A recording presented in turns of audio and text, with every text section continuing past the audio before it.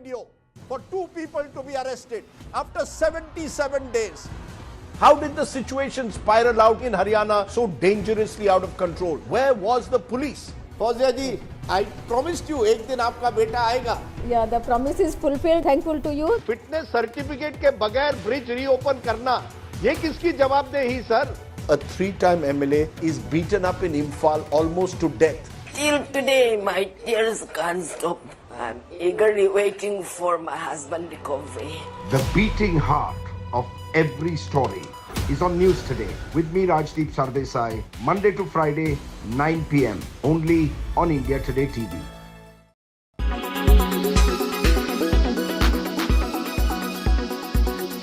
भ्रष्टाचार ये विकास का सबसे बड़ा दुश्मन है. अगर देश विकास चाहता है, देश 2047 विकसित भारत का सपना का साकार करना चाहता है, तो हमारे लिए आवश्यक है कि हम किसी भी हालत में देश में भ्रष्टाचार को सहन नहीं करेंगे. इस मूड को लेकर के चलना चाहिए. हमें भ्रष्टाचार के खिलाफ एक नफरत का माहौल बनाना है. जैसे गंदगी हमें नफरत पैदा करते हैं ना, मन में गंदगी पसंद नहीं है, ये सार्वजनिक जीवन की इससे बड़ी कोई गंदगी नहीं हो सकती. और इसलिए हमारे स्वच्छता अभियान को एक नया मोड़ ये भी देना है कि हमें भ्रष्टाचार से मुक्ति पानी है. सरकार टेक्नोलॉजी से भ्रष्टाचार की मुक्ति के लिए बहुत प्रयास कर रही है. आपको जानकर के हैरानी होगी, इस देश में पिछले 9 साल में एक काम मैंने ऐसे किया, आंकड़ा सुनोगे तो लोग कहेंगे मोदी ऐसा करता है. जैसे 10 करोड़ लोग करीब करीब जो गलत फायदा उठाते थे, वो मैंने रोक दिया. तो आप में से कोई कहेगा आपने लोगों से अन्याय कर दिया. जी नहीं, ये 10 करोड़ कौन लोग थे? ये 10 करोड़ वो लोग थे जिनका जन्म ही नहीं हुआ था और उनके नाम पर उनके विडो हो जाते थे, वो वृद्ध हो जाते थे, वो दिव्यांग हो जाते थे, फायदे लिए जाते थे. 10 करोड़ ऐसे बेनामी जो चीजें चलती थी, उसको रोकने का पवित्र काम, भ्रष्टाचारियों की संपत्ति जो हमने जब्त की है ना, वो पहले की तुलना में 20 गुना ज्यादा की है. मेरे प्यारे परिवारजनों, ये आपकी कमाई का पैसा लोग लेकर के भागे थे. 20 गुना ज्यादा संपत्ति को जब्त करने का. और इसलिए लोगों की मेरे प्रति नाराजगी होना बहुत स्वाभाविक है, लेकिन मुझे भ्रष्टाचार के खिलाफ की लड़ाई को आगे बढ़ाना है.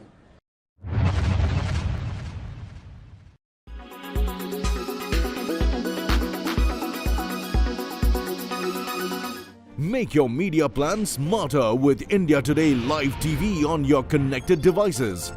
Amplify your brand with 100 million smart internet viewers. To advertise, mail us at sales@aajtak.com.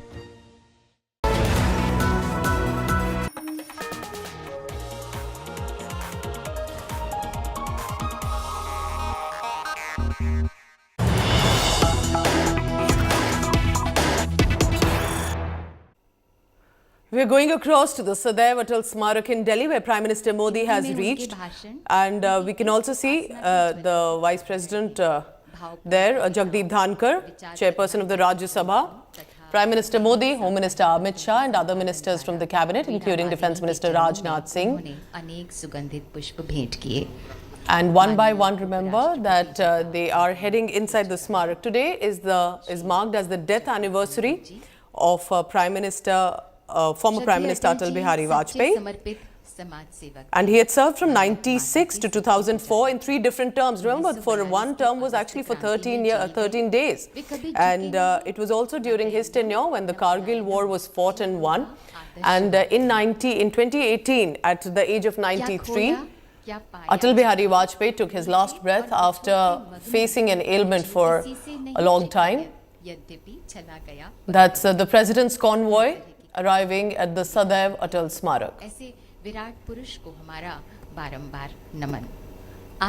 Prime Minister Modi already has given out a message on the death anniversary of Atal Bihari Vajpayee, saying that Atalji played a pivotal role in India's progress. This is the 5th death anniversary that we are observing today of the former Prime Minister Atal Bihari Vajpayee. अशांत थी कि उसका रक्षक चला गया, जन जन की आंखों का तारा टूट गया। वे शांति के पुजारी थे, किंतु क्रांति के With heavy security, as is around the President of this country, किंतु स्वाधीनता और being received by Prime Minister Narendra Modi, that's President of the country, Draupadi Murmu, माननीय wearing a crisp white sari heading towards this Smarak, which is called the Atal Sadav. हो चुका है।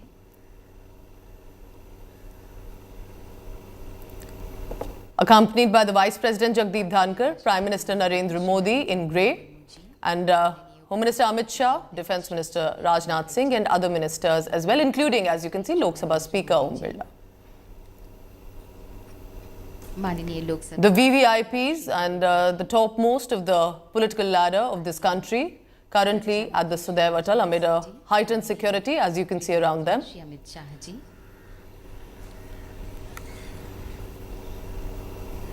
और अब माननीय राष्ट्रपति महोदया श्रद्धा सुमन अर्पित करेंगी श्रद्धेय अटल जी को।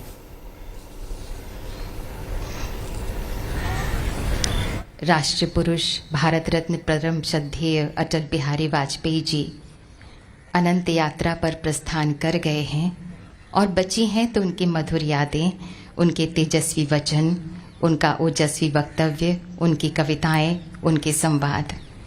हाँ, उनकी देह हमारे बीच नहीं, लेकिन उनके स्मरण तथा सम्मान में उनकी यादें कम नहीं हैं। माननीय राष्ट्रपति महोदया श्रीमती द्रौपदी मुर्मू द्वारा श्रद्धा सुमन अर्पित किया। उन्होंने श्रद्धेय अटल जी को। और अब माननीय उपराष्ट्रपति महोदय श्री जगदीप धनखड़ जी पुष्पांजलि श्रद्धांजलि अर्पित करते हुए श्रद्धेय अटल जी को Offering the wreath, prayers, and of course messages of condolences as well as observing the 5th death anniversary. And this, remember, is very crucial because as you just heard, it is also Bharat Ratna Atal Bihari Vajpayee. Let's go across to Jitendra, who's tracking the latest from the ground there. Jitendra, Atal Bihari Vajpayee ना ही सिर्फ प्रधानमंत्री रहे हैं, 3 terms उन्होंने serve किए हैं from 1996 to 2004, but also he is known as someone जिनके वक्त न्यूक्लियर पावर्स जो थी भारत देश की, वो उसी वक्त एक तरह से पीक पर पहुंची थी। कारगिल युद्ध जो हमने लड़ा और जीता, वो भी अटल बिहारी वाजपेयी के टेन्योर के टाइम ही है। तो काफी इंपॉर्टेंट डेवलपमेंट्स भी रही थी अटल बिहारी वाजपेयी के टेन्योर में। जितेंद्र,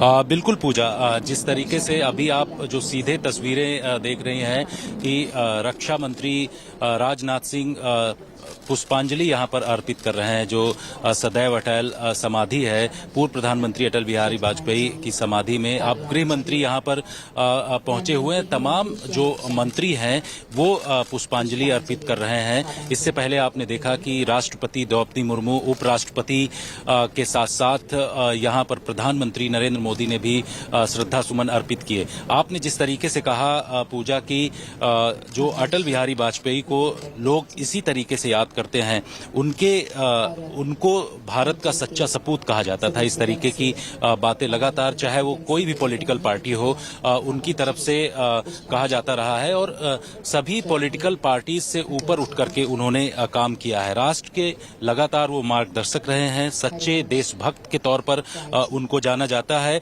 और कई जो पॉलिटिकल पार्टीज के जो नेता हैं, अलग अलग पॉलिटिकल पार्टीज के, वो उनको राष्ट्र पुरुष के तौर पर कहा करते थे। तो इस तरीके का व्यक्तित्व पूर्व प्रधानमंत्री अटल बिहारी वाजपेयी का था। और यहाँ पर आप देखिए कि जिस तरीके से पहली बार ऐसा देखा जा रहा है कि जो एनडीए अलायंस है उससे जुड़े हुए नेता यहाँ पर पहुंचे हुए हैं। जितेंद्र, मैं ये बता दूं, ये जो the lady that we see on the screen, if I am correct, she is the daughter Namita of Atal Bihari Vajpayee. So this is as much a personal moment as is political. Jitendra, yes. All right, so we have from the top President Draupadi Murmu to, of course, the close family members to ministers in the cabinet at the Sadav Atal Smarak offering their their condolence messages remembering the former Prime Minister Atal Bihari Vajpayee. I'm leaving you with these visuals, heading into a very short break.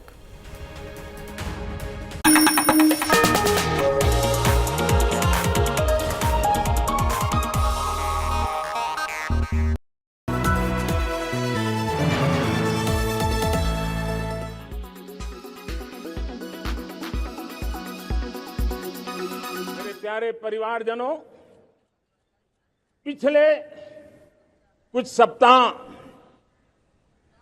North east में, विशेषकर मणिपुर में और हिंदुस्तान के भी अन्य कुछ भागों में, लेकिन विशेषकर मणिपुर में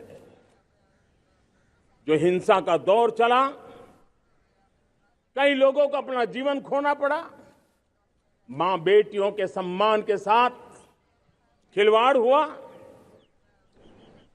लेकिन कुछ दिनों से लगातार शांति की खबरें आ रही हैं। देश मणिपुर के लोगों के साथ है। देश मणिपुर के लोगों को पिछले कुछ दिनों से जो शांति बनाए रखी है, उस शांति के पर्व को आगे बढ़ाएं और शांति से ही समाधान का रास्ता निकलेगा। और राज्य और केंद्र सरकार मिलकर के उन समस्याओं के समाधान के लिए भरपूर प्रयास कर रही है, करती रहेगी।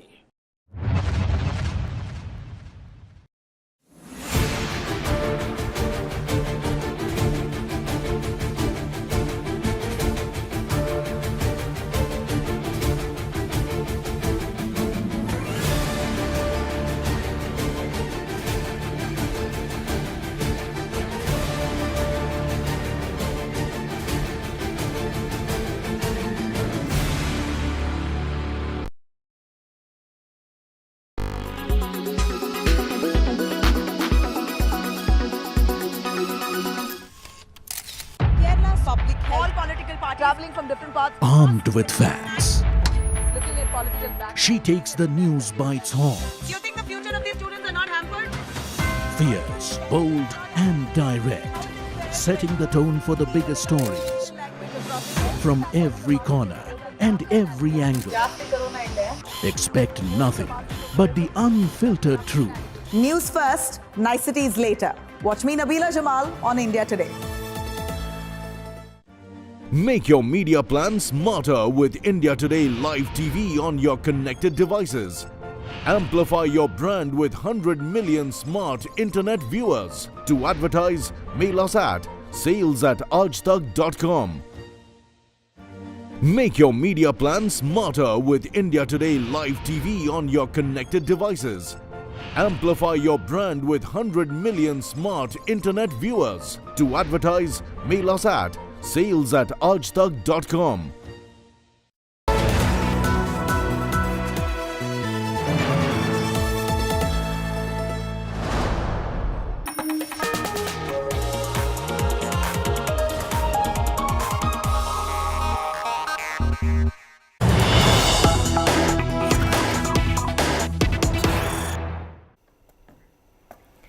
All right, these are the visuals coming from the Sadav Atal Smarak. That is where Prime Minister Narendra Modi presently is. So is President Draupadi Murmu on the 5th death anniversary of former Prime Minister Atal Bihari Vajpayee. Let's dip in for a while to these visuals.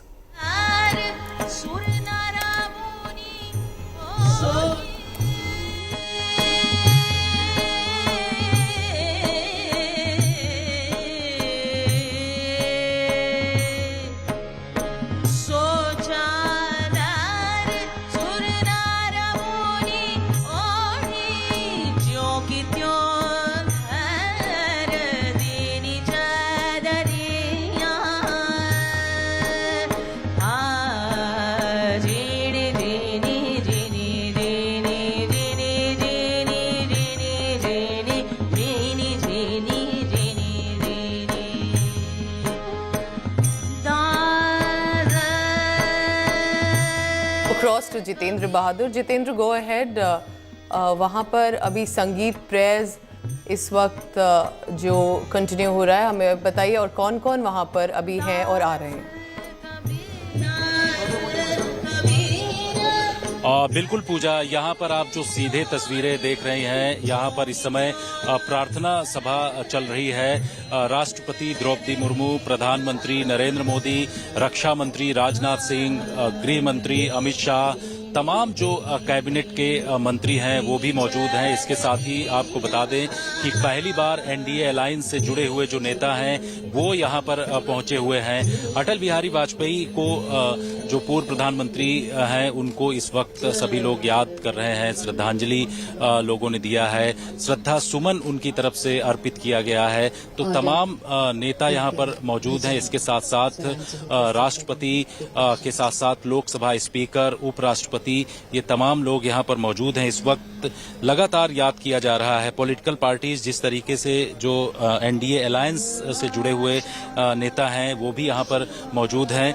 Atal Bihari Vajpayee को जिस तरीके से भारत रत्न से नवाजा गया था, उनकी तस्वीरें सबके जहन में इस वक्त हैं और सभी लोग यहाँ पर याद कर रहे हैं। प्रार्थना सभा जो है करीब 30 मिनट के आसपास ये चलेगी पूजा, और इस कार्यक्रम के बाद जो बीजेपी के कार्यकर्ता हैं वो काफी संख्या में यहाँ पर मौजूद हैं। वो तमाम कार्यकर्ता यहाँ पर आकर के श्रद्धा सुमन अर्पित करेंगे।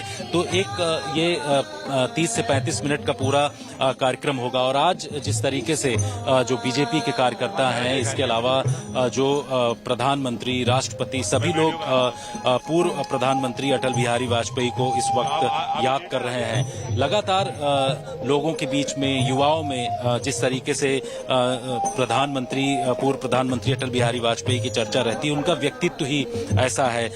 चाहे युवा हो, महिला हो, बुजुर्ग हो, सभी उनको सम्मान और प्यार के हिसाब से देखते हैं। और पूजा, आपने जो यहाँ पर सीधे सदैव अटल जो समाधि स्थल है, यहाँ की जो तस्वीरें आप देख रहे हैं, अटल जी के बारे में लगातार ये कहा जाता रहा है कि वो, उनका हृदय जो है वो कवि हृदय है, और कविताएं वो ऐसी ऐसी लिखते आए हैं जिसमें उन्होंने देश से जुड़ी हुई जो समस्या रही है, चाहे आर्थिक समस्या रही हो या फिर जो अलग अलग देशों के साथ जो संबंध हैं उनको लेकर के उन्होंने कई तरीके की कविताएं लिखी हैं, और इन कविताओं को लेकर के रोज हमेशा याद करते रहते हैं। तो यहाँ कई ऐसे शिलापट इस वक्त लगे हुए हैं। सदैव अटल जो समाधि है वहाँ पर अटल बिहारी वाजपेयी पूर्व प्रधानमंत्री, उनकी कविताएं भी लिखी हुई हैं, जिसमें आदमी को पहचानने उसके धन या आसन से नहीं होती, उसके मन से होती है।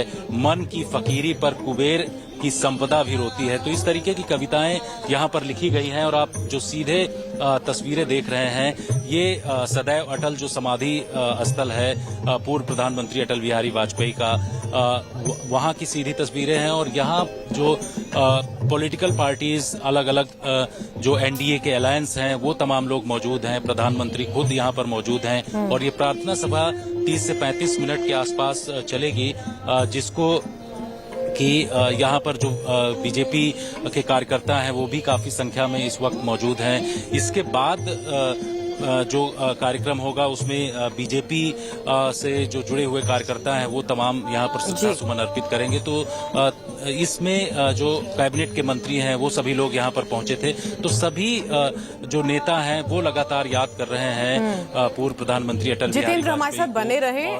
I quickly want to read out what Prime Minister Narendra Modi has said short while ago. I join the 140 crore people of India in paying homage to the remarkable Atalji on his Punyatithi. India benefited greatly from his leadership. He played a pivotal role in boosting our nation's progress and in taking it to the 21st century in a wide range of sectors. तो ये बात काफ़ी आज भी देश में याद रखते हैं जितेंद्र, कि ना ही सिर्फ प्रधानमंत्री थे और न्यूक्लियर पावर्स को उन्होंने पुश दिया, पर एक कवि भी रहे हैं। जब पार्लियामेंट में डिस्कशंस होते थे तो काफ़ी बार अटल बिहारी वाजपेयी कविताओं से अपनी राजनीतिक बात कह जाते थे। बिल्कुल पूजा, जिस तरीके से उनकी कविताएं जो लिखी, खुद उन्होंने लिखा है, और उसमें कहा जाता है कि पूर्व प्रधानमंत्री अटल बिहारी वाजपेयी कवि हृदय थे। उनकी जो कविताएं रही हैं वो राष्ट्र निर्माण से जुड़ी हुई कविताएं रही हैं। इसके साथ ही उनके बारे में ये भी कहा जाता है कि जनता से वो जब रूबरू होते थे तो अंत्योदय जो अंतिम पायदान में खड़े हुए व्यक्ति थे उनसे वो डायरेक्ट जुड़ते थे। उनकी जो कविता है, हमें बताएं अभी क्या हो रहा है। सारे जो डिग्निटरीज वहां पे हैं including prime minister and president, वो क्या वापस मेमोरियल की तरफ चल चुके हैं? क्योंकि पता लग रहा है ऐसे जो संगीत रुक गया। बताएं हमें। पुष्पांजलि अर्पित करें। बिल्कुल, जो प्रार्थना सभा चल रही थी वो अभी समाप्त हुई है। प्रधानमंत्री नरेंद्र मोदी, राष्ट्रपति द्रौपदी मुर्मू, इसके साथ साथ उपराष्ट्रपति, रक्षा मंत्री राजनाथ सिंह, गृह मंत्री अमित शाह, ये तमाम लोग अब आगे की तरफ निकल रहे हैं। इससे पहले प्रधानमंत्री, राष्ट्रपति सभी लोग यहाँ पर पहुंच करके उन्होंने श्रद्धा सुमन अर्पित किए थे। तो ये पूरा कार्यक्रम जो है जिसमें जो डिग्निटरीज हैं, खुद प्रधानमंत्री नरेंद्र मोदी, इसके साथ साथ राष्ट्रपति द्रौपदी मुर्मू, ये तमाम लोग अब यहां से निकल रहे हैं। इसके बाद जो बीजेपी के कार्यकर्ता हैं वो सब यहां काफी संख्या में इस वक्त मौजूद हैं जो आकर के यहां पर श्रद्धा सुमन अर्पित करेंगे। और आप देखिए कि अब वो सिलसिला शुरू हो चुका है। बीजेपी के जो बड़े नेता हैं वो सभी लोग यहां पर श्रद्धा सुमन अर्पित कर रहे हैं और लाइन में लग करके पूर्व प्रधानमंत्री अटल बिहारी वाजपेयी को इस वक्त याद किया जा रहा है। और सभी नेता, सभी जो चाहे छोटे बड़े कार्यकर्ता, सभी लोग यहाँ पर आकर के श्रद्धा सुमन इस वक्त अर्पित कर रहे हैं। Right, thank you very much, Jitendra, for all the latest. So, as Prime Minister Modi, Home Minister Amit Shah, President Draupadi Murmu, Vice President Jagdeep Dhankar leave the location, you can see that other workers of the Bharatiya Janata Party, all those who have gathered at the location of the Sadav Atal Smarak, are now paying their homage. And the Prarthana Sabha was also on for about half an hour. You can look at the visuals. Of first, as protocol, President of the country, Draupadi Murmu, would be escorted to her vehicle. And once she departs, then it would be Vice President Jagdeep Dhankar and then Prime Minister and so on and so forth. So that is going to be the procedure there and protocol. As you can see, other BJP leaders, specifically of Delhi and union ministers as well, are now gathering at this location and paying their homage to the former Prime Minister. Remember, for many, whether it was about the Bharatiya Janata Party or it was about the RSS or the Hindu groups, it was primarily Atal Bihari Vajpayee who had run coalition governments at a time when it was not easy. And from 1996 to 2004, in total about 3 terms, one lasting barely 13 days and then going on for 2 other terms as well. Atal Bihari Vajpayee had managed to make a mark not only for the country but also contributed specifically, as it is said, in scientific belief, in nuclear powers that had managed to become and had reached its peak at that time as well. So I'm leaving you with these visuals from the Sadav Atal Smarak as more ministers, members of parliament continue to pay their message.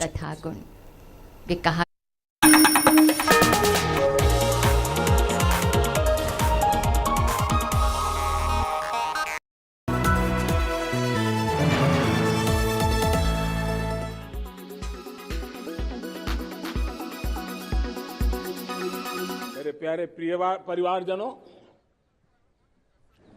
हमें खोई हुई उस विरासत का गर्व करते हुए, खोई हुई समृद्धि को प्राप्त करते हुए हमें फिर एक बार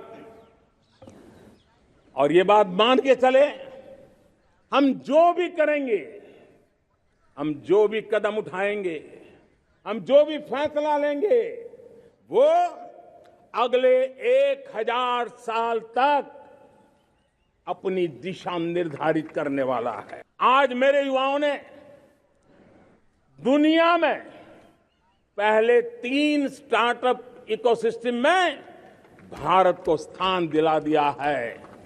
विश्व के युवाओं को अचंभा हो रहा है भारत के इस सामर्थ्य को लेकर के, भारत की इस ताकत को देख करके। आज दुनिया टेक्नोलॉजी ड्रिवन है और आने वाला युग टेक्नोलॉजी से प्रभावित रहने वाला है और तब टेक्नोलॉजी में भारत की जो टैलेंट है उसकी एक नई भूमिका रहने वाली है। भ्रष्टाचार ये विकास का सबसे बड़ा दुश्मन है।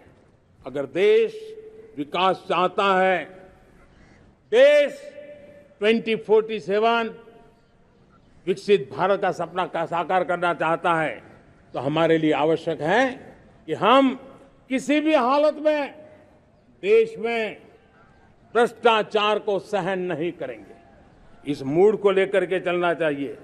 हमें भ्रष्टाचार के खिलाफ एक नफरत का माहौल बनाना है। जैसे गंदगी हमें नफरत पैदा करते हैं ना मन में, गंदगी पसंद नहीं है, ये सार्वजनिक जीवन की इससे बड़ी कोई गंदगी नहीं हो सकती। और इसलिए हमारे स्वच्छता अभियान को एक नया मोड़ ये भी देना है कि हमें भ्रष्टाचार से मुक्ति पानी है। सरकार टेक्नोलॉजी से भ्रष्टाचार की मुक्ति के लिए बहुत प्रयास कर रही है। आपको जानकर के हैरानी होगी, इस देश में पिछले 9 साल में एक काम मैंने ऐसे किया, आंकड़ा सुनोगे तो लोग कहेंगे मोदी ऐसा करता है, जैसे 10 करोड़ लोग करीब करीब जो गलत फायदा उठाते थे वो मैंने रोक दिया। तो आप में से कोई कहेगा आपने लोगों से अन्याय कर दिया। जी नहीं, ये 10 करोड़ कौन लोग थे? ये 10 करोड़ वो लोग थे जिनका जन्म ही नहीं हुआ था और उनके नाम पर उनके विडो हो जाते थे, वो वृद्ध हो जाते थे, वो दिव्यांग हो जाते थे, फायदे लिए जाते थे। 10 करोड़ ऐसे बेनामी जो चीजें चलती थी उसको रोकने का पवित्र काम, भ्रष्टाचारियों की संपत्ति जो हमने जब्त की है ना, वो पहले की तुलना में 20 गुना ज्यादा की है। मेरे प्यारे परिवारजनों, ये आपकी कमाई का पैसा लोग लेकर के भागे थे, 20 गुना ज्यादा संपत्ति को जब्त करने का। और इसलिए लोगों की मेरे प्रति नाराजगी होना बहुत स्वाभाविक है, लेकिन मुझे भ्रष्टाचार के खिलाफ की लड़ाई को आगे बढ़ाना है।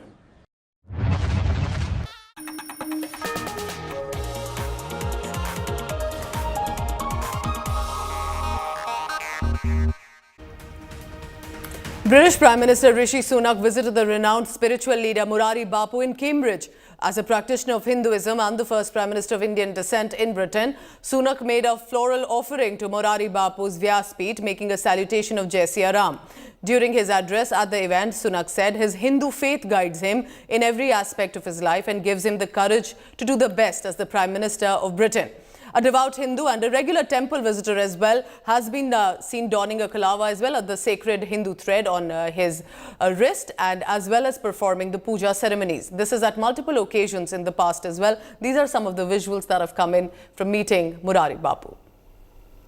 Jai Siya Ram. It is truly an honor and a pleasure to be here today at Murari Bapu's Ram Katha at the University of Cambridge on Indian Independence Day.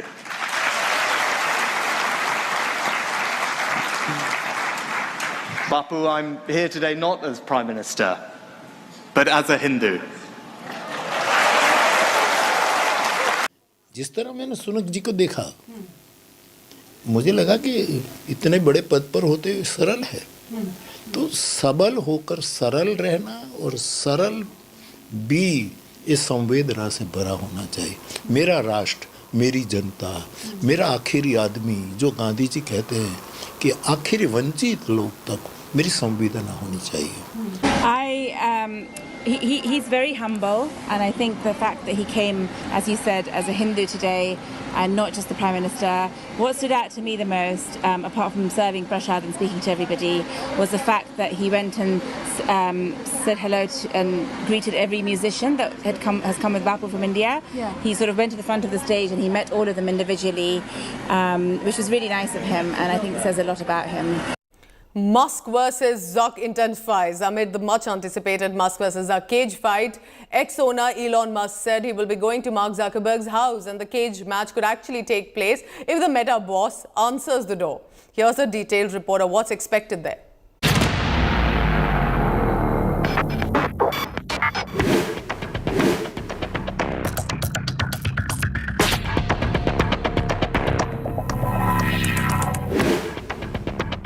Will they or won't they get into a fight? That's the billion-dollar question.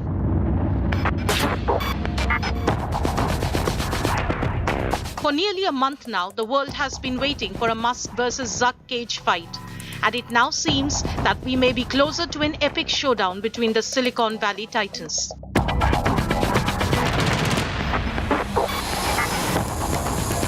In the latest, the Tesla CEO and owner of X has signaled his acceptance of Zuckerberg's martial arts fights proposal.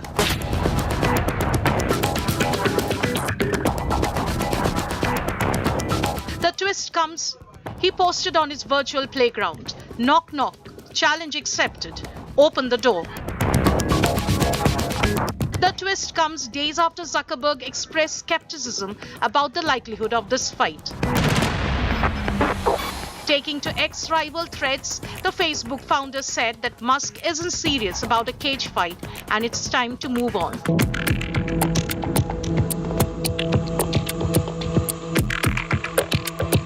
Zuckerberg had previously proposed August 26 for the fight.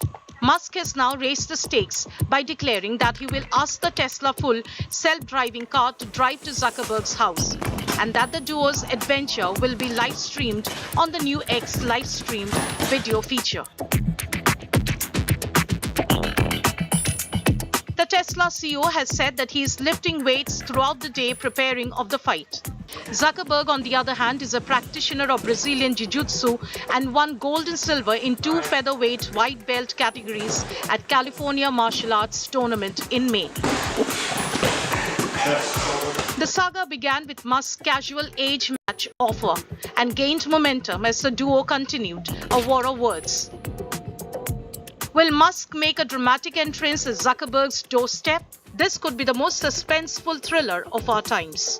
Bureau Report, India Today.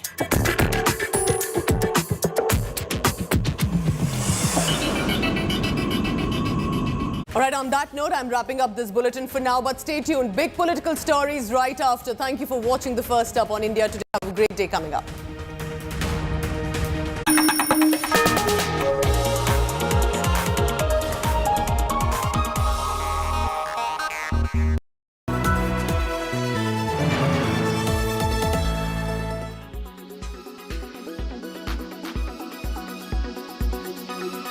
प्यारे परिवारजनों, पिछले कुछ सप्ताह north east में, विशेषकर मणिपुर में और हिंदुस्तान के भी अन्य कुछ भागों में, लेकिन विशेषकर मणिपुर में जो हिंसा का दौर चला, कई लोगों को अपना जीवन खोना पड़ा, मां बेटियों के सम्मान के साथ खिलवाड़ हुआ। लेकिन कुछ दिनों से लगातार शांति की खबरें आ रही हैं। देश मणिपुर के लोगों के साथ है। देश मणिपुर के लोगों को पिछले कुछ दिनों से जो शांति बनाए रखी है, उस शांति के पर्व को आगे बढ़ाएं और शांति से ही समाधान का रास्ता निकलेगा। और राज्य और केंद्र सरकार मिलकर के उन समस्याओं के समाधान के लिए भरपूर प्रयास कर रही है, करती रहेगी। Net employee addition has dropped a combined 135% at TCS, Wipro and HCL Tech. This means where the companies had added 31,000 employees this quarter last year, this year they've seen a fall of nearly 11,000 employees. This is in line with the muted financial numbers shared by these companies. Akanksha Chaturvedi gets us a deep dive into this trend. A closer look. Akanksha? That is right, Abha. Hiring across major Indian IT companies has dampened in Q1 FY24 as compared to the year-ago quarter. If we take a close look at the numbers, we see that TCS only added around 500 people to the company in Q1 FY24, while this number was over 28 times bigger last year. TCS added over 14,000 employees in Q1 FY23. At Wipro, this trend seems to have worsened. In Q1 FY24, Wipro's headcount actually reduced by around 8,000 employees, while in Q1 FY23, they had added over 15,000 people to the organization. HCL Tech was also in line with this trend. The company's headcount went down by over 2,500 people in Q1 FY24, whereas they had added around 2,100 people in the year-ago quarter. This slowdown is in line with the broader slowdown in the industry, which is caused by the cutbacks in IT and discretionary spending across the world.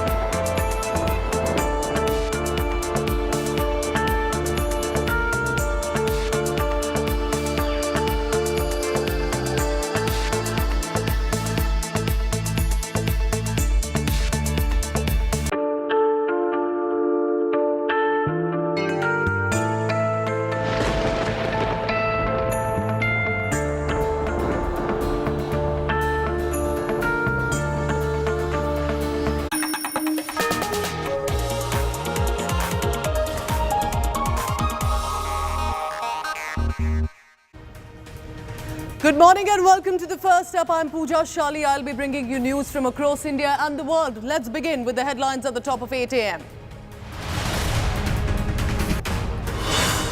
All right, the top story coming in from Prime Minister Modi's speech at the Independence Day. It was not just the Independence Day celebration, but also Modi predicting a term for his government again in 2024.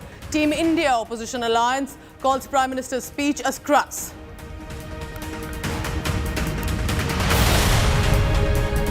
Big India Today investigation impact. Main riot instigator Bittu Bajrangi has been arrested. Undercover cops chase him down. Devastation and destruction in Himachal. Landslide hits the hill station in Shimla. Death toll mounts to over 55. Chief Minister Sukhu chairs an emergency meeting.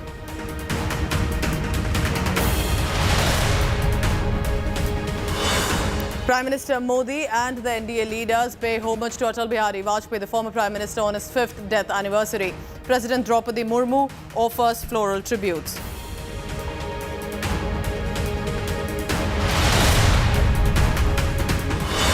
Chandrayaan inches closer to the moon. Key orbit maneuver near the moon today, expected to land on 23rd of August.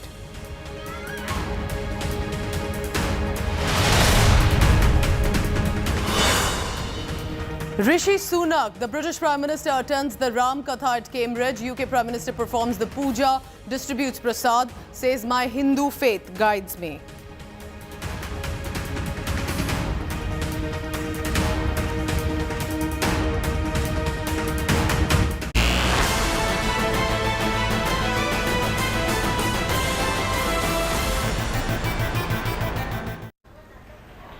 The Independence Day celebration had Prime Minister Modi declaring a war for 2024 Lok Sabha elections and saying, I will be back, as he claimed there from the ramparts of the Red Fort. So what exactly happened? Prime Minister Narendra Modi, while delivering the speech on 15th of August, unveiled the Saffron Clan government's reform, perform and transform motto. Prime Minister Modi said and declared that he'll be back to address the nation from the Red Fort next year, which meant basically a claim that his government is going to win the Lok Sabha elections again. He also listed out nation's progress on the promises he made to the people. Taking a jibe also at the opposition India alliance, Modi called upon the nation to end corruption, dynasty and appeasement. Taking a clear sweep at the Gandhis, Prime Minister went on to say, some people in this country are only devoted to one family. They work only for the development of one family and not the nation. Listen into what Prime Minister said. अगली बार 15 अगस्त को इसी लाल किले से मैं आपको देश की उपलब्धियां, आपके सामर्थ्य, आपके संकल्प, उसमें हुई प्रगति, उसकी जो सफलता है, उसके गौरवगान, उससे भी अधिक आत्मविश्वास के सामने आपके सामने मैं प्रस्तुत करूंगा। आज मेरे देश के लोकतंत्र में एक ऐसी विकृति आई है जो कभी भारत के लोकतंत्र को मजबूती नहीं दे सकती। और वो क्या है बीमारी? परिवारवादी पार्टियां। और उनका तो मंत्र क्या है? Party of the family, by the family and for the family. भ्रष्टाचार ने दिमक की तरह देश की सारी व्यवस्थाओं को, देश के सामर्थ्य को पूरी तरह नोच लिया है। भ्रष्टाचार से मुक्ति, भ्रष्टाचार के खिलाफ जंग हर इकाई में, हर क्षेत्र में। और मैं देशवासियों, मेरे प्रिय परिवारजनों, ये मोदी के जीवन का कमिटमेंट है। ये मेरे व्यक्तित्व का एक कमिटमेंट है कि मैं भ्रष्टाचार के खिलाफ लड़ाई लड़ता रहूंगा। Mallikarjun Kharge, unfortunately for him, is a president of a dynasty party, and he has no option but to continue what the family tells him to do. He has his job depends on attacking the Prime Minister and attacking the government. I certainly don't believe the Congress party or indeed its token president Mallikarjun Kharge ji will say anything positive about India. Certainly if he cannot say anything positive about India on Independence Day, certainly he will not say anything positive about the BJP and our government. Shri Narendra Modi ji का उद्बोधन 2047 के विकसित भारत के लक्ष्य को साकार करने वाला रोड मैप था। देश को परिवारवाद, भ्रष्टाचार और तुष्टीकरण के नासूरों से मुक्त करने का ऐलान था। सबका साथ, सबका विकास, सबका विश्वास और सबका प्रयास इस मूल मंत्र को साकार करने वाला था। तो उन्होंने उत्तर प्रदेश के मुख्यमंत्री जी पर भी देखना चाहिए। वो हमसे पहले उदाहरण बने हैं परिवारवाद के। हम लोग तो बाद में उदाहरण बने हैं, लेकिन उत्तर प्रदेश के मुख्यमंत्री जी पहले उदाहरण हैं उत्तर प्रदेश में। हमसे पहले परिवारवाद अगर किसी ने अपनाया है तो बीजेपी ने और उन्होंने खुद। प्रधानमंत्री जी खुद को रीअश्योर कर रहे हैं कि मैं दोबारा भी यहाँ आऊंगा। मेरे को ऐसा लगता है प्रधानमंत्री जी की स्पीच जो है वो आज एक फेयरवेल स्पीच थी। मुझे नहीं लगता कि प्रधानमंत्री जी प्रधानमंत्री के तौर पे अब कभी लाल किले पे स्पीच देंगे। देश नई राजनीति, नई विजन के साथ आगे बढ़ना चाहता है। So that has of course already become a huge political showdown, and this is, remember, Prime Minister Modi saying and claiming that I'll be back. When he means I'll be back in the next August on the ramparts of the Red Fort, it basically means that their party will again win the elections. Kumar Kunal joins me for the latest on that. Kunal, clearly this has become a huge political showdown as the India Alliance led by the Congress party has reacted as well. Tell us about what exactly did the Prime Minister say, and what has the opposition parties been saying now, because this is a big claim that he's made today. Exactly, and his speech from the rampart of Red Fort was not less than next year's PM speech, and he reclaimed his victory next year as well. And actually, some of the political observers are also of the view that actually he was making a political and electoral speech as well. That's why the speech was of a quite significance, because not just he addressed the nation, but also addressed the political parties which are stacking against NDA and in particular BJP. So he is going to face a tough political battle in months to come. But at the same time, he was very much assured about his return, his comeback as the PM, and he also claimed that he will again address the nation next year from the same place.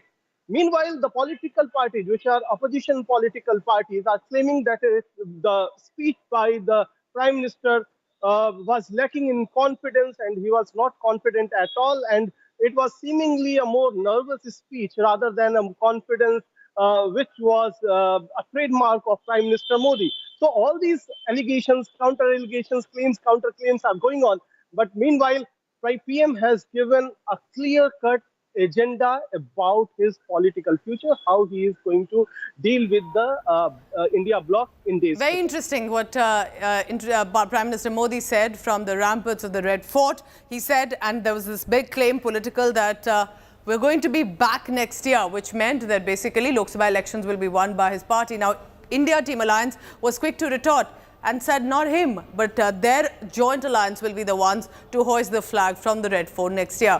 This has really now become as much about 2024 as about any other issue. Take a look at what exactly happened. और अगली बार 15 अगस्त को इसी लाल किले से मैं आपको देश की उपलब्धियां, आपके सामर्थ्य, आपके संकल्प, उसमें हुई प्रगति, उसकी जो सफलता है, उसके गौरवगान, उससे भी अधिक आत्मविश्वास के सामने आपके सामने मैं प्रस्तुत करूंगा. This has set the pitch for big 2024 war. While unveiling his government's reform, perform, transform motto, Prime Minister Modi from the ramparts of Red Fort declared he'll be back next year to list out the progress of the promises he made to the people. 2019 में performance के आधार पर आप सबने मुझे फिर से आशीर्वाद दिया. परिवर्तन का वादा मुझे यहां ले आया, परफॉर्मेंस मुझे दोबारा ले आया और आने वाले 5 साल अभूतपूर्व विकास के हैं. 2047 के सपने को साकार करने का सबसे बड़ा स्वर्णिम पल आने वाले 5 साल है. और अगली बार 15 अगस्त को इसी लाल किले से मैं आपको देश की उपलब्धियां, आपके सामर्थ्य, आपके संकल्प, उसमें हुई प्रगति, उसकी जो सफलता है, उसके गौरवगान, उससे भी अधिक आत्मविश्वास के सामने आपके सामने मैं प्रस्तुत करूंगा. Prime Minister Modi's new buzzword was Parivarjan, or family members, a term he used to address 140 crore Indians. The word, a striking juxtaposition with the Parivarwad attack that Modi often launches at the so-called dynastic parties. The word Parivarjan came up more than 45 times during Modi's speech. मेरे प्रिय 140 करोड़ परिवारजन,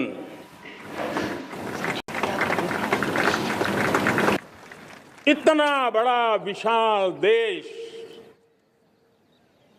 140 करोड़ देश कि मेरे भाई बहन, मेरे परिवारजन आज आजादी का पर्व मना रहे हैं. In no-holds-barred attack at the opposition bloc, Modi called on the people to get rid of corruption, Parivarwad and appeasement, which he called the troika of evil hampering India's growth. आज मेरे देश के लोकतंत्र में एक ऐसी विकृति आई है जो कभी भारत के लोकतंत्र को मजबूती नहीं दे सकती. और वो क्या है बीमारी? परिवारवादी पार्टियां. और उनका तो मंत्र क्या है? Party of the family, by the family and for the family. इनका तो जीवन मंत्र यही है. अगर सपनों को सिद्ध करना है, संकल्प को पार करना है, तो हमें ये आंख मिचौली बंद करके, आंख में आंख मिला करके 3 बुराइयों से लड़ना बहुत समय की मांग है. हमारे देश की सारी समस्याओं की जड़ में भ्रष्टाचार ने दिमक की तरह देश की सारी व्यवस्थाओं को, देश के सामर्थ्य को पूरी तरह नोच लिया. भ्रष्टाचार से मुक्ति, भ्रष्टाचार के खिलाफ जंग हर इकाई में, हर क्षेत्र में. और मैं देशवासियों, मेरे प्रिय परिवारजनों, ये मोदी के जीवन का कमिटमेंट है। ये मेरे व्यक्तित्व का एक कमिटमेंट है कि मैं भ्रष्टाचार के खिलाफ लड़ाई लड़ता रहूंगा। दूसरा, हमारे देश को नोच लिया है परिवारवाद। इस परिवारवाद ने देश को जिस प्रकार से जकड़ के रखा है, उसने देश के लोगों का हक छीना है। और तीसरी बुराई तुष्टीकरण की है। ये तुष्टीकरण में भी देश के मूलभूत चिंतन को, देश के सर्व समावेशक हमारे राष्ट्रीय चरित्र को दाग लगा दिए, तहस-नहस कर दिया है। Prime Minister's scathing attacks sparked quiet retaliation from opposition camps. Congress chief Kharge, who missed the Red Fort ceremony citing eye infection, trained guns on Modi at Congress flag hoisting event, claiming that Modi will be out of power in 2024 and unfurl flag at his home. वो अगले साल फिर झंडा फहराएंगे, अपने घर के ऊपर फहराएंगे। Modi signed off his 10th Red Fort speech with a couplet about rising India and its global ambitions. चलता चलाता काल चक्र, अमृत काल का हाल चक्र, सबके सपने अपने सपने। As Modi's Red Fort fireworks set the template for 2024 polls, Bureau Report, India Today.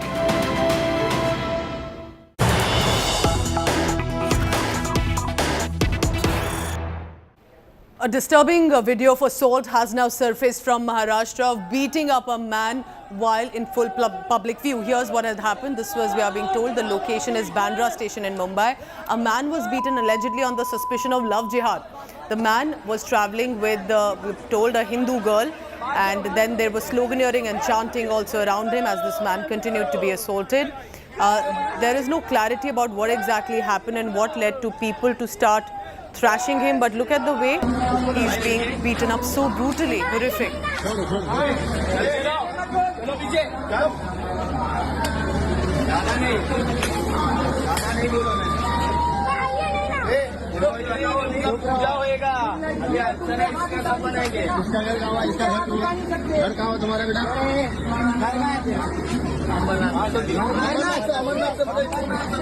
Now joins me on the phone line for this. Pankaj, what exactly happened? How can suddenly some random people think that they have the responsibility to take law and order into their own hands and start thrashing this man? What exactly happened? Good morning, Pooja. So there is no official reaction as of now. As far as the police is concerned, they maintain that they themselves got to know about this viral video on 14th itself, and that's exactly what we are learning. That was the day when this video was uploaded and it went viral. It's also being learned right now that perhaps this video is of 21st of July.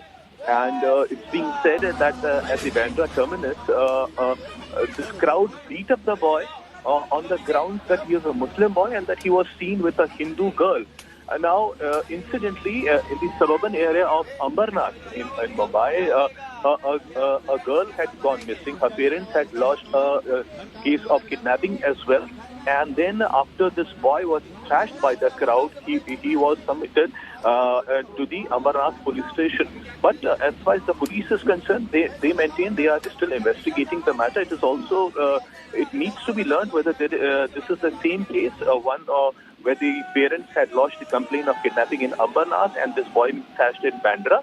So we are still awaiting the official reaction from the police. Police maintain that the investigation is on and they are finding about the details of this matter. But what we can say at this point of time is that this viral video was perhaps uploaded on 14th of August. And this was outside the Bandra terminus, the place where from all the express trains leave Bandra. And it's clearly visible in the video itself how a crowd is thrashing a young youth. It is also being said right now, even though the police is yet to verify that the girl Visual, was, and we hope that such incidents do not take place in the public, and that the local police takes cognizance of what exactly unfolded, and least of all on suspicion of something like a love jihad, this cannot become a precedent. Thank you very much for now. Pankaj Upadhyay.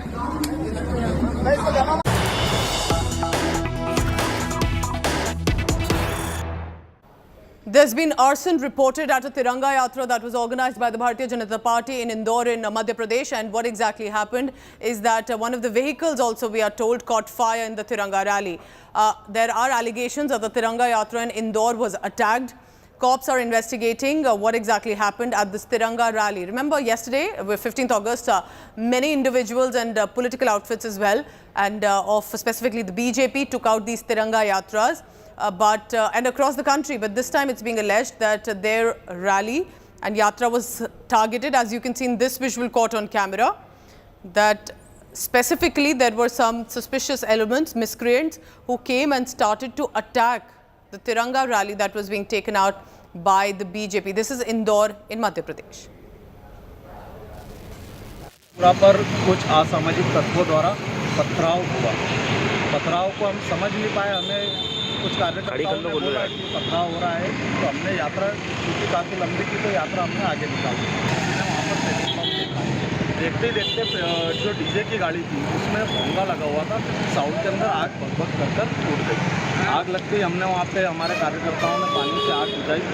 I'm joined on the phone line by my colleague Hemendra Sharma. Hemendra, has anyone been arrested yet? There are clearly, we can see in some of the visuals that there is some suspicious movement that's happening. What are you picking up from the ground, Hemendra?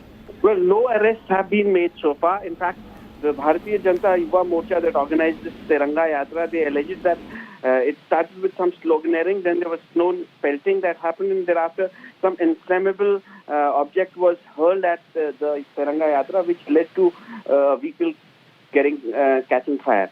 But the police, the Chhatripura police, has said that they are looking into the matter, and they have taken cognizance of the complaint, and they are also looking into the CCTV footage that has been accessed by the police from the area. But no arrests have been made so far. The complaint of the BJYM has been taken, and they are looking into the CCTV footage. Only after that they would be able to say with some certainty whether it was with intent or both sides were involved. All right, Hemendra Sharma will be tracking all the latest on that. There have been allegations of attack on the Tiranga Yatra in Indore. तीन व्यक्ति थे motorcycle में, अज्ञात व्यक्ति थे, जो कि कुछ फेंक कर गए, ऊपर से कुछ फेंक कर गए हैं, और उनकी रिपोर्ट पर से थाना छतरी यहाँ पे धारा 635 आईपीसी में अपराध पंजीबद्ध करके जांच में सिर्फ टकराने की कुछ वस्तु टकराने की वजह जिसके बाद आग लगी, तो उसमें हम जांच कर रहे हैं। सभी तथ्यों में सभी एंगल से उसमें जांच की जा रही है।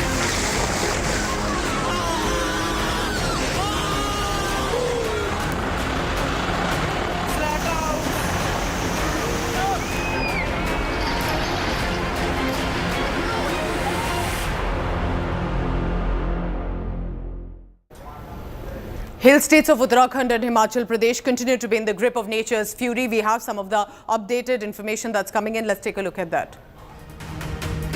Simla has witnessed a tragic mishap after some houses along with a 3-story house collapsed in a landslide amid incessant rainfall. This was once a village. Look at how completely flattened it has become.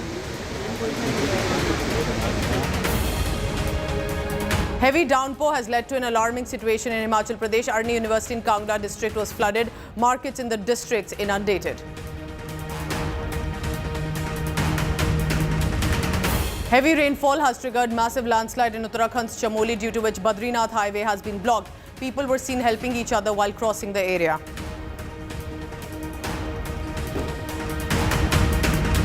Due to increased water level in the Bias river, water has been released from Himachal's Pong Dam, leading to a flood-like situation in Punjab's Hoshiarpur. Half a dozen villages around the river have been filled with water. Entry point of the under-construction railway tunnel in Shivpuri was blocked after water entered into the tunnel, rising up to 4 feet. Workers have been rescued for now.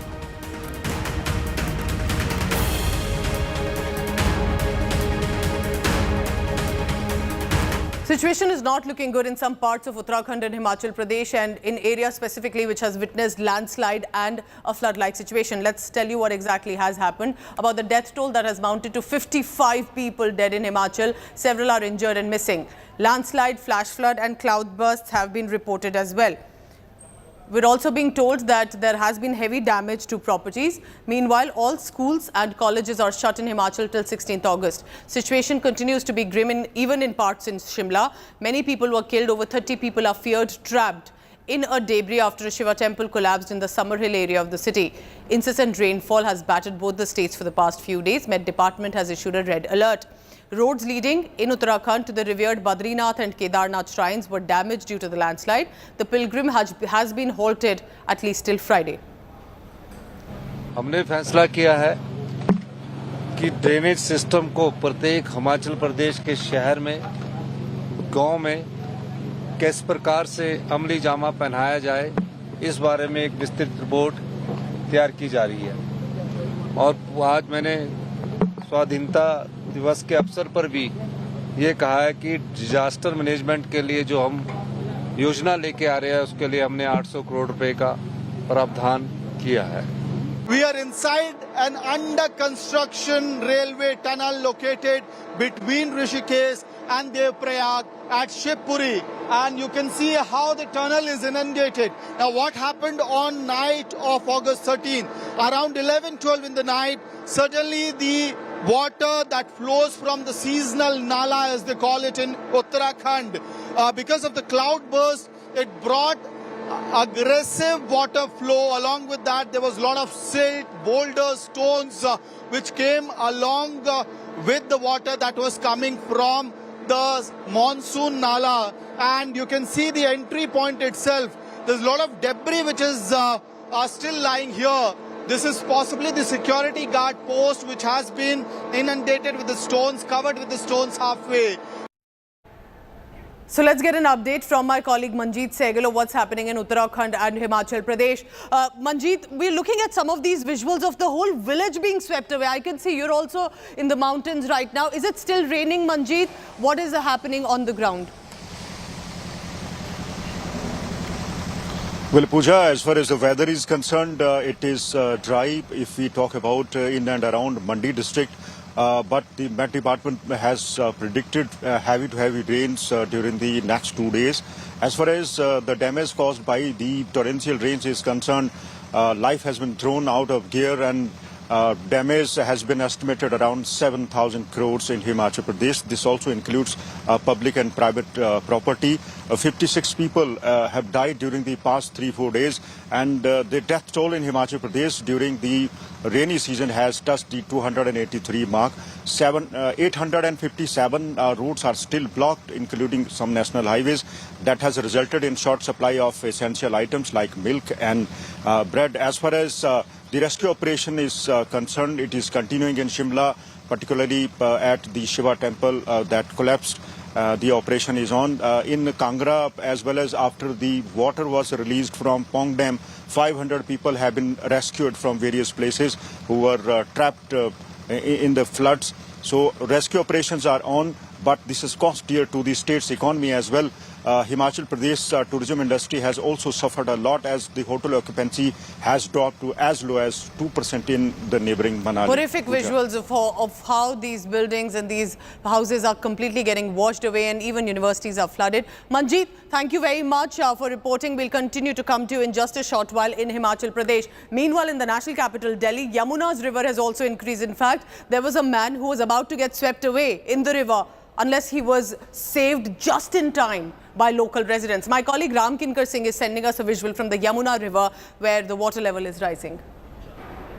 आप देख सकते हैं किस तरह से water level का जो चेतावनी चिन्ह को पार करते हुए जो शख्स थे वह कोशिश कर रहे थे कि किस तरह से एडजस्ट किया जाए। बावजूद इसके आप देख सकते हैं कि उन्हें बचाने का काम चल रहा है। एक गोताखोर वहीं मौके पर पहुंचा है और लगातार बचाया है। और आप देख सकते हैं कि किस तरह से अमूमन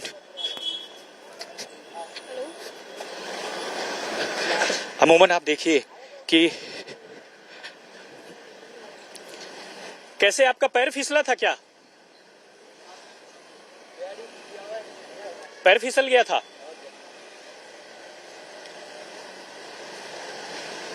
आ जाओ इधर आ जाओ।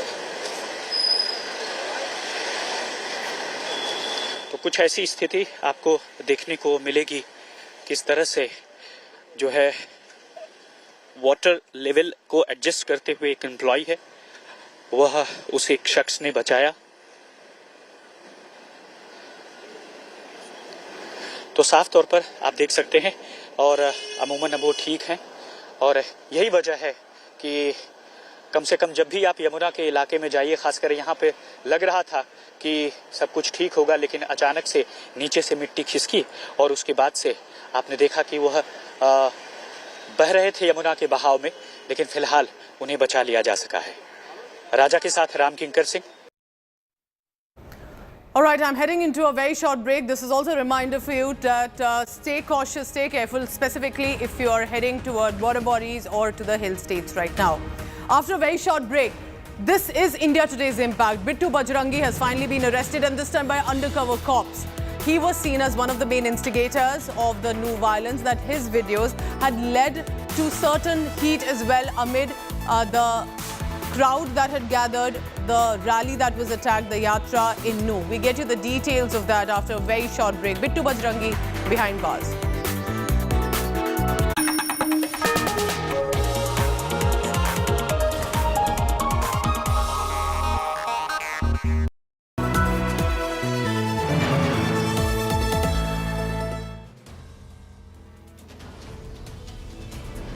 In politics, everyone has an opinion.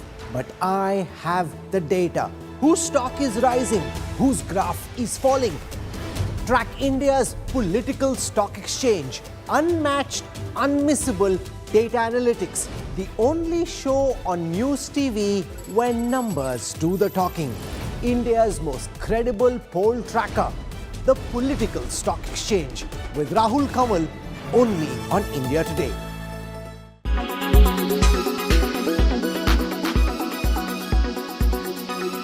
प्यारे परिवारजनों, पिछले कुछ सप्ताह नॉर्थ ईस्ट में, विशेषकर मणिपुर में और हिंदुस्तान के भी अन्य कुछ भागों में, लेकिन विशेषकर मणिपुर में जो हिंसा का दौर चला, कई लोगों को अपना जीवन खोना पड़ा, मां बेटियों के सम्मान के साथ खिलवाड़ हुआ। लेकिन कुछ दिनों से लगातार शांति की खबरें आ रही हैं। देश मणिपुर के लोगों के साथ है। देश मणिपुर के लोगों को पिछले कुछ दिनों से जो शांति बनाए रखी है, उस शांति के पर्व को आगे बढ़ाए और शांति से ही समाधान का रास्ता निकलेगा। और राज्य और केंद्र सरकार मिलकर के उन समस्याओं के समाधान के लिए भरपूर प्रयास कर रही है, करती रहेगी।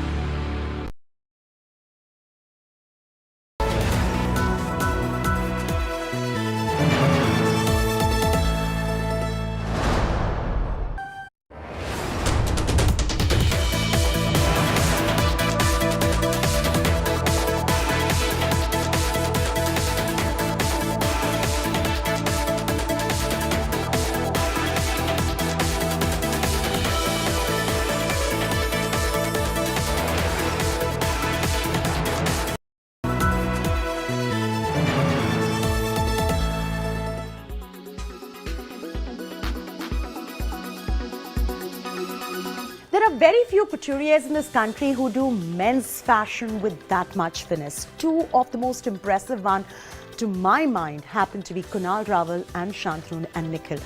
Their showcases were a class above the rest as far as men couture is concerned. And what's interesting is gender was not about. What was stereotypically considered to be men's clothing was also something that you saw women wear and vice versa. Here's a look.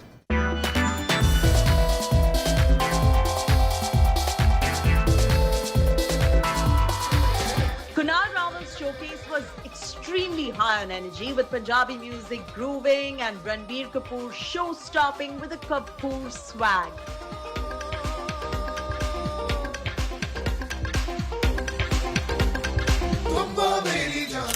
We saw women in outfits that have traditionally and conventionally been worn by men, and that is why we call it gender no bar. Impressive. I really admire him as a designer. I have always, seen the kind of innovative design he does. His cut's always very masculine.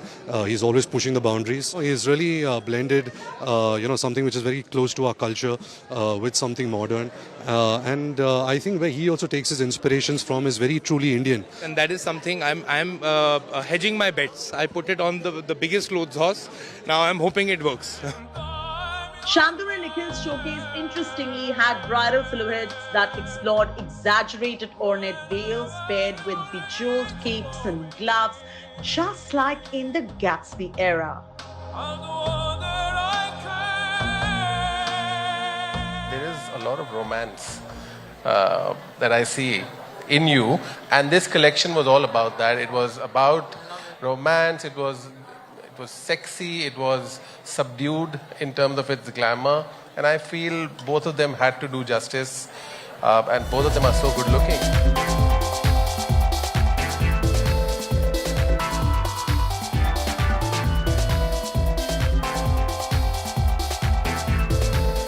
Rajesh Pratap Singh stands out of the pack with the kind of rebellion we saw in his work.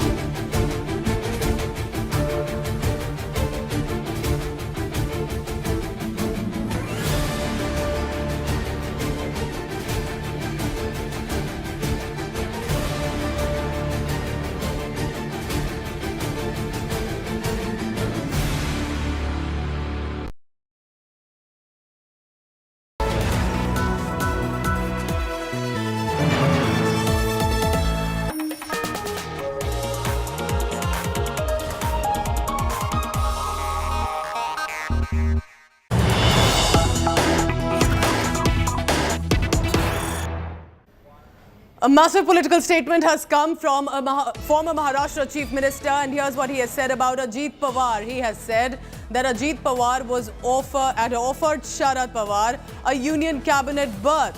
There is clearly political turmoil that is escalating in Maharashtra. Congress's former Chief Minister says that Pawar was offered a union cabinet berth. Listen in. So this is what has been said by former Maharashtra Chief Minister. Let's go across quickly to Ritvik Bhalekar for the latest on that. Ritvik, good morning. What does it mean when it's said that it was a union cabinet berth that was offered? Basically that Ajit Pawar offered Sharad Pawar a union cabinet berth. Tell us more about the inside scoop. Yes, so there's a lot of buzz and a lot of speculations around the covert meeting which happened on Saturday in Pune between Sharad Pawar and Ajit Pawar. And now the information and the claims which are being made by Congress ex-CM of Maharashtra is that a cabinet berth, an agriculture minister berth is offered to Sharad Pawar, and he's also been told that if not that, he might get the chairmanship of Niti Aayog, which is again of a cabinet rank.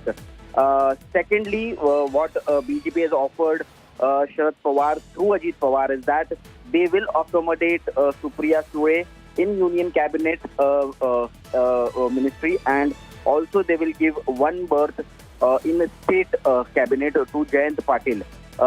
but it has also been said that Sharad Pawar has outrightly rejected the offer there and then, and he is firm on not joining the ruling alliance or BJP in future. Now it is remain to be seen, because the status quo has been maintained from Ajit Pawar camp, and there are still talks going on, is what our sources is telling us. Thank you very much, Ritvik, with that big news coming in. We have more breaking news coming in from Maharashtra. Let's take a look at that. Maharashtra Congress President Nana Patole has said they do not approve of meetings that are taking place secretly, allegedly, between NCP Chief Sharad Pawar and State Deputy Chief Minister Ajit Pawar. This is a matter of concern for his party. Remember, NCP and specifically the Sharad Pawar unit, the Congress party, they are, and the Uddhav Balasaheb Thackeray Sena, they are still in an alliance. Nana Patole has said it is a matter of concern for us. We do not approve of these secret meetings. However, the matter will be discussed by the top Congress leaders. India Alliance will also discuss it. It's not appropriate for me to mention it, but he has said that we are not okay with these secret meetings that are taking place between NCP Supremo Sharad Pawar and Ajit Pawar. Because if Ajit Pawar has left the faction, why is he then meeting Sharad Pawar, and these secret meetings of which details come forth later? Ritvik Bhalikar continues to be with us. Ritvik, this is more significant because this puts the alliance in jeopardy in Maharashtra, and it is expected, or what the Congress has said, it is definitely concerning that Ajit Pawar and Sharad Pawar have had more than one meeting in secret.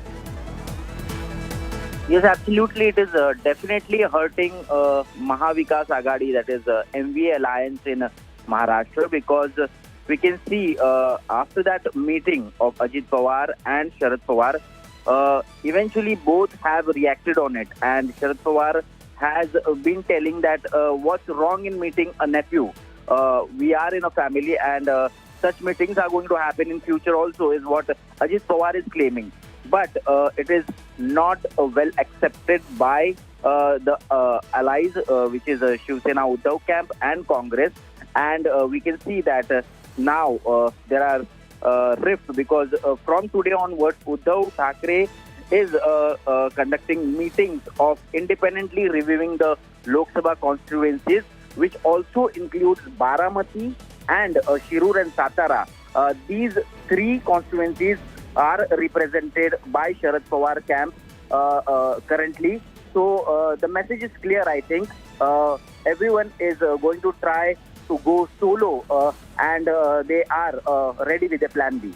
All right, Ritvik Bhalikar with the latest on that. So Congress now says that it's not okay that these secret meetings are taking place, and we'll be discussing this further.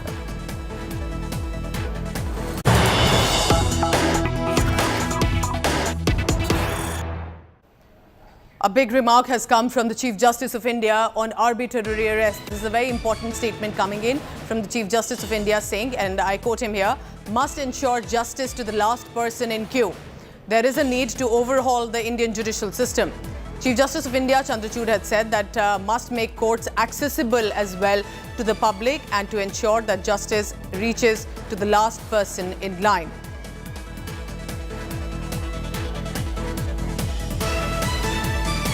The real strength of our system is granting access to justice to our citizens. That sense of confidence of the individual that an arbitrary arrest, a threatened demolition, maybe a pension which is attached unlawfully, must find a solace and voice in the judges of the Supreme Court. It's very important. Remember, the Chief Justice of India, D.Y. Chandrachud, is highlighting the challenges also that the judiciary is facing, and also stating that we need to ensure that barriers are eliminated, that justice is accessible to all, specifically to the person standing last in the queue, and enhance the court infrastructure. These are some of the important references that have been made and added, that we have to enhance the access to justice and promote constitutional values. Eventually, remember, it is about how the courts, as there is a fight for justice by anyone, that how do they answer the call of constitutional duty. So the Chief Justice of India, Justice D.Y. Chandrachud, was addressing some of the lawyers on the 77th Independence Day celebrations, where he spoke and said we definitely need an overhaul as well.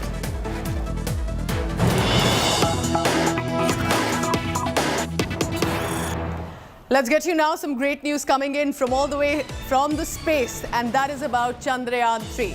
Chandrayaan, as we have been constantly updating you about the route of the spacecraft, we are told that Chandrayaan has inched closer to the moon. Key orbit maneuver by Chandrayaan today. Its next stop, of course, will be the lunar surface. Remember, the biggest test for Chandrayaan 3 will be a soft landing on the lunar surface, which is expected on the 26th of August. And updating us with the latest information is my colleague Pramod Madhav. Pramod, so, one step at a time, and it's got closer to the lunar surface. There is a key orbit maneuver as well by the Chandrayaan. What are you picking up about the details that are coming in from ISRO? Well, it's like very calculative and very brilliantly done maneuvers, and this particular set of maneuvers is called moon-bound maneuvers to reduce the orbit. Actually, so from several thousand kilometers that are it has been already brought down to 150 kilometers peri-loon to 177 kilometers upper loon, and this ISRO is slowly reducing it to a proper orbit of 100 kilometers. And in each and every step, the lunar module is their parameters are being checked consecutively. And this time, ISRO has also said that two important factors have been modified on the lunar orbit concerning the Chandrayaan 2. The first one is the fall rate has been increased to 3 meters per second, and its legs have been strengthened, and also the fuel amount has also been increased. So in case the moon lander has to land in certain areas, it can do a final correction on its own. And earlier there was a specific 500-meter location in which it had to land, but this time the lunar lander has been provided a kind of various set of directions by which it can land in any space, because ISRO wants to prove that it has the capacity to land on the lunar surface, and post which it has also decided to do a lot of tests on the moon. Pramod, keep tracking the latest. Of course, we are wishing for the great news to come on 26th August and around those days when the soft landing, the biggest test for Chandrayaan 3, for which it has been sent so close to the lunar surface. After a very short break, I take you to Britain, but it does have an Indian connect. Britain's Prime Minister Rishi Sunak attended a Ram Katha of Murari Bapu and said it is the Hindu faith that guides him to do the best in his duty as the Prime Minister. This Ram Katha was organized at Cambridge. We get you the latest on that after a very short break.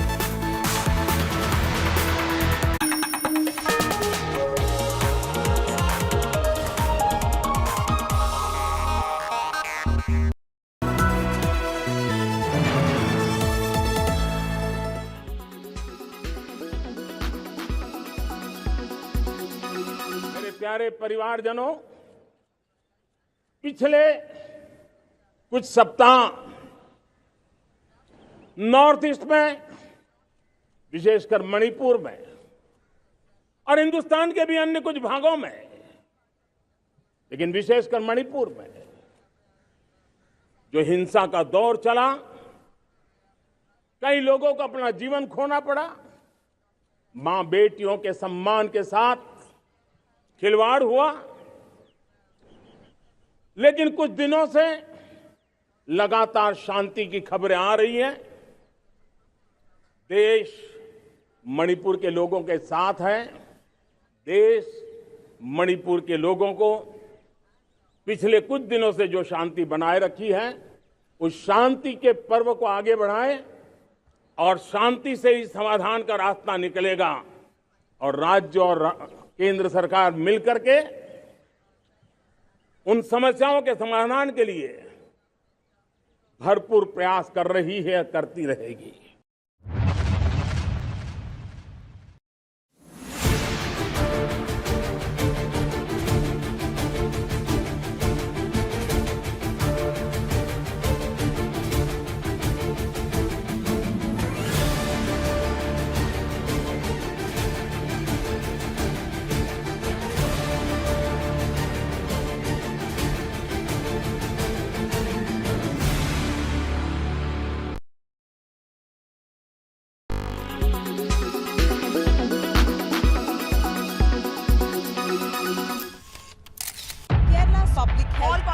Traveling from different parts. Armed with facts, Looking at political background. she takes the news by its horns. Do you think the future of these students are not hampered?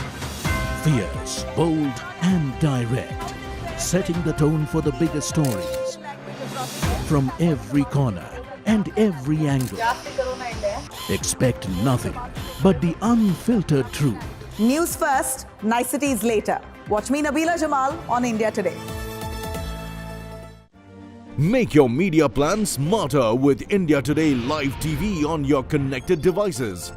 Amplify your brand with 100 million smart internet viewers. To advertise, mail us at sales@aajtak.com.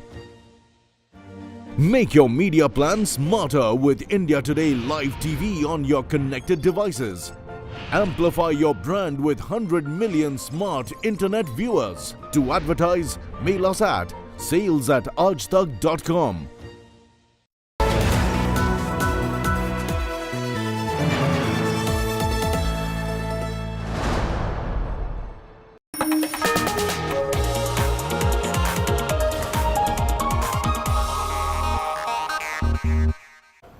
British Prime Minister Rishi Sunak visited renowned spiritual leader Murari Bapu in Cambridge. As a practitioner of Hinduism and the first Prime Minister of Indian descent in Britain, Rishi Sunak made a floral offering to Murari Bapu's Vyaspeeth, making also a salutation of Jai Siya Ram. During his address at the event, Sunak said his Hindu faith guides him in every aspect of his life and gives him the courage to do the best as the Prime Minister of Britain. A devout Hindu and a regular temple visitor, Sunak has been donning the sacred red Hindu thread as well as he's known to perform pujas regularly at multiple occasions in the past.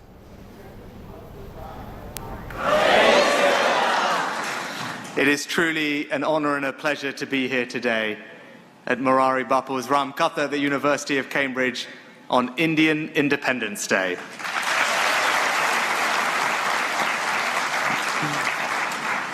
Bapu, I'm here today not as Prime Minister, but as a Hindu.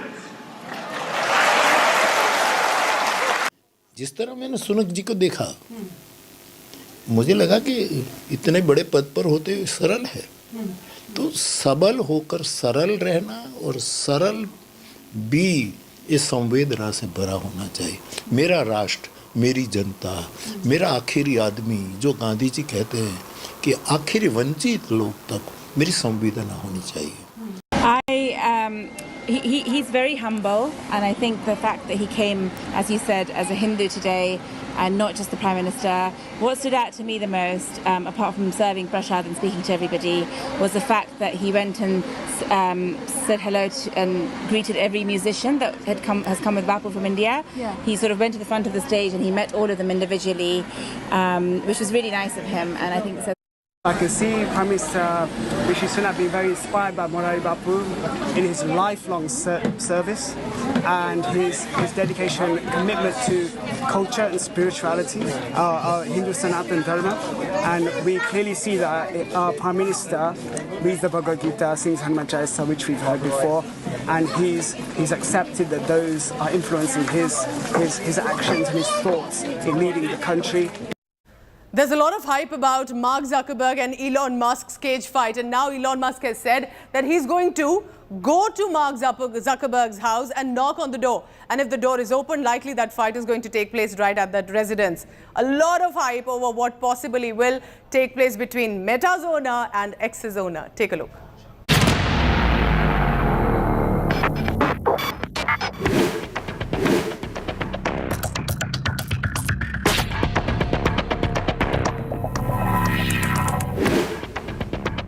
Will they or won't they get into a fight?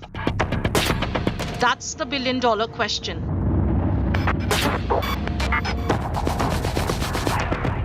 For nearly a month now, the world has been waiting for a Musk versus Zuck cage fight. And it now seems that we may be closer to an epic showdown between the Silicon Valley titans.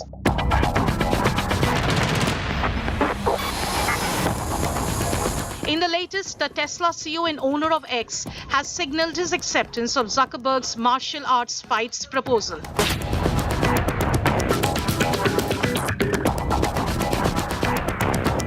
The twist comes, he posted on his virtual playground, "Knock knock, challenge accepted, open the door." The twist comes days after Zuckerberg expressed skepticism about the likelihood of this fight. Taking to ex-rival threads, the Facebook founder said that Musk isn't serious about a cage fight and it's time to move on.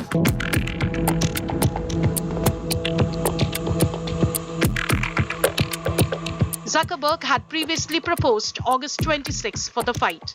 Musk has now raised the stakes by declaring that he will ask the Tesla full self-driving car to drive to Zuckerberg's house, and that the duo's adventure will be live-streamed on the new X live-stream video feature. The Tesla CEO has said that he is lifting weights throughout the day preparing of the fight. Zuckerberg, on the other hand, is a practitioner of Brazilian Jiu-Jitsu and won gold and silver in 2 featherweight white belt categories at California Martial Arts Tournament in May. The saga began with Musk's casual age match offer and gained momentum as the duo continued a war of words. Will Musk make a dramatic entrance at Zuckerberg's doorstep? This could be the most suspenseful thriller of our times. Bureau Report, India Today.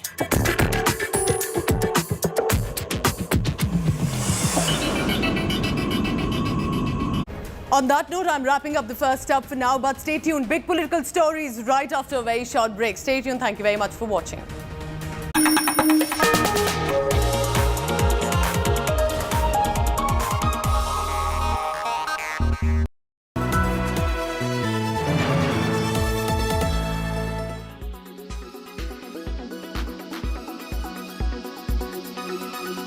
हमारे लिए जब नारी सम्मान की बात करते हैं, मुझे अभी एक देश में दौरा कर रहा था, तो वहां एक बहुत ही सीनियर मिनिस्टर, उसने मुझे एक सवाल पूछा। उसने कहा, आपके यहाँ बेटियां साइंस और इंजीनियरिंग के विषयों की पढ़ाई करती हैं क्या?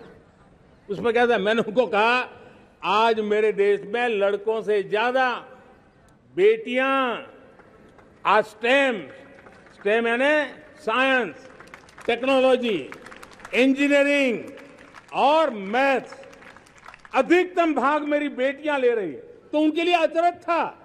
ये सामर्थ्य आज हमारे देश का देख रहा है। प्यारे परिवारजनों, आज 10 करोड़ महिलाएं विमेन सेल्फ हेल्प में जुड़ी हुई है, और विमेन सेल्फ हेल्प ग्रुप के साथ आप गांव में जाएंगे तो आपको बैंक वाली दीदी मिलेगी, आपको आंगनवाड़ी वाली दीदी मिलेगी, आपको दवाई देने वाली दीदी मिलेगी, और अब मेरा सपना है 2 करोड़ लखपति दीदी बनाने का, गांव में 2 करोड़ लखपति दीदी।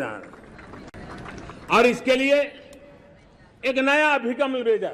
साइंस और टेक्नोलॉजी, हमारे गांव की महिलाओं का भी सामर्थ्य देखता हूं मैं, और इसलिए हम एक नई योजना सोच रहे हैं कि हमारे एग्रीकल्चर सेक्टर में टेक्नोलॉजी आए, एग्री टेक को बल मिले। इसलिए विमेन सेल्फ हेल्प ग्रुप की बहनों को हम ट्रेनिंग देंगे, ड्रोन चलाने की, ड्रोन रिपेयरिंग की हम ट्रेनिंग देंगे, और हजारों ऐसे विमेन सेल्फ हेल्प ग्रुप को भारत सरकार ड्रोन देगी, ट्रेनिंग देगी, और हमारे एग्रीकल्चर के काम में ड्रोन की सेवाएं उपलब्ध हो। इसके लिए हम शुरुआत करेंगे। प्रारंभ हम 15,000 विमेन सेल्फ हेल्प ग्रुप के द्वारा ये ड्रोन की उड़ान का हम आरंभ कर रहे हैं। देश में आगे बढ़ाने के लिए एक अतिरिक्त शक्ति का सामर्थ्य भारत को आगे ले जाने वाला है, और वो है विमेन लेड डेवलपमेंट। आज भारत गर्व से कह सकता है कि दुनिया में नागरिक उड्डयन में अगर किसी एक देश में सबसे ज्यादा विमेन पायलट हैं तो मेरे देश में है। आज चंद्रयान की गति हो, मून मिशन की बात हो, मेरी विमेन साइंटिस्ट उसका नेतृत्व कर रहे हैं। आज विमेन सेल्फ हेल्प ग्रुप हो, मेरी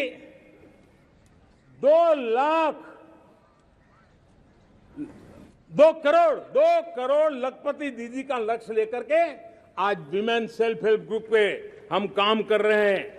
हम हमारी नारी शक्ति के सामर्थ्य को बढ़ावा देते हुए विमेन लेड डेवलपमेंट के, और जब G20 में मैंने विमेन लेड डेवलपमेंट के विषय को आगे बढ़ाया है, तो तो पूरा G20 समूह इसके महत्व को स्वीकार कर रहा है और उसके महत्व को स्वीकार कर करके वो उसको बहुत बल दे रहे हैं।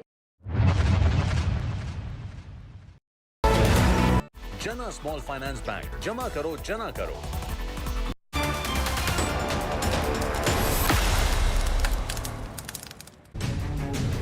Good morning and welcome, and thank you for tuning in to India Today Television. I'm Pooja Shali. Let's begin first with the headlines at the top of 9.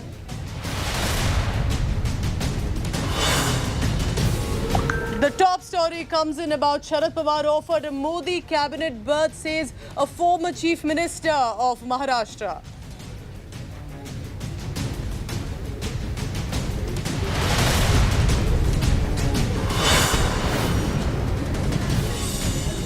New riots, one of the main instigators, Bittu Bajrangi, has been arrested by undercover cops in Faridabad, and from his residence the arrest took place. His videos were reported to be one of the reasons due to which the crowd had gathered and then targeted the yatra.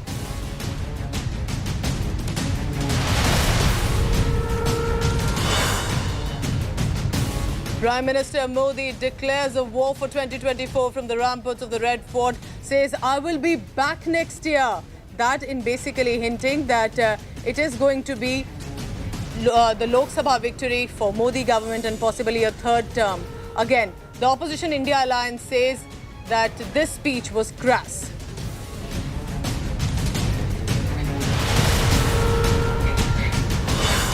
Uttarakhand and Himachal Pradesh continue to witness the nature's fury. A landslide has hit the hill station Simla in Himachal. Death toll has mounted to over 55 people. Chief Minister Sukhu chairs an emergency meeting.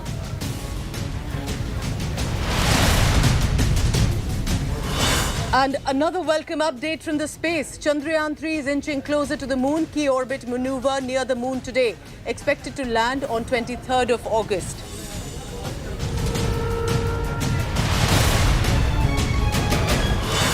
And a very interesting visual to see at the University of Cambridge, where British Prime Minister Rishi Sunak attended the Ram Katha and performed the puja as well, distributed prasad. The UK Prime Minister says, my Hindu faith guides me and shows me courage. Jai Siya Ram.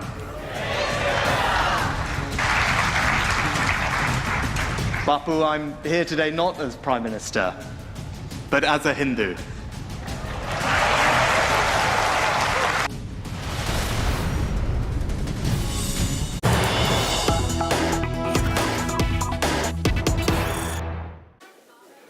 They may have wanted to join hands as opposition, but in Delhi, the Congress and the Aam Aadmi Party are still at loggerheads. And now the Delhi Congress has hit out at the Aam Aadmi Party and called it B team of the Bharatiya Janata Party. It's clearly a hiccup in some way for the so-called unity of the India Opposition Alliance, because in Delhi, the Congress Party has said to defeat the BJP, we have to first defeat the B team of the BJP, which is Arvind Kejriwal's Aam Aadmi Party. And we fight elections with the B team, how will we even defeat the party A? Listen in to what the Congress leader Sandeep Dixit, the son of former CM Sheila Dixit, had to say.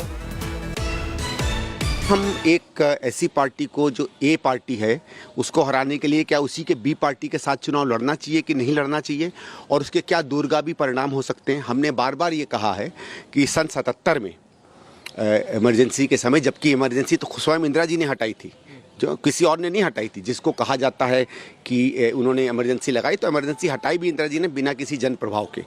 तो उस व्यक्ति उसके खिलाफ लड़ने के लिए इसी जनता party के लोगों ने भारतीय जनता पार्टी को, जो एक तरीके से ऐसी मानी जाती थी कि जिसके साथ कोई नहीं चुनाव लड़ेगा, उसको मुख्य धारा में ले आए और वहीं से सांप्रदायिक राजनीति का, विघटनकारी राजनीति का, जहरीली राजनीति का और दक्षिणपंथी राजनीति का उदय हुआ। तो 77 में जो बहुत बड़ी भूल बहुत सी पार्टियों ने की थी उस समय की जनसंघ को समर्थन देके, क्या हम ऐसी कोई भूल तो नहीं कर रहे इस समय आम आदमी के साथ खड़े होके? तो ये तमाम प्रश्नों पर हम अपनी राय रखेंगे और देखेंगे फिर पार्टी की क्या राय है। Let's go to Kumar Kunal, who's been tracking Delhi politics for decades now. Kunal, this was expected.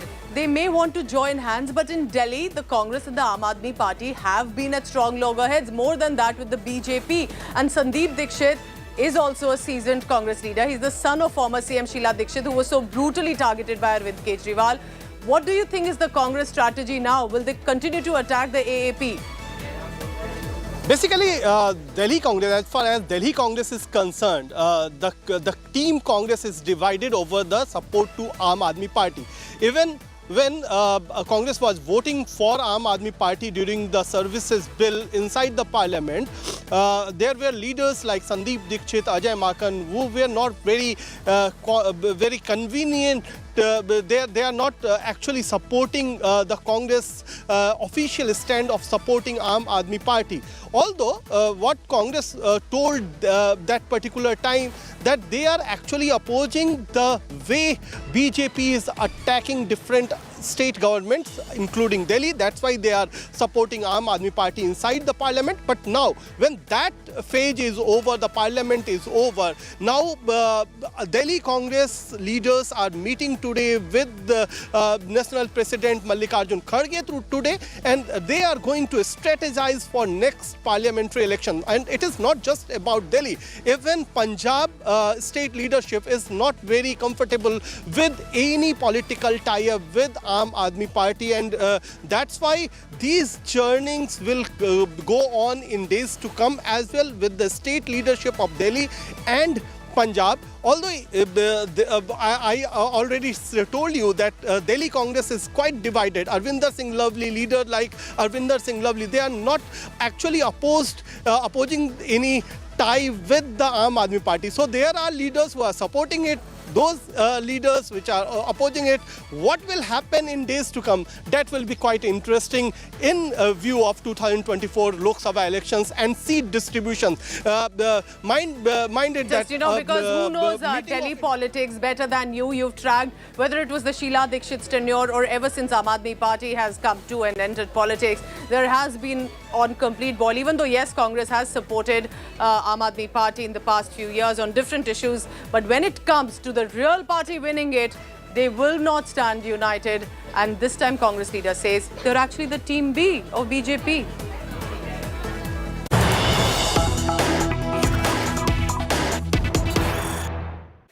As the co-commander level talks with regard to India and China were on for the past 2 days, Asaduddin Owaisi has hit out and said, when will the soldiers really get even the right to patrol in those areas?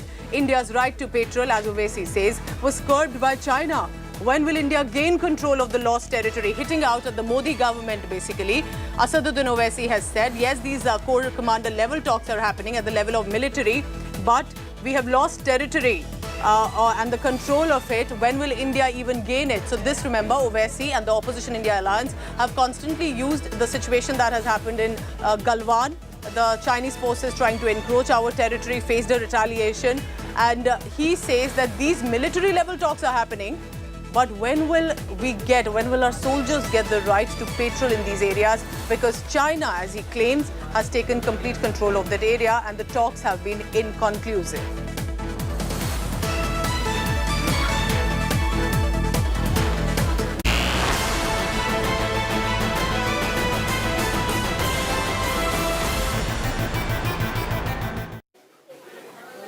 He was seen as one of the main instigators, that his videos had led to more crowd coming together to attack and target the Shobha Yatra, which was pelted by stones in No. And now Bittu Bajrangi has been arrested from his residence in Haryana. But interestingly, how he got arrested is also a very important update. Remember that accused in several other cases as well, Bittu Bajrangi was caught from his Faridabad house nearly 20 days after the violence had broken out. There was a brief chase by the cops. So these cops were undercover, not in their uniform, and this is how they decided to chase him and finally got to him. Even the cops were armed with sticks and guns if required. This is the CCTV video footage that we have accessed, showing how cops in plain clothes chased Bittu Bajrangi and caught him by surprise when he arrived at the residence. So after that chase, Bajrangi was finally taken into custody from his Faridabad house. He's seen as one of the instigators, one of the ones who put out videos that attracted more crowd. Remember, there were videos that had come out both from the Hindu and the Muslim sides that had come forth and made this provocation of slogans and videos to say, come and gather at this area. Shreya Chatterjee is joining me now. Shreya, you've covered the violence that had broken out, and in many ways it was the videos and the social medias that are believed to have spread the violence, and many say the violence was pre-planned. What are you picking up about why Bittu Bajrangi was arrested and why in this manner?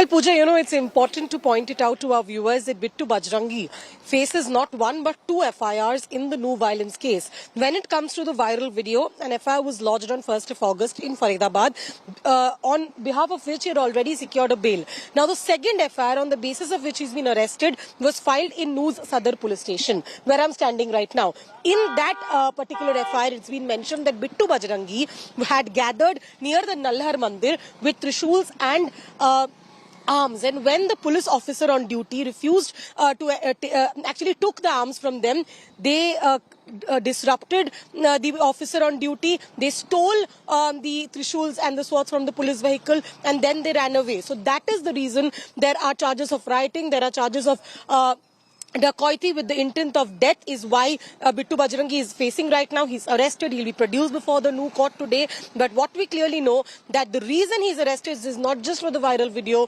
but for being present in the yatra with arms and also not obeying a police officer on duty and then subsequently misbehaving with the officer who tried to stop Bittu Bajrangi and his 15 other people who were actually participating in the yatra with arms, which was actually not allowed.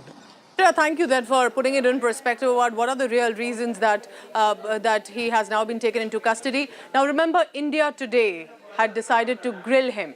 When we contacted Bittu Bajrangi, we asked him clearly about his role, and he did admit there were men with swords and guns even in the yatra, in the procession, but added that the violence happened because of poor taiyari from the police and administration. आपने आपके video में तो काफी भड़काऊ जब messages दिए, आपने ऐसा भी कुछ कहा आपका जीजा आ रहा है वहां पर, तैयार रहो, ऐसे मैसेजेस। यात्रा थी ये तो बहुत बढ़िया शोभा यात्रा थी जो हर साल होती है। ऐसे मैसेज उस गांव में क्यों देंगे जहां मुसलमान रहते हैं? मेरे पास स्क्रीनशॉट है, वीडियो है, रिकॉर्डिंग है जो मैंने क्राइम ब्रांच को उपलब्ध करवा दी है। मेरे को धमकी दे रहे थे, मैं सभी के लिए नहीं होता, जिन्होंने मुझे गालियां दी और मेरे साथ धमकी दी और जिन लोगों ने मुझे काटने मारने की बात बोली, ये उनके लिए था, ना कि सभी के लिए। बिट्टू बजरंगी जी, पूजा करना आपका हक है, हर किसी का हक है, लेकिन आप लाइव करके, यात्रा से लाइव करके आप चुनौती क्यों दे रहे थे कि मैं अपना लोकेशन शेयर कर रहा हूं, आप आइए, ये चुनौती आप मेरे पास क्यों दे जा रही थी? मेरे पास आइए, अभी भी मेरे को धमकी आ रही है मारने काटने की, ये उनके लिए है, ये उनके लिए था जो मुझे मारने काटने की अब शब्द गंदी गाली दे रहे हैं। बिट्टू बजरंगी आप पुलिस के पास जाते हैं, बिट्टू बजरंगी आप पुलिस के पास जाते हैं, सोशल मीडिया पर आप भड़काऊ वीडियोस डालते हैं, आप पुलिस के पास जाते हैं, अगर आपके पास धमकी आई थी तो साक्ष्य आप पूरे अपने पास रख लेना, मैं आपको उपलब्ध करवा दूंगा, सारे सबूत आपको दूंगा, उसको भी चलाओ कि उन्होंने क्या बोला। बिट्टू बजरंगी जी, अभी आप माफी मांगेंगे, अभी आप माफी मांगेंगे। बिट्टू बजरंगी जी, अभी आप माफी मांगेंगे क्योंकि पुलिस ने एफआईआर भी दर्ज किया है। पुलिस का कहना है कि मोमन खान को, जाबिर घाटमिका को, आप नहीं मांगेंगे माफी, जिन्होंने मेवात में दंगे करे, घर जलाए, हमारी माताओं बहनों पे अत्याचार किया, बजरंगी जी अभी भी आप माफी मांगेंगे या नहीं मांगेंगे? 2 जवान शहीद हुए और हमारी बच्चों पे अत्याचार हुआ, जी आपके खिलाफ माफी मांगनी चाहिए, जो दंगाई है, जो आतंकवादी है, उनको माफी मांगनी चाहिए। बिट्टू बजरंगी जी, वीडियोस है कि जो यात्रा में भी थे उनके पास भी हथियार थे, एक आराधना में हथियार का क्या काम है बिट्टू बजरंगी जी? बिट्टू बजरंगी के पास ना बिट्टू बजरंगी की टीम के पास कोई हथियार नहीं। दिखाओ मुझे, एक बार लाइव दिखाओ मुझे यात्रा में हथियार था या नहीं? मेरे पास ना हथियार था, ना मेरी यात्रा में हथियार था, ना मुझे संज्ञान में। ये आप वीडियो है बिट्टू बजरंगी जी की यात्रा में हथियार लाए गए थे। सिंपल सवाल है, क्या आप मानते हो कि भगवान की आराधना में, भगवान की पूजा में, क्या भगवान की पूजा में हथियार का कोई हिस्सा है? दिखाओ ना मेरे को, मेरे पास का हथियार थे, दिखाओ तो सही। बोलने से क्या होता है मैडम जी? बिट्टू बजरंगी, एक सवाल और है आपसे। हथियार थे, मुझे ये दिखाओ। बिट्टू बजरंगी, गोली पे गोली चलेगी, इस गाने का क्या मतलब है?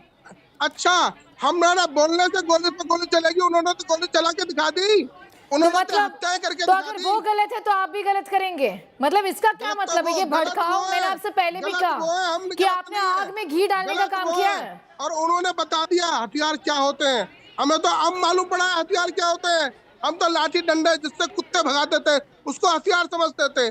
मीडिया वाले भी कहते हैं लाठी हथियार होता है। हमें तो हथियार 31 तारीख को जब पूजा करी, हमारे ऊपर गोलियां चली, हमें जब मालूम पड़ा हथियार क्या होता है। Now, India Today, remember, had done an investigation, and one of the reasons that he's been nailed today for it, the investigation exposing of how social media videos by one, for example, Bittu Bajrangi, led to the violence in No. But what about others? When will they be arrested? Whether from the Hindu side or the Muslim side, that if they were conspirators and then attracted a crowd to indulge in communal clashes.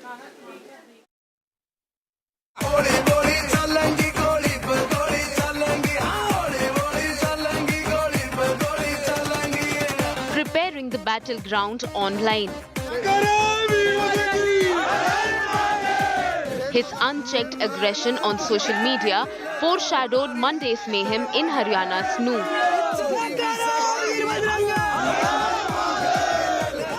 Bittu Bajrangi streamed multiple live videos loaded with provocative messaging as he made his way to the VHP's Braj Mandal Yatra on Monday.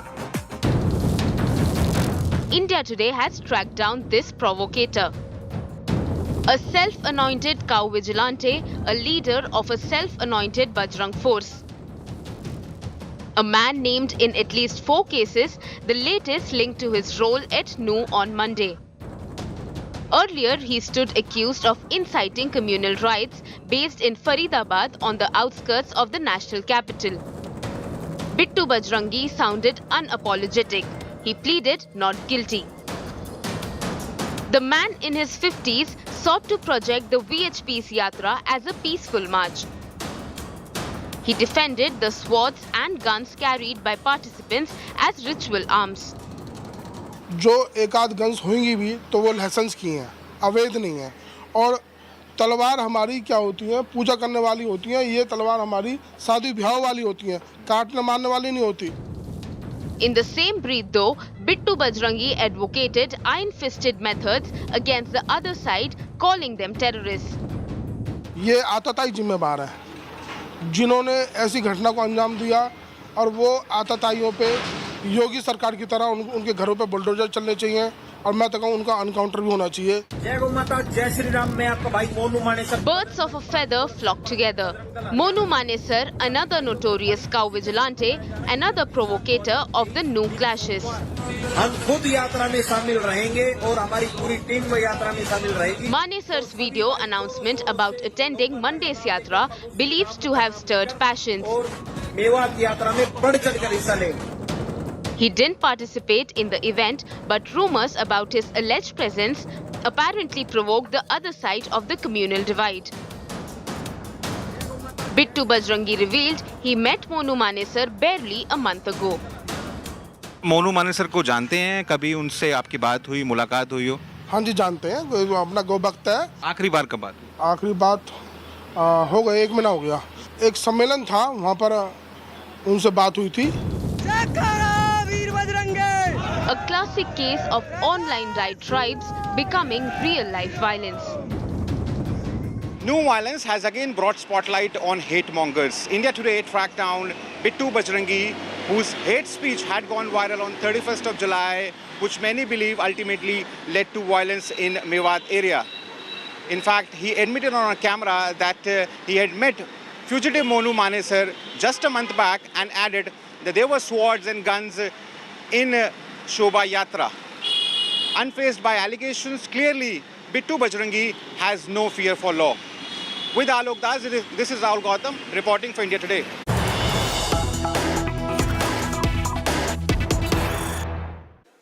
The Congress party has reacted against renaming of the Nehru Memorial now to Prime Minister's Museum and Library. It is now likely to become a big political showdown, and the Congress party's Jairam Ramesh has said Prime Minister has bundle of fears and insecurity.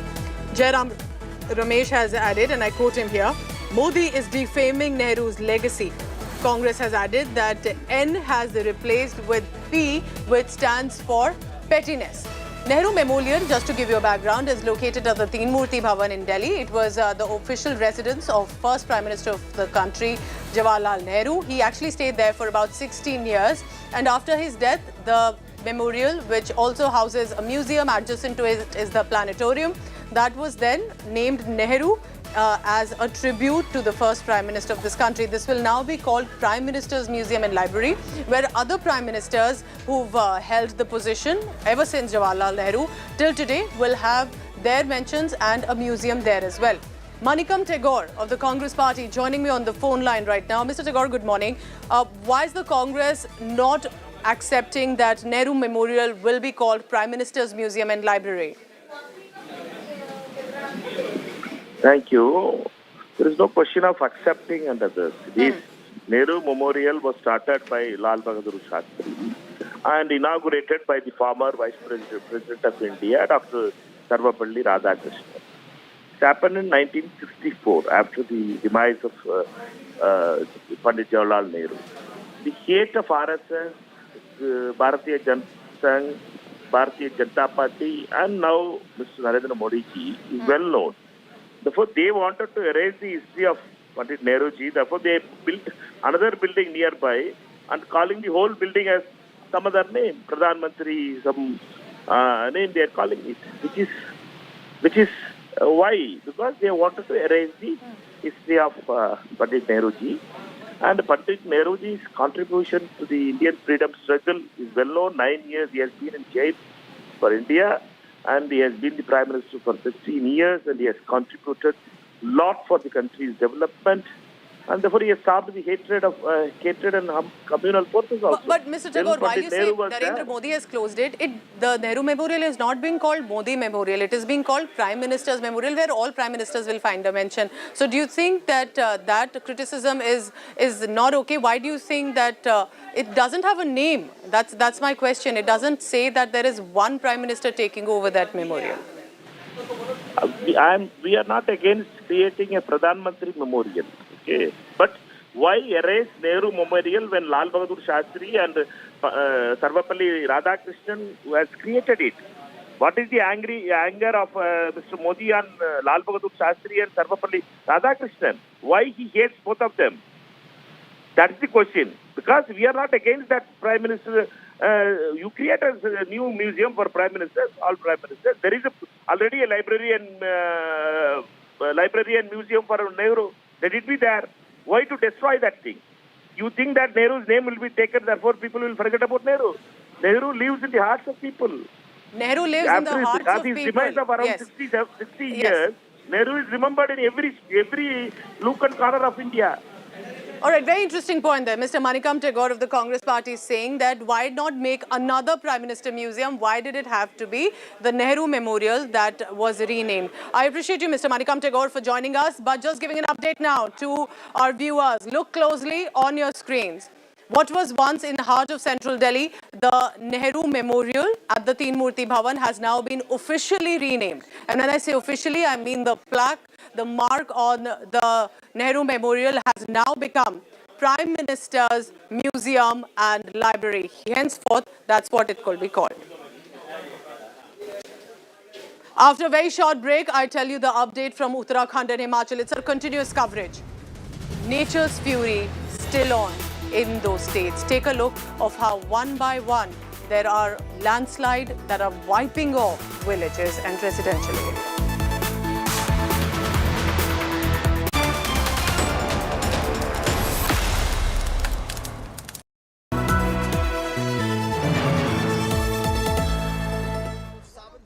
From the biggest conflict zones We are at the Hostel Air Base and this is to the biggest international moments, a reporter with India's flag on his sleeve and an unrelenting eye on terror, defense and national security, on the road, up the heights, in the trenches. He brings you stories that must unite us, because when it's national interest, it's India first.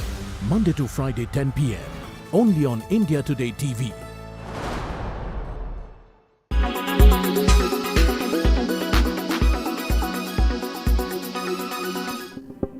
Diet sodas, sugar-free tablets, artificial sweetness. Do all of these give you a sense of assurance that you are staying away from sugar and that these are healthy alternatives. Well, it is not that simplistic as you think it is. Each of these artificial sources of sugar are unhealthy. Let us break this down for you. Diet soda is a go-to for people who love the taste of regular soda but can do without the sugar and calories.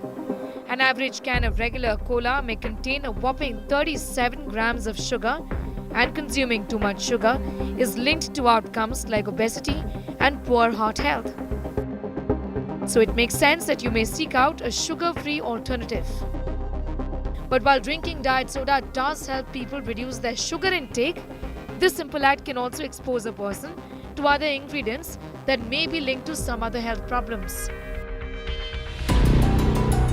The acidity in certain types of soda can lead to tooth erosion.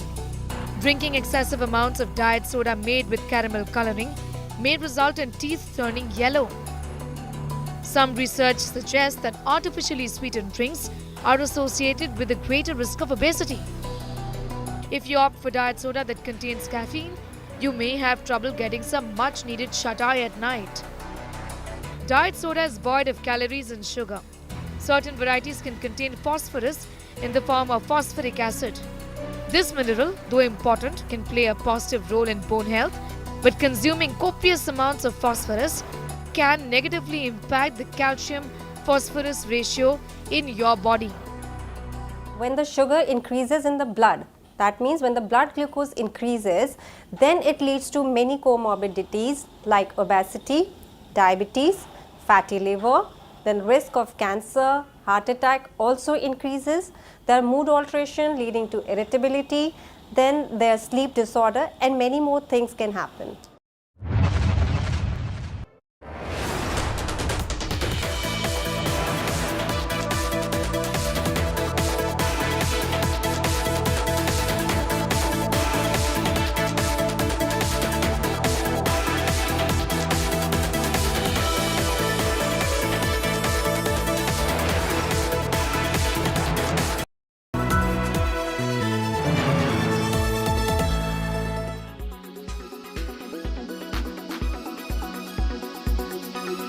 Gali politics being followed by the Congress party has now stooped to a new low. Congress leader Randeep Surjewala has now insulted BJP voters in the state of Haryana. Randeep Surjewala compared BJP supporters and voters to monsters and said those who vote for the BJP have monstrous tendencies. Congress leader's remark has actually triggered a big political showdown as the BJP has now launched a scathing attack against Surjewala. अरे राक्षसों, भाजपा जजप्पा के राक्षस हो तुम लोग. Congress's Gali politics stoops to a new low. After insulting voters who support the BJP, a Congress leader likens Prime Minister Modi to Asura. First, a video of Congress leader Randeep Surjewala went viral on Sunday, where he's seen calling those who vote for the BJP monsters. Surjewala made these remarks while addressing the Jan Akrosh rally in Haryana's Kaithal. श्राप देता हूं. अरे राक्षसों, भाजपा जजप्पा के राक्षस हो तुम लोग. भारतीय जनता पार्टी को जो वोट देता है और भारतीय जनता पार्टी का जो समर्थक है वो राक्षस प्रवृत्ति का व्यक्ति है. मैं आज महाभारत की इस धरती से श्राप देता हूं. Surjewala's remarks sparked a political showdown. राक्षस हो तुम लोग. सोनिया जी, राहुल जी, आप क्या मानते हैं? क्या आप सारी जनता को राक्षस मानते हैं? आप राक्षस भी कह रहे हैं और श्राप भी दे रहे हैं. आप जनता को भगवान नहीं मानते, स्वयं को भगवान मानते हैं और श्राप दे रहे हैं. क्या यही आपकी मोहब्बत की दुकान है? एक राक्षस प्रवृत्ति के परिवार में जन्मा ये व्यक्ति ही सोच सकता है कि इस प्रकार का अभद्र भाषा बोलना, ये मैं समझता हूँ असंसदीय भाषा है. निश्चित रूप से इसका हम संज्ञान लेंगे. Surjewala seems to be unfazed by the criticism. He launched sharp attacks on Modi government, accusing it of misgovernance. He called the Prime Minister an asur or demon. और भारतीय जनता पार्टी का जो समर्थक है वो राक्षस प्रवृत्ति का व्यक्ति.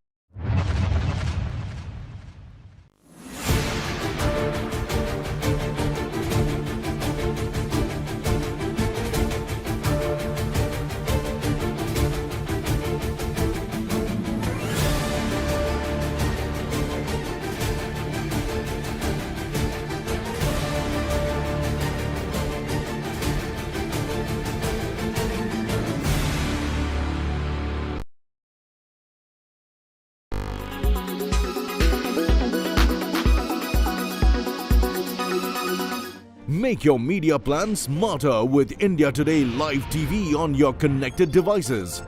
Amplify your brand with 100 million smart internet viewers. To advertise, mail us at sales@aajtak.com.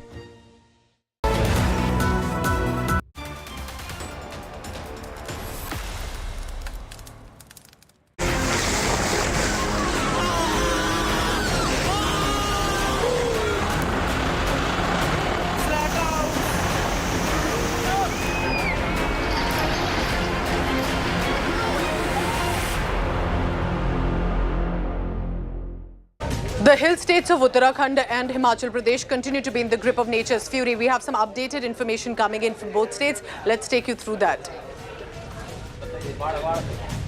Take a look at this horrific visual from Himachal Pradesh. Several houses collapsed in a major landslide, and amid screams of nearby residents, this is what happened in Himachal Pradesh.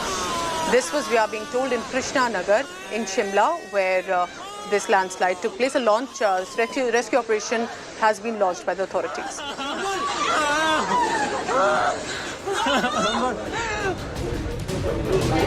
Torrential rainfall pounded Uttarakhand because of a flood-like situation triggering landslide in many areas. Mighty Ganga river is flowing above the danger mark, flooding several low-lying areas.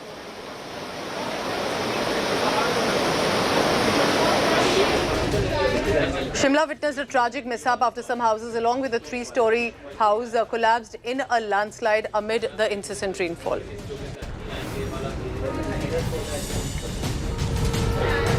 And due to the water level increased in the Beas River, water has been released from Himachal's Pong Dam, leading to a flood-like situation in Hoshiarpur in Punjab. Half a dozen villages around the river have been inundated.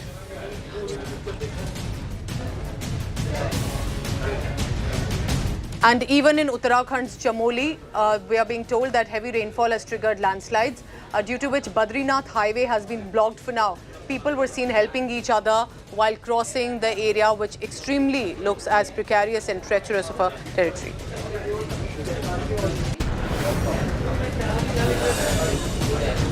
Now, sadly, the horrific visual of the cloudburst and landslide that we have seen from Himachal Pradesh, the death toll has mounted to 55 dead. And there are many injured and missing. All schools and colleges are shut in Himachal Pradesh till 16th of August. Situation continues to remain grim in state capital Shimla, where there have people who've died as well, and 30 people feared trapped in debris after Shiva temple collapsed in the Summerhill area. Incessant rainfall has battered both the states, and Met Department has issued a red alert. Roads leading to revered Badrinath and Kedarnath shrines were damaged due to the landslide. Pilgrimage has been halted till Friday at least. हमने फैसला किया है कि drainage system को प्रत्येक हिमाचल प्रदेश के शहर में, गांव में किस प्रकार से अमली जामा पहनाया जाए, इस बारे में एक विस्तृत रिपोर्ट तैयार की जा रही है। और आज मैंने स्वाधीनता दिवस के अवसर पर भी ये कहा है कि डिजास्टर मैनेजमेंट के लिए जो हम योजना लेके आ रहे हैं, उसके लिए हमने 800 करोड़ रुपए का प्रावधान किया है। As a tourist, we are expecting some alert before.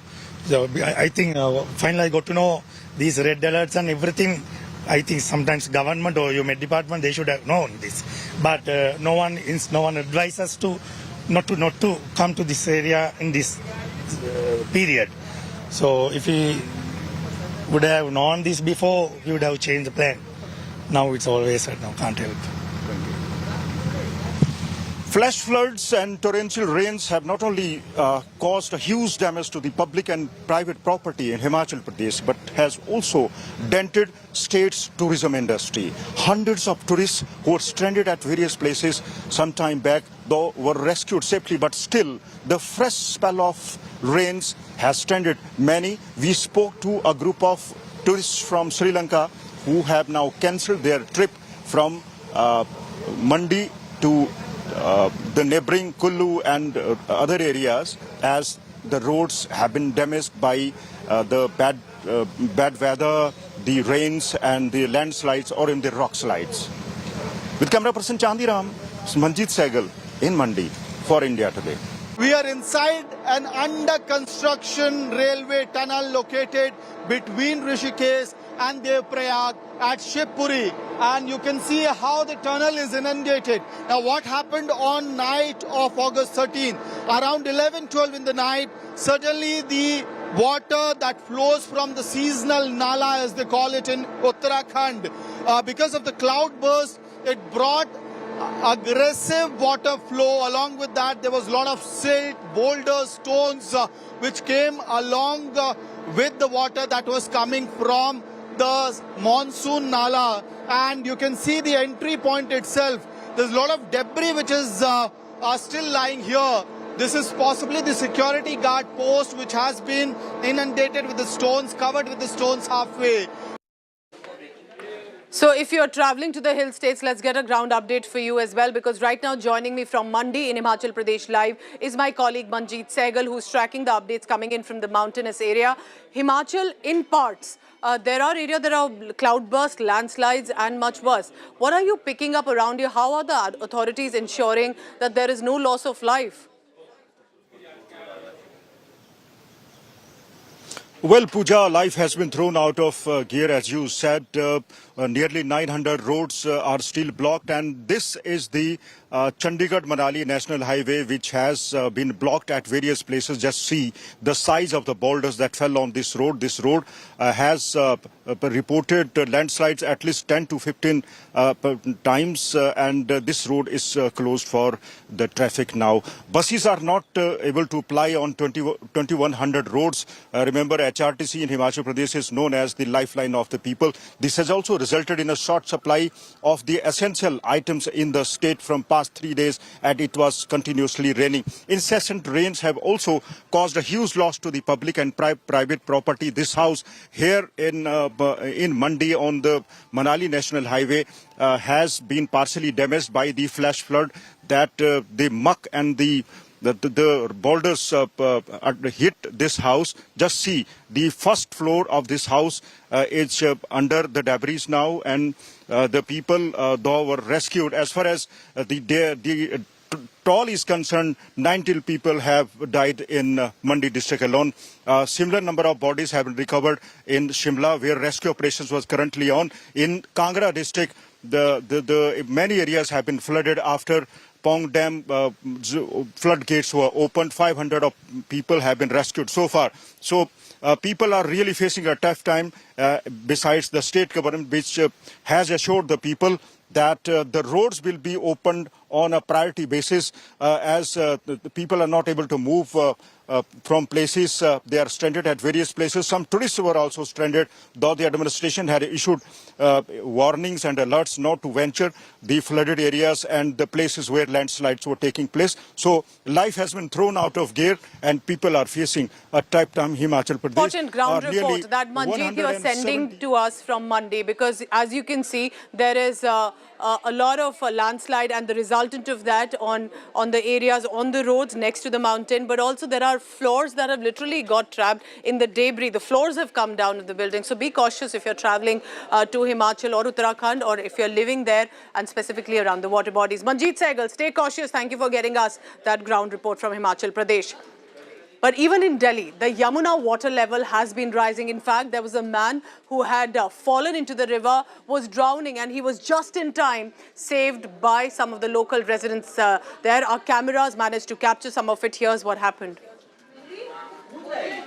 देख सकते हैं किस तरह से वाटर लेवल का जो चेतावनी चिन्ह को पार करते हुए जो शख्स थे वह कोशिश कर रहे थे कि किस तरह से एडजस्ट किया जाए। बावजूद इसके आप देख सकते हैं कि उन्हें बचाने का काम चल रहा है। एक गोताखोर वहीं मौके पर पहुंचा है और लगातार बचाया है। और आप देख सकते हैं कि किस तरह से अमूमन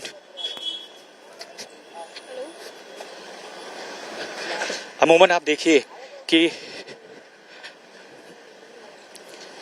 कैसे आपका पैर फिसला था क्या? पैर फिसल गया था?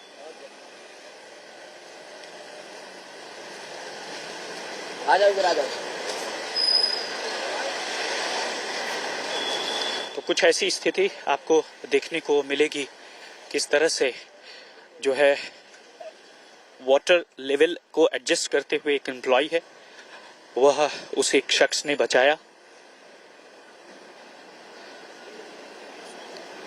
तो साफ तौर पर आप देख सकते हैं और अमूमन अब वो ठीक हैं और यही वजह है कि कम से कम जब भी आप यमुना के इलाके में जाइए, खासकर यहाँ पे लग रहा था कि सब कुछ ठीक होगा, लेकिन अचानक से नीचे से मिट्टी खिसकी और उसके बाद से आपने देखा कि वह बह रहे थे यमुना के बहाव में, लेकिन फिलहाल उन्हें बचा लिया जा सका है। राजा के साथ राम किंकर Singh.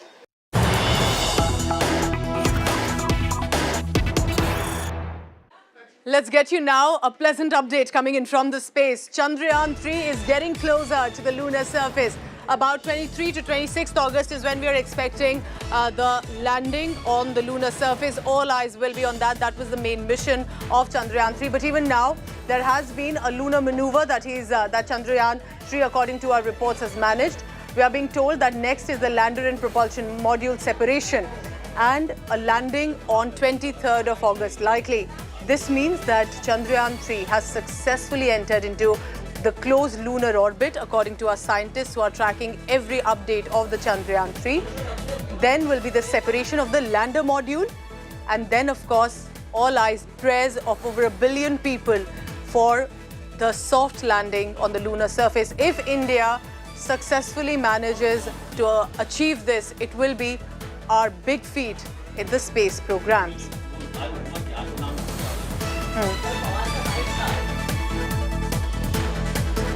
India Today's Akshata Nandagopal spoke to the Mars mission scientist of NASA, Amitabh Ghosh, about what exactly is happening, what are the challenges of Chandrayaan 3 and what can we expect on 23rd of August. Listen in to this exclusive, interesting conversation.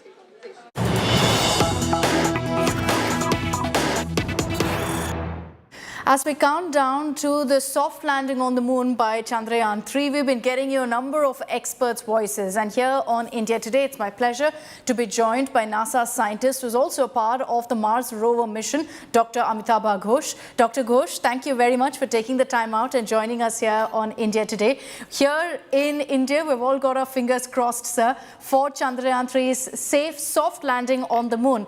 It is hugely challenging and it's going to be a historic mission for India, and one I'm sure that the world is also watching out for. But as someone, sir, who tracks space journeys so closely, you know the technicality of what's involved in a soft landing on the moon. How challenging really is this mission? Well, it is a very challenging. Soft landing is very difficult. See, for the Mars missions, we call it 7 minutes of terror. The battle here is you have to slow the spacecraft down from a very high velocity to something where it can survive, the delicate electronics can survive the landing. So for the Apollo mission, I think it was like the velocity was a few feet per second. So here, that is the challenge. Imagine you're dropping a suitcase from a building, and then when it touches the ground, if it is above a certain velocity, all the camera inside that suitcase will break. So it's a very challenging thing, and this is done mostly. It's an automated thing. You can have a response system, but you cannot manually change a lot of parameters during the descent if something was off. So it is reasonably challenging. So of course it's a hard thing to do. I'm sure you saw what happened to Chandrayaan 2, which is that it very successfully reached to the moon, which is why we don't really call it a failure here. It was partially a success, partially a failure, because only the soft landing, Dr. Ghosh, wasn't accomplished. Right. Do you believe that, whatever went wrong there has been fixed in this particular case in Chandrayaan 3? It's very difficult to see that. See here the game is, if you're 99% successful and 1% not successful, you don't get the data, right? So it kind of has to be 100% successful. So whether the problems have been fixed, it is like if your car was not working and you took it to the garage, and you hope that the problems are addressed. Sure. And it's a little more difficult in the garage because you are into this unknown parameter set. So you don't know a lot of parameters, right? So so the reason these spacecraft missions are so hard that you have to make a very judicious choice of parameters, and then if it was outside that envelope, you have to have an automated system which corrects and still keeps the spacecraft safe. So I would assume that things have been taken care of, but there is no way to 100% know, and particularly being outside the mission team, right? Understandable. But like I said, we're keeping our fingers crossed. Dr. Ghosh, there's a lot of focus right now on where Chandrayaan 3 is going to land, which is the south pole of the moon. Why is that important? Why is that location something that so much is being spoken of? So, we are in a very different era of space exploration. Neil Armstrong went to the moon as an explorer. And right now, the world is going back to the moon, which includes India, which includes NASA, which includes China, to not just visit. They're sending astronauts back to actually set up a base. And for humans to stay. So what would you need in a base? You would need what we call in situ resources. So you would need, for humans, you need water, oxygen, and for the return journey, you need to manufacture rocket fuel. All this can happen if water can be successfully extracted. The South Pole has some craters which are permanently shaded. That is, they never see sunlight. And so those craters have ice in them. So the thought is somehow if you could extract that ice and extract water, and from that water get oxygen and water for human use and manufacture rocket fuel, then you have a standing chance. So that is why everybody is fixating on the South Pole and the ice. There's a lot of competition also over who gets to the moon first, who's been to the moon and all of that. I'm sure you're aware of Russia also sending across their own mission, Luna, to the moon. There's a lot of talk about who will get there first. Do you think it really matters, Dr. Ghosh? It does not matter. It does not matter. And the competition is all in the mind of the media. So imagine, I think Luna 25 probably started development in 2012 or 11. And Chandrayaan started development maybe, 2-3 years ago at least. Yes. So, and on that day, do you think both the scientists on both these teams knew that the other person is also going and we are going to land the same day and we're going to beat them? It is not possible. These things take a lot of time, resources, and then money, right? So there's a budget process. Nobody can tell and plan this. And why would you compete? They're going to a separate place. It's not like they have to land in the same spot. So while it makes for an interesting, TV bite, but it is not a competition, I think. Well, whichever way it goes, whether we're first or second, it doesn't matter. What matters is making that soft landing on the moon. In course of India's space journey, Dr. Ghosh, how do you see this Chandrayaan 3 and the entire mission being really a monumental moment in our space journey and in our growth towards the next mission? Right. It's an incredible step. See, if you're able to soft land on the moon, you can soft land perhaps on Mars. You can go to an asteroid and soft land there. It brings in a whole different level of capability. With an orbiter, you're studying the whole planet or the moon from an altitude. Here, like at NASA, we have rovers on the ground and we have mass spectrometers, which kind of can measure composition to the 1 millionth part, not only the element, but also the isotopes of the elements. So you can do all sorts of things once you're it throws open a whole new capability, which India, I'm sure, is going to use in future. Very interesting. It's been wonderful chatting with you, Dr. Ghosh, and I hope that the next time we have this conversation, it will be once the soft landing has been completed successfully by ISRO. But thank you so much for taking the time out and joining us here on India Today. Absolutely. Hope you enjoyed that conversation. All eyes will be on that soft landing on the lunar surface by Chandrayaan 3, and of course we will be updating you on it. I'm heading into a very short break. He's Britain's Prime Minister of Indian descent. Today, as a Hindu, he decided to go and attend a Ram Katha with the chant of Jai Siya Ram and said, "It is the Hindu faith that guides me to do my duty." Let's get you that very interesting big story after a very short break.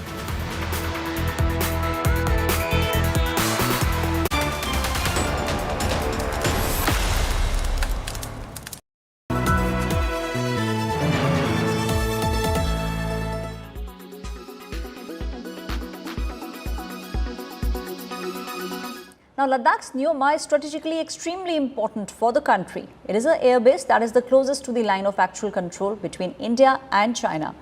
It is home to the world's largest air traffic control system. It is used to monitor the movements on the other side of the border from an altitude above 14,000 feet. Take a look at this story filed by my colleague Manjeet Negi.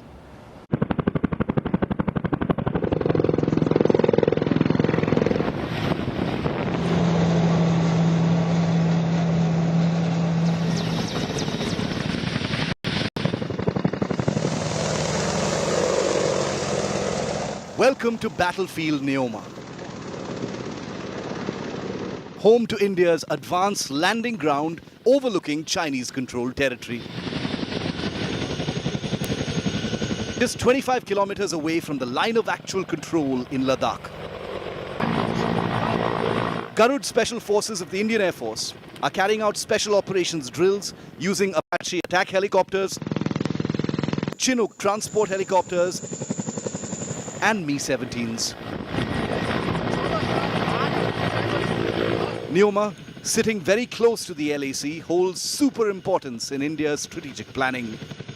The Chinooks play a crucial role, moving men and war machines super quick right to the front lines. The Apaches are considered the best when it comes to mountain warfare. And the C-130J Super Hercules transports are performing precision low-level flying, airdrops and landing.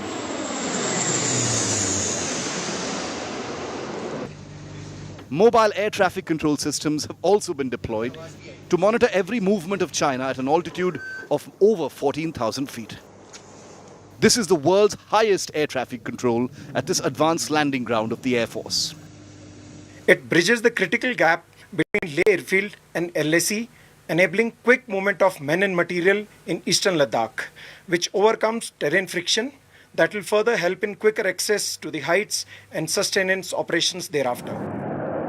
The Indian Air Force's jewel in the crown, Rafales and Sukhoi 30s, can also be seen flying from this advanced landing ground in Neoma. The fighters have been operating regularly in this area earlier as well. The positioning of fighter aircraft would be governed by the operational requirements in future. The Indian Army has already deployed its mainstay T-90 Bhishma main battle tanks and BMP infantry vehicles here in Neoma. Now we will tell you the firepower of the T-90 Bhishma tank. The T-90 Bhishma is a very capable tank. It can cruise the 500 kilometer and can strike targets at the 5 kilometer with its missile. The most modern tanks in service with the Indian ground forces. These tanks are simulating a possible assault across the line of actual control if the need ever arises. India is leaving nothing to chance to guard these frontline areas. A never-ending vigil by the bravest of soldiers and officers and the most sophisticated war machines at these icy heights.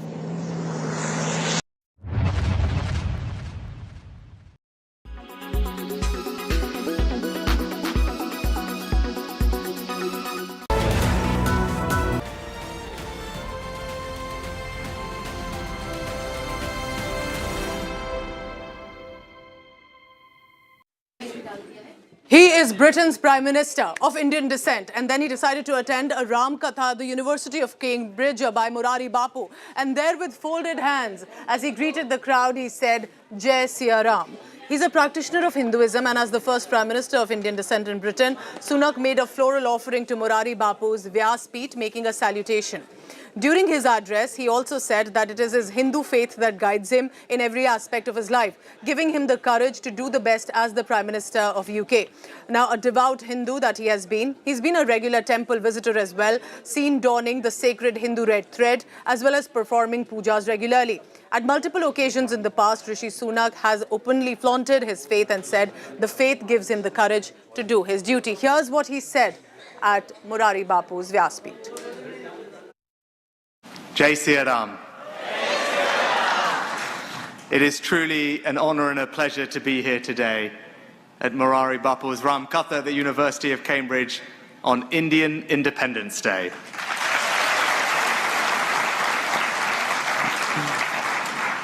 Bapu, I'm here today not as Prime Minister, but as a Hindu. सनातन धर्म की विशाल व्यास पीठ के पास आकर यहाँ के आदरणीय प्रधानमंत्री ऋषि सुनक साहब आए और इतनी सरलता से व्यासपीठ के प्रति अपना आदर व्यक्त करे, ये मेरी दृष्टि से उसके संस्कार का परिचय है। देश का प्रधानमंत्री, उसका पद कोई सामान्य नहीं है, बिल्कुल बहुत गरिमापूर्ण पद है। तो मैंने ये मार्क किया कि इतनी सबल राजपीठ पर बैठे हुए होते ही इतनी सरलता मैंने कम राजनेताओं में देखी है। मैं एक साधु के नाते बिल्कुल सत्यस्थ होकर न सराहना न आलोचना, मैं उसकी सरलता को धन्यवाद देता हूँ। और जिस तरह वो गए और बच्चों से मिल रहे थे, लोगों को मिल रहे थे, ये जो है ये उसका बहुत अच्छा पहलू है। और बहुत सुंदर बात कही कि हनुमान जी जिस तरह आपके पीछे विराजमान थे, उनके 10 डाउनिंग स्ट्रीट पर एक गणेश जी विराजमान है जो उन्हें प्रेरित करते हैं और आपने उन्हें शिवलिंग दिया। मैं बस खुश हुआ कि वो अपने टेबल पर या तो अपने ऑफिस पर गणेश जी को रखते हैं। वही गणेश उसके जीवन में जो बाधाएं आएगी, जो विघ्न आएंगे, उसको हटाएं। Have to say it is interesting that despite being Britain's Prime Minister, Rishi Sunak has been very vocal as a Hindu and has acknowledged his religious faith in the open as well, like in this instance. I'm wrapping up this bulletin for now. Thank you so much for watching, but stay tuned to India Today Television. Big political stories after the break, and it's Prime Minister Modi at the Independence Day celebration, making a war cry for 2024 with a very interesting claim when he said, "I will be back next year." Basically stating that my party will win and our government will return for the tenure again for the third term next year. What has the opposition got to say about it? Let's get you all the big updates after a very short break.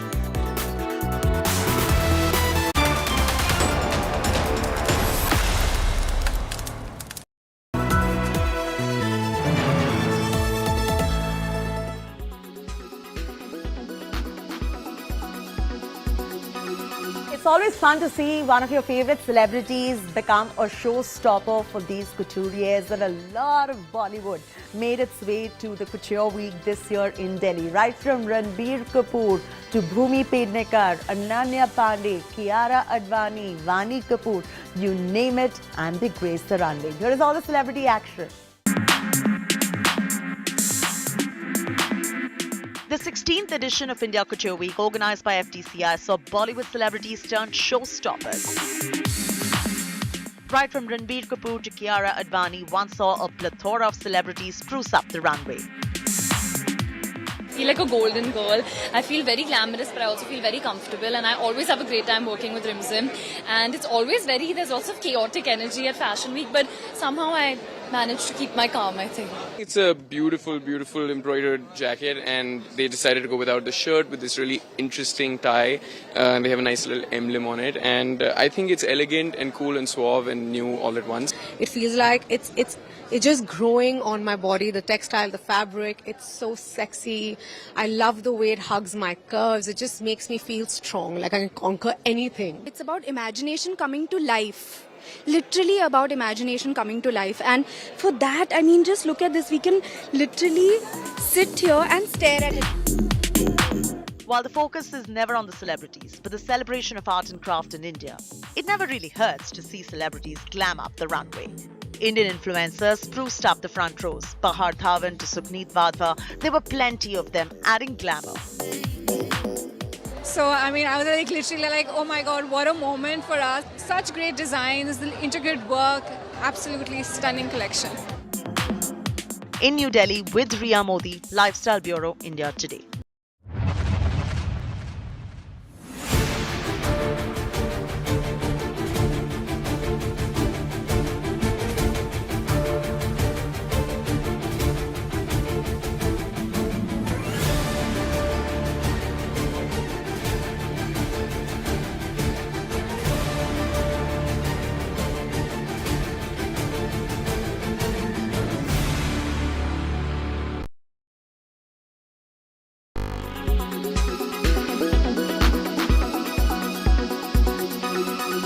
forecast now.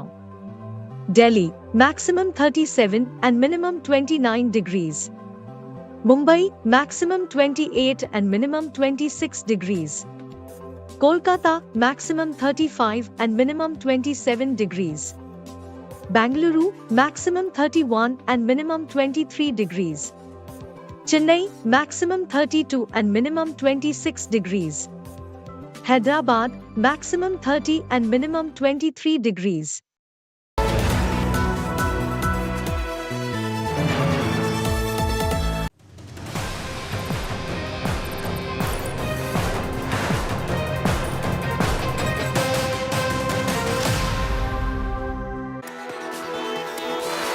Hello, very good morning. You're watching India Today Television. I'm Sneha Mordhani. Let's get started with the headlines this Wednesday morning first. Former Maharashtra Chief Minister's massive claim, says Ajit Pawar offered Sharad a union cabinet berth. Congress says don't approve of Ajit-Sharad meetings.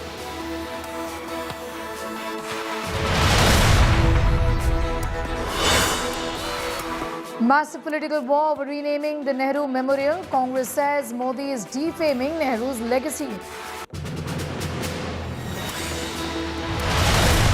Devastation and destruction in Himachal Pradesh. Landslides hit hill station Shimla. Death toll mounts to over 55. Chief Minister Sukhinder Sukhu chairs emergency meeting. Chandrayaan inches closer to the moon. Key orbit maneuver near the moon today. Expect to land on the 23rd of August. Sunny Deol starrer Ghadar 2 has clocked the highest Independence Day numbers for any Indian film till date.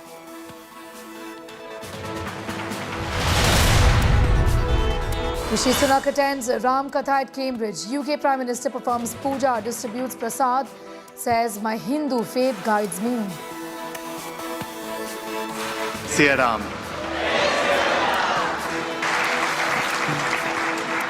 Bapu, I'm here today not as Prime Minister, but as a Hindu.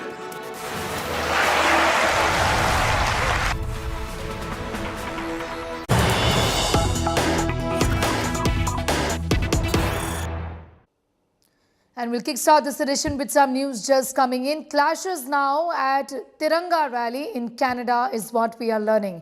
Massive rally at Surrey in Canada. Clashes erupted as K Army go on a complete rampage. These are pictures, in fact, coming in from Surrey in Canada, where there were clashes reported at a Tiranga rally in Canada. This is Khalistanis went on a complete rampage is what we are learning. These are pictures, in fact, caught on camera of Khalistanis going on a rampage even as a Tiranga rally was getting carried out right there at Surrey in Canada.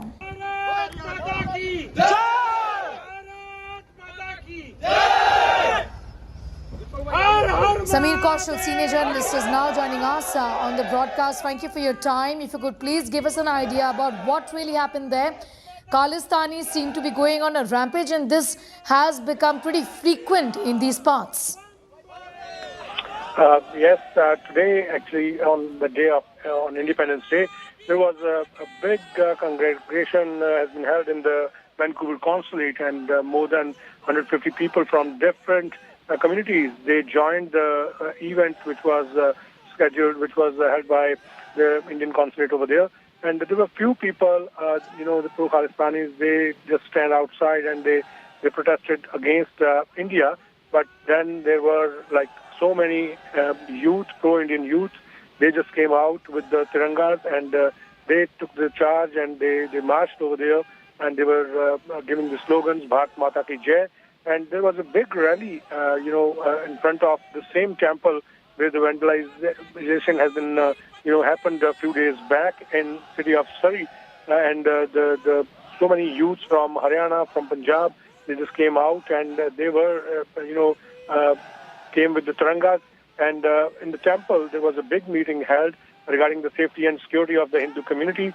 And so many local members of legislative assemblies, MLAs and other politicians and community members from different faiths, from Gurdwaras, presidents, and some other organizations, they came together and they show their solidarity for the Hindu community and for the Sari Lakshminarayan temple, where a few days back we know that some pro-Khalistanis, they pasted the posters of the Khalistani referendum, and regarding they were alleging the hand of Indian government in the assassination of one of the Sikh leader here in Canada.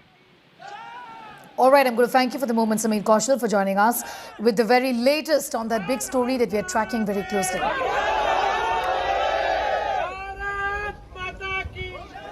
In other news, the Nehru Museum's renaming is the latest flashpoint in BJP versus Congress battle. The Nehru Memorial Museum and Library has officially been renamed as the Prime Minister's Museum and Library Society. The move has irked the Congress, with the grand old party calling it a petty move. Congress MP Jairam Ramesh, in a scathing attack, called it a bid by Prime Minister Modi to erase the legacy of Nehru, the Nehruvian legacy. He asserted that all the liberal foundations set up by Nehru was under assault by Modi, saying that no matter what, his legacy will live on. BJP, however, was quick to hit back at the Congress, asking why the party is so obsessed with Nehru. The Saffron Party is questioned as to why was there no mention of Lal Bahadur Shastri, PV Narasimha Rao and even Indira Gandhi and Rajiv Gandhi. It was in mid-June that it was resolved to change the name to Prime Minister's Museum and Library Society in a special meeting of the Nehru Memorial Museum and Library Society. Earlier we spoke to Congress MP Manikam Tagore. Listen in. We are not against creating a Pradhan Mantri Memorial, okay? But why erase Nehru Memorial when Lal Bahadur Shastri and Sarvapalli Radhakrishnan who has created it? What is the anger of Mr. Modi on Lal Bahadur Shastri and Sarvapalli Radhakrishnan? Why he hates both of them? That's the question. Because we are not against that Prime Minister. You create a new museum for Prime Ministers, all Prime Ministers. There is already a library and museum for Nehru. Let it be there. Why to destroy that thing? You think that Nehru's name will be taken, therefore people will forget about Nehru. Nehru lives in the hearts of people.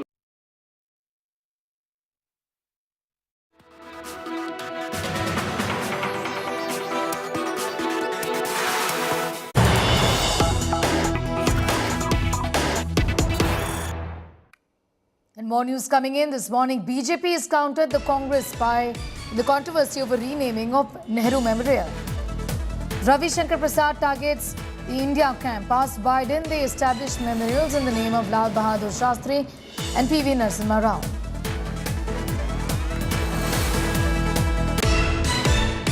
Congress को नेहरू जी को छोड़कर सबसे allergy थी। उसमें लाल बहादुर शास्त्री का स्मृति क्यों नहीं बनी?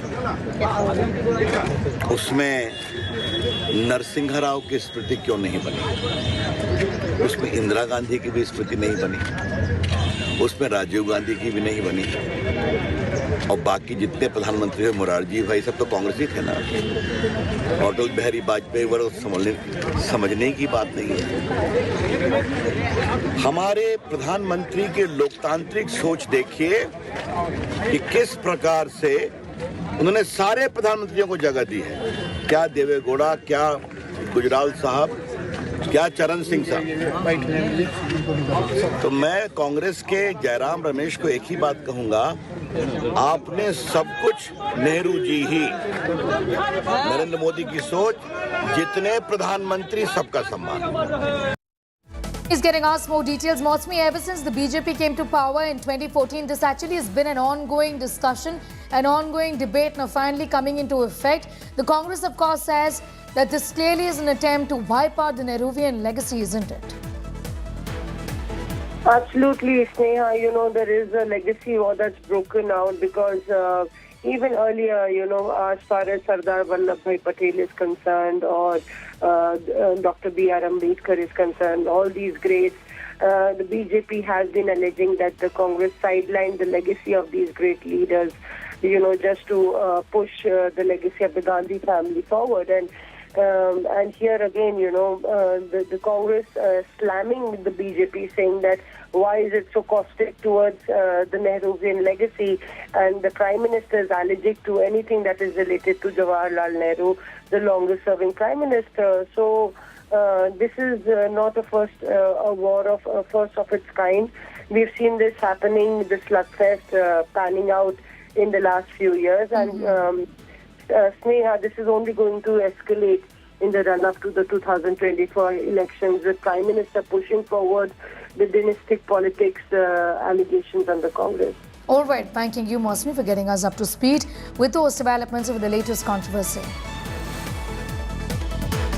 Moving on, nations remembering Atal Bihari Vajpayee on his death anniversary. Prime Minister Narendra Modi paid rich tributes to the BJP stalwart and said that India greatly benefited from his leadership. In tributes to the former Prime Minister, Modi said he played a pivotal role in boosting India's progress and taking it to the 21st century in a wide range of sectors. Prime Minister Modi was accompanied by Home Minister Shah and Defence Mantri Rajnath Singh. President Draupadi Murmu also paid homage to Atal Bihari Vajpayee, the first ever Prime Minister from the Saffron Party. Vajpayee is credited with popularizing the BJP beyond its base and running a coalition government successfully for 6 years. बहुत लोग आए, आप देख रहे हैं श्रद्धांजलि देने। संगीत में श्रद्धांजलि भी अभी दी गई।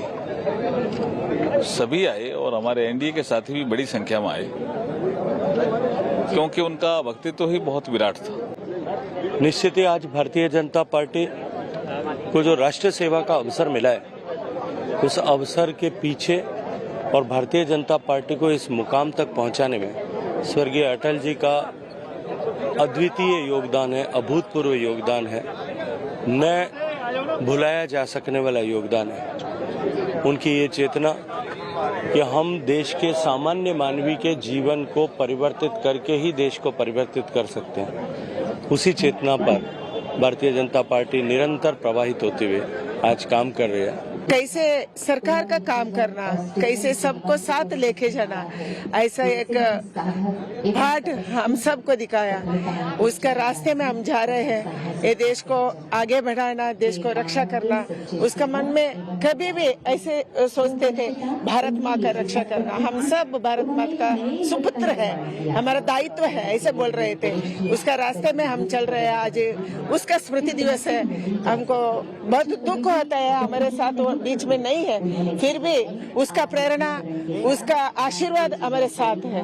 भारत के पूर्व प्रधानमंत्री, भारत रत्न श्रद्धेय अटल बिहारी वाजपेयी जी को मैं अपनी पार्टी, अपना दल की ओर से, हमारे सभी एनडीए घटक दलों की ओर से और पूरे हमारे एनडीए परिवार की ओर से विनम्र श्रद्धांजलि अर्पित करती हूँ।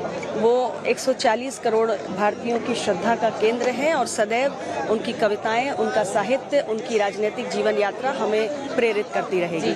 एनडीए के लगभग सभी नेता यहाँ उपस्थित होकर उन्होंने श्रद्धांजलि दी। अटल जी के कद का अंदाजा इसी बात से लगाया जा सकता है कि आज विपक्ष भी अटल जी के कार्यों की, अटल जी के दरियादिली की सदन से लेके और बाहर तक चर्चा करते हैं। उस अटल जी ने न जाने कितने ऐसे अवसरों पे जीवन का जो जीवन जीने का तरीका समझाया है, उनको हम नमन करते हैं। I am very happy and also grateful to Modi ji for inviting us to participate in this memorial function of the Vajpayee ji. I am very proud to call myself to serve as under the Vajpayee ji as a cabinet minister. Jayalalitha recommended my name to include as a cabinet minister in Vajpayee government. Meanwhile, politics has erupted over Vajpayee's death anniversary. Hindustani Awam Morcha Chief Jitin Ram Manjhi wants Bihar Chief Minister Nitish Kumar to atone for joining hands with the Congress, who he claims has created Jungle Raj in Bihar. वो यहाँ आवे और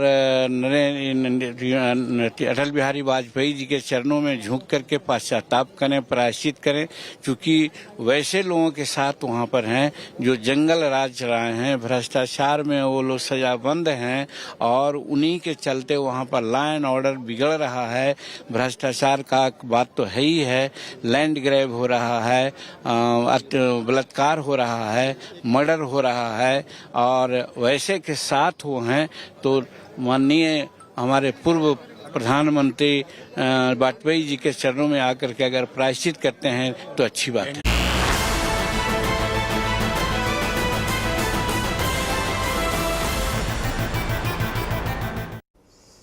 Well, the war for the 2024 Mahayuddh officially kicks off from the ramparts of the Red Fort. Prime Minister Narendra Modi declared war for 2024. Unveiling the Saffron Clan government's reform, perform and transform motto, Prime Minister Modi from the ramparts of Red Fort in fact declared that he will be back to address the nation from the Red Fort next year, and listed out the nation's progress on the promises he's made to the people. Taking a jibe at the opposition India alliance, Modi called upon the nation to end corruption, dynasty as well as appeasement politics in the country. Taking a clear sweep at the Gandhis, he went on to say that some people in the country are devoted to just one family and work for the development of that one family and not the nation. अगली बार 15 अगस्त को इसी लाल किले से मैं आपको देश की उपलब्धियां, आपके सामर्थ्य, आपके संकल्प, उसमें हुई प्रगति, उसकी जो सफलता है, उसके गौरवगान, उससे भी अधिक आत्मविश्वास के सामने आपके सामने मैं प्रस्तुत करूंगा। आज मेरे देश के लोकतंत्र में एक ऐसी विकृति आई है जो कभी भारत के लोकतंत्र को मजबूती नहीं दे सकती, और वो क्या है बीमारी? परिवारवादी पार्टियां। और उनका तो मंत्र क्या है? Party of the family, by the family and for the family. भ्रष्टाचार ने दिमक की तरह देश की सारी व्यवस्थाओं को, देश के सामर्थ्य को पूरी तरह नोच लिया है। भ्रष्टाचार से मुक्ति, भ्रष्टाचार के खिलाफ जंग हर इकाई में, हर क्षेत्र में।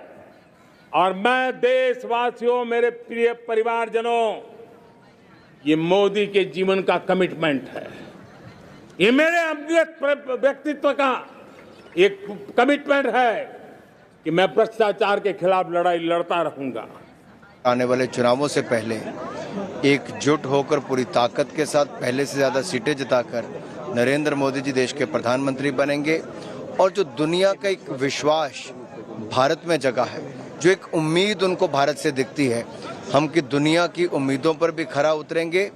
और भारत के 140 करोड़ परिवारजन जो प्रधानमंत्री जी ने कहा, उन परिवारजनों पे मोदी जी जिस तरह से पहले गरीब कल्याणकारी योजना और विकास के कार्य किए हैं, भविष्य में भी जब तीसरी बार उनको अवसर मिलेगा 2024 में, तो फिर एक बार मोदी जी के नेतृत्व में एनडीए विकास, विकास और विकास की लहर पूरे देश भर में करेगी। ये ऑपोजिशन पूरी तरीके से निराश है, हताश है, और वो जानते हैं कि 2024 में भी देश की जनता उन पर यकीन नहीं करेगी और सत्ता में उनकी वापसी की कहीं कोई गुंजाइश नहीं है। तो एक हताश ऑपोजिशन बौखलाहट में कुछ भी कह रहा है, लेकिन देश की जनता पूरी तरीके से माननीय प्रधानमंत्री जी के नेतृत्व में विश्वास रखती है और 2024 में एनडीए अपनी हैट्रिक बनाने जा रहा है। Mallikarjun Kharge, unfortunately for him, is a president of a dynasty party, and he has no option but to continue what the family tells him to do.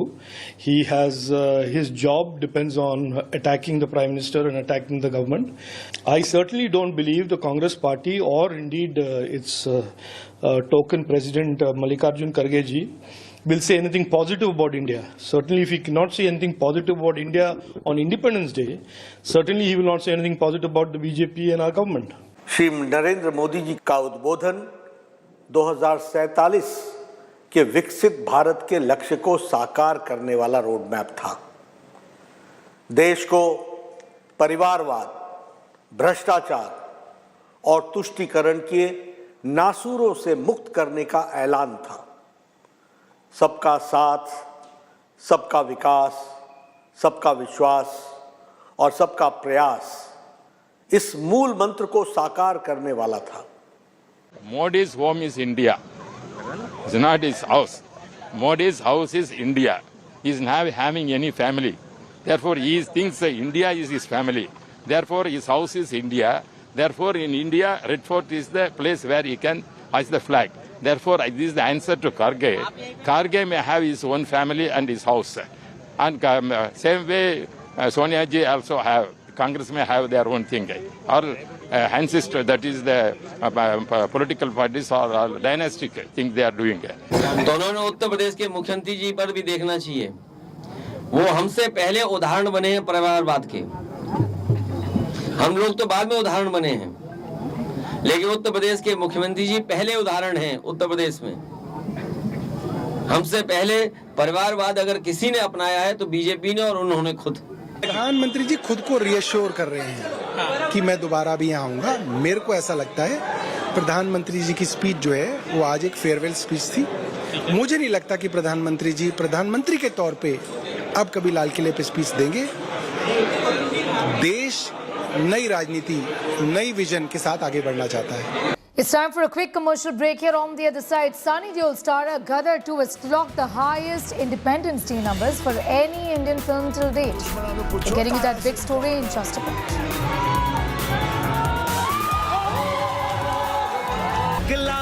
ओ गड्डी लेके ओ रास्ते पर ओ सड़क में एक मोड़ आया, मैं उठे दिल छोड़ आया।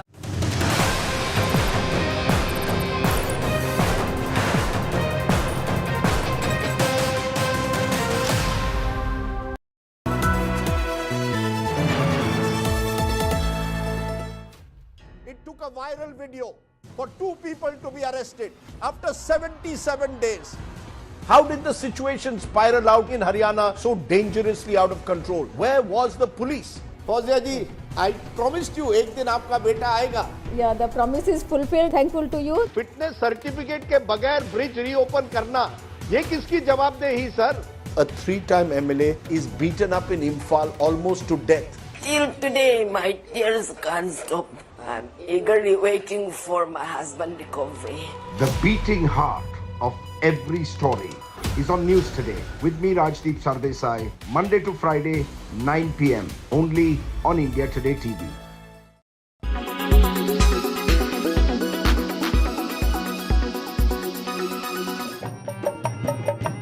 Dholak, a popular percussion instrument in villages. While the dholak is easily available and simple to perform, there is hardly any formal training.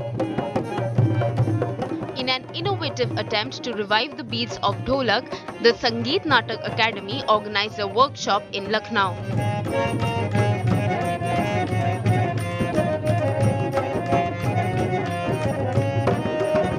अभी बॉम्बे में इसकी बहुत सेवा की जा रही है ढोलक की, और बॉलीवुड में इसको अपनाया गया, लेकिन यहाँ पे जो होना चाहिए जिस तरीके से शिक्षण कार्य ढोलक का वो नहीं हो पा रहा है। ये बहुत अच्छी बात नहीं है, लेकिन फिर भी कुछ प्राइवेट संस्थाएं हैं जो अपना ढोलक सिखाने का कार्य कर रही हैं।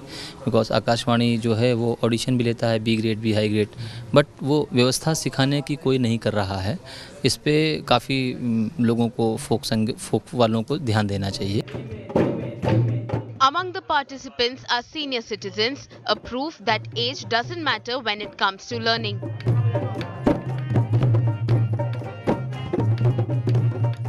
मुझे बहुत बड़ा शौक संगीत से रहा है जीवन में, और आज भी है।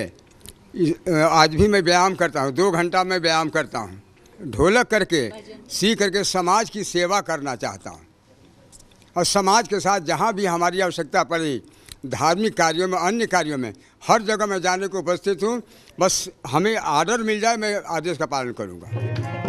The 25 days workshop is spreading awareness about India's most popular folk instruments. जब ये कार्यशाला का पता चला तो पहले मेरी इच्छा नहीं हुई आने की, कि एक तो मैं दूर से आती हूँ कपूरथला से, तो 1 दिन आए 2 दिन आए अच्छा नहीं लगा। लेकिन जैसे जैसे हम आते गए उसके बाद मेरा थोड़ा सा विचार बदला। मुझे शौक़ हमेशा से था कि ढोलक सीखें, क्योंकि घरेलू फंक्शन में बहुत अच्छा नहीं बजा पाते थे। जब एक्सपर्ट नहीं होते थे तब हमारी बारी आती थी।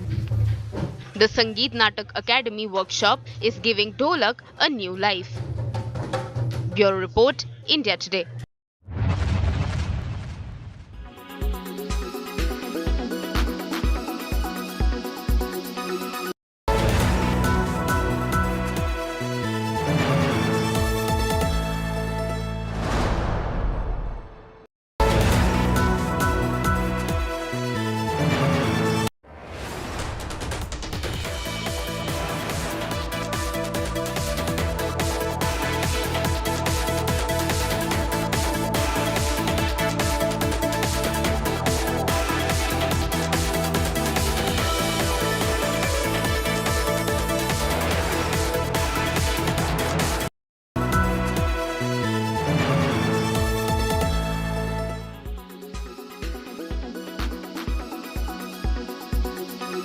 Exhausted, tired, down in the dumps. You can't pull yourself out of bed.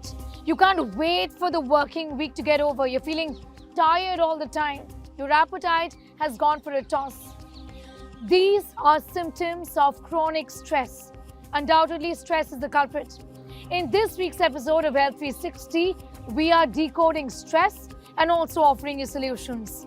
I'm Sneha Murdani.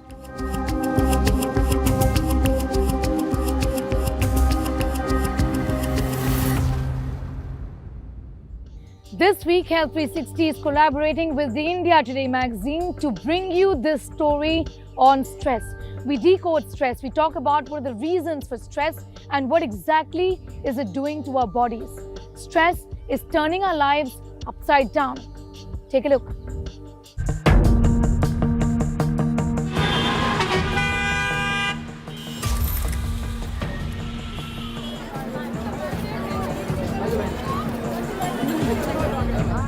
Sharp stabbing pain at the back of neck, constant headache, excessive sleepiness.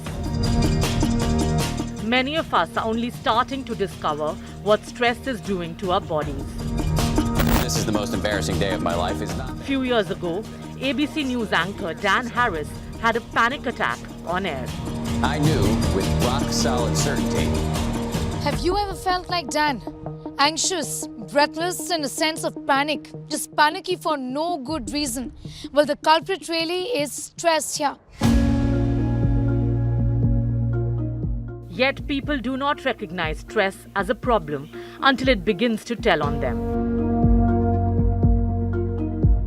When there is more than the normal tolerable stress, then all these factors, high cholesterol, high sugar which is produced, high blood pressure, increased heart rate, and the spasm of the arteries of the heart also lay a foundation for developing heart blockages. Doctors say the curtains have scarcely come down on the COVID pandemic, then India seems to be in the grip of another epidemic, a silent one at that, brought on by stress.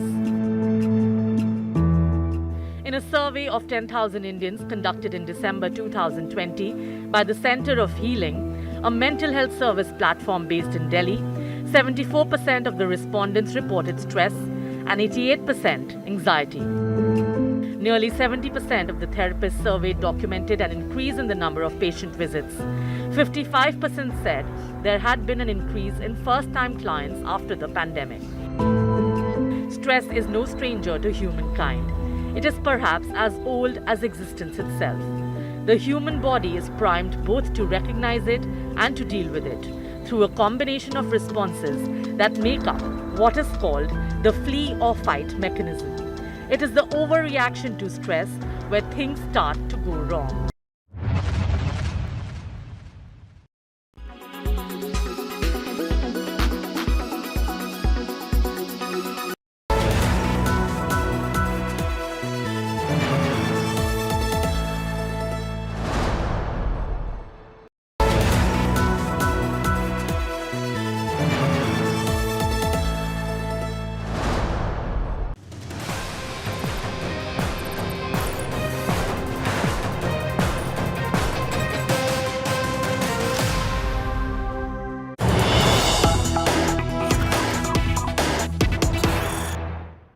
Some news just coming in. Well, Gadar 2 is ruling box office on Independence Day. It's the biggest ever Independence Day collection for any movie released in India so far.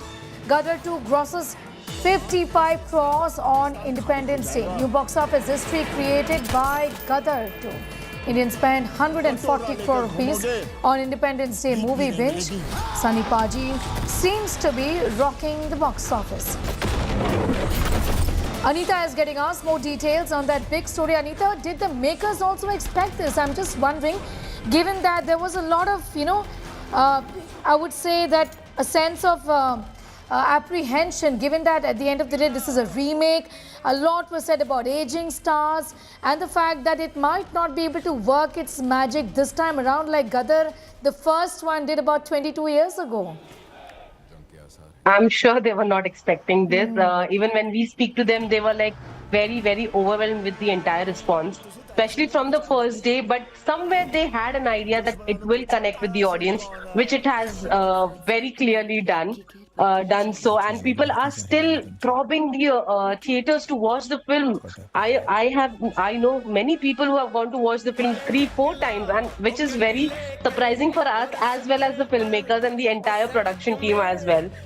They were not expecting these numbers, but it is a good sign for them, for the industry as well, and for the theatre owners who have been crying since almost 2 years that the films are not doing well. There's no business for the theatres, but finally there's no crying. It's only tear of happy joy. They're just happy to see people coming to the theatres, and it's a packed theatre. People are going back since there are no tickets available. Even advanced bookings have been started. Still there have been no tickets available for people who are going to purchase the tickets. So this was unexpected, and it has proven that content is. It has always proven content is the king, but again, Gadar has proved that nothing can stop the film from doing numbers that it is doing. All right, we'll talk to you about that in a bit from now. Anita, in fact, let's just take a look at the trailer of the film first.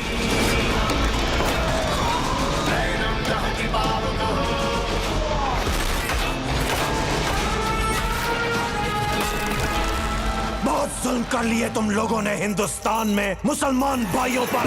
हम उन्हें आजादी दिलाएंगे। कैसे आजादी दिलाओगे तुम? अगर यहाँ के लोगों को दोबारा मौका मिले ना हिंदुस्तान में बसने का, तो आधे से ज्यादा पाकिस्तान खाली हो जाएगा। कटोरा लेकर घूमोगे। Tell us whether you've watched the film, and also talk to us a little about the fact that the flavor really of patriotism, love for your nation. This is a theme that always seems to be doing pretty well, isn't it, in these days and times? Absolutely. Yes, I have watched the film. Okay. In fact, I watched first day, first show the film. And trust me, the hooting, the whistling in the theater could only show the love people have for Sunny Deol, the love people have for Gadar. I think what the director did was brilliant in bringing the essence of Gadar 1 in Gadar 2.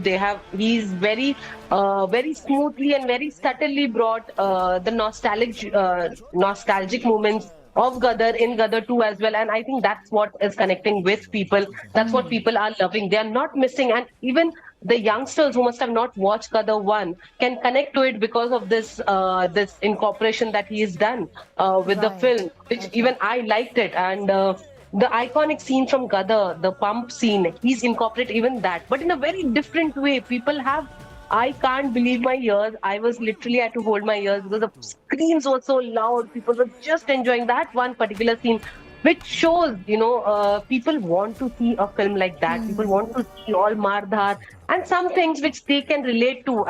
The pump scene is very relatable to all the audiences, even today and the older generation. So that's what is making Gadar at box office, literally. Right. I still remember a conversation which we had with Anil Sharma, and where he said, isko Gutter bulaya tha when he had first made Gadar 1. But see, this Gutter has created bawal in the industry at the box office and still continues to do so. Right. It has broken so many records which no one was expecting. All right. Not the makers, not the industry, none of them. All right, nobody was expecting, but when you don't expect and you get something, I think that's good news for the makers and for the film stars as well. We've not seen Sunny Deol and Anisha Patel for a while now. I haven't seen the film. It looks pretty violent to me, but let's see how it goes. Certainly, it's crossed 55 crore mark and it's raking moolah at the box office. Anita says it's a decent film to watch. Maybe I'm going to do it. Anita, I'm going to thank you for the moment for getting us up to speed with that. आधे से ज्यादा पाकिस्तान खाली हो जाएगा। कटोरा लेकर घूमोगे, भीख भी नहीं मिलेगी।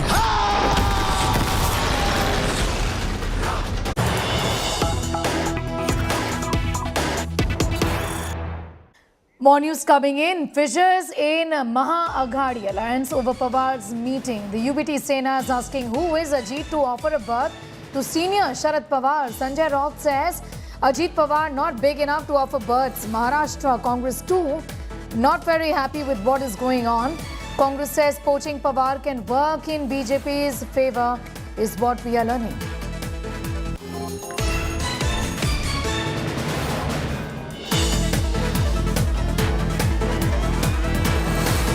चर्चा सुरू झाली आम्ही एकत्र आहोत शरद पवार साहेबांचं सोबतही आहे आज ते दौऱ्यावर बीडला आहे आपण काही करण्यापेक्षा आज त्यांच्या भाषणाची प्रतीक्षा करू ते काय म्हणतात कुठल्या दिशेने त्यांचा विचार लोकांना दिसेल पण असं आहे की आम्ही दोघे एकत्र आहोतच आम्ही तिघेही एकत्र आहोत परंतु जो संभ्रम आहे तो संभ्रम लवकरच दूर होईल आणि महाविकास आघाडी मजबूतीनं येणाऱ्या निवडणुकीला सामोरं जाईल Very soon the confusion between Mahavikas Aghadi will wither down and we will work together. Uddhav Thackeray गट हे एकत्रित निवडणुकीला सामोरं जाणार एकत्रित लढणार अशी चर्चा सुरू झाली आम्ही एकत्र आहोत शरद पवार साहेबांचं सोबतही आहे आज ते दौऱ्यावर त्यांच्या भाषणाची प्रतीक्षा करू कुठल्या दिशेने त्यांचा विचार लोकांना दिसेल पण असं आहे की आम्ही दोघे एकत्र आहोतच आम्ही तिघेही एकत्र आहोत परंतु जो संभ्रम आहे तो आणि महाविकास आघाडी येणाऱ्या निवडणुकीला सामोरं जाईल बेलवर बाहेर आणि उद्धव ठाकरे रॅली हे एकत्रित निवडणुकीला सामोरं जाणार एकत्रित लढणार अशी चर्चा Getting us more details on that story. Ritvik, clearly all is not well and members of the UBT Sena and the Congress are really not mincing any words in expressing the disappointment with these developments of these chai pe charcha that's happening between Ajit Pawar and Sharad Pawar, isn't it? Rightly said, because the cracks in MVA are more evident day by day after this covert meeting between the Chacha and Bhatija in Pune on last Saturday. And what we could learn is that Congress and Uddhav camp, both the allies of MVA, are preparing for the upcoming elections on their own because today both the parties have held important meetings with their party workers, party leaders and office bearers. Uddhav Thackeray is going to address a meeting in which he will review Lok Sabha seats and those seats are also from the region from where Sharad Pawar camp is very strong. Rightly to name that Baramati from where Supriya Sule hails from last 3 terms. Then there is Satara and Shirur. Both these Lok Sabha constituencies are represented by Sharad Pawar camp MPs. So it is quite evident that Uddhav Thackeray and Congress is left after this meeting between Sharad Pawar and Ajit Pawar, and they are on the path of solo for the upcoming election. All right, Ritvik, be with us because we'll in fact put out that soundbite of Ajit Pawar and also to help us understand what Mr. Pawar is saying. Let's take a listen. आदरणीय पवार साहेबांनी स्वतः सांगितलं पवार परिवारातले ते सर्वात वडीलधारी ज्येष्ठ आहे मी त्यांचा पुतण्या लागतो नात्यानी आणि घरातल्या व्यक्तींना भेटणं याच्यात कारण नसताना मीडियावाले त्याला इतकी वेगळ्या प्रकारची प्रसिद्धी देतात आणि त्याच्यातून गैरसमज निर्माण होतात. त्याच्यामुळं त्या भेटीला आपण फार काही वेगळं तिथं घडलं असं समजण्याचं कारण. News to be with us to give us an idea about what has been said by Ajit Pawar here. So Ajit Pawar, after 2 days of this meeting, is coming out and saying that it was just a meet between an uncle and nephew. It was a family meet, and no eyebrows should be raised after this meeting because we have all the right to meet and discuss things, is what he is trying to tell. But obviously, the political repercussions of this meeting is quite evident now, and Congress is not liking it. Uddhav has also hit out at Sharad Pawar and Ajit Pawar through his mouthpiece in editorial in Samna, and yes, we can see that how MVA is not happy with what is happening right now in Maharashtra politics. All right, thank you, Ritvik, for getting us up to speed with that. Clearly, Congress isn't happy, and nor is the UBT faction of the Shiv Sena over these meetings. Ajit Pawar says that this is a family meeting, but Sanjay Raut too has expressed his disappointment on behalf of his party. Let's listen in. Ajit Pawar इतने बड़े नेता नहीं है कि जो शरद पवार सबको offer दे सकते. अजित पवार को पवार साहब ने बनाया है, पवार साहब को अजित पवार जी ने नहीं बनाया है. 60 साल से भी ज्यादा समय पार्लियामेंट्री पॉलिटिक्स में पवार साहब ने बिता चुके हैं. महाराष्ट्र के 4 बार मुख्यमंत्री, केंद्र में मंत्री रहे बार. उनका जो कद और अवदाय बहुत बड़ा है. तो ये अजित पवार, हसन मुशर्रफ, ये जूनियर लोग हैं, पवार सबको ऑफर देंगे. ऐसा कभी होता है क्या राजनीति में? All right, so Sanjay Raut is saying that who is in fact Ajit Pawar to offer any berth or cabinet berth to Sharad Pawar? How can this be allowed? Is what Sanjay Raut is asking. Sanjay Raut, of course, member of the UBT faction of the Shiv Sena, extremely disappointed with the developments of Pawar, senior Pawar meeting Ajit Pawar there. Sharad Pawar's meetings with Ajit Pawar, and a lot of speculation as to what may then Sharad Pawar do in terms of joining hands with Ajit Pawar and consequently with the BJP eventually is the big question here. Listening to what Sharad Pawar had said earlier. राष्ट्रवादी काँग्रेस पक्षाच्या राजकीय धोरणामध्ये भाजपच्या वरचं association हे बसत नाही, आणि त्यामुळं आम्ही कुणीही भाजपच्या बरोबर नाही. राष्ट्रवादी काँग्रेस पक्षाचा राष्ट्रीय अध्यक्ष म्हणून मी स्वच्छ भूमिका या ठिकाणी सांगतो की राष्ट्रवादी काँग्रेस पक्ष भाजपच्या बरोबर जाणार नाही. All right, so here we hear from Sharad Pawar that there is in fact nothing brewing as far as politics is concerned, and ruling out joining Ajit Pawar is what Sharad Pawar says, but political circles are rife with talks about Sharad Pawar then changing his mood, and that's what the Congress and UBT faction of the Sena is extremely upset about. In other news, amid the ongoing standoff at the line of actual control, both New Delhi and Beijing held the 19th round of the India-China co-commander level talks at the Sushil Moldo border point on the Indian side. However, the talks remained inconclusive. There was no major breakthrough after the meeting. Both countries have, though, agreed to resolve the remaining issues and maintain the momentum of dialogue and negotiations through military and diplomatic channels. Along with that, both sides agreed to maintain peace and tranquility on the ground in the border areas. Meanwhile, politics has also erupted, with AIMIM chief Asauddin Owaisi hitting out at the Modi government, saying that when will India gain control of the territory that was lost in 2020? Geeta Mohan has more details on that story. Geeta, the anticipation was that there would be some breakthrough as far as these talks are concerned. They came after 4 months, but what it appears is that China has been pretty relentless in terms of the territory that it's had a gain hold of, and the opposition, of course, is gunning for the Modi government. Well, absolutely, Sneha. Also, remember the timing of it. We're looking at 19 rounds of core commander level talks and numerous rounds of WMCC, which is the diplomatic level talks between the two sides, and no resolution in sight, and this is ahead of the G20 summit.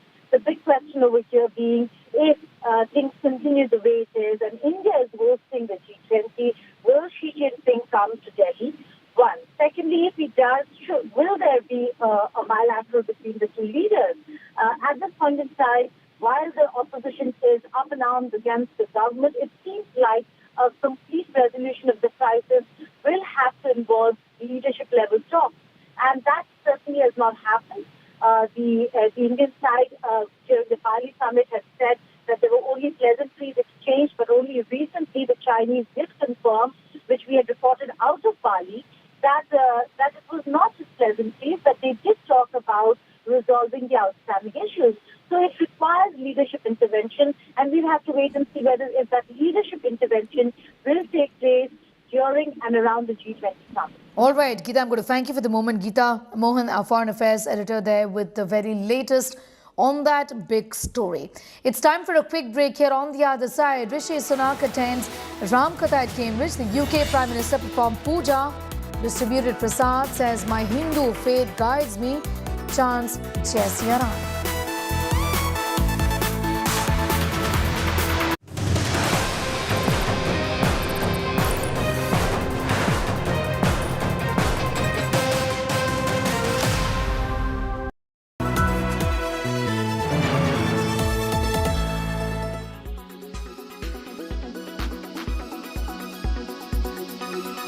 There are very few couturiers in this country who do men's fashion with that much finesse. Two of the most impressive ones, to my mind, happen to be Kunal Rawal and Shantanu and Nikhil. Their showcases were a class above the rest as far as men couture is concerned. And what's interesting is gender was not about. What was stereotypically considered to be men's clothing was also something that you saw women wear and vice versa. Here's a look.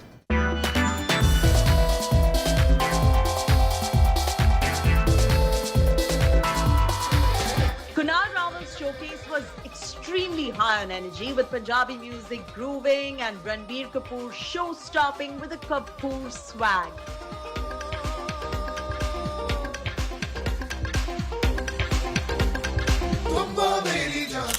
We saw women in outfits that have traditionally and conventionally been worn by men, and that is why we call it gender no bar. Impressive. I really admire him as a designer. I have always, seen the kind of innovative design he does. His cuts always very masculine. He's always pushing the boundaries. He's really blended, something which is very close to our culture with something modern. And I think where he also takes his inspirations from is very truly Indian. And that is something I'm hedging my bets. I put it on the biggest clothes horse. Now I'm hoping it works. Shantanu and Nikhil's showcase interestingly had bridal silhouettes that explored exaggerated ornate veils paired with bejeweled capes and gloves, just like in the Gatsby era. There is a lot of romance that I see in you, and this collection was all about that. It was about romance, it was sexy, it was subdued in terms of its glamour, and I feel both of them had to do justice, and both of them are so good looking.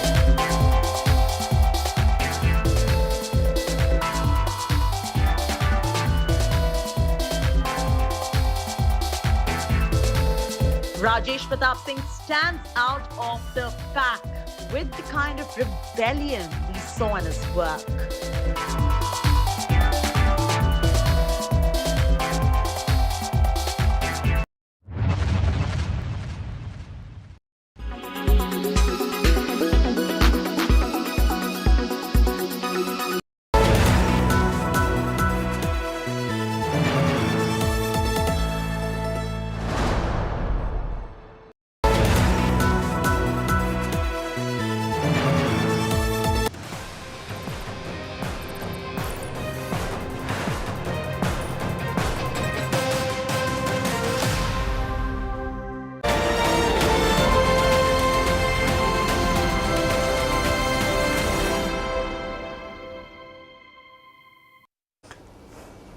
Well, on the occasion of India's 77th Independence Day, British Prime Minister Rishi Sunak visited well-known spiritual leader Murari Bapu in Cambridge. A practitioner of Hinduism and the first Prime Minister of Indian descent in Britain, Sunak made a floral offering to Murari Bapu's Vyaspeeth, making a salutation of Jai Siya Ram. During his address at the event, Sunak said his Hindu faith guides him in every aspect of his life and gives him the courage to do the best as the Prime Minister of Britain. A devout Hindu and a regular temple visitor, he has been donning a kalava, a sacred Hindu thread, as well as performing puja at multiple occasions in the past as well. Jai Siya Ram. It is truly an honour and a pleasure to be here today at Murari Bapu's Ram Katha at the University of Cambridge on Indian Independence Day.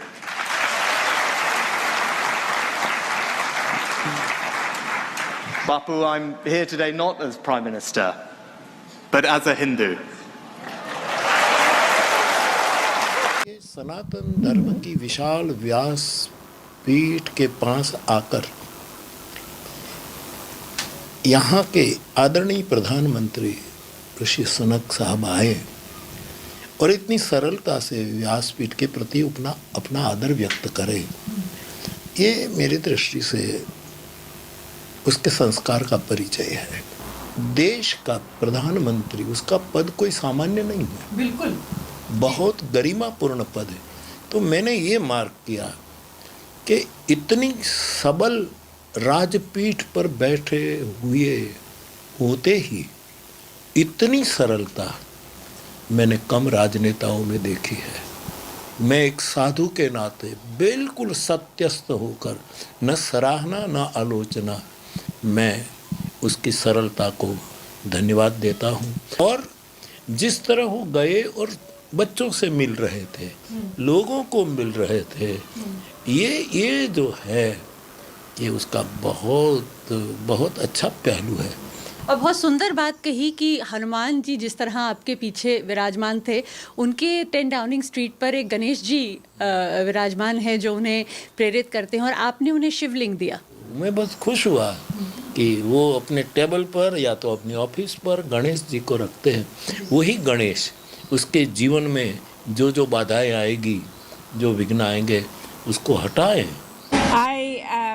He's very humble, and I think the fact that he came, as you said, as a Hindu today and not just the Prime Minister, what stood out to me the most, apart from serving prasad and speaking to everybody, was the fact that he went and said hello to, and greeted every musician that has come with Bapu from India. Yeah. He sort of went to the front of the stage and he met all of them individually, which was really nice of him, and I think it says a lot about him. I can see Prime Minister Rishi Sunak being very inspired by Murari Bapu in his lifelong service and his dedication and commitment to culture and spirituality, our Hindu Sanatan Dharma, and we clearly see that our Prime Minister reads the Bhagavad Gita, sings Hanuman Chalisa, which we've heard before, and he's accepted that those are influencing his actions and his thoughts in leading the country. Moving on, Musk versus Zuck intensifies. Now, amid the much anticipated Musk versus Zuck cage fight, ex-owner Elon Musk said he will be going to Mark Zuckerberg's house, and the cage match could actually take place if the Meta boss answers the door. Here's the detailed report.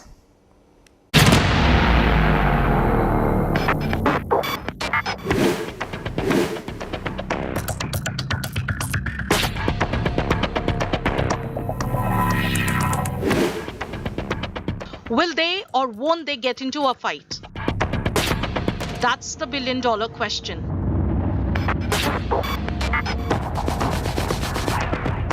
For nearly a month now, the world has been waiting for a Musk versus Zuck cage fight.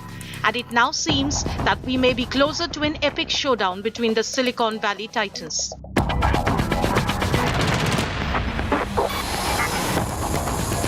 In the latest, the Tesla CEO and owner of X has signaled his acceptance of Zuckerberg's martial arts fights proposal.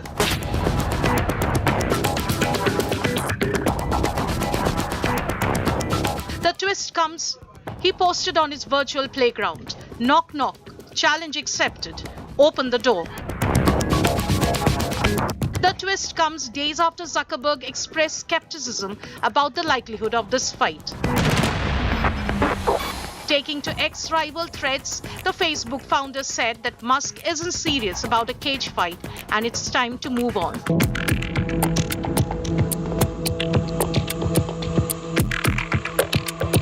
Zuckerberg had previously proposed August 26 for the fight.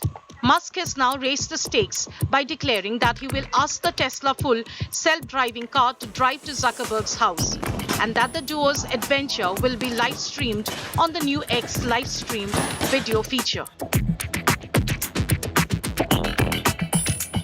The Tesla CEO has said that he is lifting weights throughout the day preparing of the fight. Zuckerberg, on the other hand, is a practitioner of Brazilian Jiu-Jitsu and won gold and silver in 2 featherweight white belt categories at California Martial Arts Tournament in May. The saga began with Musk's casual age match offer and gained momentum as the duo continued a war of words. Will Musk make a dramatic entrance at Zuckerberg's doorstep? This could be the most suspenseful thriller of our times. Bureau Report, India Today.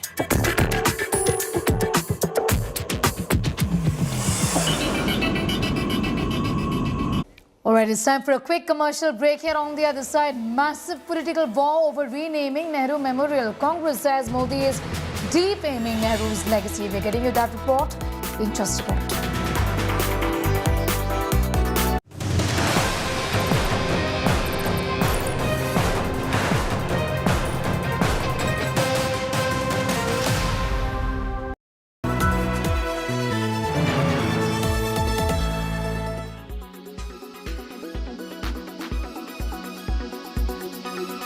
The Modi government has announced a big revamp of India's criminal laws. Its new crime code has been redefined for speedy justice, from sedition to gang rape to mob lynching. What are the changes in these 3 new laws and how will that impact you? India Today's legal team decodes everything for you. In a surprise twist at the end of the monsoon session of Parliament on Friday, the centre completely revamped and replaced 3 historical laws that were the backbone of the criminal justice system in India. The Indian Penal Code, the Code of Criminal Procedure, and the Indian Evidence Act all stand to be replaced with new laws. राजद्रोह पर ये अंग्रेजों ने अपने शासन को बचाने के लिए एक कानून बना था। मैं इस सदन को कहना चाहता हूं, एक ऐतिहासिक निर्णय इस सरकार ने किया है। राजद्रोह को कंप्लीटली हम रिपील कर रहे हैं। यहाँ लोकतंत्र है, सबको बोलने का अधिकार है। राजद्रोह को हम कंप्लीटली रिपील कर रहे हैं। मान्यवर, गैंग रेप के सभी मामलों में 20 साल की सजा या आजीवन कारावास का प्रावधान किया है, जो आज नहीं है। 18 वर्ष से कम आयु की बच्चियों के मामले में मृत्यु दंड का भी प्रावधान। मॉब लिंचिंग का बड़ा शोर मचा है, हमने उसको केयरफुली करा है। मॉब लिंचिंग के लिए भी 7 साल आजीवन कारावास और मृत्युदंड तीनों का प्रोविजन कर हम प्रावधान मान्यवर लाए। Here's how the changes are likely to impact the common citizens of India. The new law allows for registration of an FIR in any police station, irrespective of where the crime is committed. It also allows citizens to file e-FIRs. The police will have to maintain a proper system of sharing information via establishment of a police control room. Once the charge sheet is filed by the police, the court has a 60-day window to frame the charges in the case and begin the trial. Once the trial in the case is completed, the judge is duty-bound to pronounce the verdict within 30 days. Not only do the new bills propose more stringent punishments in case of rape and gang rape, they also attempt to ease the legal process for survivors of sexual assault. The statement of a sexual assault survivor would now be recorded in her home by a woman magistrate in the presence of a woman police officer. The law also makes it an offence for anyone to disclose the identity of a survivor of sexual assault.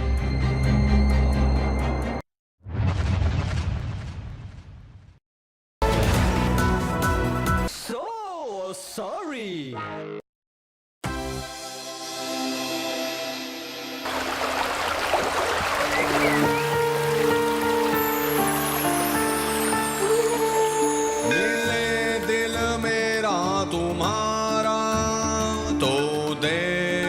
बने हमारा।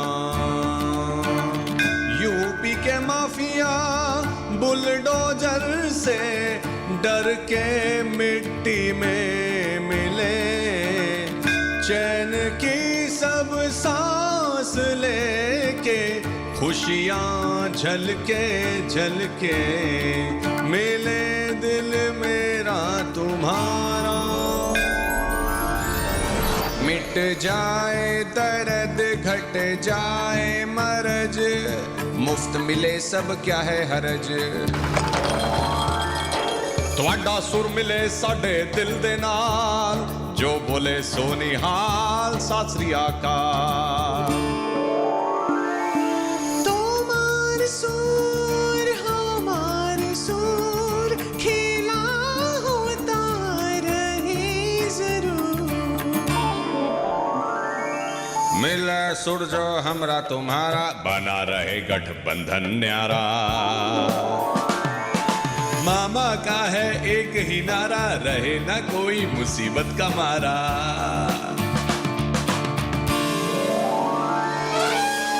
अपना India जब चले तो पूरा भारत ही जुड़े, नफरतों की बात ना हो, प्यार हो हल्के हल्के।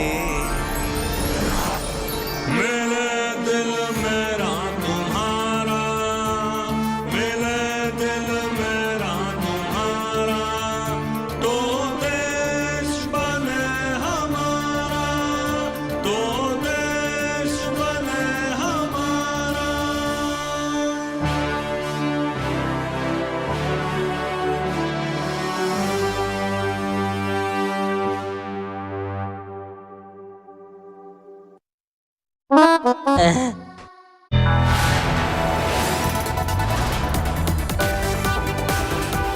You are watching India Today.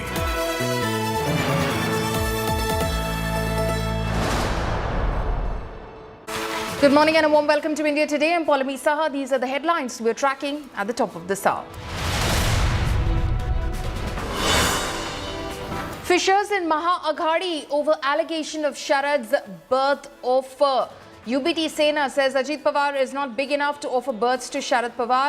Congress says Pawar will benefit BJP.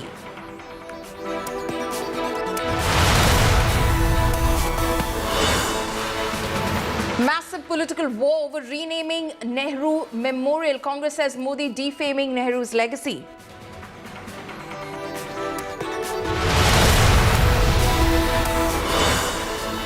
Delhi Congress versus AAP war rages on. Congress leader calls Aam Aadmi Party B team of BJP, says it wanted services control to shield corrupt netas. Hiccups in India unity.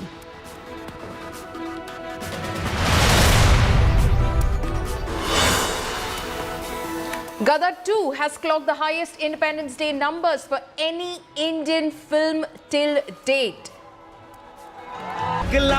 ओ गड्डी लेके और रस्ते पर ओ सड़क में एक मोड़ आया, मैं वक्त दिल छोड़ आया।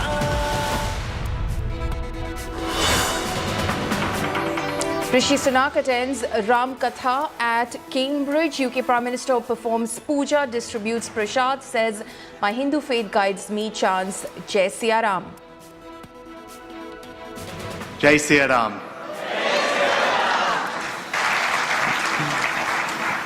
Bapu, I'm here today not as Prime Minister, but as a Hindu.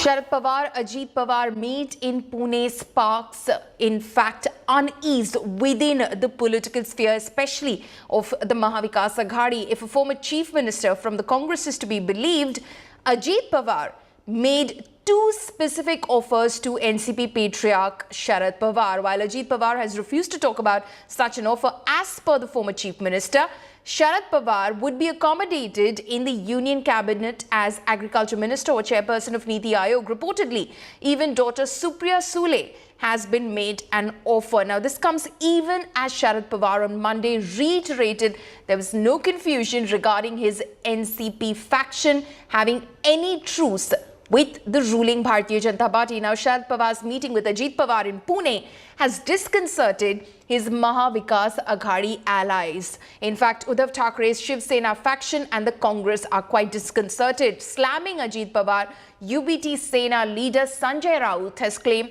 that Ajit Pawar has no authority to offer cabinet berths.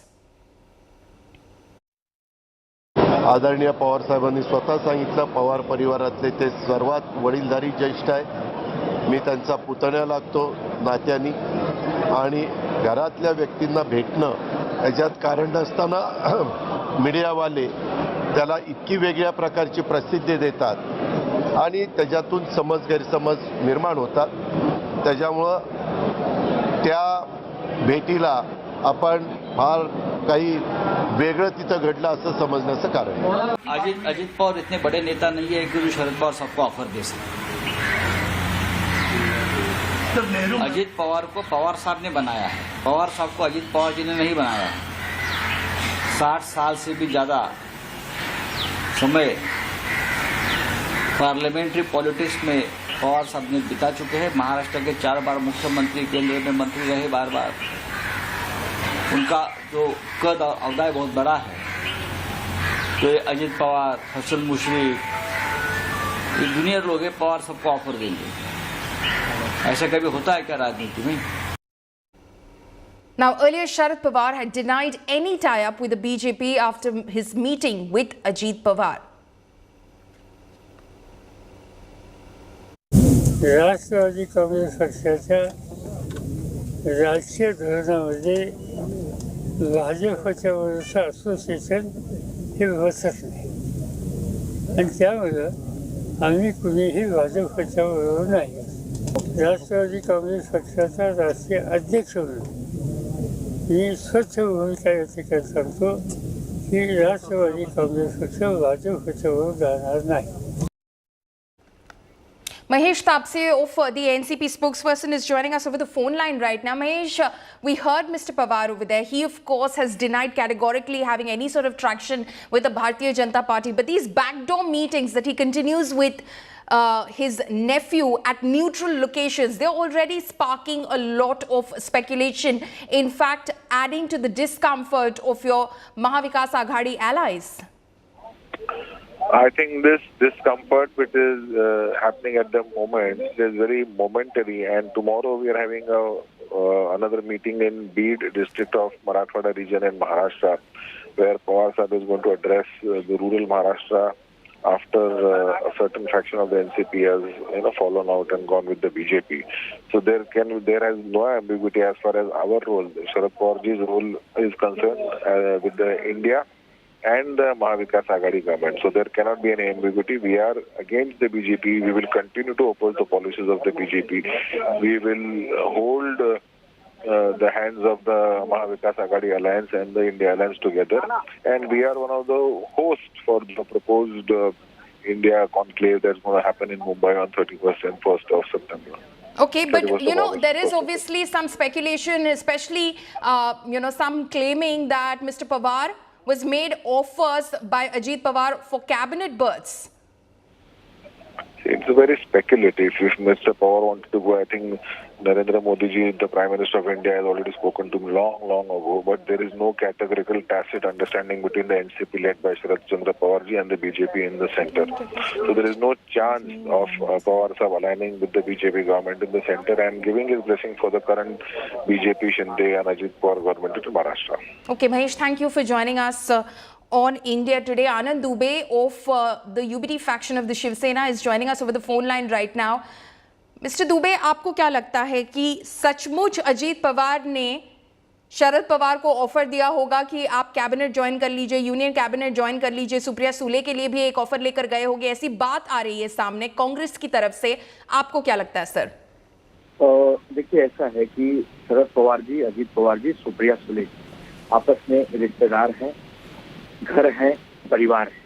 उनकी क्या बातें होती हैं वो तो बंद कमरे में होती हैं, लेकिन जहां तक हम समझते हैं अजीत पवार साहब अभी इतने बड़े नेता नहीं हुए कि वो शरद पवार जी को ऑफर दे, वो भी उस पार्टी के लिए जिस पार्टी के सर्वे सर्वा आदरणीय नरेंद्र मोदी जी ये कहते हैं कि शरद पवार साहब मेरे गुरु हैं। अब कभी आपने सुना है कि शिष्य गुरु को ऑफर देगा? ऐसा होता नहीं है, और ऑफर देना भी होगा तो डायरेक्ट एक दूसरे से बात करेंगे, अजीत पवार जी के थ्रू क्यों बात करेंगे? तो ये सब एक भ्रम फैलाया जा रहा है।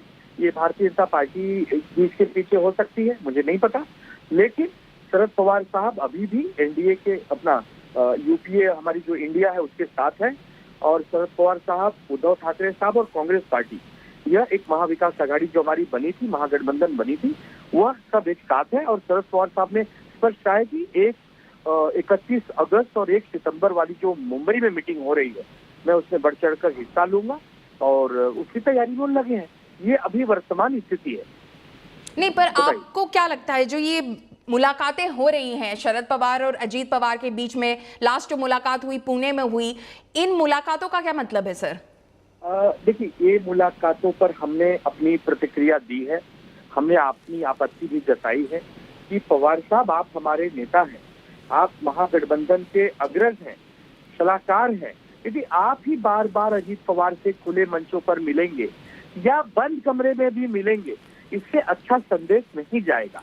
जो हमारी शक्ति इस समय इंडिया की बनी है, जो पूरी तरह से इस समय ये समझ रहा है देश की मोदी जी को हराया जा सकता है, बीजेपी को हराया जा सकता है, उसमें कहीं न कहीं ये कमजोर कड़ी बन सकती है।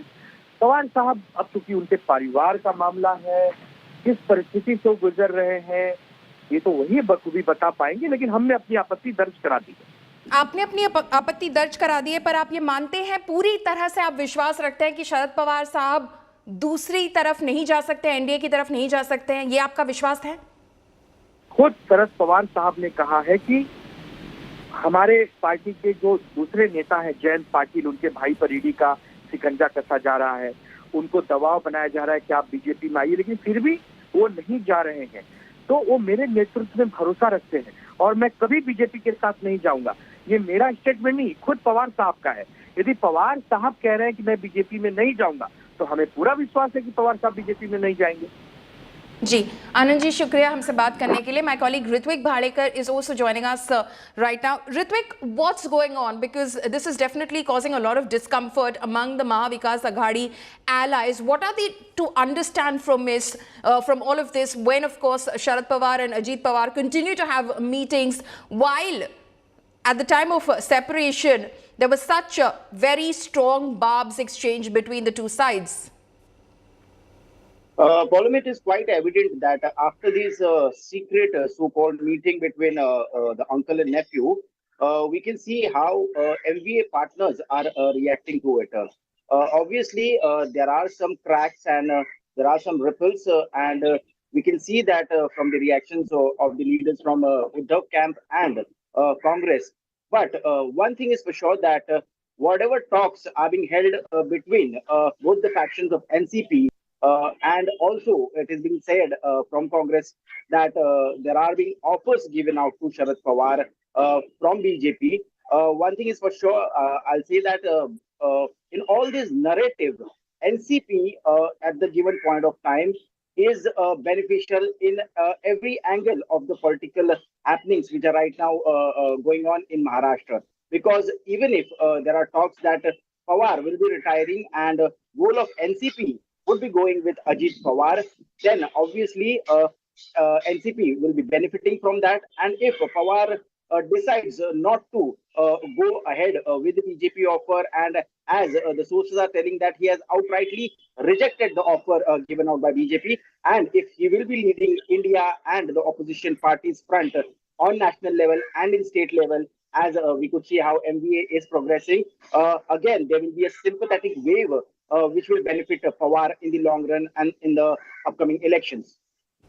Right. Ritvik, thank you so much for joining us with all those details. So that, of course, that Saturday meeting between Sharad Pawar and Ajit Pawar is causing all the flutter in Maharashtra politics. Shifting focus now, Nehru's museum renaming is the latest flashpoint in BJP versus Congress battle. The Nehru Memorial Museum and Library has officially been renamed as the Prime Minister's Museum and Library Society. The name change has irked the Congress, with the Grand Old Party calling it a petty move.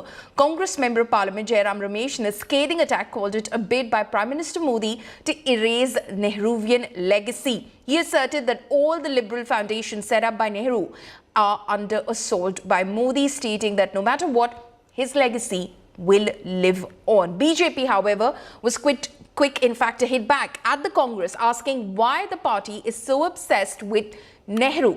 The Saffron Party questioned as to why was there no mention of Lal Bahadur, Narasimha Rao and even Indira and Rajiv Gandhi. It was in mid-June it was resolved to change the name to Prime Minister's Museum and Library Society in a special meeting of the Nehru Memorial Museum and Library Society. जिस आदमी ने स्वतंत्रता संग्राम में एक युवा नेता को इतना योगदान दिया, आज उसी प्रधानमंत्री के रूप में जिसने इस देश को आज़ादी दिलाई, उस पंडित जवाहरलाल नेहरू का नाम बदलना एक कलंकपूर्ण अध्याय है नरेंद्र मोदी सरकार की। जवाहरलाल नेहरू मेमोरियल आज से वो जाना नहीं जाएगा, जवाहरलाल नेहरू का नाम हट जाएगा। नेहरू जी से जो नफरत है, कुंठा है, वो है।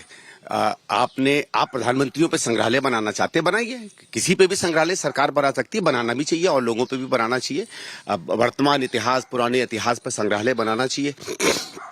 लेकिन एक संस्था जो पंडित जवाहरलाल नेहरू के नाम पर बनाई गई थी, उनकी उपलब्धियों को उजागर करने के लिए, उन इतिहास पर काम करने के लिए, और उसमें सिर्फ पंडित जवाहरलाल नेहरू नहीं, आज़ादी के आंदोलन, उसके बाद के इतिहास पर बहुत सा काम हुआ है। और Jawaharlal Nehru memorial fund independently चलता है। अब आपने उसको प्रधानमंत्रियों के कर दिया, इसलिए नहीं क्योंकि आप और सब प्रधानमंत्रियों का भी काम दिखाना चाहते हैं, इसलिए क्योंकि आप नेहरू जी को दबाना चाहते हैं। नेहरू जी के सत्य को तो आप दबा नहीं सकते, उनके किए हुए तमाम कामों को दबा नहीं सकते। तो ऐसा है कि पब्लिक की मेमोरी से, पब्लिक की आंखों से एक तरीके से उनको हटा दीजिए। प्राइम मिनिस्टर के नाम से इतनी योजनाएं, इतना नामकरण हो रहा, फिर भी इनका संतुष्टि नहीं मिल रही है। और चूंकि हुकूमत है बीजेपी की, तो जो भी चाहे वो कर दे, लेकिन जब हमारी सरकार आएगी तो हम इस नाम को फिर से वापस वही नाम रखेंगे। और after that statement and saying that this is the arrogance, this is the culture of Ghamandiya, Mr. Anurag Thakur said, Habib Puri said that now it shows that there is some problem in the eyes of Mr. Kharge, what he said, that's why he did not attend the program of Independence Day, but it is not like that. And AIDMK, Tamil Nadu, from the state from you comes from, is saying that Kharge ji will always hoist the flag from his house only, and in 2024 NDA will be back and we are the strongest. को नेहरू जी को छोड़कर सबसे allergy थी, उसमें लाल बहादुर शास्त्री का स्मृति क्यों नहीं बनी, उसमें नरसिंह राव की स्मृति क्यों नहीं बनी, उसमें इंदिरा गांधी की भी स्मृति नहीं बनी, उसमें राजीव गांधी की भी नहीं बनी, और बाकी जितने प्रधानमंत्री हुए, मोरारजी भाई, सब तो कांग्रेस ही थे ना। अटल बिहारी वाजपेयी वो समझने की बात नहीं है। हमारे प्रधानमंत्री के लोकतांत्रिक सोच देखिए कि किस प्रकार से उन्होंने सारे प्रधानमंत्रियों को जगह दी है। क्या देवे गौड़ा, क्या गुजराल साहब, क्या चरण सिंह साहब।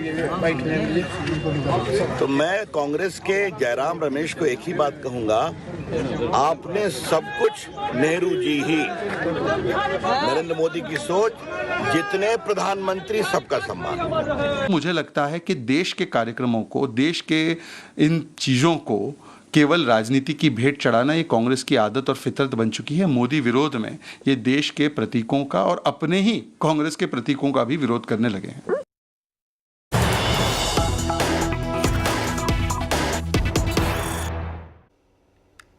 News coming in right now. Prime Minister's museum officials now rebut Congress's claim. PM museum official dismisses Nehru shunned. The claim, in fact, says that Nehru has been shunned, but the official speaking to India Today has said that Nehru's achievements are in fact showcased at the museum and Nehru's legacy has been covered in detail. So there's no question that Pandit Jawaharlal Nehru's legacy in any way has been wiped out. The name of the museum has been changed in order to pay tribute to every Prime Minister who has contributed to India's growth and progress.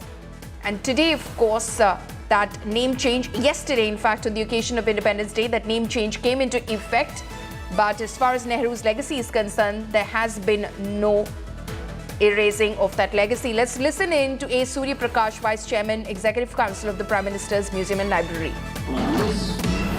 He said that from today an iconic institution gets a new name, the world-renowned Nehru Museum and Library becoming the Prime Minister Memorial Museum and Library.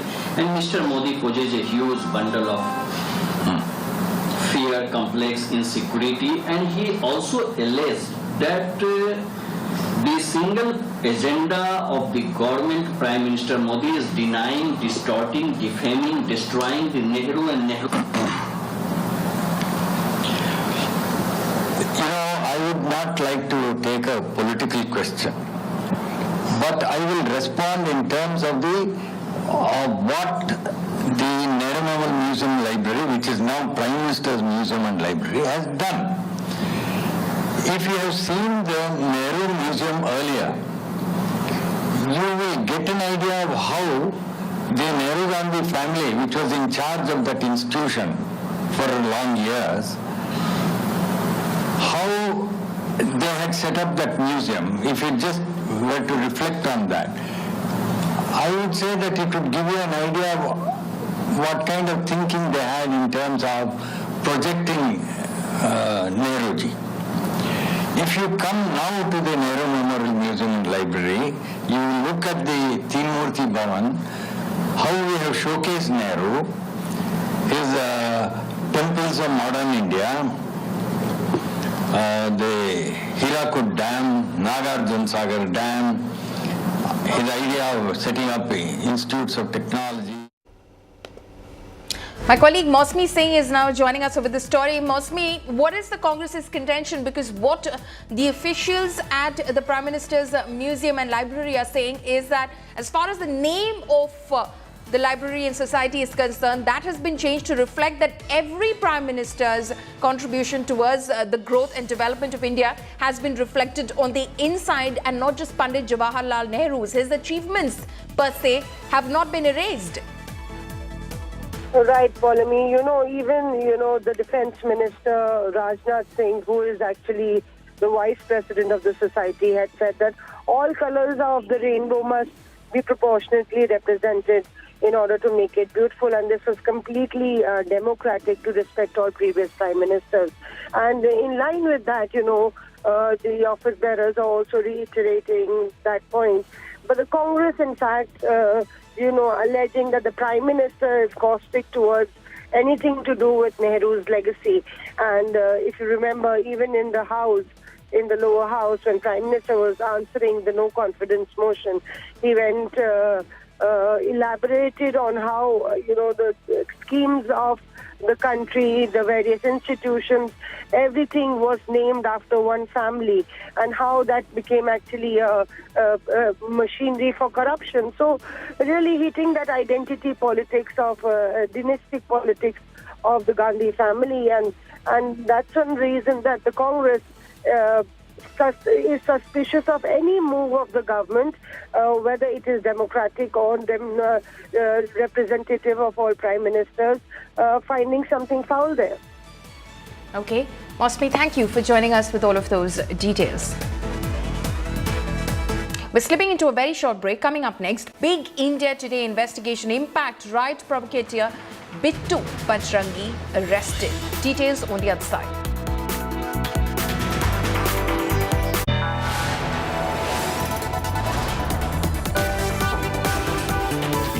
are watching India Today.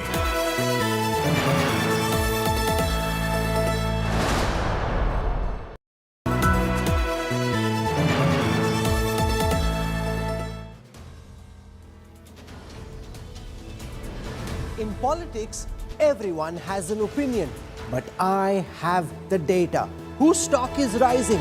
Whose graph is falling? Track India's political stock exchange. Unmatched, unmissable data analytics. The only show on news TV when numbers do the talking. India's most credible poll tracker. The political stock exchange. With Rahul Kamal, only on India Today.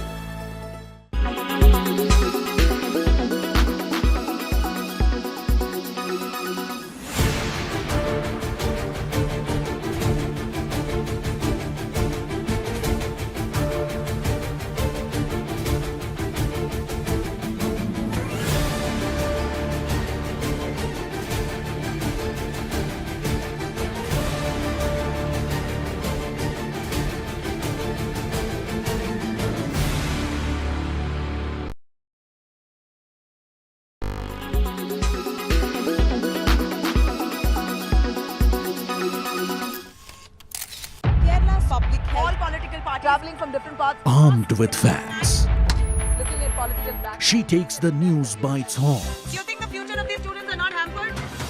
Fierce, bold and direct, setting the tone for the biggest stories. From every corner and every angle. Expect nothing but the unfiltered truth.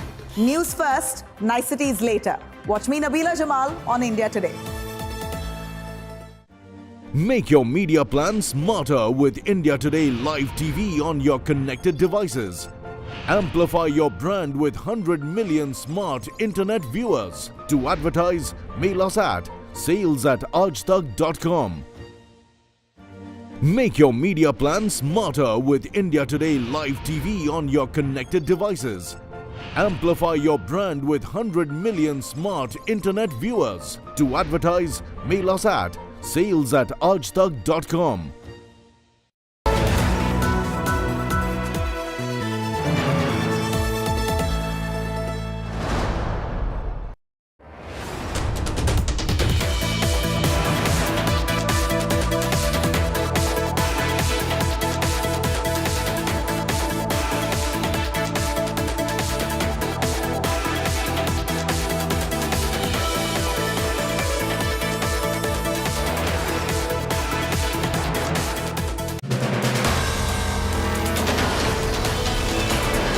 In politics, everyone has an opinion, but I have the data.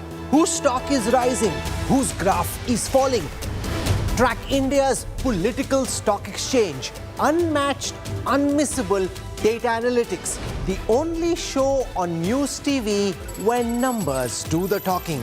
India's most credible poll tracker. The political stock exchange. With Rahul Kamal, only on India Today.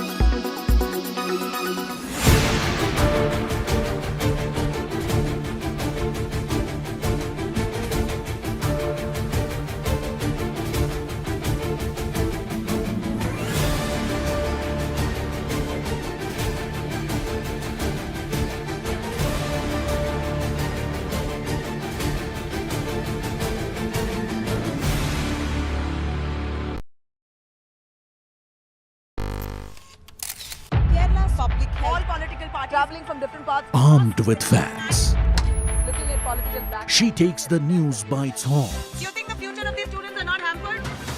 Fierce, bold and direct, setting the tone for the biggest stories.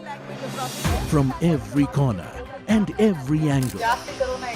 Expect nothing but the unfiltered truth. News first, niceties later. Watch me, Nabila Jamal, on India Today. Make your media plan smarter with India Today Live TV on your connected devices. Amplify your brand with 100 million smart internet viewers. To advertise, mail us at sales@aajtak.com. Make your media plan smarter with India Today Live TV on your connected devices.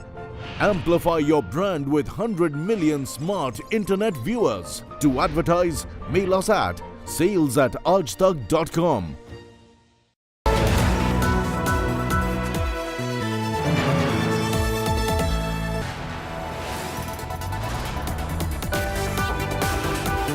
You are watching India Today.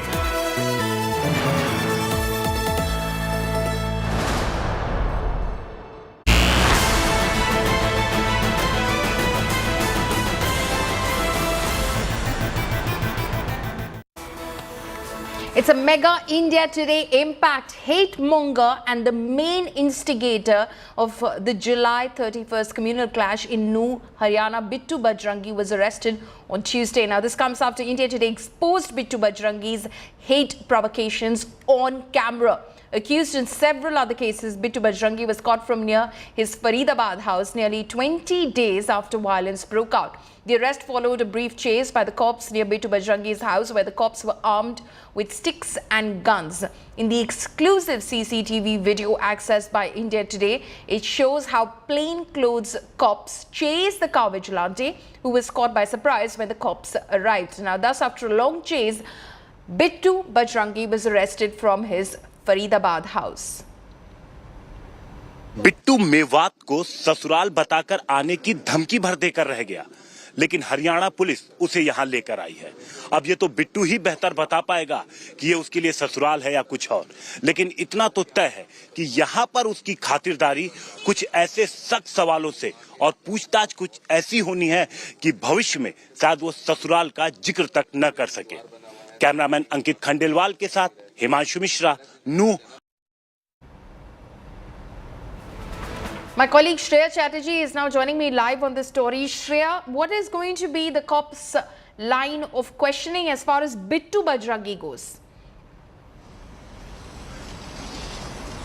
Well, Paulami, Bittu Bajrangi is going to face harsh questions from the police. But first and foremost, the police would also want to identify the 15 to 20 accomplices who were also with him, who were actually, who stopped the police officer on duty, the ASP, the woman ASP, to perform her duty.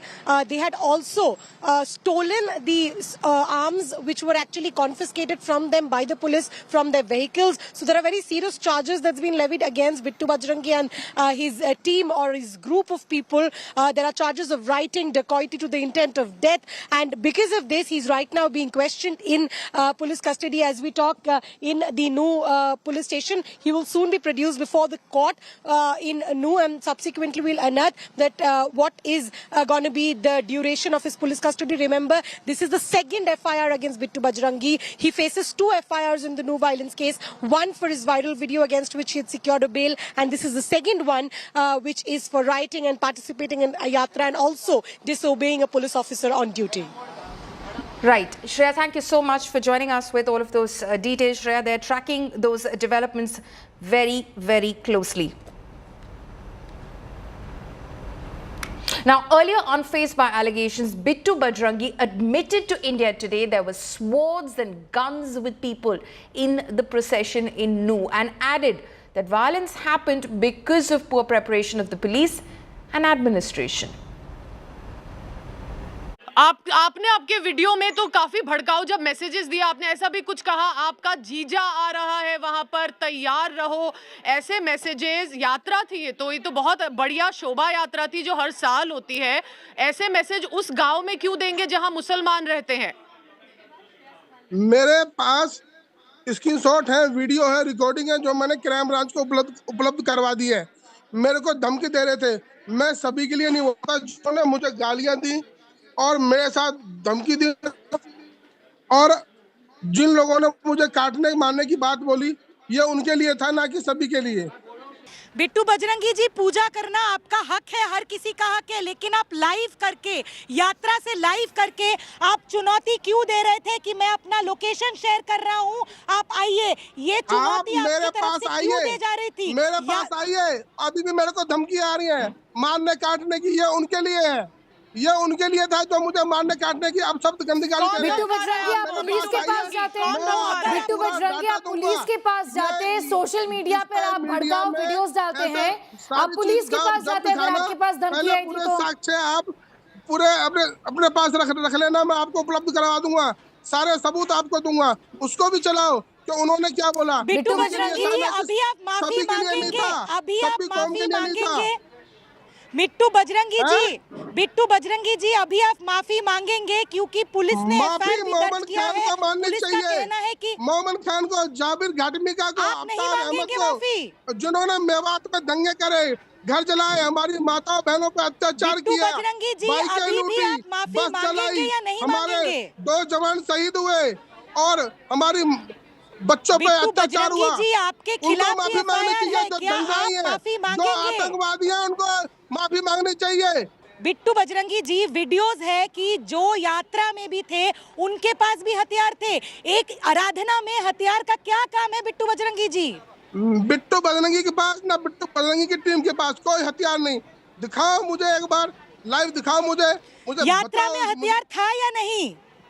मेरे पास ना हथियार था, ना मेरी यात्रा में हथियार था, ना मुझे संज्ञान में। ये आप वीडियो है बिट्टू बजरंगी जी की यात्रा में हथियार लाए गए थे, सिंपल सवाल है, क्या आप मानते हो कि भगवान की आराधना में, भगवान की पूजा में, क्या भगवान की पूजा में हथियार का कोई हिस्सा है? दिखाओ ना मेरे को, मेरे पास का हथियार थे, दिखाओ तो सही। बोलने से क्या होता है मैडम जी? बिट्टू बजरंगी, एक सवाल और है आपसे। हथियार थे, मुझे ये दिखाओ। बिट्टू बजरंगी, गोली पे गोली चलेगी, इस गाने का क्या मतलब है? अच्छा, हमारा बोलने से गोली पे गोली चलेगी, उन्होंने तो गोली चला के दिखा दी, उन्होंने मतलब तो अगर वो गलत है तो आप भी गलत करेंगे, मतलब इसका क्या मतलब है? ये भड़काओ, मैंने आपसे पहले भी कहा कि आपने आग में घी डालने का काम किया है, और उन्होंने बता दिया हथियार क्या होते हैं। हमें तो अब मालूम पड़ा है हथियार क्या होते हैं। हम तो लाठी डंडे जिससे कुत्ते भगाते थे उसको हथियार समझते थे, मीडिया वाले भी कहते हैं लाठी हथियार होता है। हमें तो हथियार 31 तारीख को जब पूजा करी, हमारे ऊपर गोलियां चली, हमें जब मालूम पड़ा हथियार क्या होता है।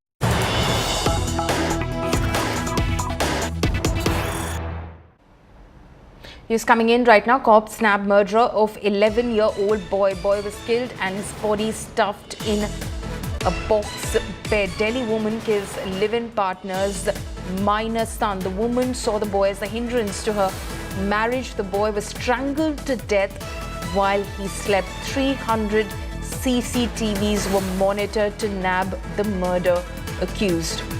Arvind Ojha, my colleague, is joining me over the phone line right now. Arvind, this is very, very shocking.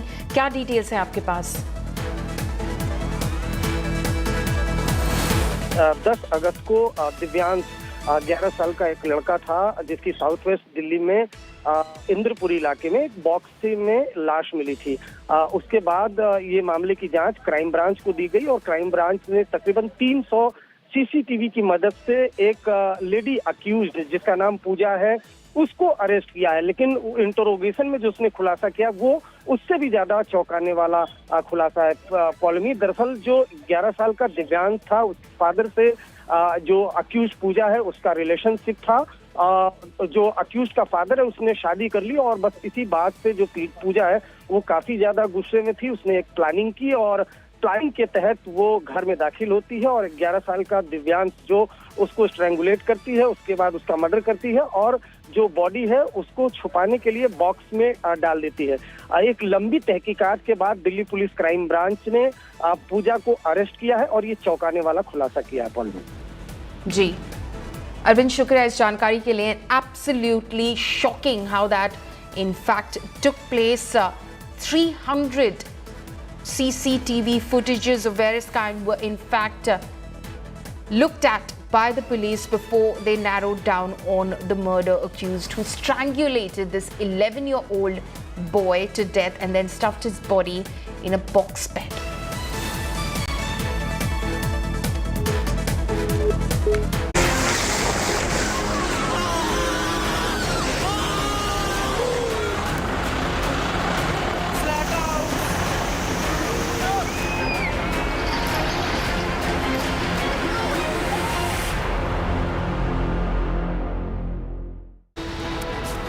Let's take a look now at the top developments that are coming in from monsoon-hit areas.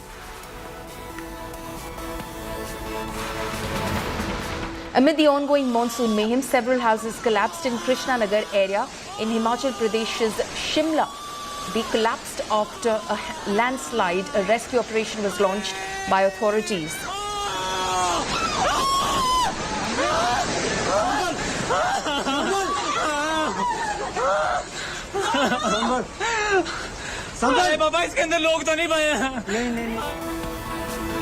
Torrential rains pounded Uttarakhand, causing a flood-like situation and triggering landslides in many areas. The mighty Ganga is flowing above the danger mark in several districts, flooding several low-lying areas.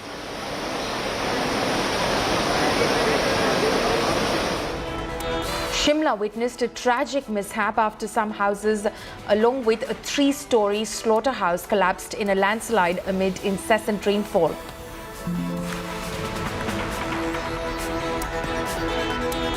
Due to increased water level in the Beas River, water has been released from Himachal's Pong Dam, leading to flood-like situation in Punjab's Hoshiarpur. Half a dozen villages around the river have been filled with water.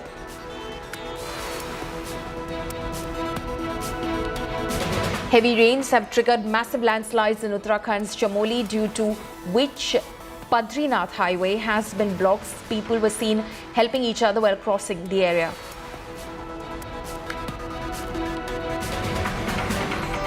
Rain continues to wreak havoc in the hill states. The death toll mounts to nearly 60 in Himachal Pradesh, with several injured and missing. The landslides, flash floods and cloudbursts lead to loss of lives and properties. Meanwhile, all schools and colleges are shut in Himachal till August 16. The situation continues to remain grim in the state capital, Shimla. Many people were killed and over 30 people are fear trapped in the debris after a Shiv temple collapsed in the Summer Hill area of the city. Incessant rainfall has battered 2 states for the past few days with no relief in sight. IMD also issued a red alert. Meanwhile, roads leading to the revered Badrinath and Kedarnath shrines were damaged due to landslides. The pilgrimage to these shrines had to be halted till Friday. We are on Mandi Kullu National Highway, where a flash flood took place. Just look at the extent of the damage caused by the flash flood. The ground floor of this house is under the debris. Just see the size of the rocks and the extent of the damage. This has also caused huge damage to this national highway, which has been blocked at various places up to Pandoh Dam, close to the Mandi. More than 2,100 routes are without the buses. The Himachal Roadways Corporation buses are often called the lifeline of the state. People are stuck at various places, including the tourists. But the state government has assured the people that these roads will be restored on a priority basis. But the damage caused by the rains is huge. 56 people have lost their lives, and more than 283 people have died during the current rainy season. With camera person Chandi Ram, this is Manjeet Sehgal in Mandi for India Today.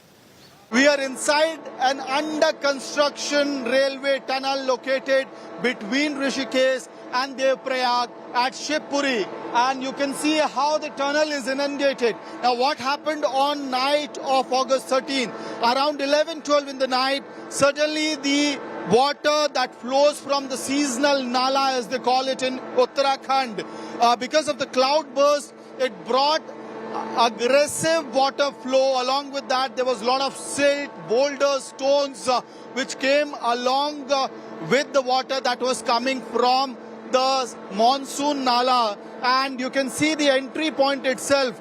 There's a lot of debris which is still lying here. This is possibly the security guard post, which has been inundated with the stones, covered with the stones halfway.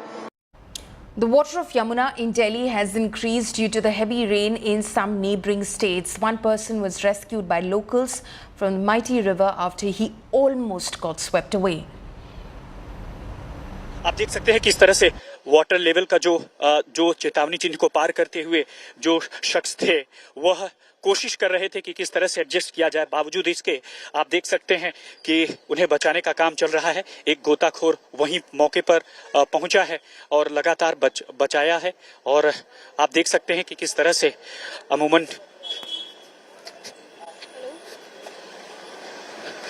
अमूमन आप देखिए कि कैसे आपका पैर फिसला था, क्या पैर फिसल गया था?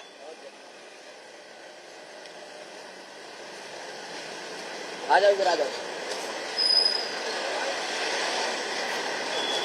तो कुछ ऐसी स्थिति आपको देखने को मिलेगी किस तरह से जो है वाटर लेवल को एडजस्ट करते हुए एक एम्प्लॉय है वह उस एक शख्स ने बचाया। तो साफ तौर पर आप देख सकते हैं और अमूमन अब वो ठीक हैं। और यही वजह है कि कम से कम जब भी आप यमुना के इलाके में जाइए, खासकर यहाँ पे लग रहा था कि सब कुछ ठीक होगा, लेकिन अचानक से नीचे से मिट्टी खिसकी और उसके बाद से आपने देखा कि वह बह रहे थे यमुना के बहाव में, लेकिन फिलहाल उन्हें बचा लिया जा सका है। राजा के साथ राम किंकर Singh. Slipping into a short break, coming up next, Rishi Sunak attends Ram Katha at Cambridge. UK Prime Minister performs puja, distributes prasad, says my Hindu faith guides me, chants Jai Siya Ram.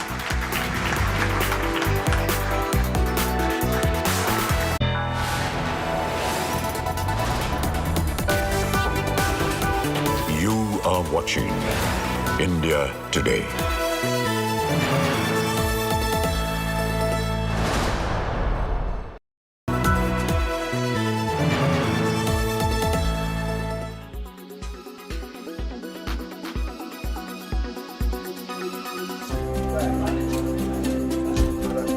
It is never too late to chase your dream. Anil Kumar Mishra took to art late in his life, but what started as a hobby has become a passion over the years. The 70-year-old from Ramnagar in Jharkhand spends his time giving new life to waste wood. मैं समझता हूँ कि ये कोई ईश्वरीय then है, जो शक्ति है, जो मुझे प्रेरणा देता है और मैं इसको कार्य रूप में परिणत कर पाता हूँ। Mishra's tryst with art started in 2007 when he was a school teacher. गाछ है बहुत पुराना, हजारों साल पुराना गाछ है जिसमें बहुत सारे दीमक खाए हुए हैं, बहुत टिड्डा रहते हैं सर। और उसी गाछ का टुकड़ा से एक प्रेरणा जगी हमको और उसी गाछ के टुकड़ा से मैं एक बर्ड का भाव आया और मैं उसमें क्रिएशन का शुरुआत वहीं से हुई। In the beginning, not everyone was his fan. तो मुझे तो काफी बुरा लगता था, कभी कोई लड़ाई झगड़ा हो ही जाता था कि पुराना लकड़ी क्यों लेके आ रहे हैं।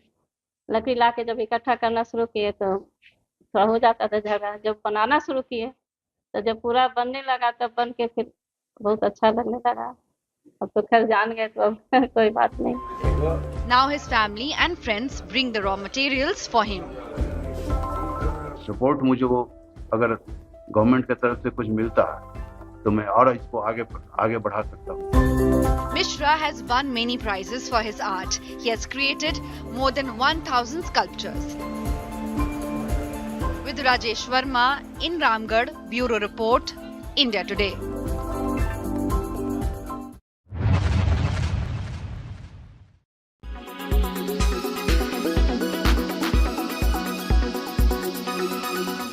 Make your media plan smarter with India Today Live TV on your connected devices. Amplify your brand with 100 million smart internet viewers. To advertise, mail us at sales@aajtak.com.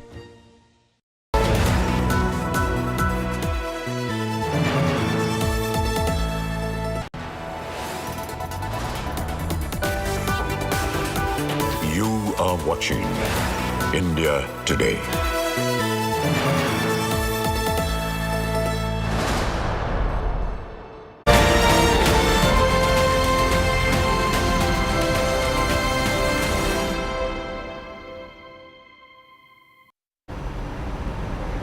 On the occasion of India's 77th Independence Day, British Prime Minister Rishi Sunak visited renowned spiritual reader Murari Bapu in Cambridge. A practitioner of Hinduism and the first Prime Minister of Indian descent in Britain, Sunak made a floral offering to Murari Bapu's Vyaspeeth, making a salutation of Jai Siya Ram. During his address at the event, Sunak said that his Hindu faith guides him in every aspect of his life and gives him the courage to do the best as the Prime Minister of Britain. A devout Hindu and a regular temple visitor, he has been seen donning a kalava, a sacred Hindu thread, as well as performing puja on multiple occasions in the past. Jai Siya Ram. It is truly an honor and a pleasure to be here today at Murari Bapu's Ram Katha at the University of Cambridge on Indian Independence Day.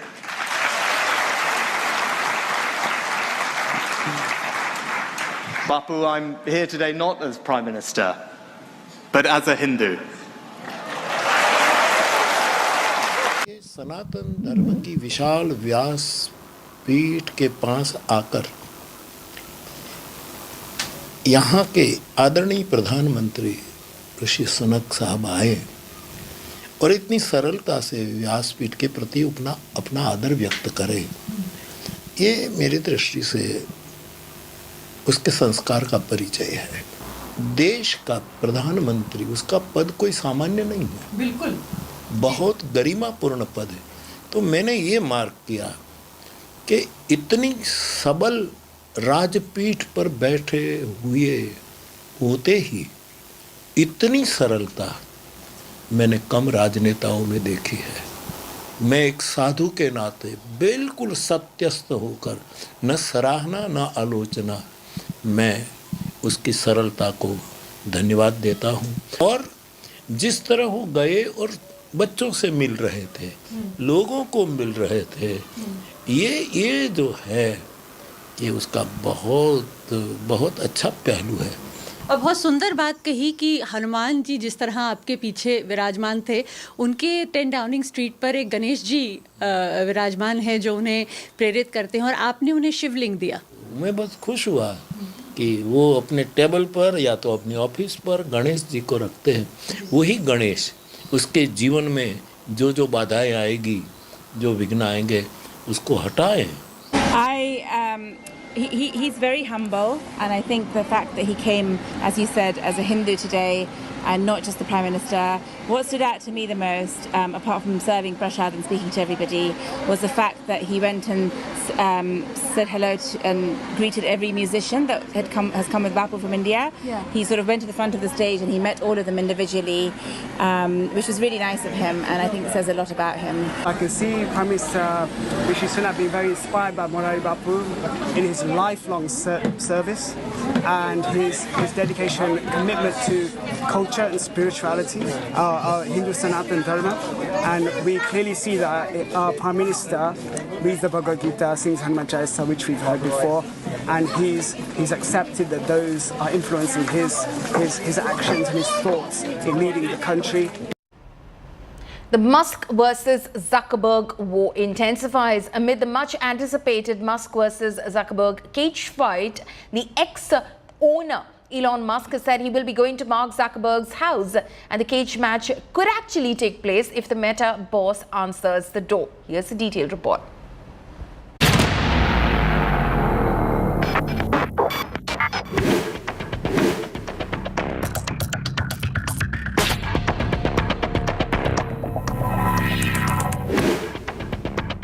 Will they or won't they get into a fight?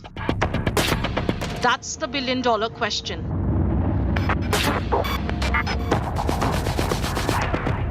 For nearly a month now, the world has been waiting for a Musk versus Zuck cage fight. And it now seems that we may be closer to an epic showdown between the Silicon Valley titans.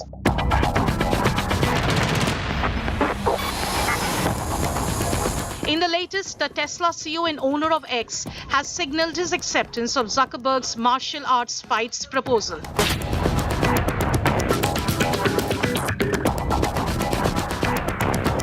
The twist comes, he posted on his virtual playground, "Knock knock, challenge accepted, open the door."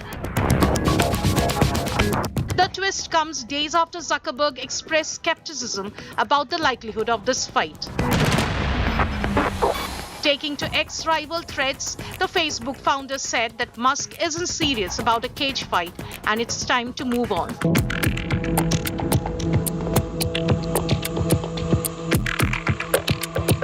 Zuckerberg had previously proposed August 26 for the fight. Musk has now raised the stakes by declaring that he will ask the Tesla full self-driving car to drive to Zuckerberg's house, and that the duo's adventure will be live-streamed on the new X live-streamed video feature. The Tesla CEO has said that he is lifting weights throughout the day preparing of the fight. Zuckerberg, on the other hand, is a practitioner of Brazilian Jiu-Jitsu and won gold and silver in 2 featherweight white belt categories at California Martial Arts Tournament in May. The saga began with Musk's casual age match offer and gained momentum as the duo continued a war of words. Will Musk make a dramatic entrance at Zuckerberg's doorstep? This could be the most suspenseful thriller of our times. Bureau Report, India Today.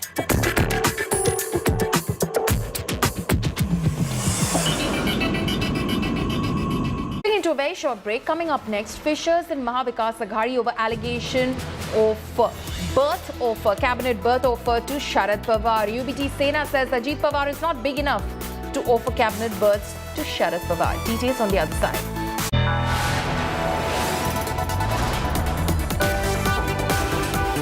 You are watching India Today.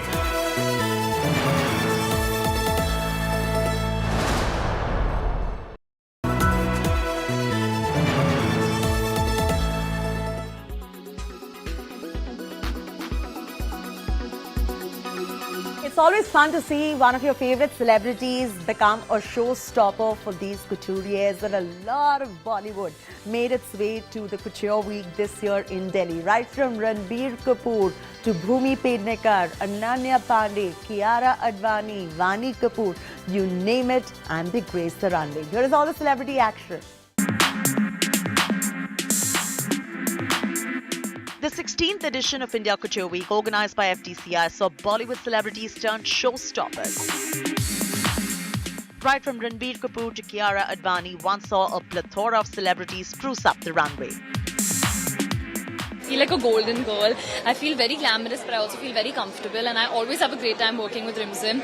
And it's always there's lots of chaotic energy at Fashion Week, but somehow I managed to keep my calm, I think. It's a beautiful, beautiful embroidered jacket, and they decided to go without the shirt with this really interesting tie. They have a nice little emblem on it, and I think it's elegant and cool and suave and new all at once. It feels like it's just growing on my body, the textile, the fabric. It's so sexy. I love the way it hugs my curves. It just makes me feel strong, like I can conquer anything. It's about imagination coming to life. Literally about imagination coming to life. And for that, I mean, just look at this. We can literally sit here and stare at it. While the focus is never on the celebrities, but the celebration of art and craft in India, it never really hurts to see celebrities glam up the runway. Indian influencers spruced up the front rows. Bahar Dhawan to Sukhneet Vadva, there were plenty of them adding glamour. So, I mean, I was like literally like, oh my God, what a moment for us. Such great designs, the intricate work, absolutely stunning collection. In New Delhi with Riya Modi, Lifestyle Bureau, India Today.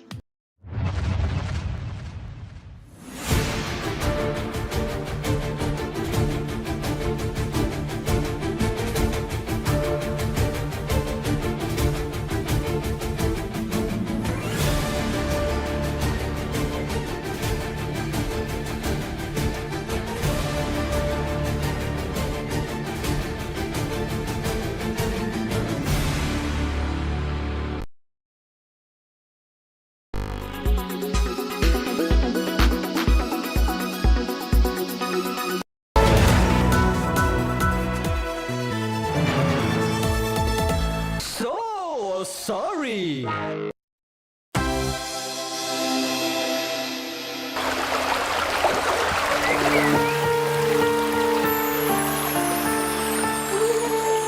मिले दिल मेरा तुम्हारा बने हमारा। UP के mafia bulldozer से डर के मिट्टी में मिले, चैन की सब सांस लेके खुशियाँ झलके झलके मिले दिल मेरा तुम्हारा। मिट जाए दर्द घट जाए मरज, मुफ्त मिले सब क्या है हरज। ਤੁਹਾਡਾ ਸੁਰ ਮਿਲੇ ਸਾਡੇ ਦਿਲ ਦੇ ਨਾਲ, ਜੋ ਬੋਲੇ ਸੋ ਨਿਹਾਲ ਸਤਿ ਸ੍ਰੀ ਅਕਾਲ। तुम्हार सुर हमार सुर खिला होता रहे जरूर। मिले सुर जो हमरा तुम्हारा, बना रहे गठबंधन न्यारा। मामा का है एक ही नारा, रहे ना कोई मुसीबत का मारा।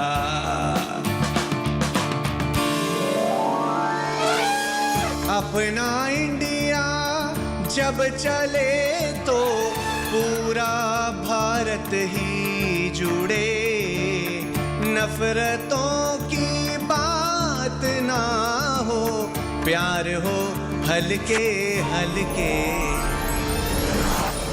मेरे दिल मेरा तुम्हारा, मेरे दिल मेरा तुम्हारा, तो देश बने हमारा, तो देश बने हमारा।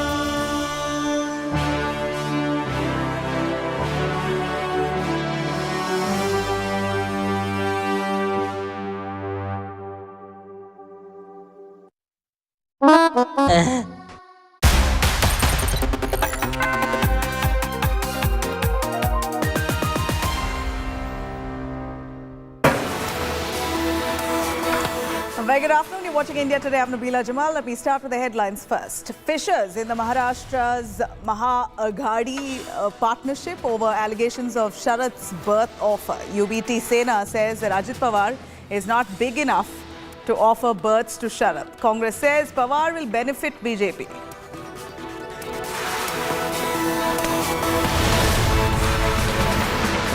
Massive political war over renaming Nehru Memorial. Congress says that Modi is defaming Nehru's legacy. Museum official rebut says Nehru's legacy covered in detail.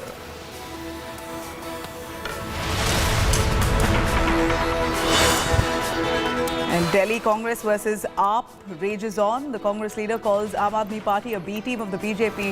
Says it wanted services control only to shield corrupt netas. Hiccups in the India unity is a question.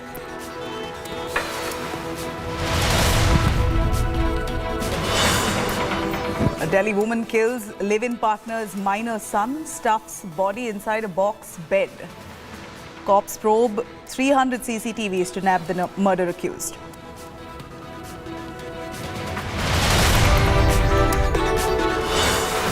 Sunny Deol starrer Gadar 2 has clocked the highest Independence Day numbers for any Indian film until date.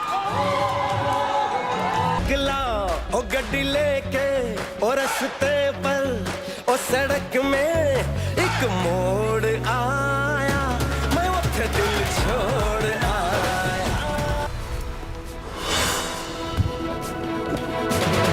Rishi Sunak attends Ram Katha at Cambridge. UK Prime Minister performs puja, distributes a prasad, says my Hindu faith guides me, chants Jai Siya Ram. Jai Siya Ram.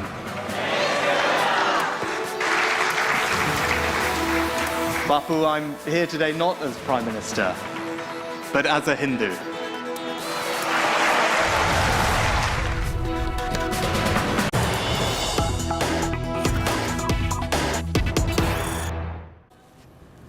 All right, cutting straight to Tamil Nadu. The DMK is now holding a statewide hunger strike on August 20th against NEET examinations.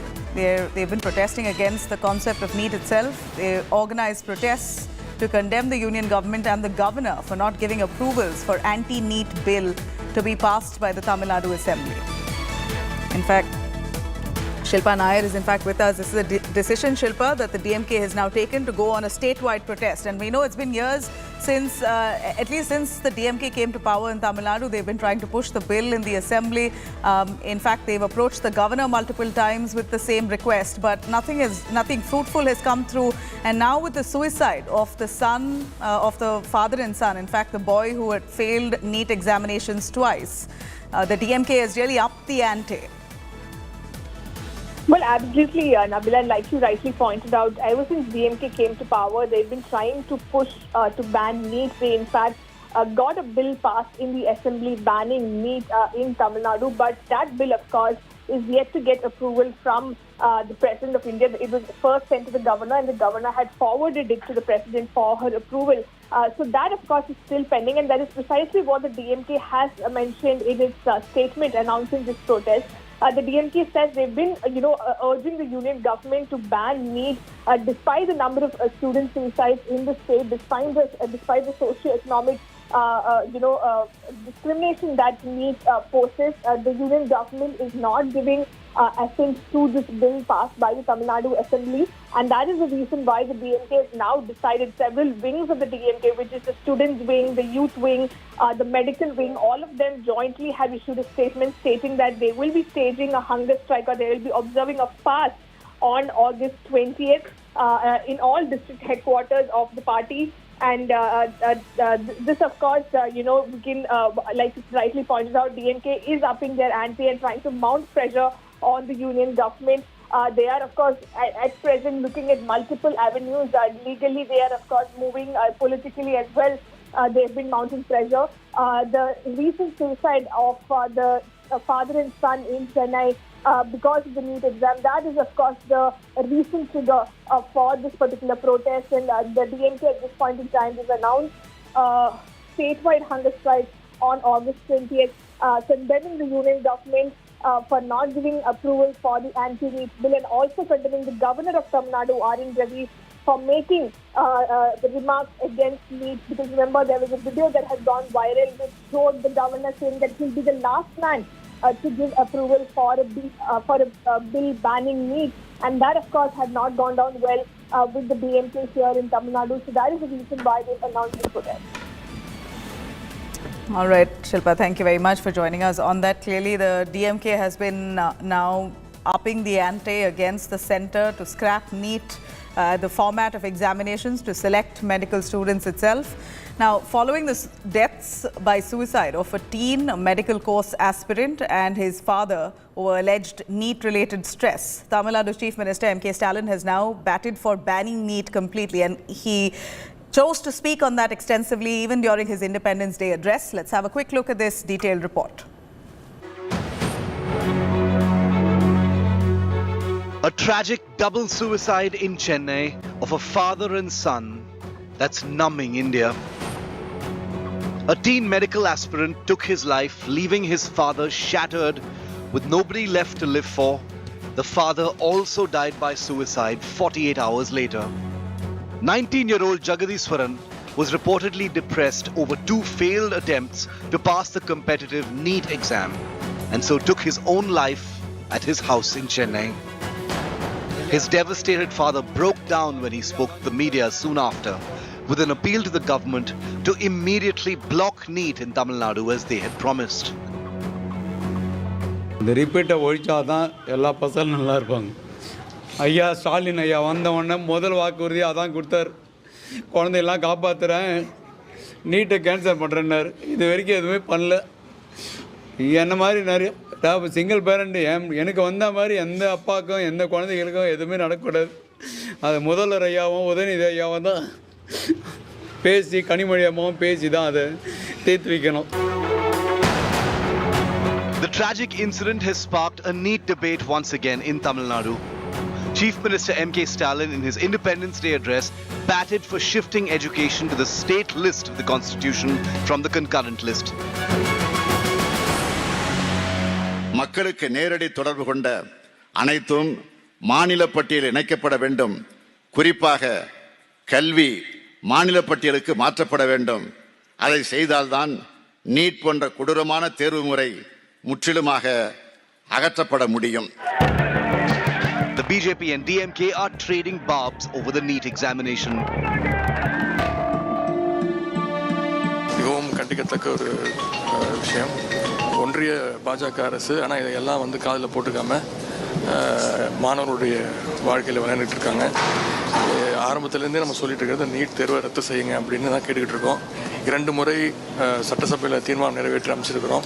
இங்கே இருக்கக்கூடிய ஆளுநர் வந்து தமிழ்நாட்டு மக்களுடைய மனநிலையை பற்றி எதுவுமே தெரியாமல் நம்முடைய திராவிட முன்னேற்ற கழகம் ஏற்கனவே சொன்ன மாதிரி தொடர்ந்து சட்ட போராட்டத்தை நடத்தும். This is a Supreme Court order that NEET has come to, in existence. So we need to understand that even students from 10th and 12th standard in Tamil Nadu in the last, say, 4 or 5 decades, hundreds of students have committed suicide. Have we stopped 10th standard examinations? Have we stopped 12th standard studies? No. We need to educate people. The society has to get educated, and definitely the government has to talk to the students or improve the educational quality of the education. Remember, the governor just 2 days ago, while interacting with NEET toppers, made it clear he would never sign off on an anti-NEET bill. I am going to the president because it is a subject of concurrent list. It is a subject on which only the president is competent to give the clearance. But given to me, I shall never give it this year. Why? Because I like my children to go, and I tell you for sure, there are many students who are doing it without coaching. This unfortunately hasn't been the first such tragic NEET-related suicide, and it's always been followed up by a whole lot of empty promises on banning NEET.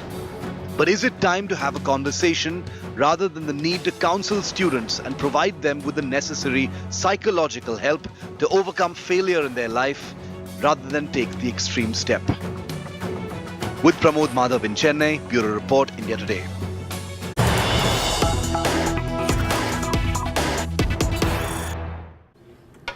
All right, some big news from Karnataka. Siddaramaiah government now defends its decision of scrapping the national education policy in Karnataka. Education Minister Madhu Bangarappa speaks to India Today, says it was part of the Congress manifesto and that the government is only delivering their promise.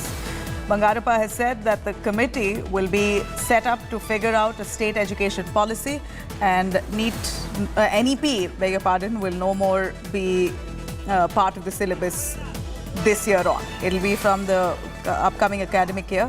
The syllabus will be changed. NEP will be scrapped. Madhu Bangarappa, Education Minister, speaks to India Today. Listen in. This was a part of our program in our manifesto. So 2-3 meetings have been already done. Now we are going for a better committee, which Honorable CM is personally looking at. Basically want to have our own state education policy so that in the interest of children's, the subjects or the matters what have been taught should not be controlled on a vindictive basis or whatever it is. That's what we feel. There is nothing else. No saffronizing, anti-Congress, pro-Congress, nothing like that. It is going to be pro-students, and it has to be pro-education only. All right, let me cut across to Nagarjun Dwarkanath joining us live for more on that. Nagarjun, give us more on the NEP that was introduced by the Basavaraj Bommai government in 2021, and it was Congress that had already promised if they come to power, they're going to scrap NEP. And as promised, the Chief Minister Siddaramaiah has announced that the following academic year will not have NEP any longer. And they've, of course, been battling a lot of questions. Tell us the challenges that they may face at this point. Well, Nabila, it's already been 2 years since NEP was put in place in Karnataka. Karnataka was the first state and a BJP-ruled state to come into NEP, to bring in NEP. Now, the Congress government here is saying that from next year on, there'll be no NEP. A state education policy will be put in place. A committee is formed by next week. Academicians will be in the committee. The CM is likely to announce, and NEP will also be removed. And next year on, there'll be textbook revision also. A complete overhaul will be done by the Congress government. They feel that a lot of vindictiveness was done through the BJP government in the last 4 years. Unnecessary textbooks changes were done, and stories were removed, chapters were removed, and NEP was brought into place without knowing the pros and cons of such policies. They're going back to what was done from 2013 to 2018. A state education policy newly will be launched from next year on, because by now, academic year already had begun, so they could not meddle with the education policy right away. But They are saying that we are firm on a manifesto, a promise that NEP will be abolished and a SEP, state education policy, will be brought into place. But former CM Bommai has called it a crime and a criminal activity on the Congress government already.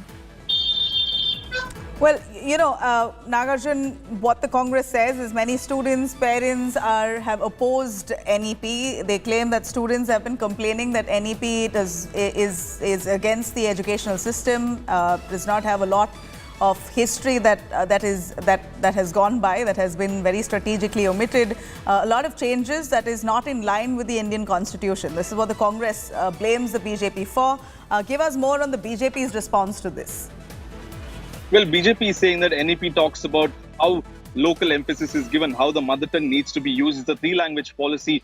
People in Karnataka can choose Kannada as the language, Tamil Nadu can be chosen as Tamil, and the other states can choose their native language. A student in each state can pick his own language if he wants to. If I want to study English, Hindi, and other, for example, say Urdu or a French, it completely depends on the child and the child's family and the parents. So why hate such a policy which gives more freedom and more emphasis on local language is what the BJP is saying. It was done as a holistic view, kept in holistic view from the central government, and now Karnataka successfully executed it for the last 2 years, and now the Congress government is going back on policies which was quite forward, is what the BJP is saying. The former Chief Minister Basavaraj Bommai went on to release a statement saying it's a crime of the Congress government playing with the children's future and removing the love and respect for local languages, because in NEP, a person could study or a child could study in Kannada as well, pick a Kannada as a language. And that's what the emphasis was on. But right now, we'll have to wait and watch what kind of policies will the government bring in. The state education policy will keep it a three-language or a two-language. All depends on the new committee that will be formed by the Chief Minister of Karnataka. All right, it'll be interesting to see what happens and the kind of resistance that the BJP will put up. But in 2021, NEP was introduced in Karnataka by the BJP government, the first states, one of the first in the country to introduce NEP, and now the Congress government has scrapped it. Thank you, Nagarjun, for joining us on that.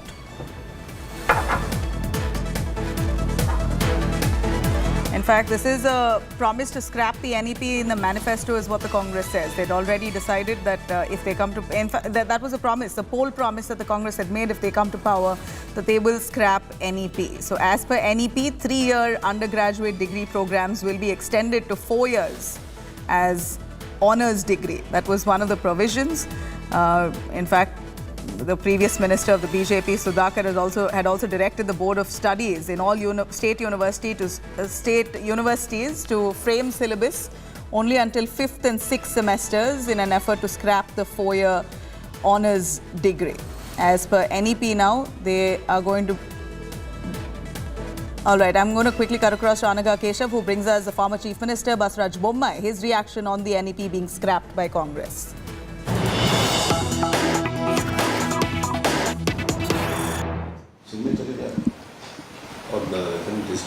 Joining us now is the former Chief Minister of Karnataka, Shri Basavaraj Bommai. Sir, thank you so much for talking to India today. So yesterday you have even requested the ruling dispensation to sort of rethink their decision into scrapping the NEP and bringing back the SEP. And you've also said, yes, of course. This is, Basavaraj Bommai with us. Even yesterday, he made a comment saying that bringing back the SEP, scrapping the NEP and bringing the SEP would be a criminal waste of resources for the students. And he also requested the ruling dispensation to sort of relook their decision into scrapping the NEP and bringing the SEP. Even we had a word with Madhu Bangarappa, and he made a statement saying that the current NEP, it is vindictive in nature. Certain portions and certain syllabus, that children are made to study, they are vindictive in nature. They are completely unnecessary. Is what the current Education Minister Madhu Bangarappa said. And he even said that as we speak tonight, there will be a separate meeting between officials to sort of bring in a sort. Just 2 months back, he brought in a supplementary booklet of sorts that sort of decides which syllabus should the children be studying and which ones to be crapped out. So from the next academic year, even Chief Minister Siddaramaiah made a statement that from the next academic year, the SEP will be brought in. We are now joined by Basavaraj Bommai, sir. So Madhu Bangarappa made a statement saying that this current NEP is vindictive in nature and children should not be made to study that particular syllabus that the centre has given for them, calling them vindictive in nature. How do you see this, sir? See, it is not a question of syllabus. All the syllabuses are done by a task force and committees, and especially primary and secondary will all be done at the state level. So none of the things are vindictive. I want to ask the minister that let him come out which is vindictive and how it is vindictive. Just by mere making some statements with preconceived notion and to change the entire policy is very uncalled for. It is very detrimental for the future of the children of the state. I am telling you that this government is making a very, very colossal mistake, and they are playing with the future of the children, which is really unpardonable. And I am warning this government not to indulge in this. If they want, they can have a detailed discussion, open discussion, and if there are anything amendments to be done to the policy, it's just a policy, it is not a rules. Yeah. So they can bring in any new things in the policy, but changing the whole thing, which is of the international standard, and bringing our children to the international level competition and growing and having a multi opportunities for education in higher education, and it is one of the best this thing, very well thought and not done overnight. The same Siddaramaiah government in 2013 to 18 has approved the draft. That sent to all universities and they got the report, they have approved the draft. And now they are going against it for mere political reason. This is totally uncalled for, and we will resist it with all our strength and under our command. And I am warning this government not to play with the future of the children. And if there is anything else, let them come out openly. Just because there is change in government doesn't mean that the change in policy. Every year you can't have new policy. What will happen to the children who have now studied 2 years in their colleges? Yeah. And all of a sudden if you change, what will happen to them? So all these questions are there. And it is not a small thing.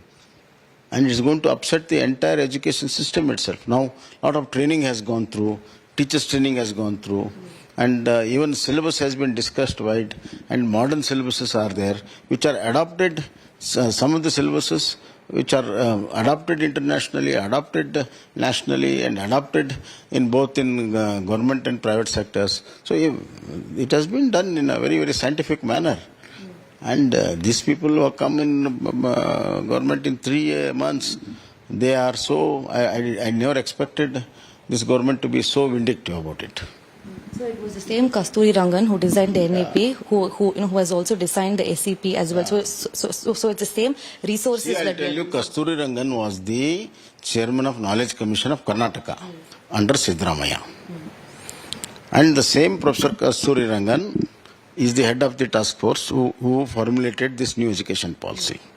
And a lot of Karnataka education ministers were there in the task force. And they have done it 3-4 years. They asked all the opinions of the state, different institutions, different people in walks of life, and they formulated. After formulating, when we wanted to implement, we also set a task force here for implementation, and that was headed by once again Kasturi Rangan. Kasturi Rangan is a very eminent and very, very highly respected person. He's a scientist as well as educationalist. And he has done such a beautiful job, and unbiased he has done. What for him? None, yeah, it is pure politics.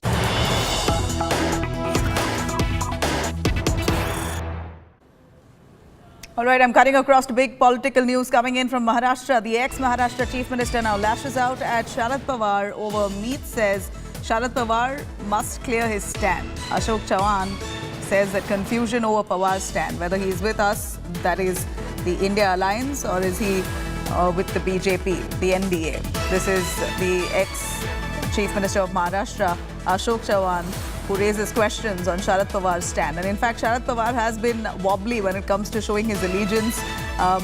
He was surely part of the India Alliance meet that was scheduled in Bengaluru, the entire meeting, that meeting that had multiple alliance partners. Sharad Pawar did represent his camp. He was very much present, but right after there were events that developed, including one event where Prime Minister Modi was honoured, where Sharad Pawar and Prime Minister Modi's born home, he was clearly visible. Let's listen in Ashok Chavan as he raises questions. हमारे गठबंधन में कोई confusion नहीं है. जहां तक कांग्रेस का सवाल है, कांग्रेस हो या शिवसेना उद्धव ठाकरे जी की, उसमें कोई कंफ्यूजन नहीं है. एनसीपी के बारे में निश्चित तौर पर उन्होंने कहा है कि हमारा ये फैमिली इशू है और हमारा इसमें कोई ऐसी कोई राजनीतिक भूमिका नहीं है. पर मेरे को लगता है कि लोगों में उसके गलत सिग्नल्स जा रहे हैं उसके वजह से, और लगातार ये चीजें आने से एक लोगों में एक संभ्रम का वातावरण निर्माण हुआ है. उसको जितना जल्दी दूर करेंगे.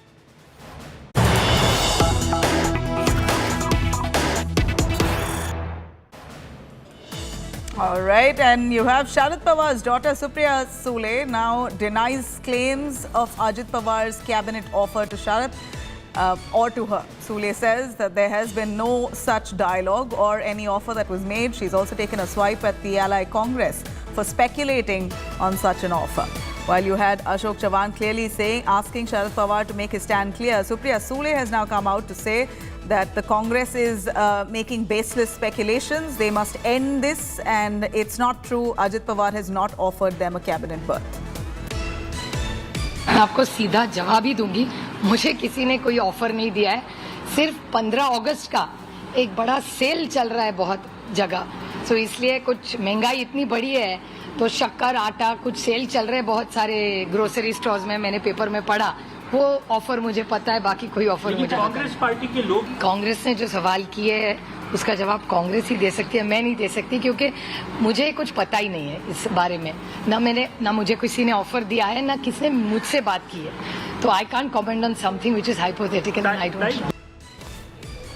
All right, I'm cutting across to Ritvik Balekar for more. Ritvik, it's quite clear now that there seems to be cracks and lack of trust, rather, between the alliance partners, the Maha Gadi partners. Now, you had Sharad Pawar meeting Ajit Pawar in a secret, closed-door meet. No one knows what that meeting was all about. And there's a lot of speculation and buzz that Sharad Pawar has been invited to join the BJP and he'll be rightfully rewarded for it. Give us all the political reactions pouring in.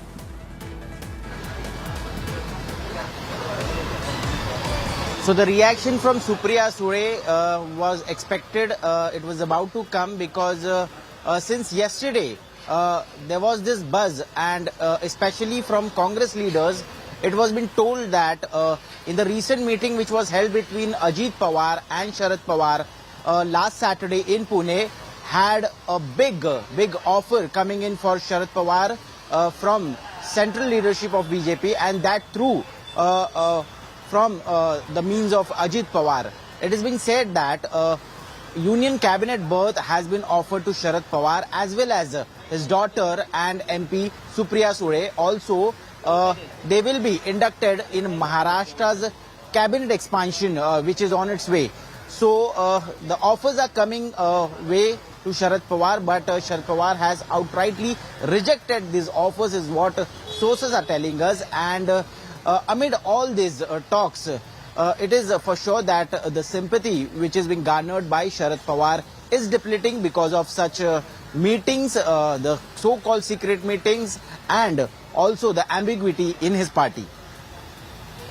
Now, you have Ashok Chavan who's just spoken, Ritvik. Ashok Chavan asked Sharad Pawar to make his stand clear. So what really is the delay in Sharad Pawar himself coming out and speaking to the media? We heard Supriya Sule saying that these allegations are baseless, but we'd still like to hear Sharad Pawar. His supporters, his camp members are probably eager to get a word from him. Absolutely. This is being said not only by Ashok Chavan, but also Prithviraj Chavan, who is an ex-CM of Congress, Nana Patole, who is Maharashtra's Congress state president, and also Sanjay Raut has been repeatedly saying that there should be clarity about this meeting, and the Shiv Sena's Uddhav camp mouthpiece Samna editorial also hit hard about this meeting, saying that this is not a joke and it will obviously have political repercussions in the state, because all the party workers are fighting on the streets. But if you are meeting, if you are having closed door meetings, it is going to create rift in MVA partners. So obviously Sharad Pawar is expected to come out and speak about it. We need to wait and see that when he does that. Thank you very much, Ritvik, for joining us on that. Well, Sharad Pawar, Ajit Pawar meeting behind closed doors, a secret meeting in Pune, that's really led to huge speculations and unease within political sphere. If a former chief minister from Congress is to be believed, then Ajit Pawar made two specific offers to NCP patriarch Sharad Pawar. While Ajit Pawar has refused to talk about such an offer, as per the ex-chief minister, Sharad Pawar would be accommodated in the Union Cabinet as Agriculture Minister or Chairperson of the Niti Aayog. Reportedly, even daughter Supriya Sule has been given the same offer. This comes even as Sharad Pawar reiterated that there was no confusion regarding his NCP faction having any truce with the ruling BJP. Now, Sharad Pawar's meeting with Ajit Pawar in Pune has disconcerted his Mahavikas Aghadi allies, clearly Uddhav Thackeray's Shiv Sena faction as well as the Congress. Slamming Ajit Pawar, UBT Sena leader Sanjay Raut has now claimed that Ajit Pawar has no authority to offer berths. Ajitdada वारंवार का शरद पवार साहेबांना भेटतात, तर दोन पक्ष फुटल्यानंतर सुद्धा भाजपाची परिस्थिती सुधारत नाही आणि अशा परिस्थितीमध्ये त्यांना शरद पवारांच्या जे मॉस लीडर आहे त्यांच्या मागे जनाधार आहे, अशा नेत्यांची मदत मिळाल्याशिवाय त्यांचा लोकसभेतील आकडा वाढू शकत नाही. त्यामुळे त्यांच्या मागे लागलेत. आणि दुसरं कारण असं आहे की नरेंद्र मोदीजींनी अट घातली या देशाच्या पंतप्रधानांनी, शरद पवार साहेब आले तरच तुम्हाला मुख्यमंत्री होता येईल, अन्यथा तुम्हाला मुख्यमंत्री जे काही तुम्ही स्वप्न बाळगून आहे ते काही पूर्ण होणार नाही, अशी ही माहिती समोर येते आहे. आदरणीय पवार साहेबांनी स्वतः सांगितलं, पवार परिवारातले ते सर्वात वडीलधारी ज्येष्ठ आहे. मी त्यांचा पुतण्या लागतो नात्यानी, आणि घरातल्या व्यक्तींना भेटणं याच्यात कारण नसताना मीडियावाले त्याला इतकी वेगळ्या प्रकारची प्रसिद्धी देतात आणि त्याच्यातून गैरसमज निर्माण होतात. त्याच्यामुळं त्या भेटीला आपण फार काही वेगळं तिथं घडलं असं समजण्याचं कारण. अजित पवार इतने बड़े नेता नहीं है कि जो शरद पवार सबको ऑफर दे सकते. अजित पवार को पवार साहब ने बनाया है, पवार साहब को अजित पवार जी ने नहीं बनाया है. 60 साल से भी ज़्यादा समय पार्लियामेंट्री पॉलिटिक्स में पवार साहब ने बिता चुके हैं. महाराष्ट्र के 4 बार मुख्यमंत्री, केंद्र में मंत्री रहे बार. उनका जो कद और अवदाय बहुत बड़ा है. तो ये अजित पवार, हसन मुशर्रफ, ये जूनियर लोग हैं, पवार सबको ऑफर देंगे. ऐसा कभी होता है क्या राजनीति में? Now remember, Sharad Pawar had denied any tie-up with the BJP after his meeting with Ajit Pawar. Here's a listen. राष्ट्रवादी काँग्रेस पक्षाच्या राजकीय धोरणामध्ये भाजपच्या वरचं असोसिएशन हे बसत नाही, आणि त्यामुळं आम्ही कुणीही भाजपच्या बरोबर नाही. राष्ट्रवादी काँग्रेस पक्षाचा राष्ट्रीय अध्यक्ष म्हणून मी स्वच्छ भूमिका या ठिकाणी सांगतो की राष्ट्रवादी काँग्रेस पक्ष भाजपच्या बरोबर जाणार नाही. All right, coming up on the other side of a short break now, Delhi Congress versus Aam Aadmi Party. The fight rages on, with the Congress leader calling AAP a B team of the BJP yet again. Says it wanted services control only to shield corrupt netas.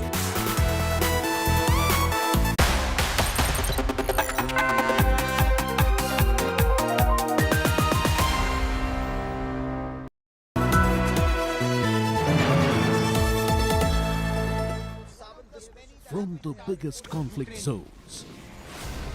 We are at the Hostel Air Base, and this is to the biggest international moments.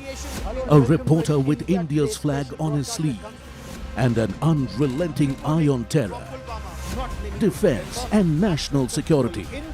On the road, up the heights, in the trenches, he brings you stories that must unite us. Because when it's national interest, it's India first. Monday to Friday 10 p.m.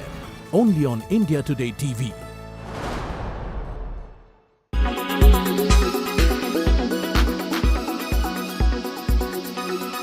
There are very few couturiers in this country who do men's fashion with that much finesse. Two of the most impressive ones, to my mind, happen to be Kunal Rawal and Shantanu and Nikhil.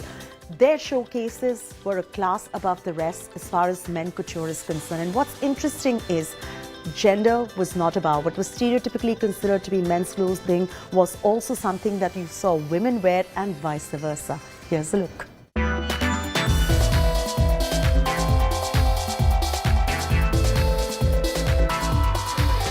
Kunal Rawal's showcase was extremely high on energy, with Punjabi music grooving and Ranbir Kapoor show-stopping with a Kapoor swag.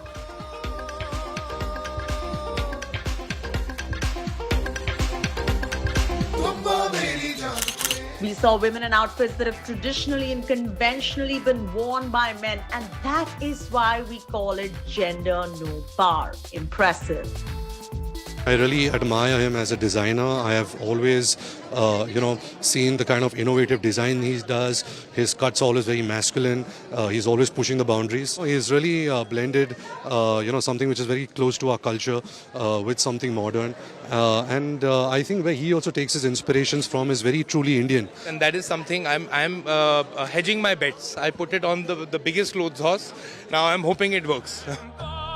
Shantanu and Nikhil's showcase interestingly had bridal silhouettes that explored exaggerated ornate veils paired with bejeweled capes and gloves, just like in the Gatsby era.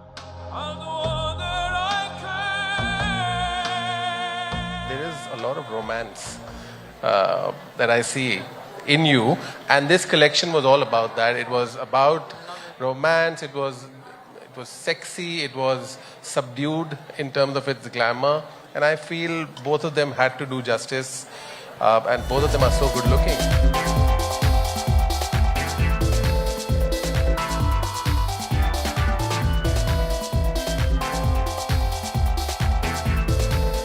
Rajesh Pratap Singh stands out of the pack with the kind of rebellion we saw in his work.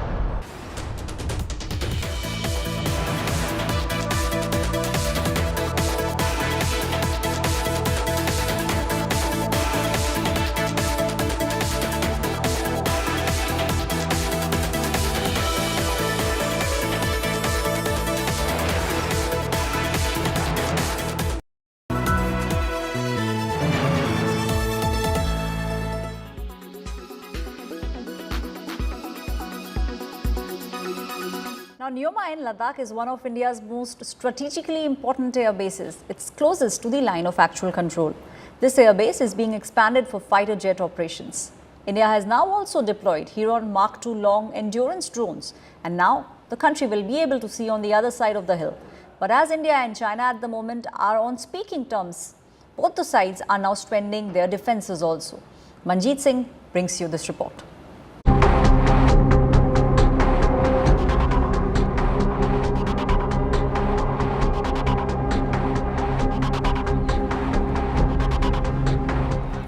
Years into the India-China standoff in Ladakh, India is ready to put China even more on notice.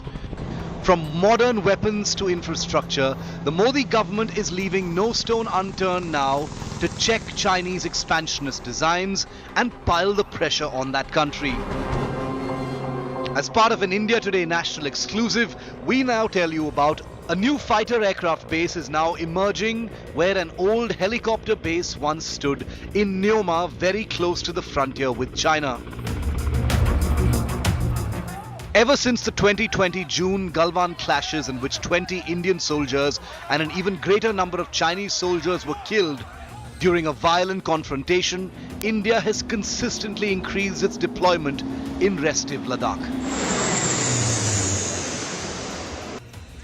The Indian Air Force has revealed how it has been swinging into action, pressing its transport aircraft fleet and deploying over 68,000 troops to forward locations and airlifting 90 tanks, 330 infantry fighting vehicles and several artillery guns over the last 3 years. The Indian Air Force has also airlifted critical assets like radars and surface-to-air guided weapon systems to the Ladakh frontier. The deployment of troops, tanks and ammunition continues as a complete de-escalation or de-induction has not happened in the Ladakh sector. New additions to these assets are being currently made. The Indian Air Force has inducted its latest Heron Mark II surveillance drones, which can carry out both strike operations as well as extended surveillance operations on the frontiers with China and Pakistan. Meanwhile, the 19th round of Corps Commander level talks on Monday continues to aim to resolve the ongoing military standoff between the two nuclear neighbors. India is pressing for disengagement of the Chinese army from Depsang in the eastern Ladakh frontier. Military talks come ahead of a likely meeting between Prime Minister Modi and President Jinping at the BRICS Leaders Summit in South Africa next week. With Manjeet Negi in Ladakh, Bureau Report, India Today.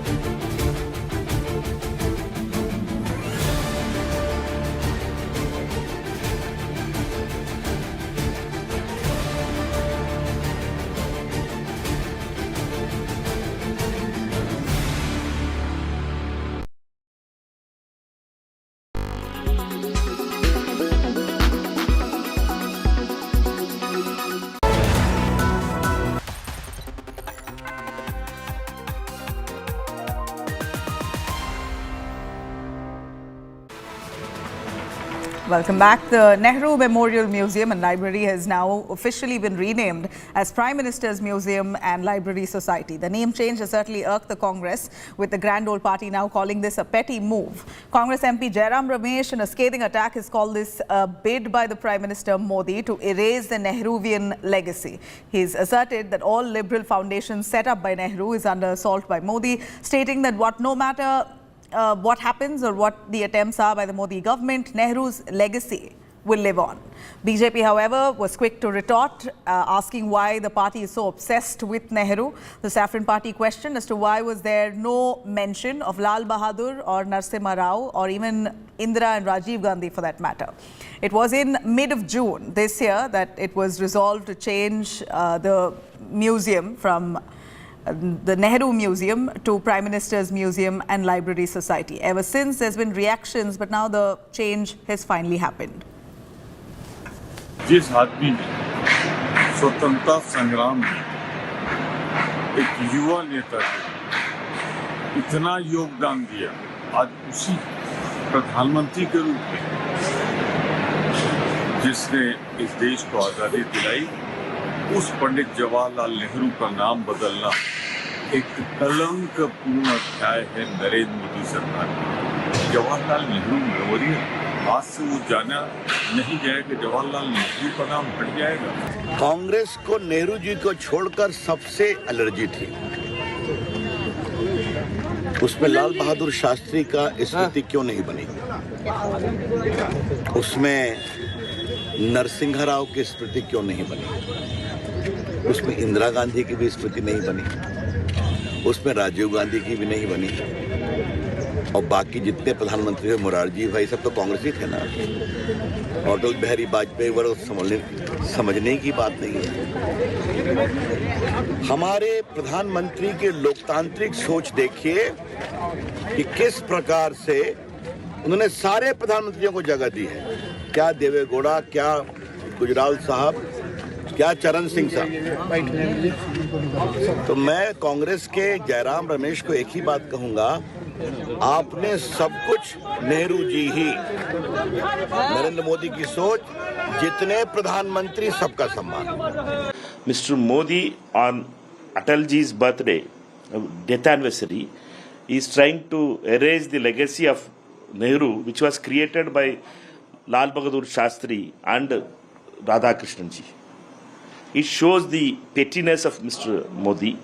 It shows the RSS, Bharatiya Janasangh and Bharatiya Janata Party's hate against Pandit Nehru. देश की आज़ादी के बाद जितने भी देश के संसाधन हैं, चाहे वो रेल हो, चाहे सड़क हो, चाहे बिजली हो, चाहे पानी हो, चाहे झील हो, चाहे नदी हो, चाहे नाला हो, चाहे एयरपोर्ट हो, चाहे पोर्ट हो, सब एक ही परिवार का जो है वो उस पर पेटेंट हो गया था क्या? तो भैया देश के लिए और देश की आज़ादी के लिए, देश भारत के निर्माण के लिए तमाम हजारों हमारे महानायकों ने कुर्बानी दी है, जिन्हें कि आपने इतिहास के काले पन्नों में डाल दिया था। मोदी जी ने आने के बाद आपके सम्मान के साथ साथ उनके सम्मान को भी सम्मान दिया है। नेहरू जी से जो नफरत है, कुंठा है, वो है। आप प्रधानमंत्रियों पे संग्रहालय बनाना चाहते हैं, बनाइए। किसी पे भी संग्रहालय सरकार बना सकती है, बनाना भी चाहिए और लोगों पे भी बनाना चाहिए। वर्तमान इतिहास, पुराने इतिहास पर संग्रहालय बनाना चाहिए। लेकिन एक संस्था जो पंडित जवाहरलाल नेहरू के नाम पर बनाई गई थी, उनकी उपलब्धियों को उजागर करने के लिए, इतिहास पर काम करने के लिए, और उसमें सिर्फ पंडित जवाहरलाल नेहरू नहीं, आज़ादी के आंदोलन, उसके बाद के इतिहास पर बहुत सा काम हुआ है। और Jawaharlal Nehru memorial fund independently चलता है। अब आपने उसको प्रधानमंत्रियों के कर दिया, इसलिए नहीं क्योंकि आप और सब प्रधानमंत्रियों का भी काम दिखाना चाहते हैं, इसलिए क्योंकि आप नेहरू जी को दबाना चाहते हैं। नेहरू जी के सत्य को तो आप दबा नहीं सकते, उनके किए हुए तमाम कामों को दबा नहीं सकते। तो ऐसा है कि पब्लिक की मेमोरी से, पब्लिक की आंखों से एक तरीके से उनको हटा दीजिए। मुझे लगता है कि देश के कार्यक्रमों को, देश के इन चीजों को केवल राजनीति की भेंट चढ़ाना ये कांग्रेस की आदत और फितरत बन चुकी है। मोदी विरोध में ये देश के प्रतीकों का और अपने ही कांग्रेस के प्रतीकों का भी विरोध करने लगे हैं।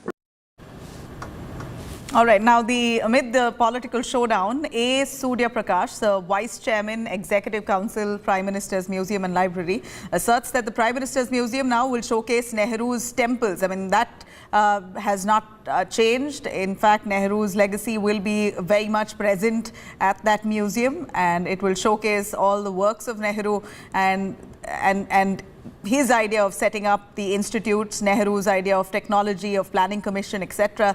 So really, he claims that this is only a name change, nothing else inside has changed. Listen in. If you come now to the Nehru Memorial Museum and Library, you will look at the Teen Murti Bhavan, how we have showcased Nehru, his temples of modern India, the Hirakud Dam, Nagarjun Sagar Dam, his idea of setting up institutes of technology, planning commission.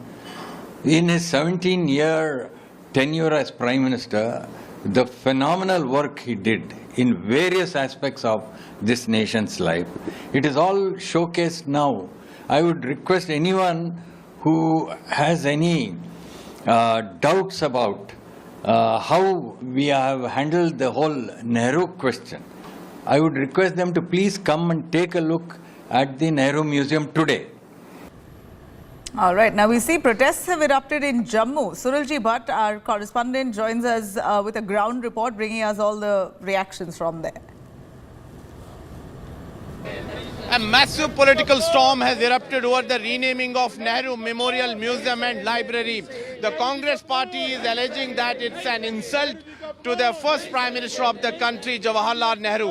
Here in the streets of Jammu, you can see that the Congress party leaders and activists are staging protests against the Modi government. They are raising slogans against the Modi government, and they are saying that Jawaharlal Nehru has been insulted, and this is something which the Congress party is not going to tolerate. Here you can see that the Congress party and leaders are holding the picture of Jawaharlal Nehru in their hands, and they are saying that this decision should be immediately rolled back. They are saying that Jawaharlal Nehru has made immense contribution as far as nation's development is concerned, and removal of his name from an important memorial, museum and library is condemnable. That's what the Congress party is saying. We will speak to the protesting Congress leaders. Here we have with us the working president of J&K Congress, Mr. Raman Bhalla.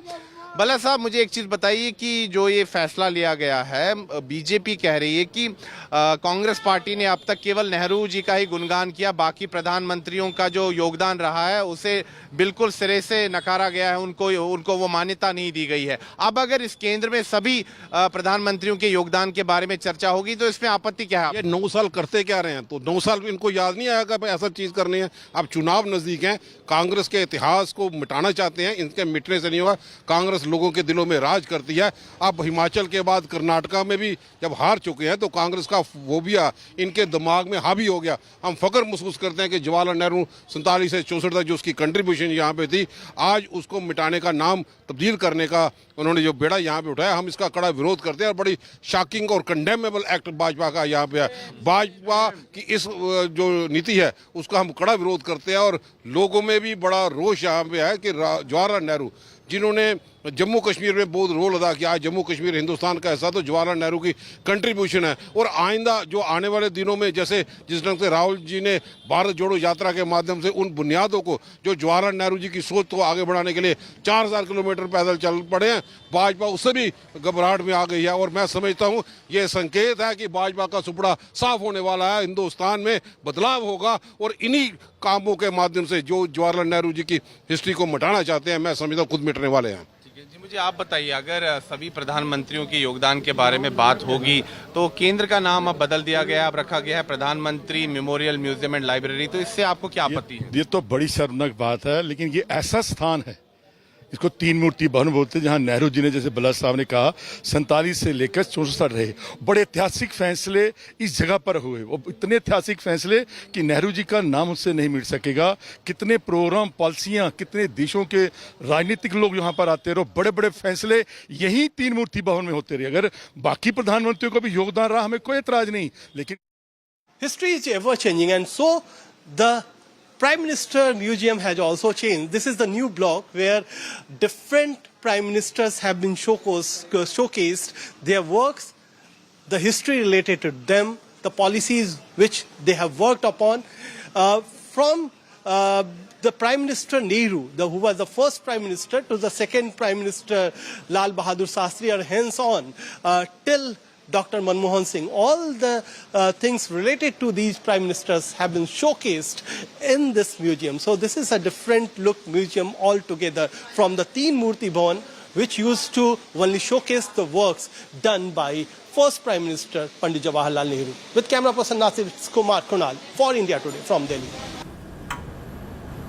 All right, slipping into a short break. Coming up on the other side, fissures, as we see, develops within the Maha Aghadi alliance partners over allegations of Sharad Pawar being offered a berth, a union cabinet ministry by Ajit Pawar if he pledges his support to the BJP for 2024. Congress asks Sharad Pawar to make his stance clear. Stay with us.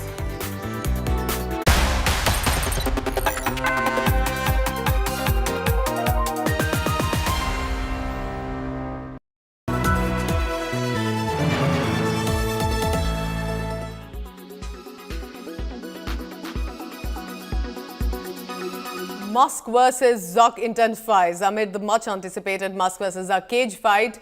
Ex-owner Elon Musk said he will be going to Mark Zuckerberg's house, and the cage match could actually take place if the Meta boss answers the door. Here's a detailed report of what's expected there.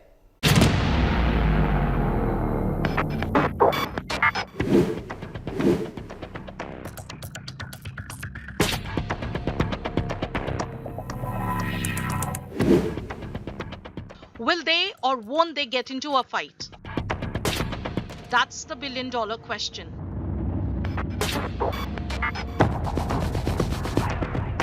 For nearly a month now, the world has been waiting for a Musk versus Zuck cage fight. And it now seems that we may be closer to an epic showdown between the Silicon Valley titans.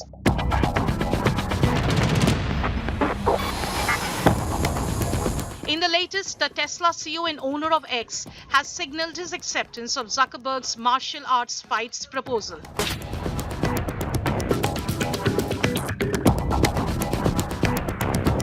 The twist comes, he posted on his virtual playground, "Knock knock, challenge accepted, open the door." The twist comes days after Zuckerberg expressed skepticism about the likelihood of this fight. Taking to ex-rival threads, the Facebook founder said that Musk isn't serious about a cage fight and it's time to move on.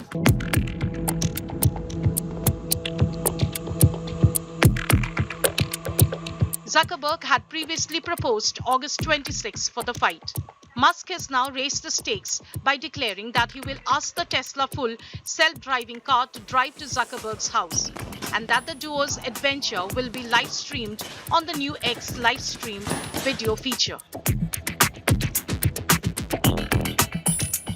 The Tesla CEO has said that he is lifting weights throughout the day preparing of the fight. Zuckerberg, on the other hand, is a practitioner of Brazilian Jiu-Jitsu and won gold and silver in 2 featherweight white belt categories at California Martial Arts Tournament in May. The saga began with Musk's casual age match offer and gained momentum as the duo continued a war of words. Will Musk make a dramatic entrance at Zuckerberg's doorstep? This could be the most suspenseful thriller of our times. Bureau Report, India Today.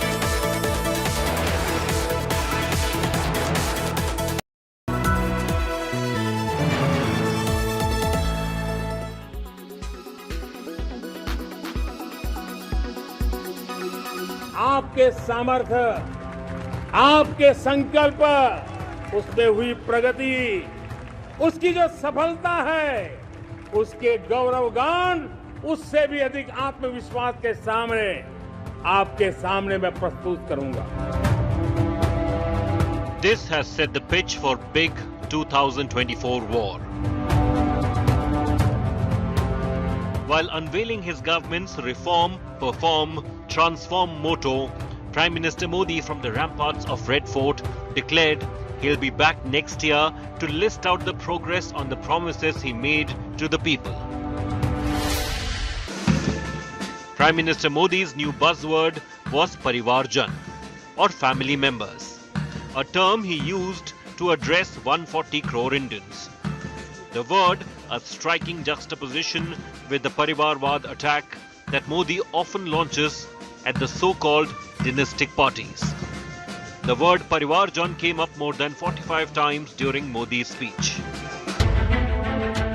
In no-holds-barred attack at the opposition bloc, Modi called on the people to get rid of corruption, Parivarwad and appeasement, which he called the troika of evil hampering India's growth. अगर सपनों को सिद्ध करना है, संकल्प को पार करना है, तो हमें ये आंख मिचौली बंद करके, आंख में आग मिला करके 3 बुराइयों से लड़ना बहुत समय की मांग है।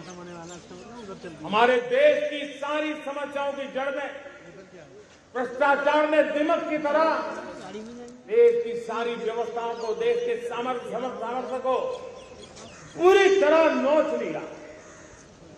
भ्रष्टाचार से मुक्ति, भ्रष्टाचार के खिलाफ जंग हर इकाई में, हर क्षेत्र में। और मैं देशवासियों, मेरे प्रिय परिवारजनों, ये मोदी के जीवन का कमिटमेंट है, ये मेरे व्यक्तित्व का एक कमिटमेंट है कि मैं भ्रष्टाचार के खिलाफ लड़ाई लड़ता रहूंगा। Prime Minister's scathing attacks sparked quiet retaliation from opposition camps. Congress chief Kharge, who missed the Red Fort ceremony citing eye infection, trained guns on Modi at Congress flag hoisting event, claiming that Modi will be out of power in 2024 and unfurl flag at his home. वो अगले साल फिर झंडा फहलाएंगे, अपने घर के ऊपर फहलाएंगे। Modi signed off his 10th Red Fort speech with a couplet about rising India and its global ambitions. चलता चलाता काल चक्र, अमृत काल का हाल चक्र, सबके सपने अपने सपने। As Modi's Red Fort fireworks set the template for 2024 polls, Bureau Report, India Today.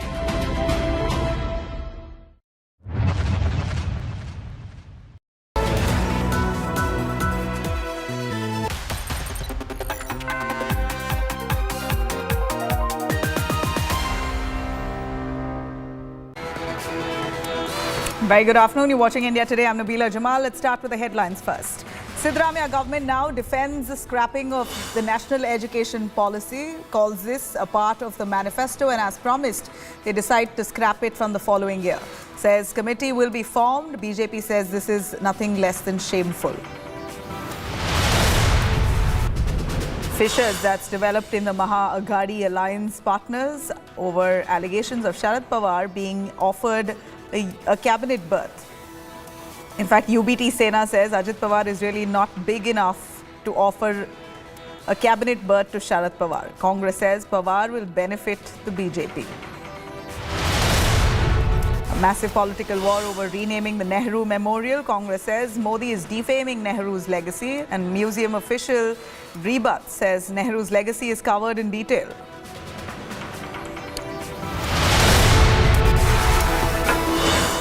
Delhi Congress versus Aam Aadmi Party rages on. The Congress leaders call AAP a B team of the BJP, says it wanted services control only to shield the corrupt netas. Hiccups in India unity. A Delhi woman kills live-in partner's minor son, stuffs body inside a box bed. Cops probe 300 CCTV cameras to nab the murder accused. Sunny Deol starrer Gadar 2 has clocked the highest Independence Day numbers for any Indian film until date.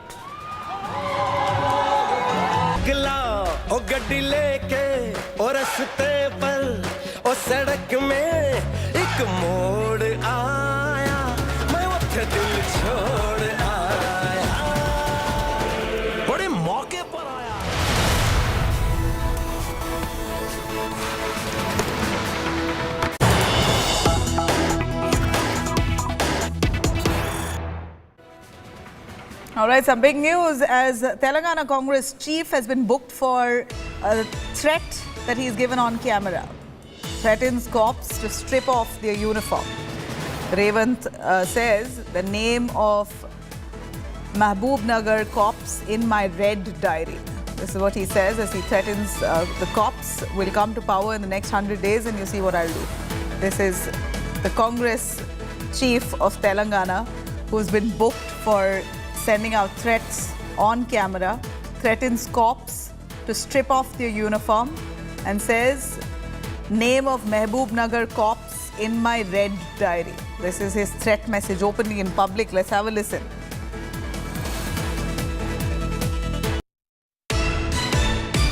పోలీసులకు కూడా మహబూబ్నగర్ జిల్లా పోలీసులకు చెప్పదలుచుకున్నా red డైరీలో మీ పేర్లు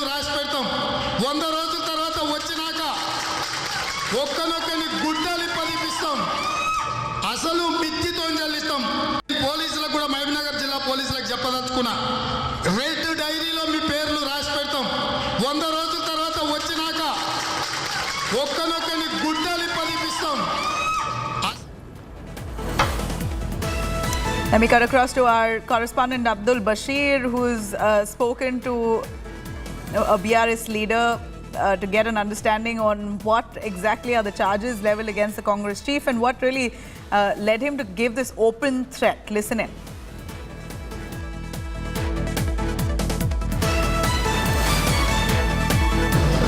Telangana Pradesh Chief Revant Reddy's statements on Mahbubnagar police had attracted a lot of criticism from the police officers, where FIRs were registered in several police stations. We have joined by BRS spokesperson Krishank to give a reaction on his statement. So what he had criticized the Mahbubnagar police, telling that in next 100 days, if their party will come to power, and they are going to take action against them. So what do you have to say?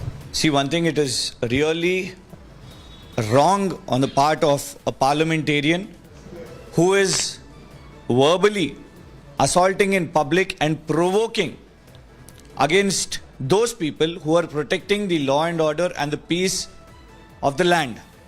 They protect the laws of the land and they are working according to the constitution. So what he has spoken is absolutely unlawful, and this speech is very familiar to another leader, opposition leader in Andhra Pradesh, that is Mr. Nara Lokesh. Mr. Nara Lokesh also recently spoke about a red diary and naming of police officials. And here we see that the same PCC president, who was an ex-working president of the Telugu Desam party, who has come from Telugu Desam party, is also speaking the same lines of a red book, red diary and police officials being named. This looks that the genes of Revant Reddy, which comes from Telugu Desam party, seems to be intact, and it is not a Congress PCC president speaking, because the strategist Mr. Sunil Kongolu has worked for both Telugu Desam party and is currently working for Congress. He is the one who is writing scripts for both the leaders. So one thing is for sure, that when the Congress leader Rahul Gandhi ji was taken action against defaming Modi ji's surname, then here, when a parliamentarian of Lok Sabha is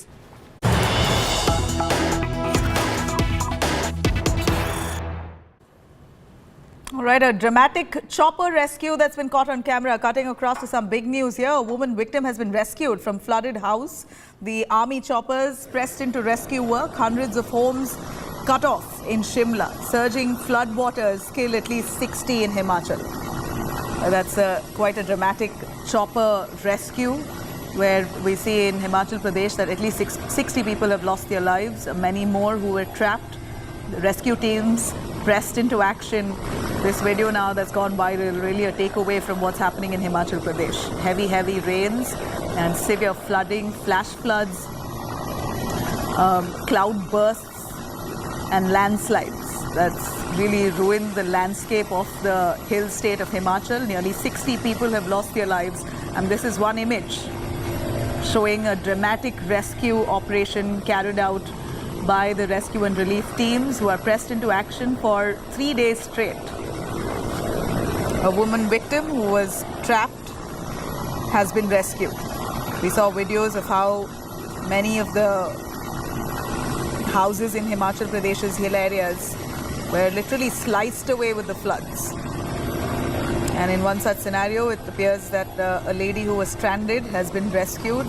And this is that dramatic video that's been caught on cameras, with the chopper airlifting that woman to safety.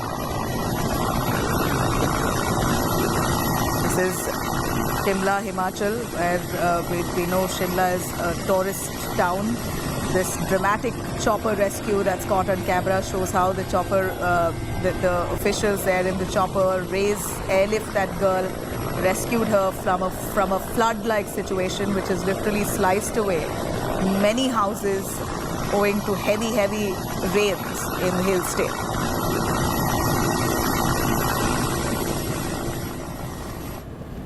And as mentioned, rain continues to wreak havoc in the hill states. The death toll mounts to nearly 60 in Himachal Pradesh right now, with several injured and still missing. Landslides, flash floods, cloudbursts leads to loss of lives and properties. The situation continues to remain grim in the state capital of Shimla. Many people were killed. Over 30 people feared trapped within around areas that have been hit hard.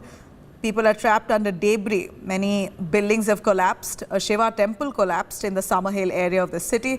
Incessant rainfall has battered 2 states for the past 2 days with no relief in sight. IMD has also issued a red alert. Meanwhile, roads leading to the revered Badrinath and Kedarnath shrines were damaged due to landslides. The pilgrimage to these shrines as of now has been halted.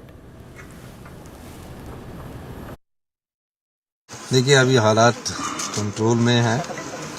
जहां dam से पानी छोड़ा गया है मैं उस जिले का कांगड़ा जिले का वैली का दौरा करने जा रहा हूं। वहां हमने कल प्रशासनिक अधिकारियों की ड्यूटी लगाई थी और हमारे चीफ सेक्रेटरी महोदय यहाँ पूरे सचिवालय में बैठ के मॉनिटर कर रहे हैं और फील्ड में जाकर मैं खुद फीडबैक भी ले रहा हूँ। मुझे लगता है कि स्थिति कंट्रोल में है।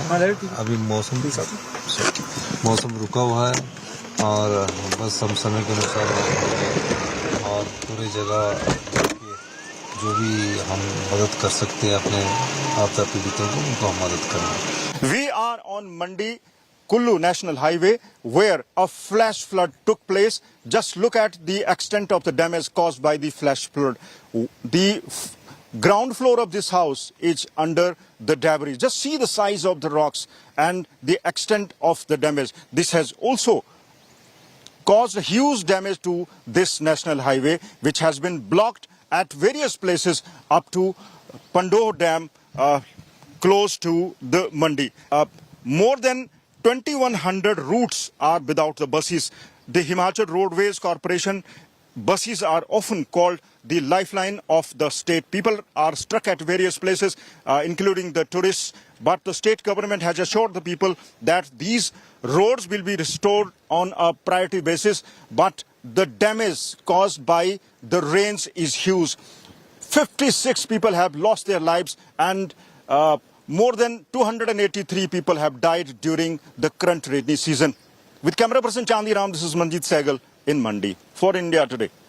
We are inside an under-construction railway tunnel located between Rishikesh and Devprayag at Shivpuri, and you can see how the tunnel is inundated. Now, what happened on night of August 13?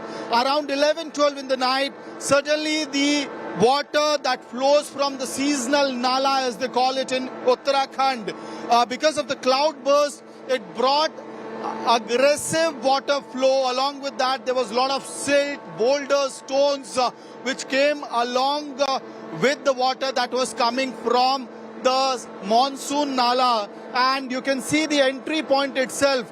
There's a lot of debris which is still lying here. This is possibly the security guard post which has been inundated with the stones, covered with the stones halfway.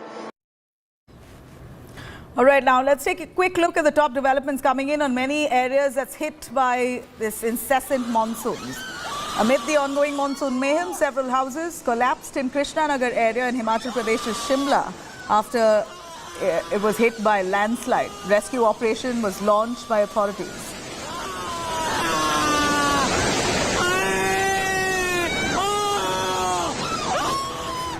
Torrential rains pounded Uttarakhand, causing a flood-like situation and triggering landslides in many areas. The mighty Ganga is flowing above danger mark in several districts, flooding several low-lying areas.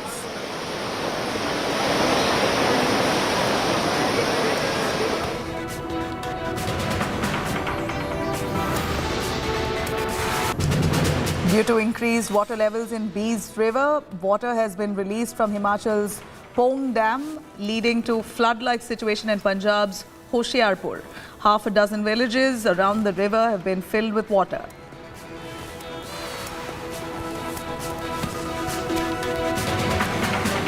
Heavy rains have triggered massive landslides in Uttarakhand's Chamoli, due to which Badrinath highway has been blocked. People were seen helping each other while crossing the area. In Uttar Pradesh's Bijnor, the overflowing Ganga river has completely flooded about 24 villages, forcing villagers to live on their house, on top of their roof. In fact, rooftop accommodation is what they've created for themselves for the moment.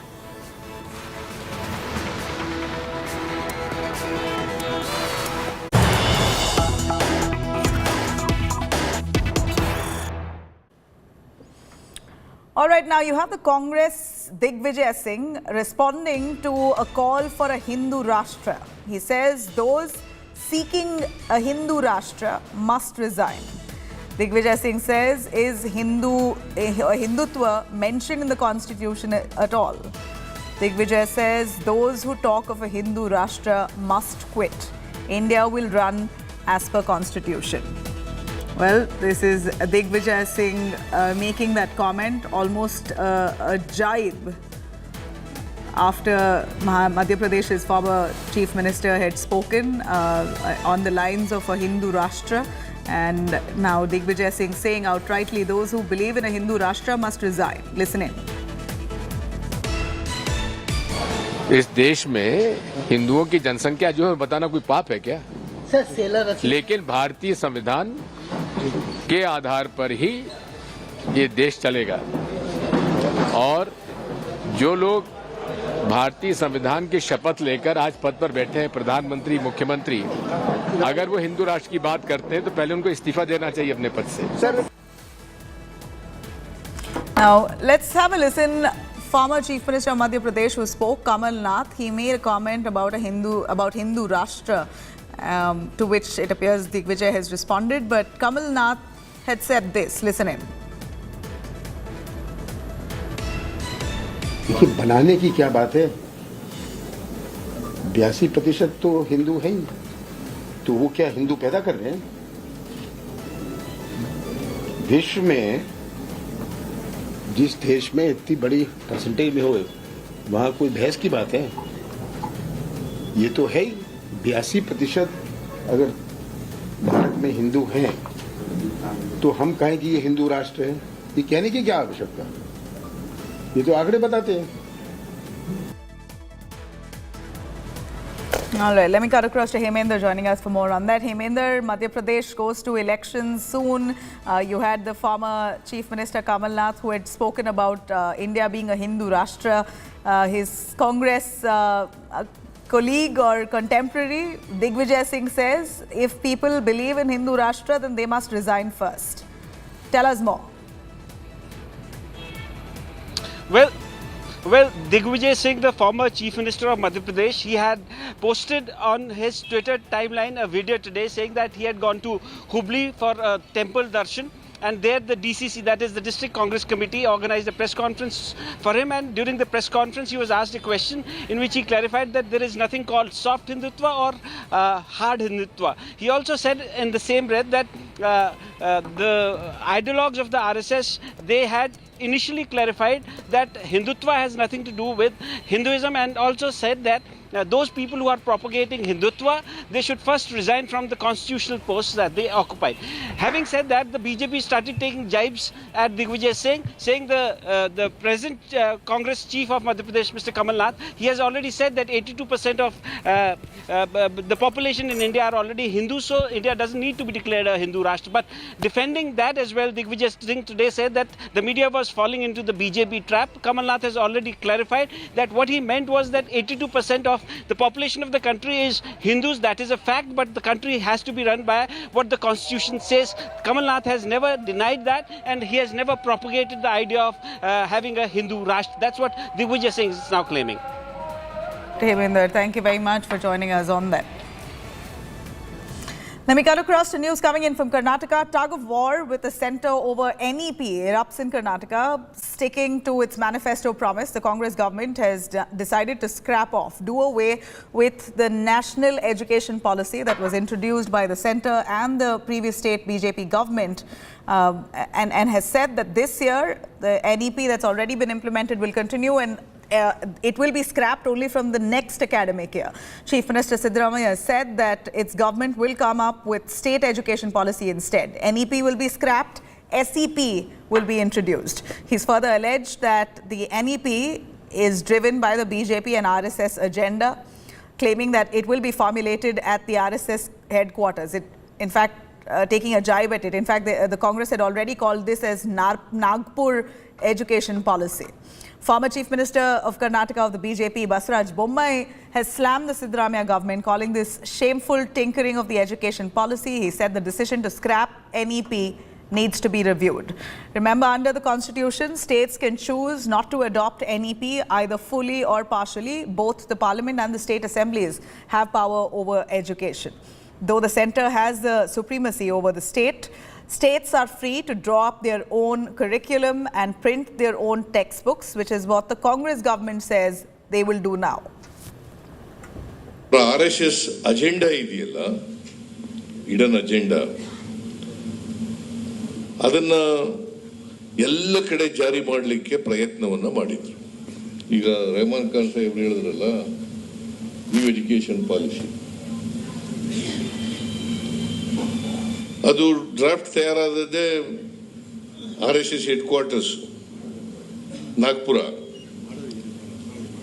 ಅಲ್ಲಿ ತಯಾರಾದದ್ದು. ಆಮೇಲೆ ಎಲ್ಲ ಬೇರೆ ರಾಜ್ಯಗಳು ಎಲ್ಲೂ BJP ಸರ್ಕಾರ ಇರ್ತಕ್ಕಂಥ ರಾಜ್ಯಗಳಲ್ಲೇ ಮಾಡಿಲ್ಲ, ಕರ್ನಾಟಕದಲ್ಲಿ ಮಾಡಕ್ ಶುರು ಮಾಡ್ಬಿಟ್ರು. ಆದ್ರೆ ಒಂದು ಮಾತನ್ನ ಹೇಳ್ತೀನಿ ರೆಹಮಾನ್ ಸಾಹೇಬ್ರೆ, ಈ ವರ್ಷ ಸ್ವಲ್ಪ ತಡ ಆಯ್ತು. ಮುಂದಿನ ವರ್ಷದಿಂದ ಹೊಸ ಶಿಕ್ಷಣ ನೀತಿಯನ್ನ ಬದಲಾವಣೆ ಮಾಡಿ ಸಂವಿಧಾನ ರೀತಿ ಎಜುಕೇಶನ್ ಕೊಡ್ಲಿಕ್ಕೆ ಪ್ರಯತ್ನವನ್ನ ಮಾಡ್ತೇವೆ. This was a part of our program in our manifesto. So 2-3 meetings have been already done. Now we are going for a better committee, which Honorable CM is personally looking at. Basically want to have our own state education policy so that in the interest of children's, the subjects or the matters what have been taught should not be controlled on a vindictive basis or whatever it is. That's what we feel. There is nothing else. No saffronizing, anti-Congress, pro-Congress, nothing like that. It is going to be pro-students, and it has to be pro-education only. See, it is not a question of syllabus. All the syllabuses are done by a task force and committees, and especially primary and secondary will all be done at the state level. So none of the things are vindictive. I want to ask the minister that let him come out which is vindictive and how it is vindictive. Just by mere making some statements with preconceived notion and to change the entire policy is very uncalled for. It is very detrimental for the future of the children of the state. I am telling you that this government is making a very, very colossal mistake, and they are playing with the future of the children, which is really unpardonable. All right, cutting across to Nagarjun Dwarkanath. Nagarjun, give us more on the national education policy being scrapped by the current Congress government. This is part of their manifesto. They are living up to it. The BJP calls this shameful tinkering. But wasn't the NEP either way allowed for state governments to adopt or not as per their prerogative?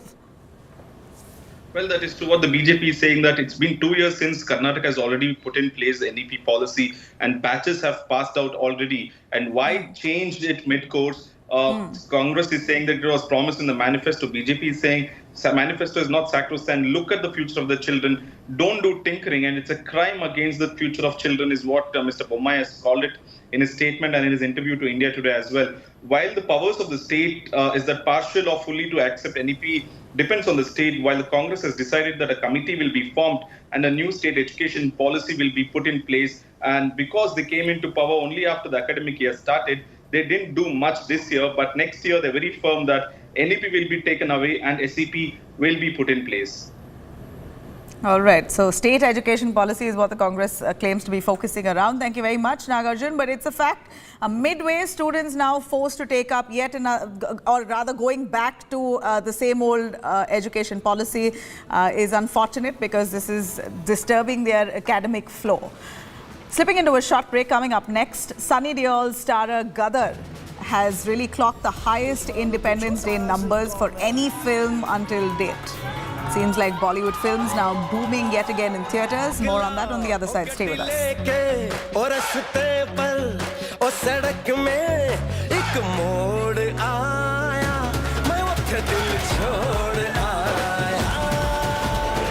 बड़े मौके पर आया है तू।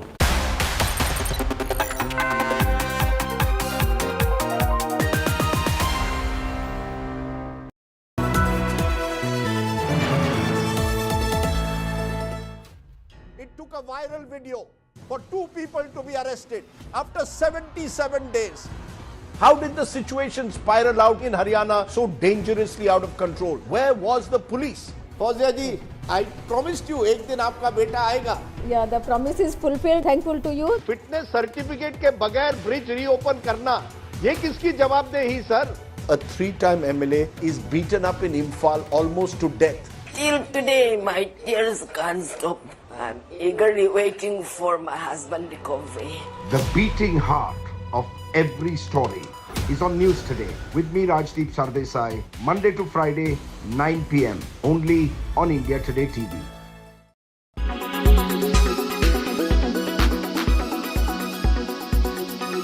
The Gali politics being followed by the Congress party has now stooped to a new low. Congress leader Randeep Surjewala has now insulted BJP voters in the state of Haryana. Randeep Surjewala compared BJP supporters and voters to monsters and said those who vote for the BJP have monstrous tendencies. Congress leader's remark has actually triggered a big political showdown as the BJP has now launched a scathing attack against Surjewala. अरे राक्षसों, भाजपा जजप्पा के राक्षस हो तुम लोग। Congress's Gali politics stoops to a new low.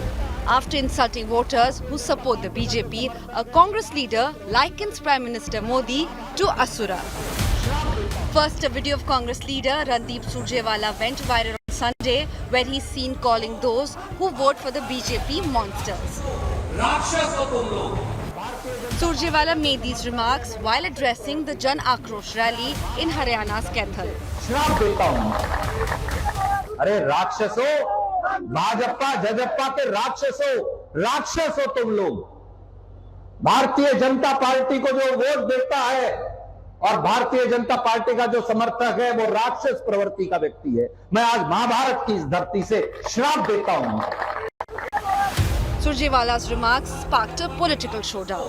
राक्षस हो तुम लोग। सोनिया जी, राहुल जी, आप क्या मानते हैं? क्या आप सारी जनता को राक्षस मानते हैं? आप राक्षस भी कह रहे हैं और श्राप भी दे रहे हैं। आप जनता को भगवान नहीं मानते, स्वयं को भगवान मानते हैं और श्राप दे रहे हैं। क्या यही आपकी मोहब्बत की दुकान है? एक राक्षस प्रवृत्ति के परिवार में जन्मा ये व्यक्ति ही सोच सकता है कि इस प्रकार का अभद्र भाषा बोलना, ये मैं समझता हूँ असंसदीय भाषा है। निश्चित रूप से इसका हम संज्ञान लेंगे। Surjewala seems to be unfazed by the criticism. He launched sharp attacks on Modi government, accusing it of misgovernance.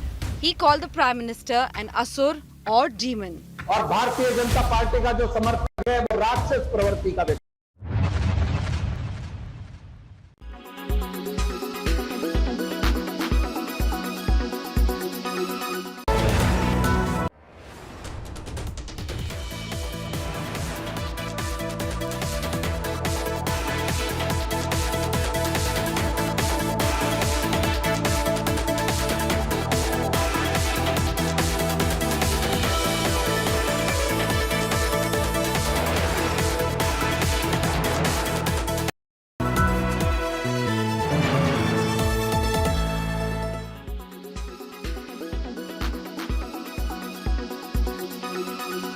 How should you be handling stress?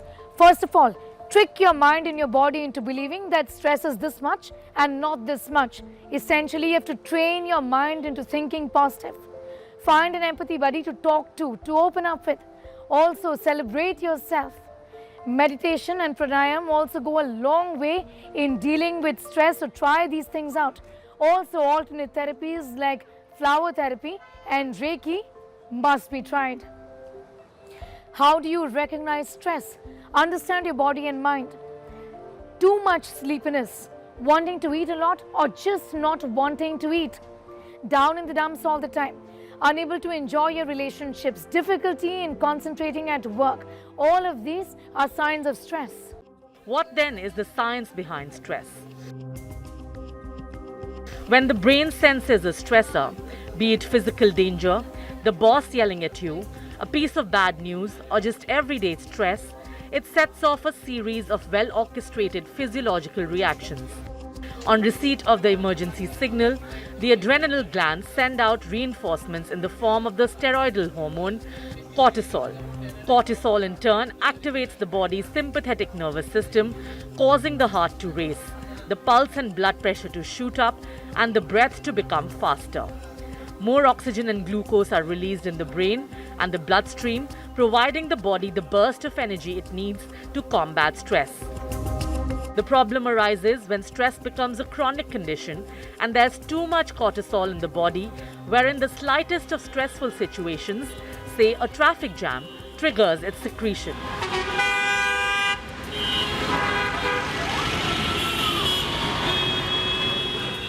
Small amounts of cortisol, when secreted in responses to stress, are actually good for our body, for our brain, for our overall health. However, when such releases, such outbursts of cortisol happen frequently, the result is slow damage to certain areas of our brain. The WHO says stress is the health epidemic of the 21st century. While stress may not be a disease with specific causes or symptoms, it wreaks sufficient havoc on the body's organs over time to become life-threatening. The response of stress is seen as a reflection in low levels of testosterone or estrogen in our system. Under stress, significant hormonal changes take place, and apart from hormonal changes, we also see significant changes in neurochemicals. A study published in the Journal of Ayurveda and Integrative Medicine in September 2002 found that pranayama led to an overall reduction in stress. Doctors say the relaxation could be a result of more oxygen reaching the brain and body through concentrated and mindful breathing.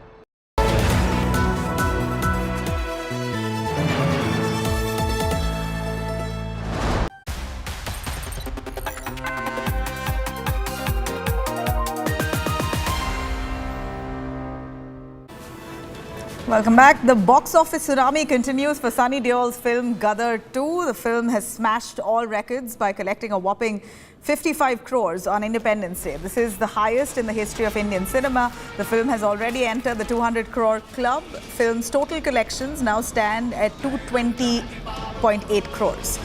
On the other hand, Akshay Kumar starrer Oh My God 2 is having a dream of a run in terms of box office collections. The film collected 18 crores on Independence Day. With this, the film has so far garnered 73 crores. According to experts now, it will very soon cross the 100 crore mark as well. According to estimates, Indians spend more than 140 crores on movie binges on Independence Day. This is a survey done for Independence Day. At least 140 crores has been raked in by the Bollywood industry on Independence Day alone.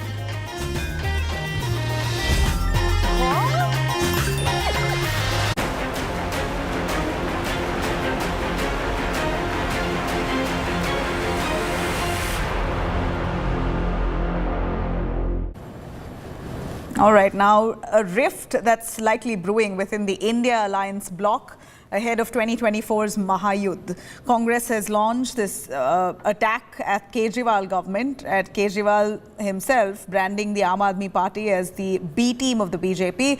Congress Neta Sandeep Dikshit has said that the Congress should not stand with his party, calling AAP a party of corrupt netas. He further went on to rake up services bill and alleged that Kejriwal wants control over the services, Delhi services, only to shield his corrupt netas.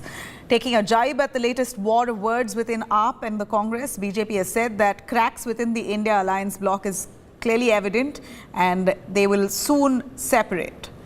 Earlier as well, different allies of the India Alliance rooting for their own party leaders as the next PM face against Modi has also come as a dividing factor.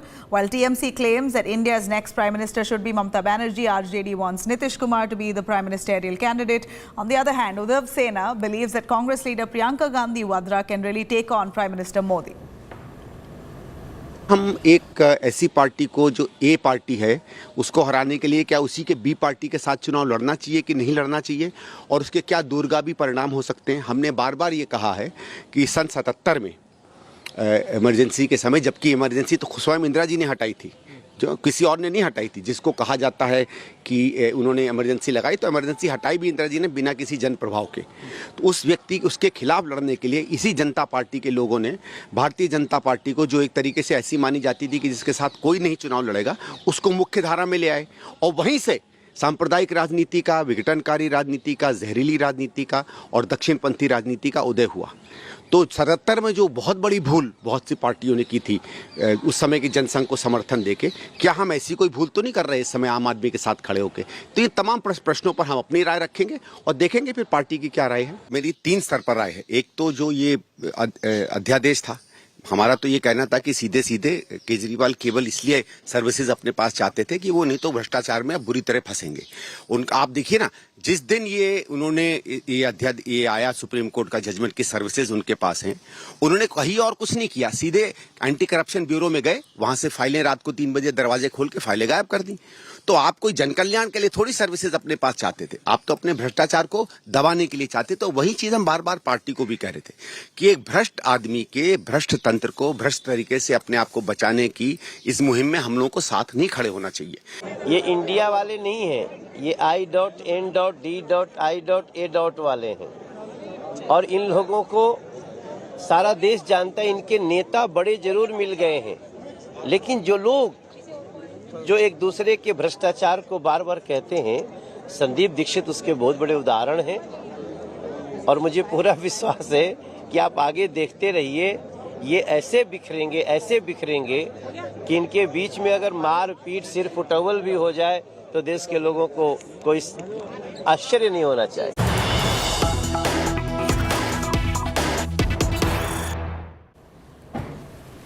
Now, Telangana governor versus KCR over Independence Day event. In fact, their back and forth now only escalates after KCR skipped the governor's Independence Day meeting or their event that was held. Tamil Sai slams the KCR government and raises questions against the Chief Minister for skipping the event. She says there could be difference of opinions, but the Chief Minister must join the state event on Independence Day. He cannot skip it. This is the governor making that point very clear, saying it was an Independence Day event where the Chief Minister was invited, but KCR skipped this. It's not right.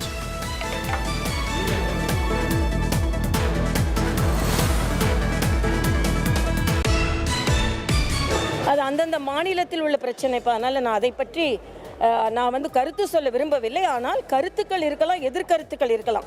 ஒரு அரசாங்கத்தில் நடைபெற வேண்டிய விழாக்கள் எல்லாம் சிறப்பாக ஒரு நட்புணர்வோடு நடைபெற வேண்டும் என்பது எனது கருத்து.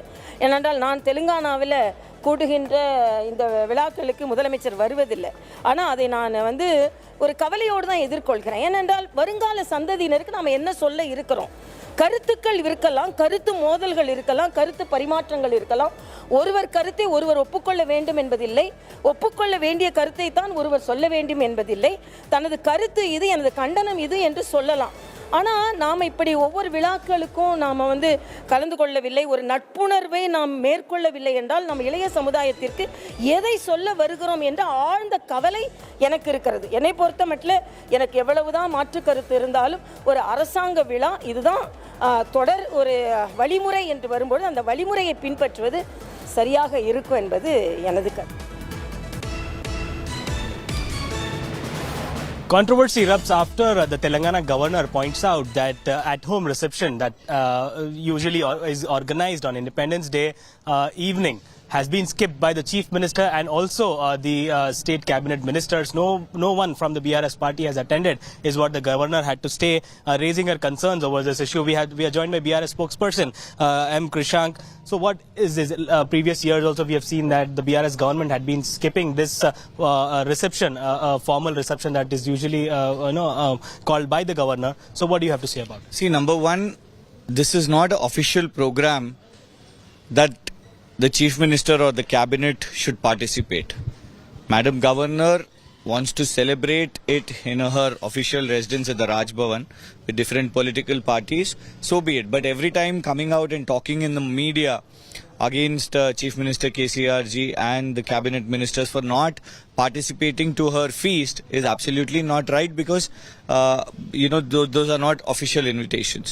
But all said and done, Madam Governor should also realize before talking, she has threatened to topple this government. She said that if she wished, this government would fall down. Why would people from this government, representatives from this government, would want to go to a person who is conspiring, who conspired to topple this government? So if there are any official programs like the swearing in ceremony of Honorable Chief Justice of Telangana, KCRG went there because our leader KCRG knows how to respect the constitutional bodies, the constitutional posts and the constitutional norms and occasions. But at home celebrations, at home feasts and her political inclinations and how Madam Governor wants to use Raj Bhavan as political platforms, KCR Garu and government of Telangana will not entertain such kind of political antics and theatrics. So this issue, holding a constitution. All right, we heard that. The BRS says it's not needed for the chief minister to be part of her private feast.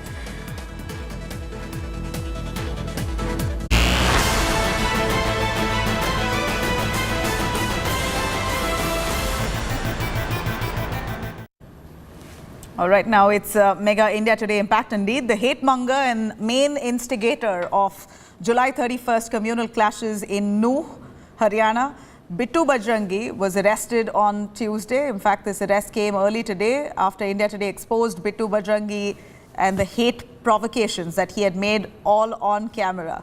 Accused in several other cases, Bittu Bajrangi was caught from his Faridabad house at least nearly 20 days after the violence broke out. The arrest followed a brief chase by cops near Bittu Bajrangi's house, where the cops were armed with sticks and guns. In an exclusive CCTV footage accessed by India Today, it shows how plain-clothed cops chased the cow vigilante, who was finally caught by surprise when the cops had arrived. Thus, after a long chase, Bajrangi was arrested from his Faridabad residence. Bittu Mewat को ससुराल बताकर आने की धमकी भर देकर रह गया, लेकिन हरियाणा पुलिस उसे यहां लेकर आई है। अब ये तो बिट्टू ही बेहतर बता पाएगा कि ये उसके लिए ससुराल है या कुछ और, लेकिन इतना तो तय है कि यहां पर उसकी खातिरदारी कुछ ऐसे सख्त सवालों से और पूछताछ कुछ ऐसी होनी है कि भविष्य में शायद वो ससुराल का जिक्र तक न कर सके। कैमरामैन अंकित खंडेलवाल के साथ हिमांशु मिश्रा, नूह।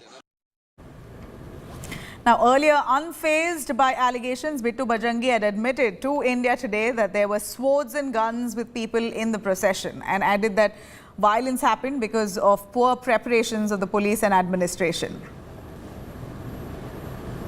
आपने आपके वीडियो में तो काफी भड़काऊ जब मैसेजेस दिए, आपने ऐसा भी कुछ कहा, आपका जीजा आ रहा है वहां पर, तैयार रहो, ऐसे मैसेजेस। यात्रा थी ये तो बहुत बढ़िया शोभा यात्रा थी जो हर साल होती है। ऐसे मैसेज उस गांव में क्यों देंगे जहां मुसलमान रहते हैं? मेरे पास स्क्रीनशॉट है, वीडियो है, रिकॉर्डिंग है जो मैंने क्राइम ब्रांच को उपलब्ध करवा दी है। मेरे को धमकी दे रहे थे। मैं सभी के लिए नहीं होता, जिन्होंने मुझे गालियां दी और मेरे साथ धमकी दी और जिन लोगों ने मुझे काटने मारने की बात बोली, ये उनके लिए था, ना कि सभी के लिए। बिट्टू बजरंगी जी, पूजा करना आपका हक है, हर किसी का हक है, लेकिन आप लाइव करके, यात्रा से लाइव करके आप चुनौती क्यों दे रहे थे कि मैं अपना लोकेशन शेयर कर रहा हूं, आप आइए? ये चुनौती मेरे आपकी तरफ से क्यों दी जा रही थी? मेरे पास आइए। अभी भी मेरे को धमकी आ रही है मारने काटने की, ये उनके लिए है, ये उनके लिए था जो मुझे मारने काटने की अब शब्द गंदी गाली दे रहे हैं। बिट्टू बजरंगी, आप पुलिस के पास जाते हैं। बिट्टू बजरंगी, आप पुलिस के पास जाते हैं, सोशल मीडिया पर आप भड़काऊ वीडियोस डालते हैं, आप पुलिस के पास जाते हैं अगर आपके पास धमकी आई थी तो? साक्ष्य आप पूरे अपने पास रख लेना, मैं आपको उपलब्ध करवा दूंगा, सारे सबूत आपको दूंगा, उसको भी चलाओ कि उन्होंने क्या बोला। बिट्टू बजरंगी जी, अभी आप माफी मांगेंगे? अभी आप माफी मांगेंगे? बिट्टू बजरंगी जी, बिट्टू बजरंगी जी, अभी आप माफी मांगेंगे? क्योंकि पुलिस ने मोहम्मद खान को माननी चाहिए, मोहम्मद खान को, जाबिर घाटमिका को, अफ्तार अहमद को, जिन्होंने मेवात में दंगे करे, घर जलाए, हमारी माताओं बहनों पर अत्याचार किया, बाइकें लूटी, बस जलाई, हमारे 2 जवान शहीद हुए और हमारी बच्चों पे अत्याचार हुआ। आपके खिलाफ माफी मांगनी चाहिए, जो दंगाई है, जो आतंकवादी है, उनको माफी मांगनी चाहिए। बिट्टू बजरंगी जी, वीडियोस है कि जो यात्रा में भी थे उनके पास भी हथियार थे। एक आराधना में हथियार का क्या काम है बिट्टू बजरंगी जी? बिट्टू बजरंगी के पास, ना बिट्टू बजरंगी की टीम के पास कोई हथियार नहीं।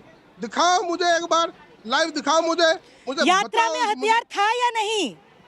मेरे पास ना हथियार था, ना मेरी यात्रा में हथियार था, ना मुझे संज्ञान में। ये आप वीडियो है बिट्टू बजरंगी जी की यात्रा में हथियार लाए गए थे। सिंपल सवाल है, क्या आप मानते हो कि भगवान की आराधना में, भगवान की पूजा में, क्या भगवान की पूजा में हथियार का कोई हिस्सा है? दिखाओ ना मेरे को, मेरे पास का हथियार थे, दिखाओ तो सही। बोलने से क्या होता है मैडम जी? बिट्टू बजरंगी, एक सवाल और है आपसे। हथियार थे, मुझे ये दिखाओ। बिट्टू बजरंगी, गोली पे गोली चलेगी, इस गाने का क्या मतलब है? अच्छा, हमारा बोलने से गोली पे गोली चलेगी, उन्होंने तो गोली चला के दिखा दी, उन्होंने तो हत्या करके तो अगर वो गलत है तो आप भी गलत करेंगे, मतलब इसका क्या मतलब है? ये भड़काओ, मैंने आपसे पहले भी कहा कि आपने आग में घी डालने का काम किया है और उन्होंने बता दिया हथियार क्या होते हैं। हमें तो अब मालूम पड़ा है हथियार क्या होते हैं। हम तो लाठी डंडे जिससे कुत्ते भगाते थे उसको हथियार समझते थे। मीडिया वाले भी कहते हैं लाठी हथियार होता है। हमें तो हथियार 31 तारीख को जब पूजा करी, हमारे ऊपर गोलियां चली, हमें जब मालूम पड़ा हथियार क्या होता है। All right, Bittu Bajrangi has now been arrested. Slipping into a short break. Coming up on the other side, Rishi Sunak attends Ram Katha at Cambridge. The UK Prime Minister performs puja, distributes prasad, says, "My Hindu faith guides me." Taking you through that on the other side. Stay with us.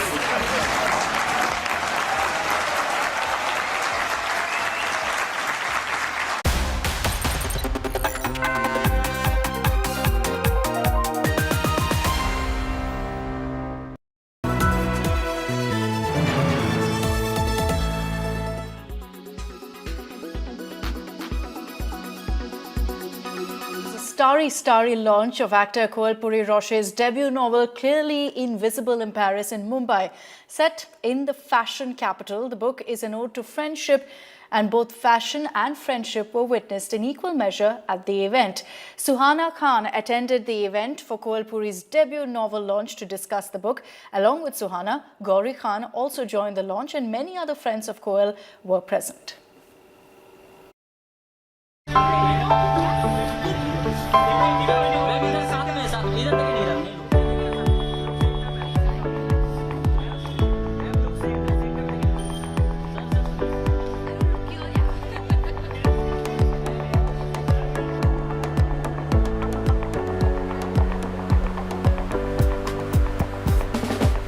It was a starry launch of actor Koalpuri Roche's debut novel Clearly Invisible in Paris in Mumbai.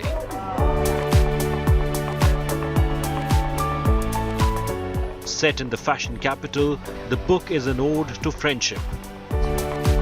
And both fashion and friendship were witnessed. in equal measure at the event. The title says clearly invisible in Paris, but I think the book will make a lot of people feel their emotions, get those emotions to the surface and make them visible. I think that is exactly the idea. You know, people struggle, people have courage, and they do it in a very invisible way, and they do it unrecognized. And it's a way of seeing, no matter who, you scratch the surface and everyone is carrying a cross. Everyone has got their own story, their own strife. And I think my point of writing this book was to say, I see you.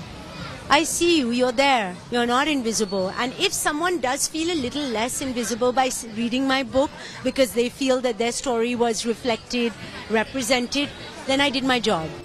The spotlight was on two debutantes, Koel Puri Roche, who's foraying into fiction writing, and Suhana Khan, who's all set for her on-screen debut. Suhana, who's so far only been seen and not heard in public, sat down for a rare, candid conversation with Koel. What resonated with me the most was that at the heart of it, this book is about friendships. And I find myself quite lucky to have a set of friends that hold up a mirror to my imperfections. Some of them are sitting in the audience, which I was quite pleasant. An applause for the friends. Yes. Yeah, I'm really so happy. I think my favorite part of the book is, I think it's between Neera and Violet. Right from the get-go, the title of the book is clearly invisible in Paris, and the clear and invisible, those antithetical terms, you know, they just kind of lay the narrative out there for the reader already from the beginning, because you know that this book, it kind of highlights the contradictory nature of the book. And I think that was my favorite part of the book, was this paragraph that you wrote about duality. The book launch was also attended by a host of actors, filmmakers and celebrities like Rahul Bose, Kabir Bedi, Rasika Duggal, Rajat Kapoor and Ranveer Shori. It was clearly visible that Koel Puri Roche's debut book launch and Suhana's first public interaction were a super success. Acknowledging a person or their needs. In Mumbai, you never bothered with salutations. You just cut to the chase. And no matter how hard you tried, you could never be invisible. Bureau Report, India Today.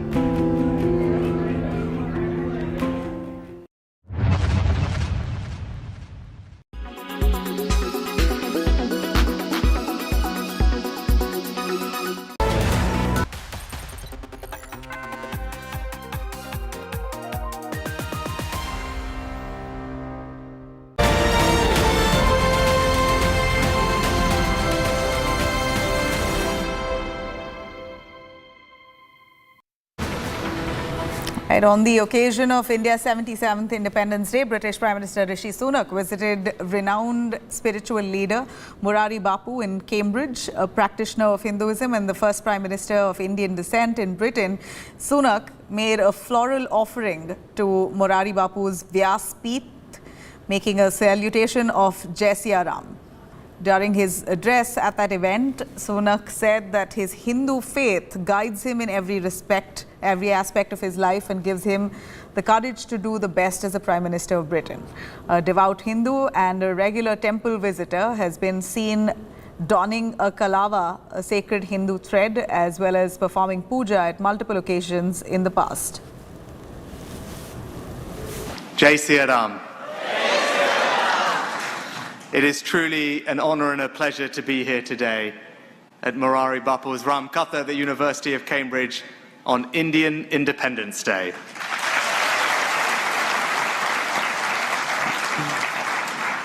Bapu, I'm here today not as Prime Minister, but as a Hindu. सनातन धर्म की विशाल व्यास पीठ के पास आकर यहाँ के आदरणीय प्रधानमंत्री ऋषि सुनक साहब आए और इतनी सरलता से व्यासपीठ के प्रति अपना आदर व्यक्त करें, ये मेरी दृष्टि से उसके संस्कार का परिचय है। देश का प्रधानमंत्री, उसका पद कोई सामान्य नहीं है। बिल्कुल। बहुत गरिमापूर्ण पद है। तो मैंने ये मार्क किया कि इतनी सबल राजपीठ पर बैठे हुए होते ही इतनी सरलता मैंने कम राजनेताओं में देखी है।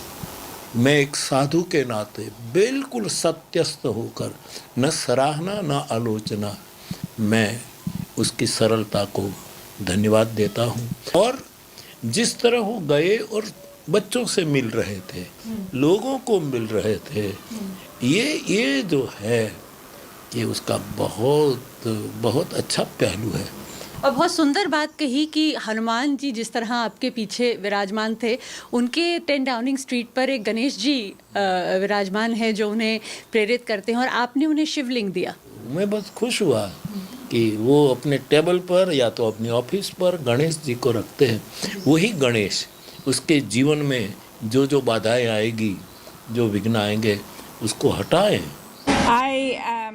He's very humble, and I think the fact that he came, as you said, as a Hindu today, and not just the Prime Minister. What stood out to me the most, apart from serving prasad and speaking to everybody, was the fact that he went and said hello to, and greeted every musician that has come with Bapu from India. Yeah. He sort of went to the front of the stage and he met all of them individually, which was really nice of him, and I think it says a lot about him. I can see Prime Minister Rishi Sunak being very inspired by Morari Bapu in his lifelong service and his dedication, commitment to culture and spirituality, our Hindu Sanatan Dharma, and we clearly see that our Prime Minister reads the Bhagavad Gita, sings Hanuman Chalisa, which we've heard before, and he's accepted that those are influencing his actions and his thoughts in leading the country. All right, there we saw Rishi Sunak. Now, Musk versus Mark Zuckerberg. Their war only intensifying amid the much anticipated Musk versus Zuckerberg cage fight. Ex-owner Elon Musk said that he will be going to Mark Zuckerberg's house, and the cage match could actually take place if the Meta boss answers the door. Here's a report. I'm going to leave you with that.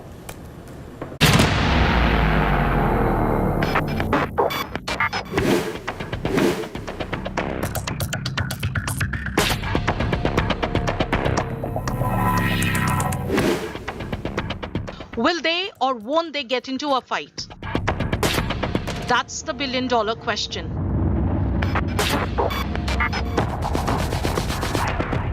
For nearly a month now, the world has been waiting for a Musk versus Zuck cage fight. And it now seems that we may be closer to an epic showdown between the Silicon Valley titans.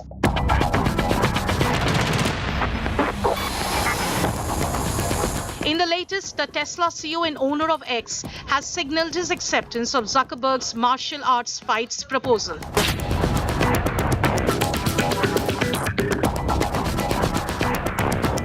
The twist comes, he posted on his virtual playground, "Knock knock, challenge accepted, open the door."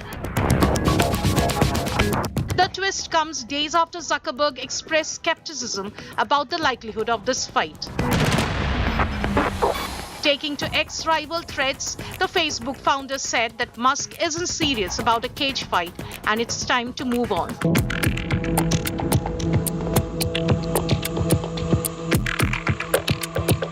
Zuckerberg had previously proposed August 26 for the fight.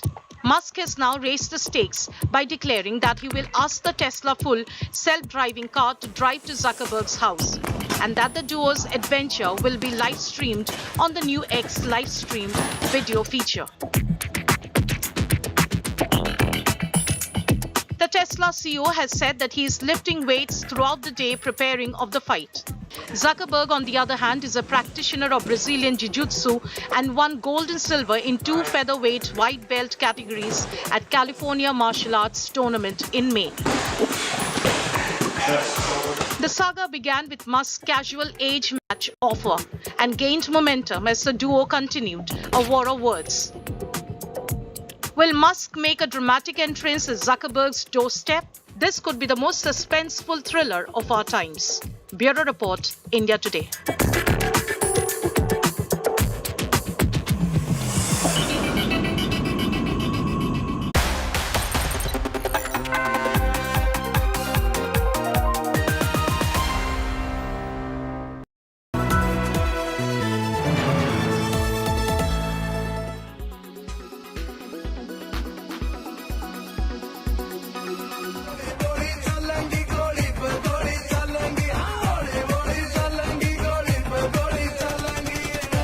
preparing the battleground online. His unchecked aggression on social media foreshadowed Monday's mayhem in Haryana's Nuh.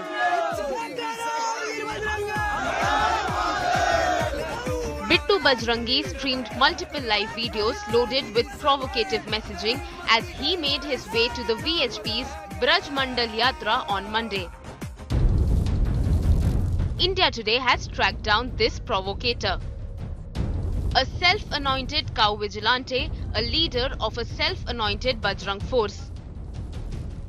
A man named in at least 4 cases, the latest linked to his role at Nuh on Monday. Earlier, he stood accused of inciting communal riots based in Faridabad on the outskirts of the national capital.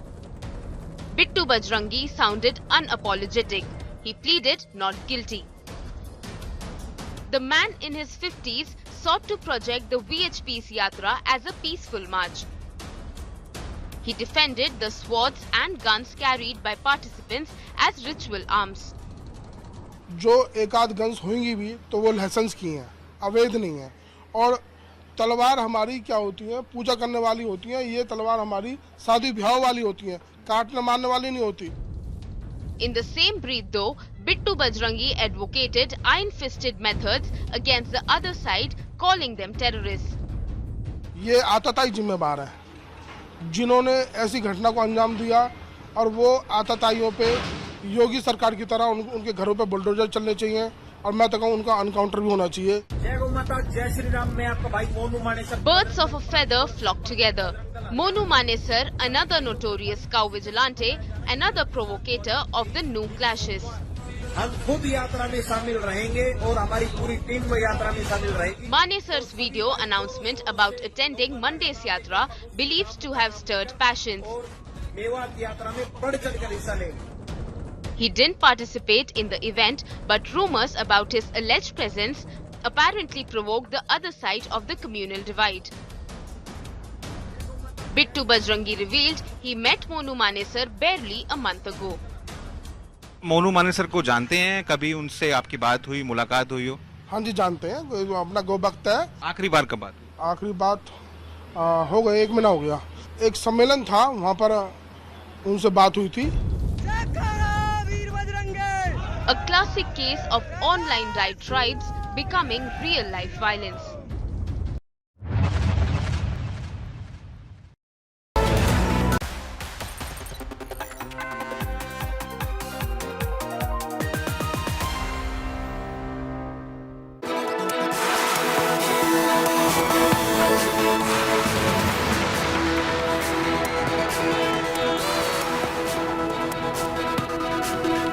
A very good afternoon. You're watching India Today. I'm Nabila Jamal. Let me start with the top news. Our flashpoint between the BJP and the Congress over renaming the Nehru Museum. Let me start with the latest. Sidhu government now defends the scrapping of the national education policy, calling it a part of their manifesto, and they've done it as per promise. They say that they will now form an SEP, State Education Policy. BJP says this is shameful tinkering of NEP. Fissures in Maharashtra's Mahagadi alliance partners erupts after Sharad Pawar's allegation that Sharad Pawar was offered a cabinet berth by Ajit. UBT Sena says Ajit Pawar has no authority or is not big enough to offer a berth to Sharad. Congress asks for Sharad Pawar to make his stance clear.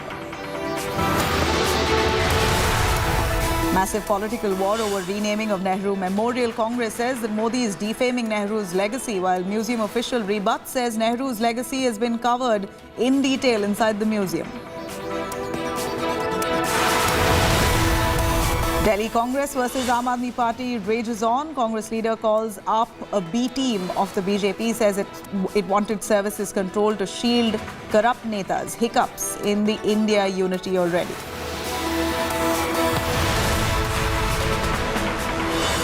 Delhi woman kills her live-in partner's minor son, stuffs the body inside a box bed. Cops probe 300 CCTV cameras to nab the murder accused.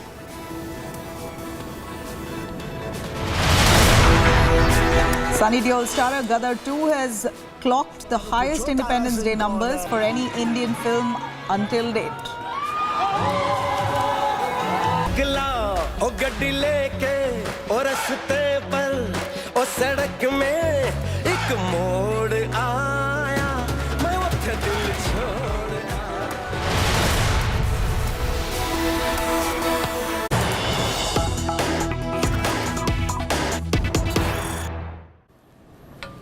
Let me cut across to some shocking images coming in from Pakistan as a radical mob has attacked a church in Pakistan. A church as well as some of the Christian homes have been attacked in Pakistan.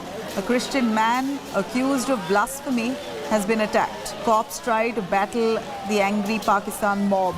But there you have it, the visual they're clearly showing the mob entering church premises, trying to vandalize that property.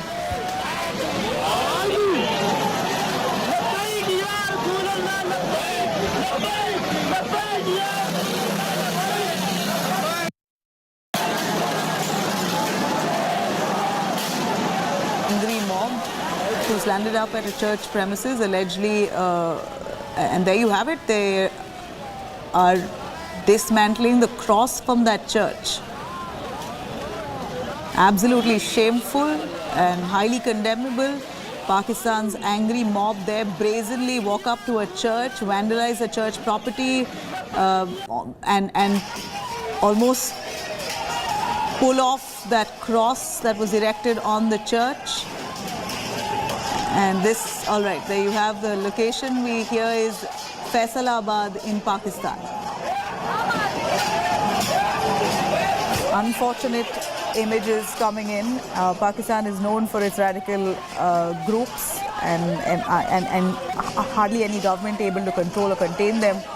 And here you have yet another episode where a minority man, clearly Christians are an absolute minority in the country of Pakistan, and in Faisalabad a church was attacked after a Christian man allegedly was pulled up for blasphemy. Now the mob enters that church and vandalizes the property, and these visuals show how they're trying to almost pluck out that cross that was erected on that church. And so far in that video at least, we don't see any police action. Geeta Mohan joining us for more on that. Geeta, this is so tragic, these kind of radical mobs and just angry protesters. I can't even call them protesters, they're just goons who are entering a church and vandalizing property, beating up a Christian man. Give us the reasons behind this, and has there been a response from the Pakistan government? Well, as of now, it's a developing story, so we do not have an official reaction from the Pakistani administration. But the fact is that this is not the first time, Nabila, we've been reporting on how minority persecution goes on and continues to go on in Pakistan without any acknowledgement, or for that matter, the punishment or conviction, prosecution, arrest. Nothing really happens to those who persecute minorities in Pakistan, and this is one such case. We've seen not just the Christian minority or Hindus or Sikhs in Pakistan being impacted, but even within their own community, the Ahmadiyyas, who are not even considered Muslims, are also targeted by these very same bigots and extremists. So not the first time. Again, we'll have to wait to see if action is taken by the administration, and no official reaction has come in yet.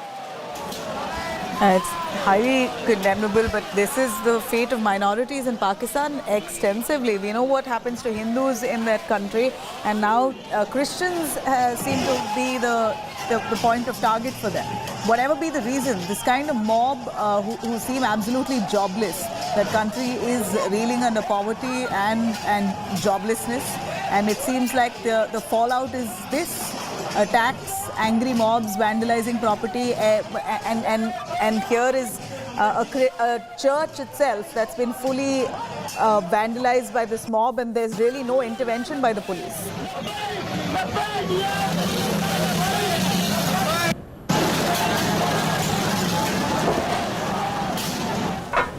Right, moving out of that story, coming back to the political flashpoint between the Congress and the BJP, Nehru Museum has now been renamed into Prime Minister's Museum. It's now become a point of controversy as the museum is now going to be called Prime Minister's Museum and Library Society. The name change has clearly irked the Congress, with the Grand Old Party now calling this a petty move. Congress MP Jairam Ramesh, in a scathing attack, has called this a bid by the Prime Minister to erase Nehruvian legacy. He's asserted that all liberal foundations set up by Nehru is under assault by Modi, stating that no matter what, his legacy will live on. The BJP, however, now hit back at the Congress, asking why the party is so obsessed with Nehru. The Saffron Party has questioned as to why there was no mention about Lal Bahadur, about Narasimha Rao, or even Indira Gandhi or Rajiv Gandhi. It was in mid of June this year that the decision to change name of the Nehru Museum to Prime Minister's Museum and Library Society was made, and it's now come into fruition.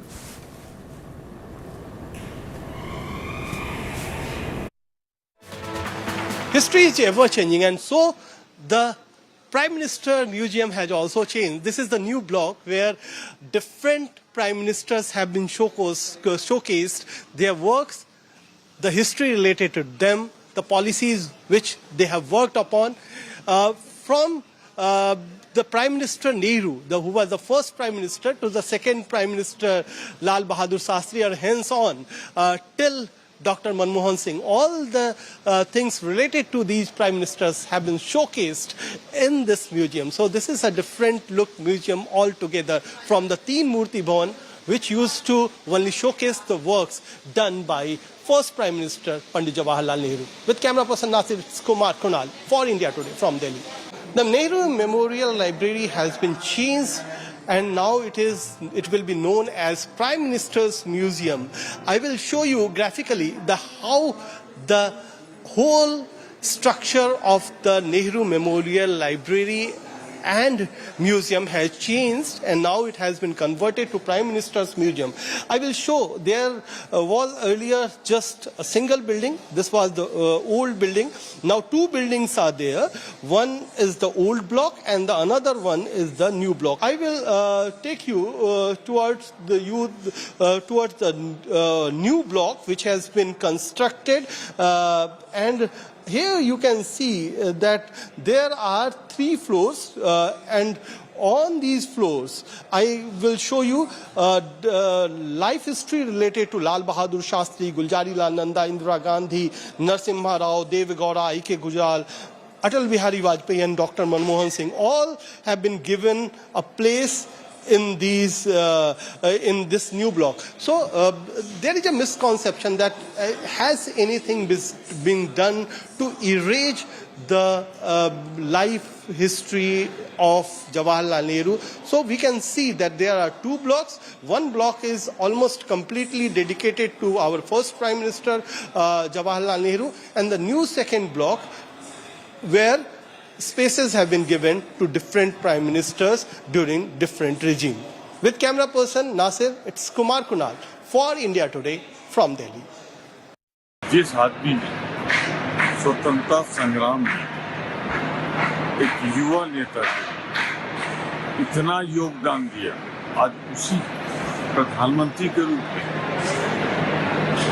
जिसने इस देश को आजादी दिलाई, उस पंडित जवाहरलाल नेहरू का नाम बदलना एक कलंकपूर्ण अध्याय है नरेंद्र मोदी सरकार का। जवाहरलाल नेहरू मेमोरियल आज से वो जाना नहीं जाएगा, जवाहरलाल नेहरू का नाम हट जाएगा। कांग्रेस को नेहरू जी को छोड़कर सबसे एलर्जी थी, उसमें लाल बहादुर शास्त्री का स्मृति क्यों नहीं बनी, उसमें नरसिंह राव की स्मृति क्यों नहीं बनी, उसमें इंदिरा गांधी की भी स्मृति नहीं बनी, उसमें राजीव गांधी की भी नहीं बनी, और बाकी जितने प्रधानमंत्री हुए मोरारजी भाई सब तो कांग्रेस ही थे ना।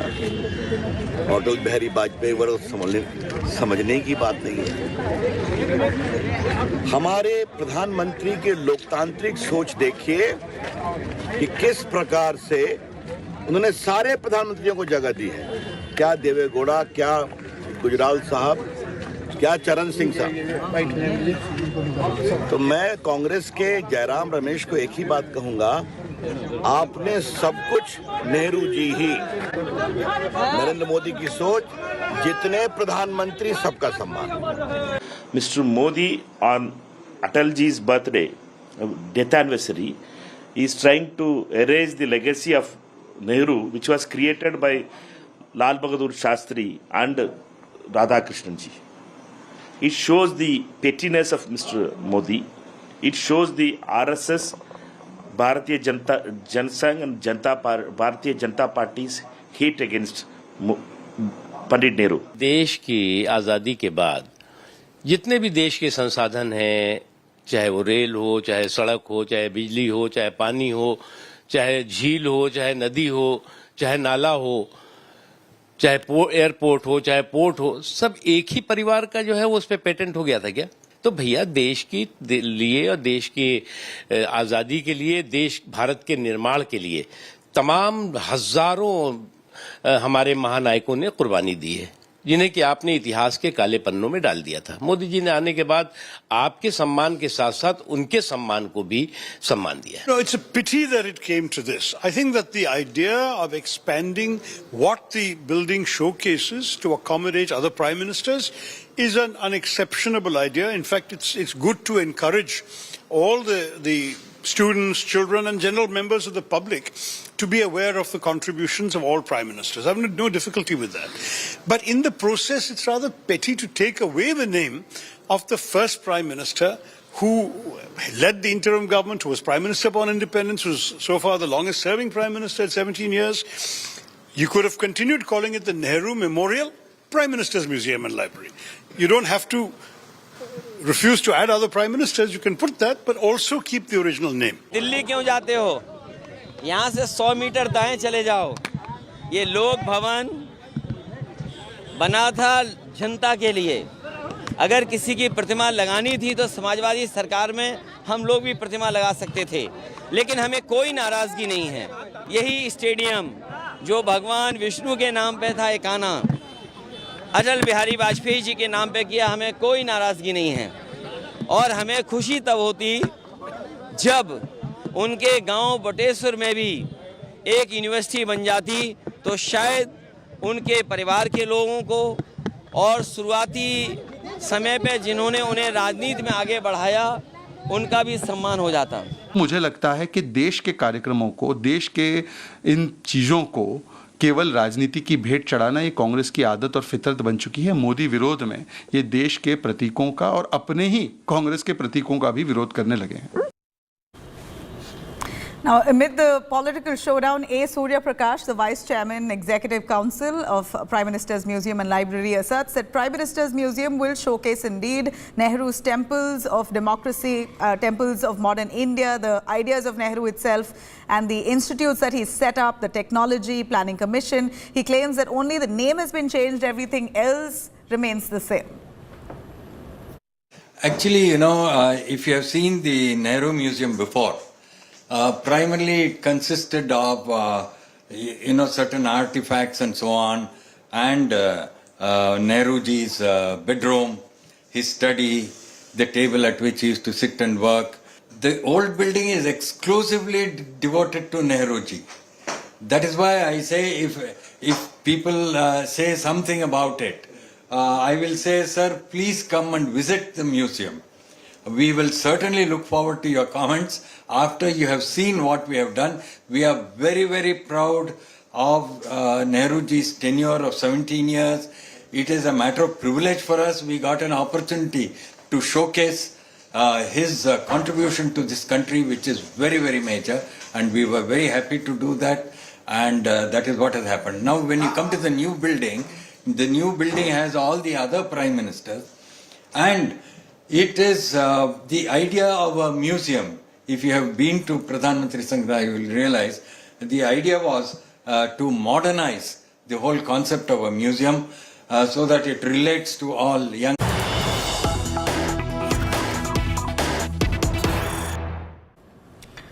All right, we're going back to those shots coming in from Pakistan. A radical mob who had attacked a Pakistan church in Faisalabad. This was the area where the church was surrounded by a mob and vandalized. You see that crucifix that's been removed from the building, the church building. It's tragic that a Christian man has been assaulted, and you see that property completely attacked by this angry mob over a case of blasphemy. The still reasons yet unknown, but whatever it is cannot justify this kind of attack. A Christian man accused of blasphemy was attacked, and then this church was vandalized. Cops tried to battle the angry mob. A church surrounding Christian settlements vandalized. We believe some of the homes homes owned by Christians has also been ransacked at Jalanwala Road district of Faisalabad, Punjab. Right after the Christian man was accused of blasphemy, these attacks took place. The police have now reached the spot to control this deteriorating situation of law and order. An FIR has also been lodged, and they're trying to control the situation at the moment, is what the police's official statement says. That they have lodged an FIR. They're trying to control the mob.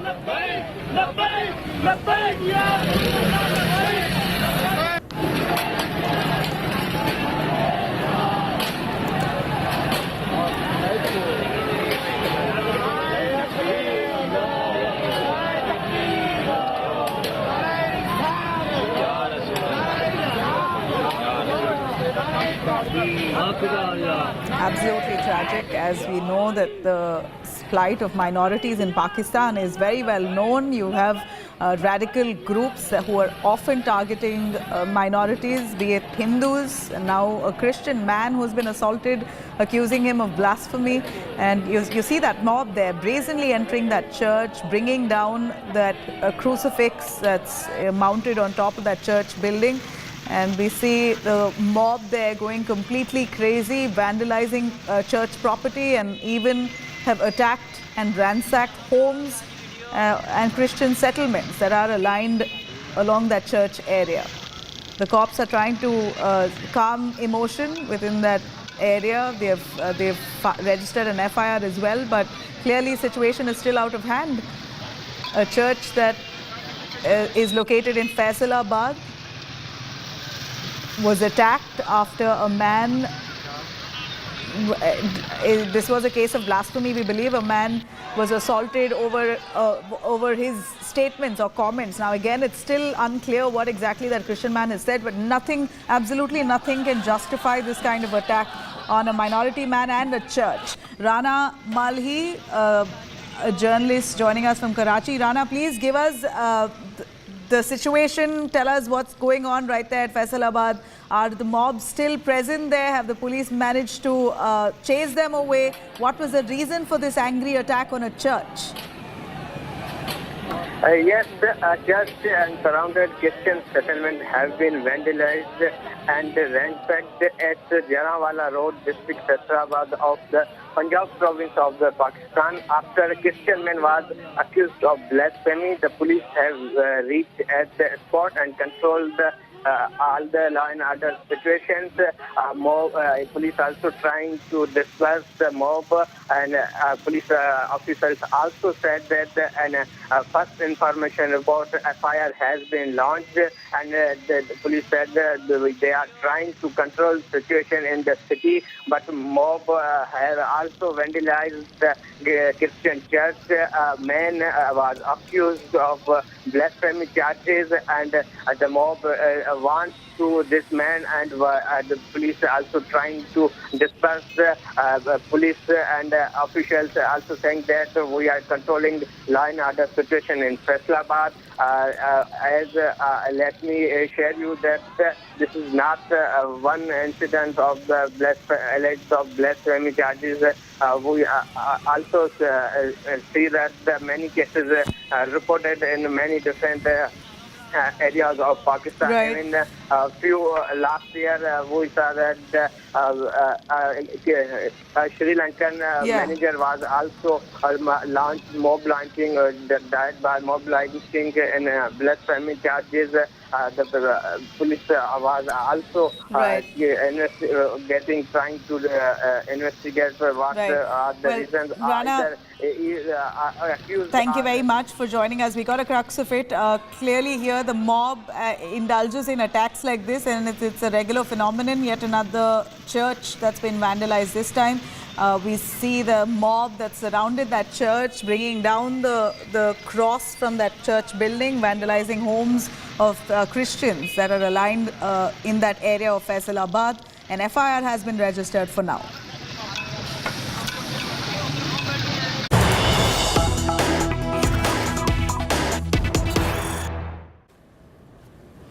Right, cutting across to Jadavpur University students' death case that's now escalated with protests raging on. Protesters arrive at Jadavpur from Nadia district to protest against the ragging of a boy that ultimately landed in his death. Sit-in protests in front of Jadavpur University campus against the death of a first-year student. On the other hand, the TMC student wing, TMCP, is also staging one such protest on the same issue at stone's throw distance from the university. For now, we know that 6 current and former students have been arrested in the death of the fresher due to alleged ragging at Kolkata's Jadavpur University. This takes the total number of arrests now to 9. Nine students, former and current students, collectively have been arrested, and this has triggered really huge public anger. And groups of student groups, multiple student groups, including the TMC student wing, have arrived along the Jadavpur University campus to protest against the manhandling of the university officials.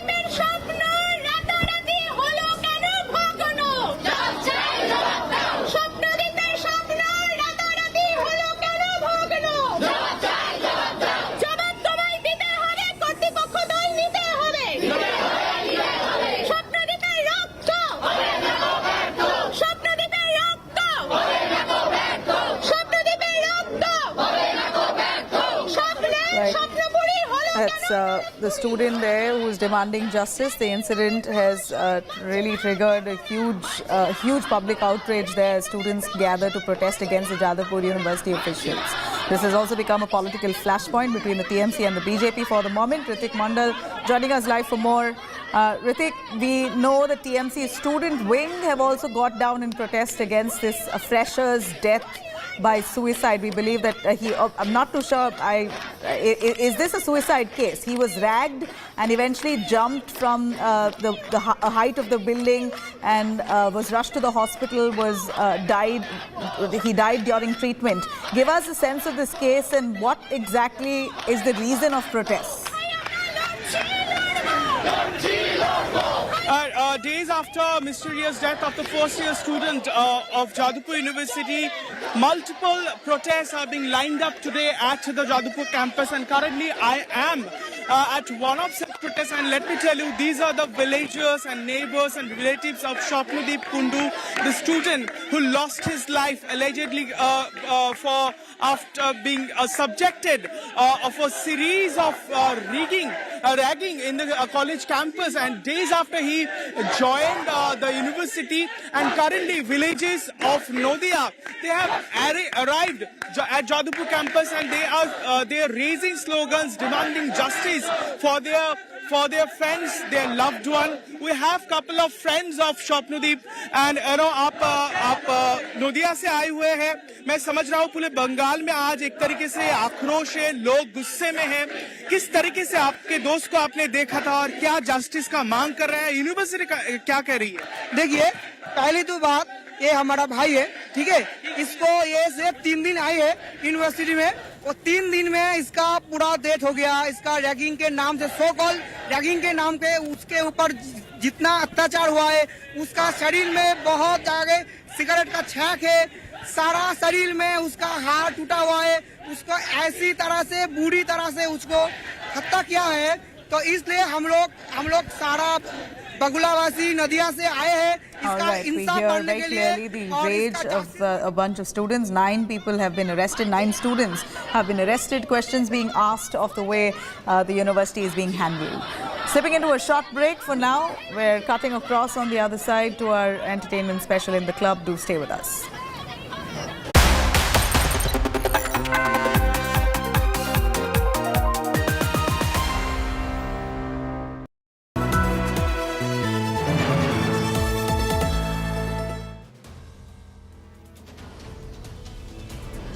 In politics, everyone has an opinion, but I have the data. Whose stock is rising? Whose graph is falling?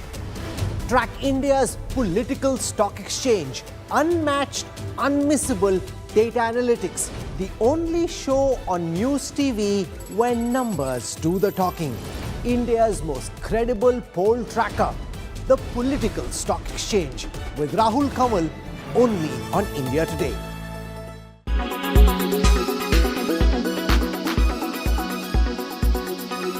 Musk versus Zuck intensifies amid the much-anticipated Musk versus Zuck cage fight. Ex-owner Elon Musk said he will be going to Mark Zuckerberg's house, and the cage match could actually take place if the Meta boss answers the door. Here's a detailed report of what's expected there.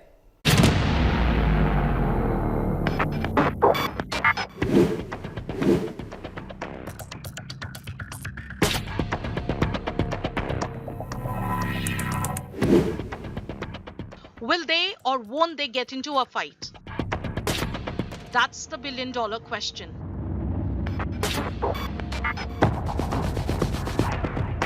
For nearly a month now, the world has been waiting for a Musk versus Zuck cage fight. And it now seems that we may be closer to an epic showdown between the Silicon Valley titans.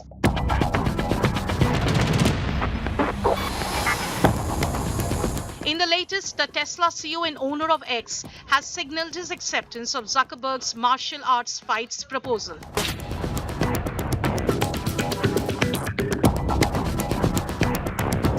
The twist comes, he posted on his virtual playground, "Knock knock, challenge accepted, open the door." The twist comes days after Zuckerberg expressed skepticism about the likelihood of this fight. Taking to ex-rival threads, the Facebook founder said that Musk isn't serious about a cage fight and it's time to move on.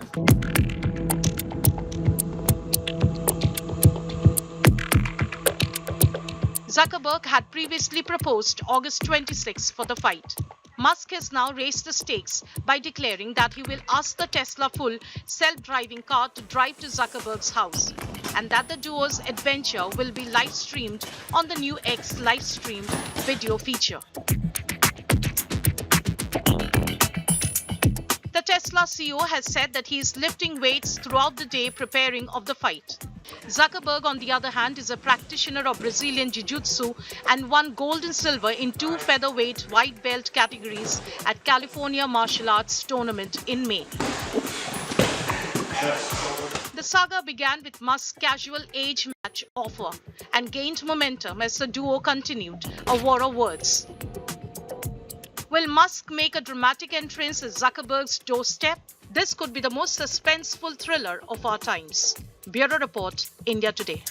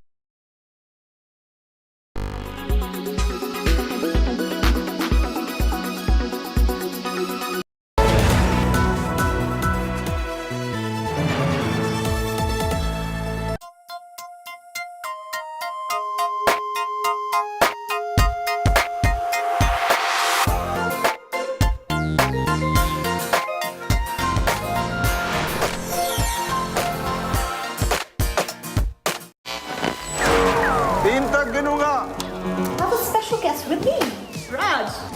हिलने की कोशिश की तो तेरा plate बना दूंगा।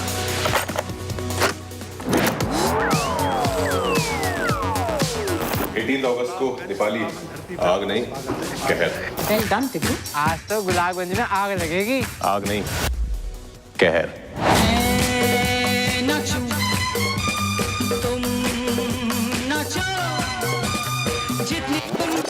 Middle class boy had no connection, and for him to be this guy, you know, to be the Shah Rukh Khan, his journey really inspired me.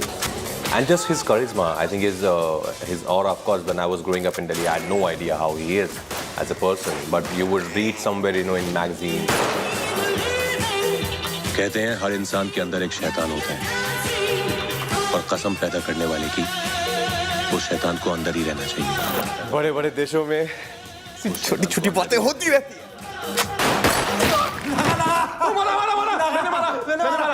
मैंने मारा, मैंने गोली।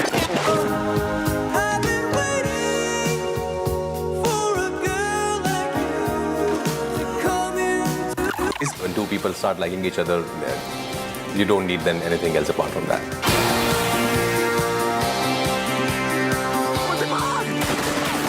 Guns and Gulab.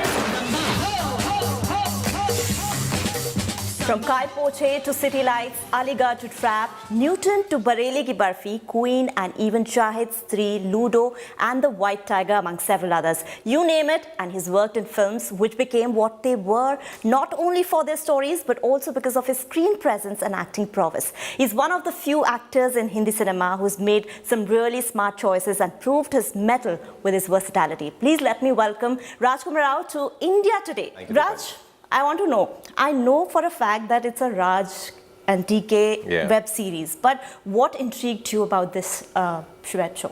Well, first and foremost, Raj and DK, of course. I worked with them in Stree. They were the writers and the co-producers of Stree, so it's their world, their brainchild. And I've always been a big fan of their work, since Shore in the City to Go Goa Gone and a Family Man Fuzzy. So I think they always create something very unique, something out of the box, very unconventional. They always break the barrier, which I really like and enjoy watching also as an audience. So when they offered me this series and they said, I asked them, who's going to direct it? And they said, we will be directing it. I immediately said yes to it, of course, because if they are writing something, it has to be something which is just never seen before. And they're dear friends also otherwise, yeah. You know, recently I was having this conversation with Sunny Deol that he said that, you know, it's the need of the hour to get and to bring Hindi cinema back. Yeah. And now that we are seeing right now is Bollywood. Yeah. What is your opinion on that? Because, you know, in your Guns and Gulabs, I saw a few glimpses of the, you know, old Hindi cinema charm 90s, as well. Yeah. And even in your Monica Oh My Darling, I could see that with the background score that we had. No, exactly. I think I'm not sure what the context was for Sunny Sir, but I think what Sunny Sir must meant was to get this audiences back to theaters, which is happening very well with Gadar, of course. Yeah. So big congratulations to him. But yeah, I think like when I was growing up in 90s, like I'm sure like a lot of people, we all were just mesmerized by our stories. We all were in love with cinema. You know, going to watch a film was like a big festival. You know, this film has released. There were no trailers, nothing. Just that this film is coming out and we all will go together as a family. I think that is missing. The magic of cinema, I think we need to get that back. And it slowly, I think it started coming back. There was a phase post-pandemic and during pandemic when people were very much comfortable with the idea of watching it at home. But now I think for films, a lot of people have started going back to theaters, which is a great sign. Yeah. Talking of Gadar 2, have you seen the first one? What was your fond memory? Of course I have. What was your first fond memory of that one? All of us have. Very, very thrilling. I think, and Sunny Sir's performance, the music, it was great. Of course, the world famous hand pump scene. It was great. I loved it. And, you know, having worked in the industry for over 13 years now, has it been important for you, the box office numbers? I won't say it's not. It definitely is also important, if not the only thing which matters. But I would also want my work to be noticed. You know, I want to be part of films that will be remembered. Yeah. Not just it just can't be for those 10 days. People talk about it, makes a lot of money, and then after 6 months, nobody even talks about it. It's, out of the mind. So I want to do films which are there, like, leaving behind a legacy, which will be there right at the top in my filmography. Like Stree, for example, which is a great success at the box office, and something which people will talk about even after, many, many years. Also, in Guns and Gulabs, this is the second time that you had collaborated with Adarsh Gaurav, for the first time that you worked was with the White Tiger. How was that? He's great. I'm very fond of him. A very, very hardworking actor. He never takes it lightly. Everything, he gives it his 200%. And as I said, very fond of him and brilliant actor. We all have seen that in The White Tiger. He's got a BAFTA nomination for The White Tiger, which is a huge achievement.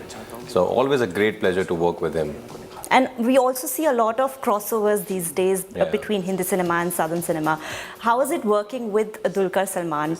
Any fond memory of yours? I've known Dulquer for a while now, and we did I think some 5 years back, we did a talk together during MAMI, Mumbai Film Festival. And we, of course, we were aware of each other's work, but I think we got connected during that talk. And I'm, again, like, very, very fond of him. We also have a common friend, Anish John. So it feels like I've always known Dulquer through my friend, Anish, and vice versa. I think he's somebody who's always known me and about my work, what's happening in my life. But I've seen a lot of his work, starting from OK Kanvani to Kamati Padam, Bangalore Days, Sitaramam. I think he's a fantastic actor and such a sweet human being. In the series, we also get to see how your character, try and win the love of your life. I want to know from you, your personal life. What did it take for you to win over Patralekha? I have heard that you have always been head over heels in love with her. You have had a crush on her. Yeah, I have. What did I do? So I think we met during one of the projects at my film school, FTII. She was going from Mumbai. I was already in Mumbai, and I was going back to shoot that playback exercise, the song that we were shooting there. And that's how we met. And I think the only thing I could talk was about acting, and cinema and everything. I think, and I was just telling her about the greats like Daniel Day-Lewis and Nasir Bhai and Robert De Niro, Meryl Streep, and the filmography, their process. I think somewhere she got really impressed with that how passionate I am about my work. And that, I think, somewhere helped me, I would say, to begin with. And then, of course, when two people start liking each other, you don't need then anything else apart from that. Raj, we also all are aware that you're a huge, huge SRK fan. I want to know from you, what was that one thing that, inspired you to become an actor from him? What was that one quality? His journey. His journey. Right now we're sitting in Delhi, and he started his journey from here. A middle class, as he says, a low middle class boy, had no connection. And for him to be this guy, to be the Shah Rukh Khan, his journey really inspired me. And just his charisma, I think his aura, of course, when I was growing up in Delhi, I had no idea how he is as a person. But you would read somewhere, in magazines and everything. But there was a lot of mystery.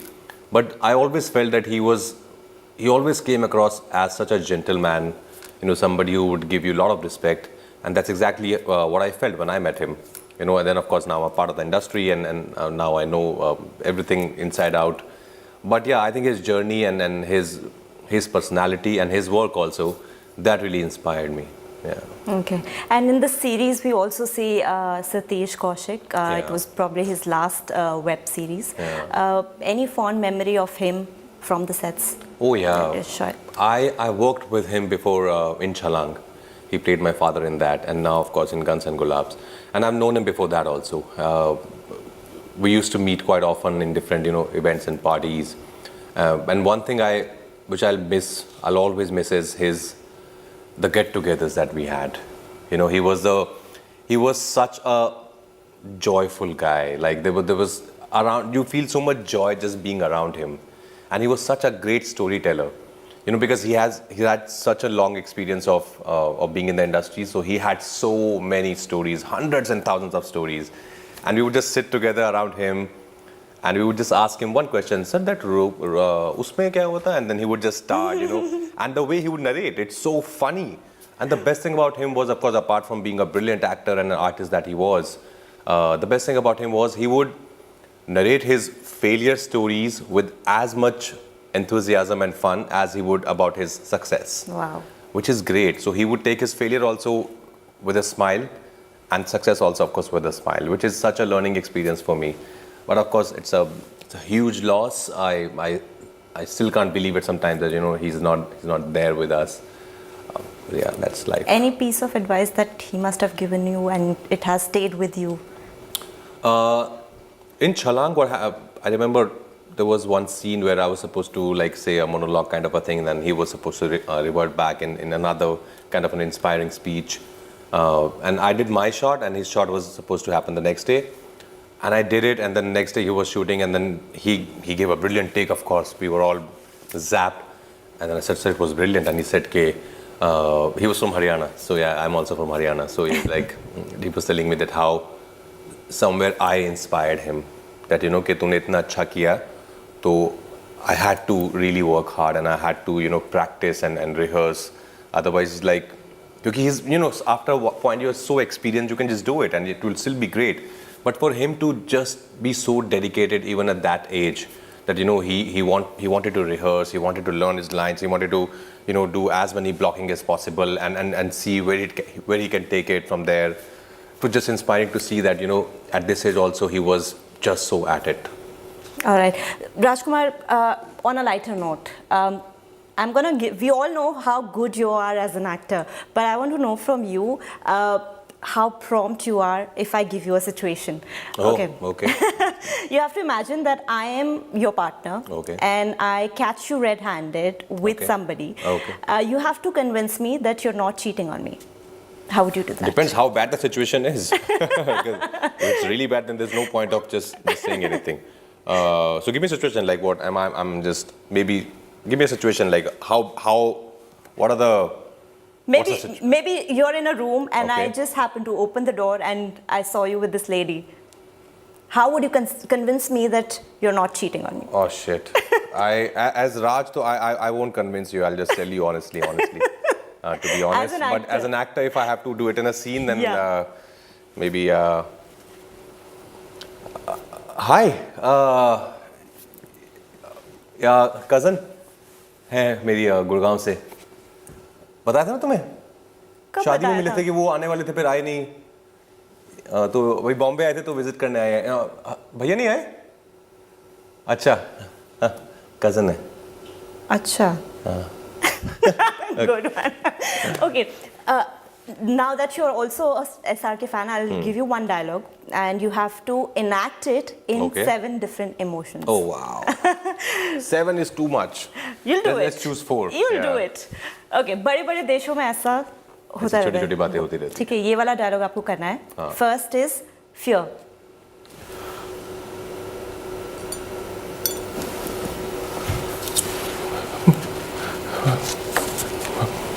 बड़े-बड़े देशों में ऐसे छोटी-छोटी बातें होती रहती हैं. Okay. Joy. Okay.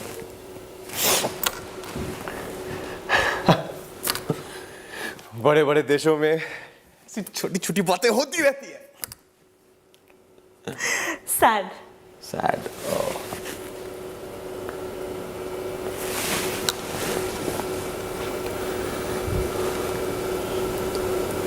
बड़े देशों में ऐसे छोटी-छोटी बातें होती रहती हैं. कितना काम करा रहे हो यार. Okay. I could see the tears. Yeah. All right, last one. Sensual. Oh, sensual.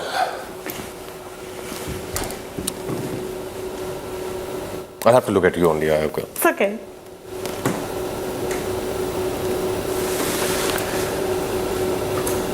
बड़े-बड़े देशों में ऐसी छोटी-छोटी बातें होती रहती हैं. Hi. Okay. That was good chatting with you, but one last message for your fans for Guns and Gulabs that's releasing on Netflix. It's coming out on Netflix. Streaming is on 18th of August, and it's Guns and Gulabs by Rajan DK, and we all know Rajan DK, and then there are great stories. They're out of the box, unconventional thing. And I'm sure you guys have seen the trailer. In case you haven't, please go check out the trailer because it's getting great response from all around the world, and it's something so fresh, something which is I'm a big fan of. So I'm pretty sure you'll also like it. So go watch it, Guns and Gulabs. 18th of August, only on Netflix. Becky, please. Becky, please, go watch it. All right, thank you so much, Raj, Thank for you, talking to Deepali. us and making time for us. And all the best for your web show. Thank you. ये कोई छोटी मोटी deal नहीं है जो ऐसे ही बैठे बैठे आराम से हो जाएगी। डील का 5% आपका होगा। मैंने तुम्हारे बाप से हाथ नहीं मिलाया और तुम्हें लग रहा है तुमसे मिला लूंगा। कहते हैं हर इंसान के अंदर एक शैतान होता है और कसम पैदा करने वाले की वो शैतान को अंदर ही रहना चाहिए।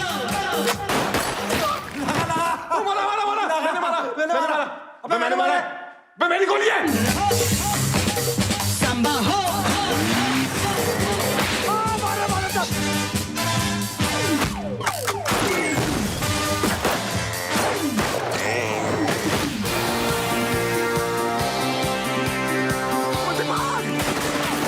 Guns and Gulabs.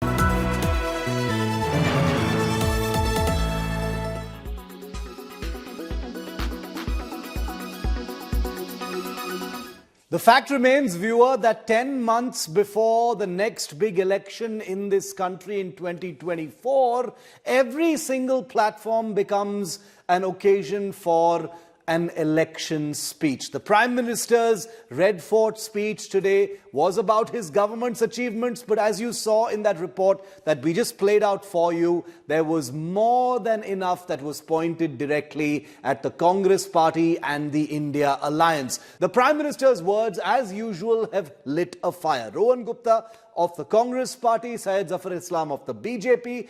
Thank you both for your time today. Wishing the both of you and your families a very happy Independence Day right off the bat. To begin with, Rohan, to you first.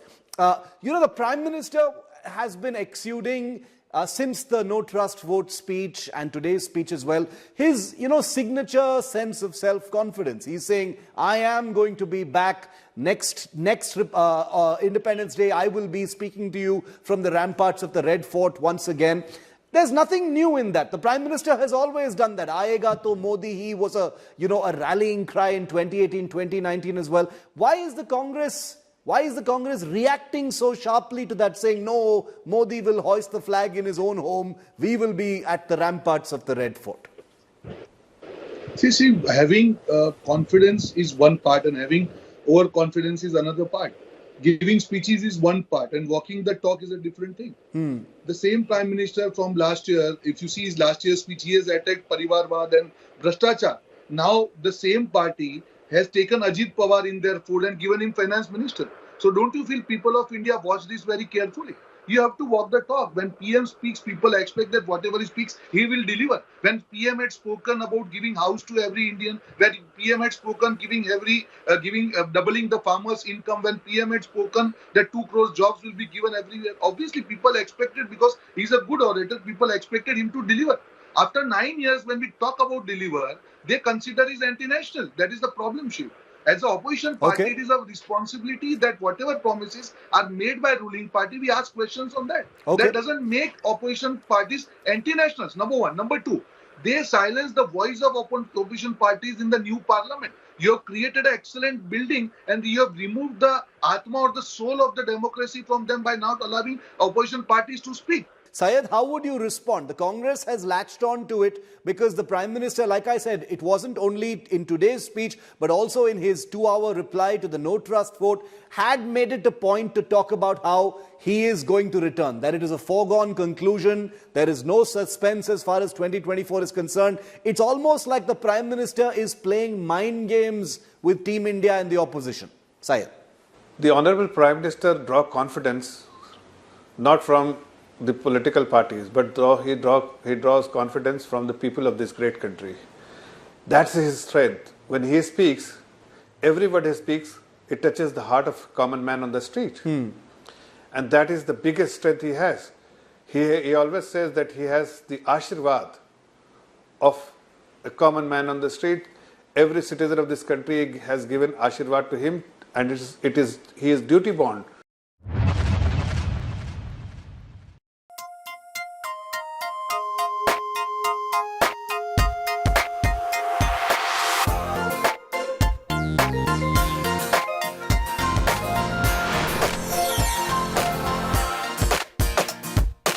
Despite stiff competition from Rajnikant star Jailer, Akshay Kumar's Oh My God 2 and Karan Johar's Rock Your Rani Ki Prem Kahani, this Sunny Deol film emerged as a big winner, clearly indicating what fans have been waiting for and want in order for them to flock to theatres. है तेरी आखिरी ख्वाहिश नमाज पढ़ने जा रहे हैं ना आप तो अल्लाह से अपने लिए दुआ मांग लेना मेरा बाप पे यहाँ ना क्योंकि अगर वो यहाँ आ गया ना तेरे इतने चीथड़े करेगा तेरा पूरा पाकिस्तान नहीं गिन पाएगा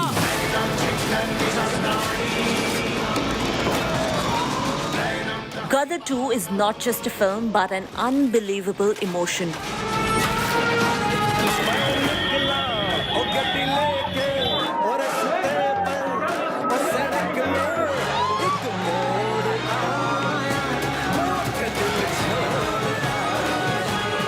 And these images of fans flocking to theatres, dancing, cheering, enjoying themselves inside the hall is a proof of that.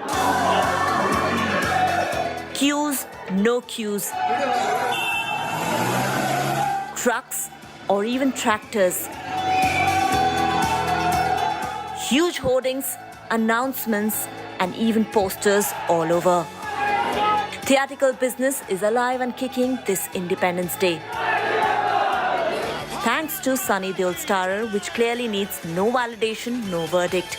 Made for the masses, it already is a blockbuster and is certainly unstoppable at the box office.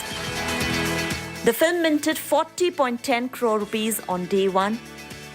Day 2 saw a jump with the film raking in 43.8 crore rupees and over 50 crore and 85.29% occupancy on day 3.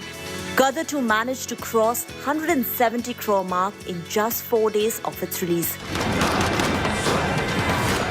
With this, Gadar 2 has clocked the highest Independence Day numbers for any Indian film till date.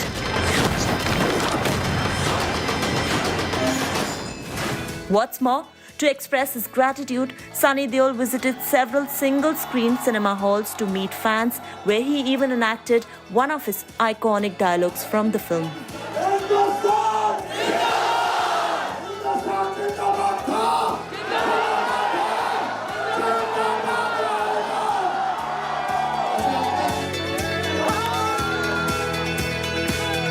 Amisha Patel, who reprised her role as Sakina in Gadar 2, on the other hand, also stepped out to greet fans and was even seen flaunting a 22-year-old Gadar ticket.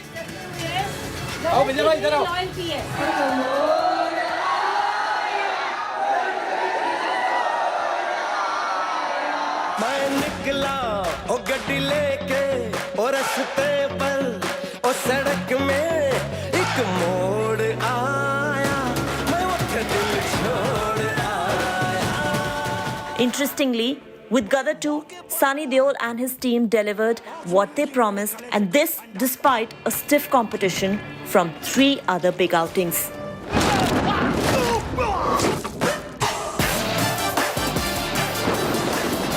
कैसे आजादी दिलाओगे तुम? अगर यहाँ के लोगों को दोबारा मौका मिले ना हिंदुस्तान में बसने का, तो आधे से ज्यादा पाकिस्तान खाली हो जाएगा। Entertainment Bureau, India Today. कटोरा लेकर घूमोगे, भीख भी नहीं मिलेगी। Well, that's all we could pack in our show today, but keep watching In the Club from Monday to Friday at 2:30 p.m. and 11:30 p.m. only on India Today to get your daily dose of entertainment. This is me, Dipali Patel, signing off for today. Till next time, thanks for watching and goodbye.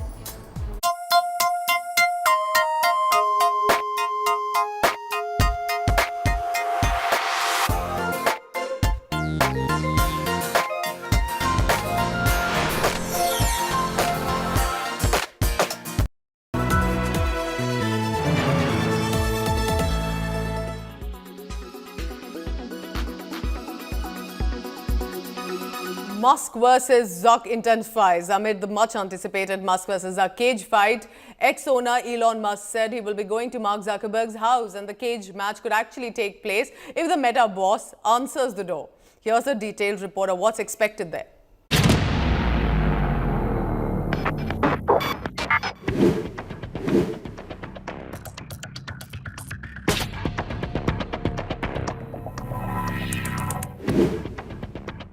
Will they or won't they get into a fight? That's the billion-dollar question.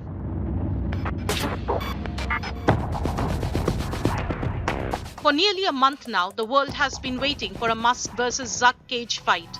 And it now seems that we may be closer to an epic showdown between the Silicon Valley titans.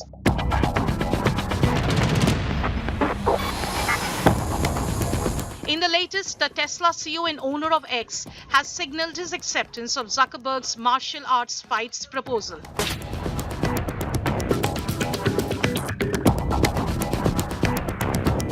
The twist comes, he posted on his virtual playground, "Knock knock, challenge accepted, open the door." The twist comes days after Zuckerberg expressed skepticism about the likelihood of this fight. Taking to ex-rival threads, the Facebook founder said that Musk isn't serious about a cage fight and it's time to move on.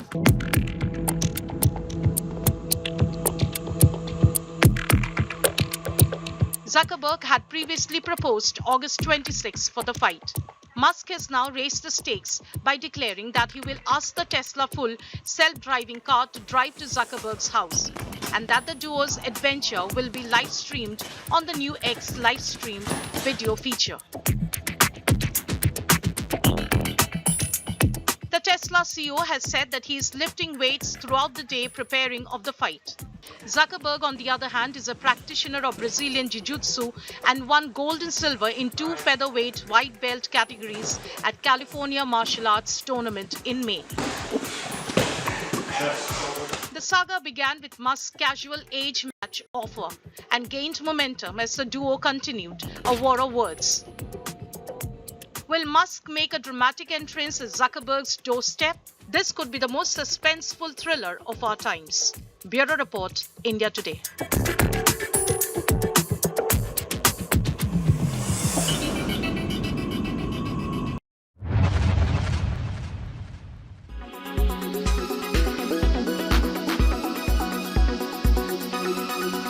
Make your media plan smarter with India Today Live TV on your connected devices.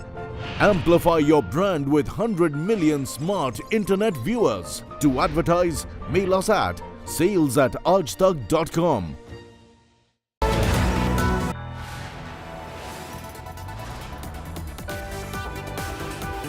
You are watching India Today.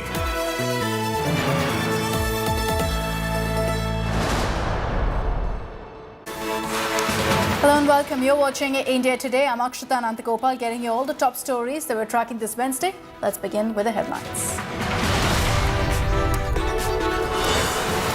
Massive political war over renaming Nehru Memorial. Congress says Modi defaming Nehru's legacy. Museum official rebut says Nehru's legacy is covered in great detail.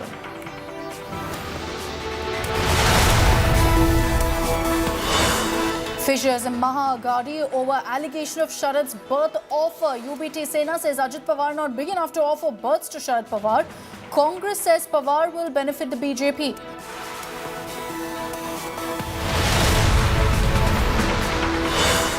Siddaramaiah government defends scrapping of national education policy, calls it a part of the manifesto, says a committee will be formed. BJP says this is shameful tinkering of policy.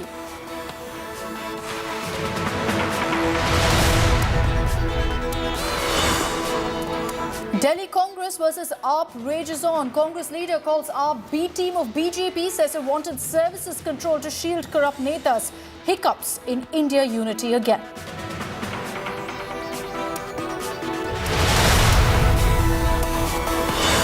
Radical mob attack on Pakistan church. Christian homes attacked. Christian man accused of blasphemy assaulted.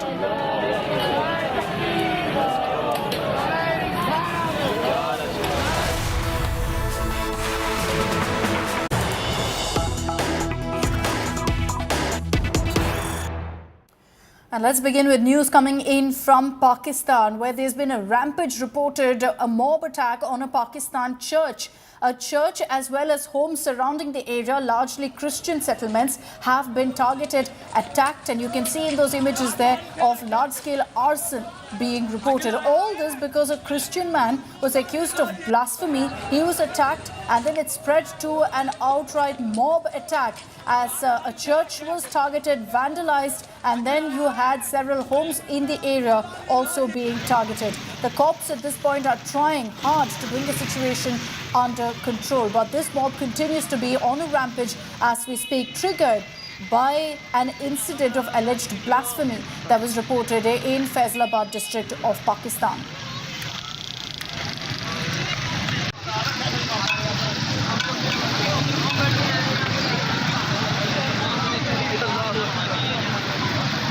Church है हमारा 126 जरावाला 126 का आबे शहरुआना में ये church है, ये इसको शहीद किया गया है। देखें ये बहुत सारी लोग सी हजूम था और उनके साथ पुलिस भी शामिल थी जो इनको कंट्रोल नहीं कर पाई। और ये बाहर देखें ऊपर से क्रॉस जो है वो भी शहीद किया है, यानी कि लोग ऊपर छत तक पहुंच गए थे। ये कोई चीज़ भी महफूज नहीं, आप देख सकते हैं यहाँ तक कि चर्च का जो मीटर है वो भी उन्होंने उसको उसकी जगह से उखाड़ के ज़ाया कर दिया कि ये इसका मीटर भी कायम ना रहे। तो ये देखें मैं आपको अंदर लेके जाता हूँ, अंदर कोई चीज़ भी महफूज नहीं है, यहाँ तक कि छत के पक्के और ये बहुत ज़्यादा जो सीलिंग थी, क्रॉस था हमारा, जो स्लीप का निशान था वो भी जला दिया। हालांकि बहुत सारी हमारे बाइबल मुकद्दस, ये देखें ये बाइबल मुकद्दस है और इसको शहीद किया गया। ये देखिए कितनी बाइबल मुकद्दस उन्होंने शहीद की है और कोई चीज भी नहीं चर्च की छोड़ी, यानी कि सिर्फ दीवारें रह गई है। तो आप ये देखें ये बाइबल मुकद्दस है, इसके पेज आप गौर से देख सकते हैं कि इसको शहीद किया गया और बहुत ज्यादा तादाद में जितनी भी थी। ये हमारे अकलीतों का ये हाल है। हालांकि ये कहते हैं कि हम पाकिस्तान में अकलीतों को बहुत तहफ़्फ़ुज़ देते हैं, ऐसा तहफ़्फ़ुज़ है कि ना तो हमारी बातें महफूज है ना हमारी इज़्ज़तें महफूज है। तो पाकिस्तान अगर बना था तो हमारे वोट की वजह से बना था। SP सिंह ने वोट दिया तो ये पाकिस्तान वजूद में आया, लेकिन हमारी उस वोट की ऐसी सज़ा हमें मिल रही है कि हमारे ना तो चर्च महफूज है ना हमारी फैमिली महफूज है। ये क्रॉस है जो आप देख सकते हैं जो शहीद किया गया है। तो हुकूमत आला से हमारी अपील है कि इसका ज़रूर नोटिस ले और ये जो शरपसंद लोग हैं इनको इनकी दुरुस्तगी करें, ताकि ये अगर आप हुकूमत इसका नोटिस ना लेंगे तो ऐसे मसले रोज़ आते रहेंगे और ऐसे अक़लियत के साथ होता रहेगा। ये आप देख सकते हैं हमारे भाई साहब ने बाइबल मुकद्दस पकड़ी है, आप गौर से मैं इन्हें जूम कर रहा हूँ। So that's a resident there who was explaining to us the kind of widespread damage that's been reported. I want to bring in now Hamza Azhar, who's joining us live from Lahore with more details on this. Hamza, what is the current situation in Faisalabad? Have things calmed down? Have the police been able to bring the situation under control? Very hard to bring the situation under control, but unfortunately they are not succeeding. Protesters are Hamza, surrounding. my apologies for interrupting. We're going to have to cut across now to live update. Anurag Thakur currently briefing the media. इसमें भारत के शहरों के लिए green mobility को मद्देनजर रखते हुए पर्यावरण को ध्यान में रखते हुए वर्तमान और भविष्य के ट्रांसपोर्टेशन के लिए एक बहुत महत्वपूर्ण निर्णय किया गया है जो ministry of housing and urban affair से जुड़ा हुआ है। पीएम ई बस सेवा की मंजूरी दी गई है और पीएम ई बस सेवा पर 57,613 करोड़ रुपए खर्च किए जाएंगे। 10,000 बसें और ये 10,000 न्यू इलेक्ट्रिकल बसेस, 10,000 नई इलेक्ट्रिकल बसेस की सेवाएं उपलब्ध करवाई जाएंगी। देश भर के 169 शहरों में से 100 शहरों को चैलेंज मेथड के आधार पर चुना जाएगा। अब ये वर्तमान में अगर आप देखेंगे देश के अधिकांश शहरों में पब्लिक ट्रांसपोर्ट की सुविधाएं विशेष रूप से बसों का काफी अभाव है और नेशनल अर्बन ट्रांसपोर्ट पॉलिसी के अंतर्गत ये सुझाव भी थे कि जैसे पब्लिक ट्रांसपोर्ट को नॉन मोटराइज्ड ट्रांसपोर्ट इसको और बल देना चाहिए, प्रोत्साहन देना चाहिए। तो इसी परिप्रेक्ष्य में देश के 100 शहरों को वृहद पैमाने पर इलेक्ट्रिक बस सेवा चलाने के लिए ये योजना तैयार की गई है जो ग्रीन मोबिलिटी को बढ़ावा देगी। अब ये कैसे 100 शहर चुने जाएंगे?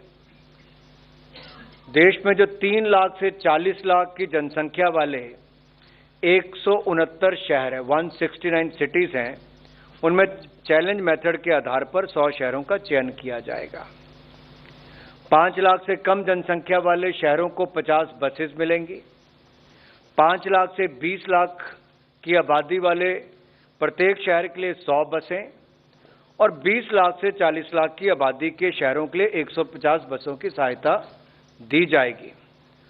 और जो राज्य और जो शहर पुरानी बसों को स्क्रैप करने के लिए शहरों को अतिरिक्त बसें एलोकेट की जाएंगी। मान लीजिए कोई एक शहर है, जालंधर ही है, अब वो पुरानी बसों के स्क्रैप के लिए अपनी जमीन कहीं उपलब्ध कराते तो उसको अतिरिक्त बसें उस शहर के लिए दी जाएंगी। अब ये बसों का प्रोक्योरमेंट, मेंटेनेंस, ऑपरेशन ये पीपीपी मोड पर किया जाएगा और एक कॉम्पिटिटिव बिडिंग के अंतर्गत किया जाएगा जिसमें प्राइवेट प्लेयर्स आगे आ सकते हैं। इसके लिए प्रति किलोमीटर परिचालन के लिए केंद्रीय सहायता दी जाएगी। तो जो भी पीपीपी मोड पर आएगा उसको प्रति किलोमीटर के आधार पर चलाने के लिए केंद्रीय सहायता मिलेगी और ये सहायता अगले 10 साल तक मिलती रहेगी। ये स्कीम सन 2037 तक चलेगी। मान लीजिए कोई बस 2025 में शुरू होती है तो 2035 तक उसको उसका लाभ मिलता रहेगा। और पर किलोमीटर देय राशि जो है ये भी कॉम्पिटिटिव बिडिंग के द्वारा ही चयन का पैरामीटर इस पर रखा गया है। ये जो 57,613 करोड़ रुपए पूरे कुल पीएम ई बस सेवा पर खर्च होंगे, ये 57,613 करोड़ रुपए 2037 तक खर्च होंगे। इसमें से 20,000 करोड़ रुपया भारत सरकार की तरफ से दिया जाएगा, शेष राशि जो है वो राज्य सरकारों को देनी पड़ेगी। जैसे बस सेवा के संचालन के लिए इन शहरों में आवश्यक इंफ्रास्ट्रक्चर की जरूरत है, जैसा कि बस डिपो है या अपग्रेडेशन करनी पड़ेगी। जो डिपो है कोई नए निर्माण होंगे, कुछ की अपग्रेडेशन करनी पड़ेगी, जहां पर इलेक्ट्रिक बसेस के पावर इंफ्रास्ट्रक्चर के लिए भारत सरकार द्वारा सहायता उपलब्ध करवाई जाएगी।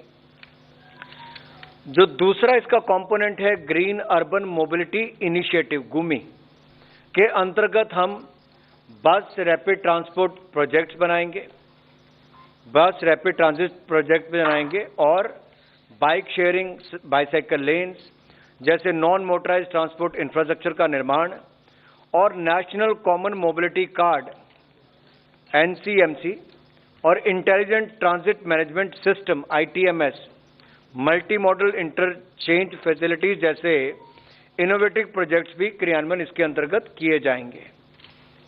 इसके लिए भी ग्रीन मोबिलिटी चैलेंज के आधार पर ही शहरों का चयन किया जाएगा। अब ये जो 20,000 करोड़ भारत सरकार देगी, इसका मैंने आपको बताया कि कैसे अलग अलग जो चैलेंज मेथड के माध्यम से पीपीपी प्रोजेक्ट में चुने जाएंगे। इसमें कुछ कंपोनेंट पर गुमी वाले पे भी और पीएमई बस सेवा पर भी 100% भारत सरकार पैसा देगी। वो कंपोनेंट जो है वो हमारा नेशनल कॉमन मोबिलिटी कार्ड, इस पर 100% भारत सरकार देगी। इंटेलिजेंट ट्रांजिट मैनेजमेंट सिस्टम, इसके ऊपर 100% भारत सरकार पैसा देगी। और इलेक्ट्रिक बस के लिए जो पावर इंफ्रास्ट्रक्चर है, इसके लिए भी 100% पैसा भारत सरकार देगी।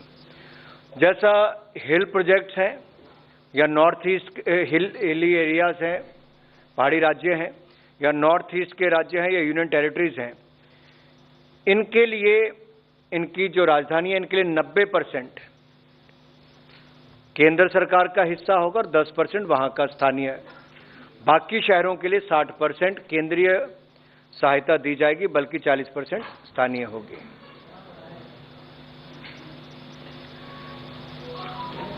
इस योजना के क्रियान्वयन से देश के शहरों में सार्वजनिक परिवहन सेवा का विस्तार होगा, नागरिकों को ईज ऑफ लिविंग मिलेगा और ग्रीन मोबिलिटी को हमारे बल मिलेगा। और क्लाइमेट चेंज संबंधी जो हम इनिशिएटिव लेते हैं, उसको भी एक भारत की एक और पहल इसमें देख सकते हैं आप।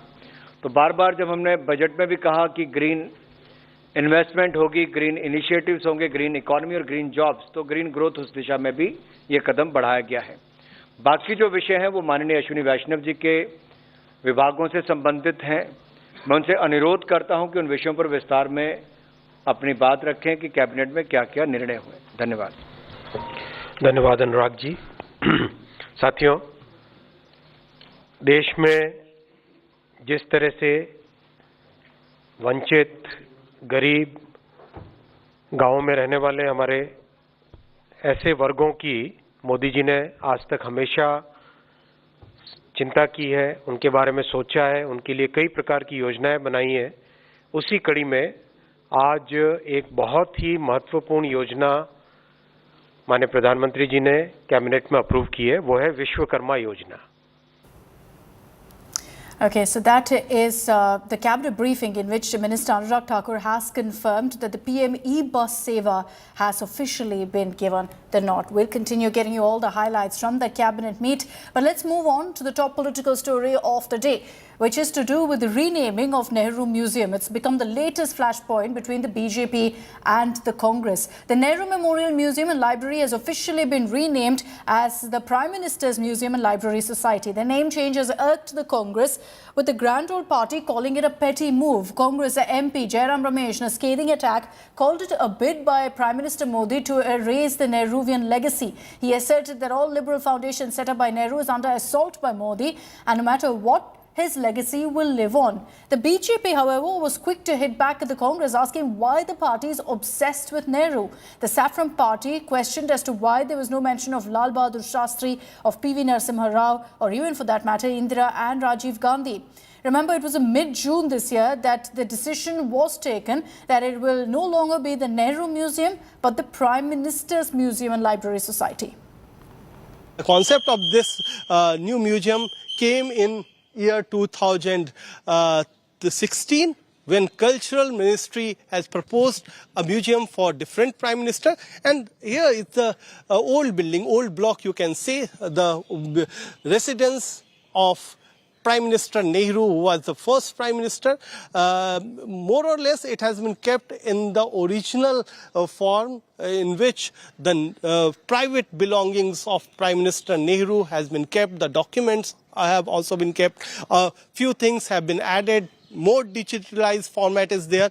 But in the new building, things and tenure works done by different Prime Minister, including Lal Bahadur Shastri, Guljari Lal Nanda, Indira Gandhi, Deve Gowda, PP Singh, Chandrasekhar, all of them have been given a place till Manmohan Singh. So there are two blocks and two buildings where these kinds of artifacts, you can say, have been kept related to different tenures of Prime Minister.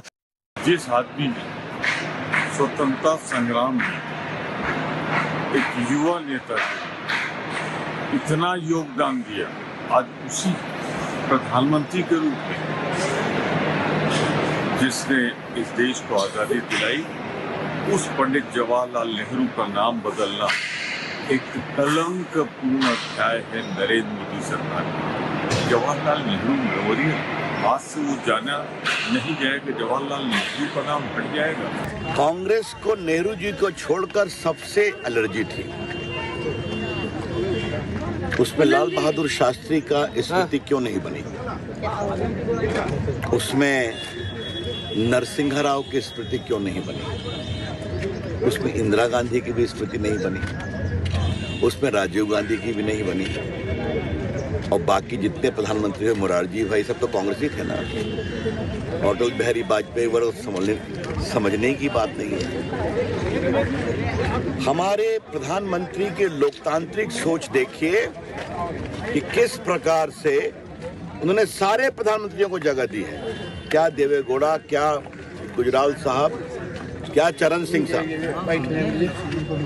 तो मैं कांग्रेस के जयराम रमेश को एक ही बात कहूंगा, आपने सब कुछ नेहरू जी ही, नरेंद्र मोदी की सोच, जितने प्रधानमंत्री सबका सम्मान।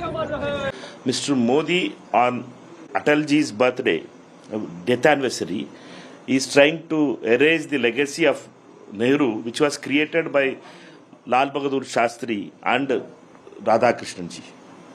It shows the pettiness of Mr. Modi. It shows the RSS, Bharatiya Janasangh and Bharatiya Janata Party's hate against Pandit Nehru. देश की आज़ादी के बाद जितने भी देश के संसाधन हैं, चाहे वो रेल हो, चाहे सड़क हो, चाहे बिजली हो, चाहे पानी हो, चाहे झील हो, चाहे नदी हो, चाहे नाला हो, चाहे एयरपोर्ट हो, चाहे पोर्ट हो, सब एक ही परिवार का जो है वो उस पर पेटेंट हो गया था क्या?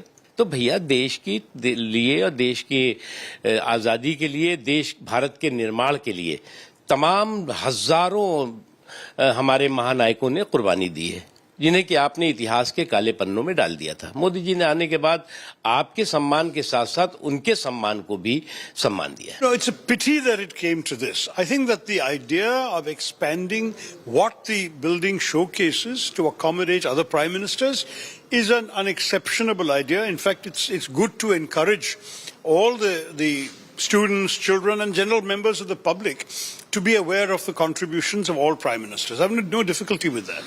But in the process, it's rather petty to take away the name of the first prime minister who led the interim government, who was prime minister upon independence, who was so far the longest serving prime minister at 17 years. You could have continued calling it the Nehru Memorial Prime Minister's Museum and Library. You don't have to refuse to add other prime ministers. You can put that, but also keep the original name.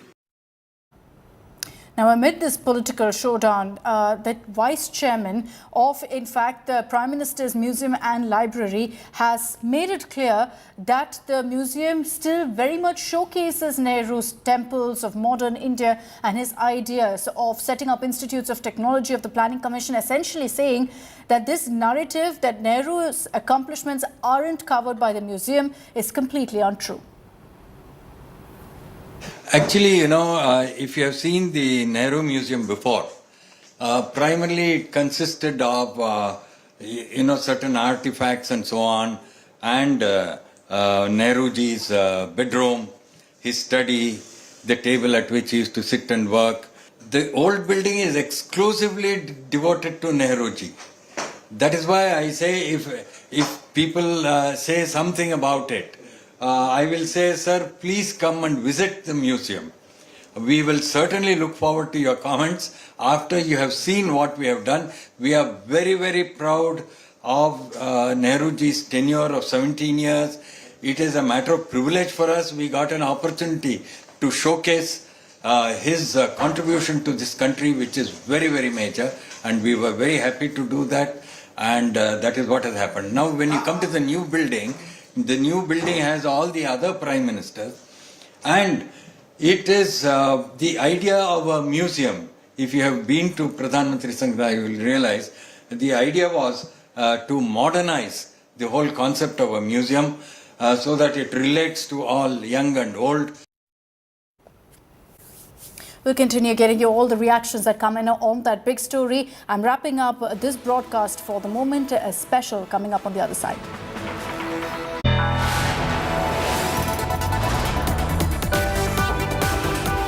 You are watching India Today.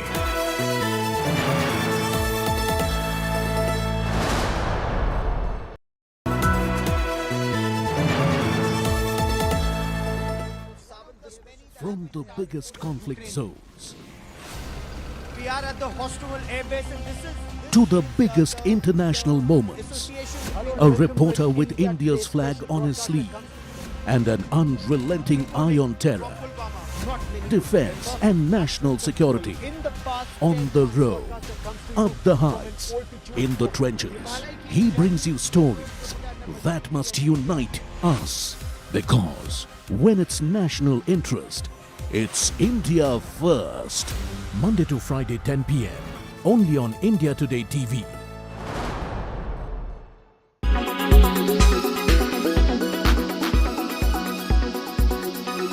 The Gali politics being followed by the Congress party has now stooped to a new low. Congress leader Randeep Surjewala has now insulted BJP voters in the state of Haryana. Randeep Surjewala compared BJP supporters and voters to monsters and said those who vote for the BJP have monstrous tendencies. Congress leader's remark has actually triggered a big political showdown as the BJP has now launched a scathing attack against Surjewala. अरे राक्षसों, भाजपा जजप्पा के राक्षस हो तुम लोग. Congress's Gali politics stoops to a new low. After insulting voters who support the BJP, a Congress leader likens Prime Minister Modi to Asura.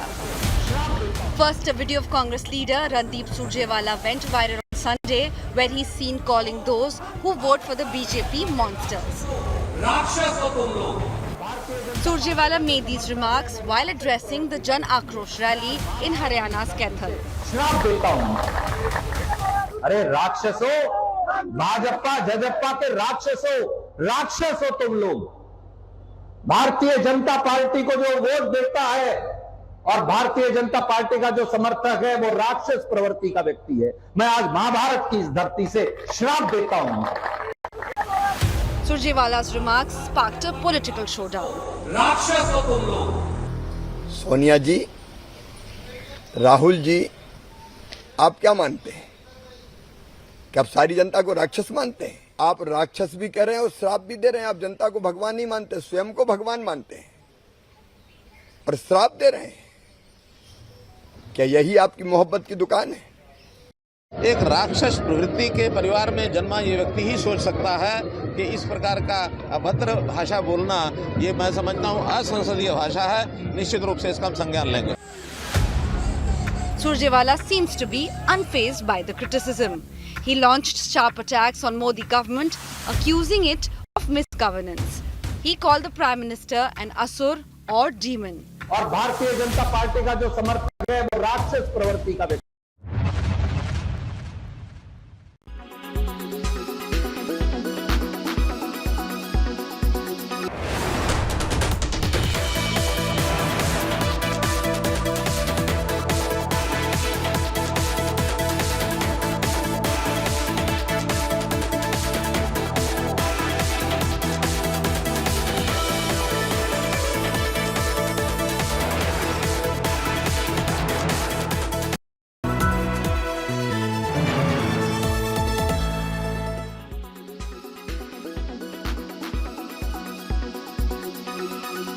How should you be handling stress? First of all, trick your mind and your body into believing that stress is this much and not this much. Essentially, you have to train your mind into thinking positive. Find an empathy buddy to talk to open up with. Also, celebrate yourself. Meditation and pranayam also go a long way in dealing with stress, so try these things out. Also, alternate therapies like flower therapy and Reiki must be tried. How do you recognize stress? Understand your body and mind. Too much sleepiness, wanting to eat a lot or just not wanting to eat. Down in the dumps all the time. Unable to enjoy your relationships. Difficulty in concentrating at work. All of these are signs of stress. What then is the science behind stress? When the brain senses a stressor, be it physical danger, the boss yelling at you, a piece of bad news, or just everyday stress, it sets off a series of well-orchestrated physiological reactions. On receipt of the emergency signal, the adrenal glands send out reinforcements in the form of the steroidal hormone cortisol. Cortisol in turn activates the body's sympathetic nervous system, causing the heart to race, the pulse and blood pressure to shoot up, and the breath to become faster. More oxygen and glucose are released in the brain and the bloodstream, providing the body the burst of energy it needs to combat stress.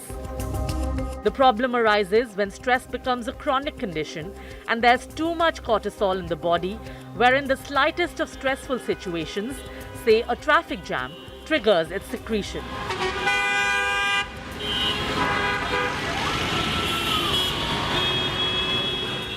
Small amounts of cortisol, when secreted in responses to stress, are actually good for our body, for our brain, for our overall health. However, when such releases, such outbursts of cortisol happen frequently, the result is, slow damage to certain areas of our brain. The WHO says stress is the health epidemic of the 21st century. While stress may not be a disease with specific causes or symptoms, it wreaks sufficient havoc on the body's organs over time to become life-threatening. Response of stress is seen as a reflection in low levels of testosterone or estrogen in our system. Under stress, significant hormonal changes take place, and apart from hormonal changes, we also see significant changes in neurochemicals. A study published in the Journal of Ayurveda and Integrative Medicine in September 2002 found that pranayama led to an overall reduction in stress. Doctors say the relaxation could be a result of more oxygen reaching the brain and body through concentrated and mindful breathing.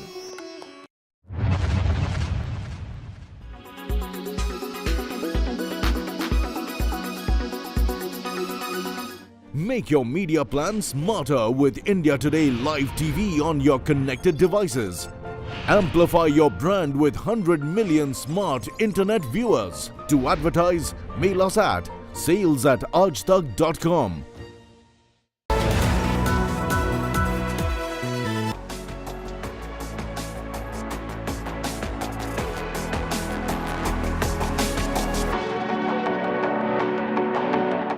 Welcome to India Today and thanks for watching our special. I'm Nabila Jamal. A very interesting conversation that we are going to have today is Body and Beyond. That's our cover story for Harper's Bazaar magazine, India Today. Let me introduce our panelists who've been spearheading this conversation in the first place. Rasna Bhasin, who's the editor, Harper's Bazaar, India. We also have Sonal Vijay Vaid, the group digital editor, the lifestyle division of Harper's and Cosmo. We also have Sobia Amin, who's an architect herself, a model, an influencer, who's the conversation with this regard has revolved around her extensively. Great takes that she's given of her own life. We also have Harnid, who is a product marketing manager, a founding team of Virtualness. Thank you very much and really appreciate your joining us here on India Today and chatting with us on this topic that has been in conversation since 2010, but we now see finally this coming into fruition. The actual discussion around body positivity, we see not just written in magazines, but actually imbibed in brand. I think the conversation has gone much beyond just tokenism, and that's what you said, Rasna. But let me start with you. Your reason to why you picked this very topic for your cover page. Even before I was hired, actually, I had seen a picture of Sobia and it just made me instantly happy. There was something about her which was so attractive, and I think I'd seen it on the gram and I was like, you know, if I get this job, she's going to be my cover girl one day. And it was just for the fact that she was so open about who she is and so confident. And it's not easy. As somebody who's been in the digital space, who's put herself out there, I know how many insecurities we all face. And as women, especially in this, not just in this country, but in the world, we face this. And for me to get that, I kind of got this strength through Sobia, which I could see translating through her pictures, which was like, you know what, this is me, this is who I am, and I'm going to own it. And that's why I didn't want to kind of restrict the magazine or this issue specifically only about body size, but I wanted to make body wholesome. And body is, or as always we say, it's body, mind and soul, right? So with this issue, that's what I hope to deliver is body, mind and soul. Body, mind and soul. And I heard one of you say that, you know, enough of body positivity. This is more about, I even read that comment from Sobia herself. Sobia, why don't you tell me, this whole conversation around body positivity, you've really been a champion, the cheerleader for this conversation yourself. But to move from body positivity to body neutrality, what's been your journey? I feel like, you know, it was always a topic of discussion, being a larger size. And it was, I think, till my early 20s, I didn't start changing how I looked at myself. Because I guess when you're in the same society for years, and that's what you've been taught, you kind of tend to believe everything that's thrown at you. And being from Southeast Asia, when you're bigger, nothing nice is said to you. So I feel like, you know, the whole topic, it's just something that everyone has heard. It doesn't matter which size you are, what color you are, because you're a woman or some, I wouldn't even like box it to women, other genders as well. Anything feminine or different is always frowned upon. And the whole body positivity thing, I feel like, you know, in the comment section, you always see people saying things like, oh, she's promoting obesity and stuff like that. And that's not what body positivity was. It was to, I mean, it still is, right? It is to embrace yourself as who you are. It has nothing to do with your size, your shape, your color, your race, or your age. True, and who decides a certain set size that's appealing? Yeah, Today, and it's always you are changed, right? you know, every size is appealing. It's just in the eyes of it's to the eyes of the beholder. I just feel so many times, like, you know, like Sobia also mentioned, we're just projected through a lens. Like, I find it extremely rude, and now at a certain age, I find it very, very surprising that women always, especially women to each other, the way we comment to each other, right? Oh, have you lost weight? Oh, have you put on weight? Oh, are you tan? Are you not tan? Like, these are things which kind of like always leave me gobsmacked, and I'm like always looking and I'm like, that's not the way you want to greet somebody, right? That's not how you meet somebody. First of all, you can't hate yourself, right? Exactly. You've got to live with your body. And the best way to live a happy life is to start loving what you have. If you can't change it, then deal with it. And it's so hard in that sense, right? Because we are always taught to look at ourselves also. Am I too fat? Am I too thin? Am I slouching? Am I not walking straight? Am I doing this? Am I doing that? And this is something I have gone through myself. Putting a big girl on the cover was a big deal in, say, 2016 when Ashley Graham was on the cover of Sports Illustrated and all of that. Those were the days when it was an anomaly. Now I think the whole idea has become that this is the norm. Yeah. We got to move beyond, you know, stopping and looking at an image and saying, oh, wow, they put a big girl on the cover. It should just be that she's aspirational and that's why she's on the cover. And this change has been gradual, but it's surely moved in a positive direction. And I think covers like this will further reinforce how we look at what fashion magazine covers should or should not be. Yeah, that's lovely. And what I like about this, the conversation at all, the cover article for Harper's, is the fact that Rasna insisted on having like-minded people or people who feel the same get on board to actually narrate the story or write the story. So you chose Harned to do this interview. Rasna, what was the thought behind it? And we'll bring Harned on that. When I came on board, the thought behind every issue, I hope we can kind of accomplish that, is that we don't want to do, like I said, we don't want to do tokenism. When, like Sonal said, I did not put Sobia on the cover because she was a larger size or we were putting a big girl on the cover. It was truly because of the person. Like I said, she radiated this attraction towards me. When I saw her on the gram, there was some happiness. I was aspiring to be like her. Like, she was owning up. She's a great clothes horse. She has great knowledge of fashion.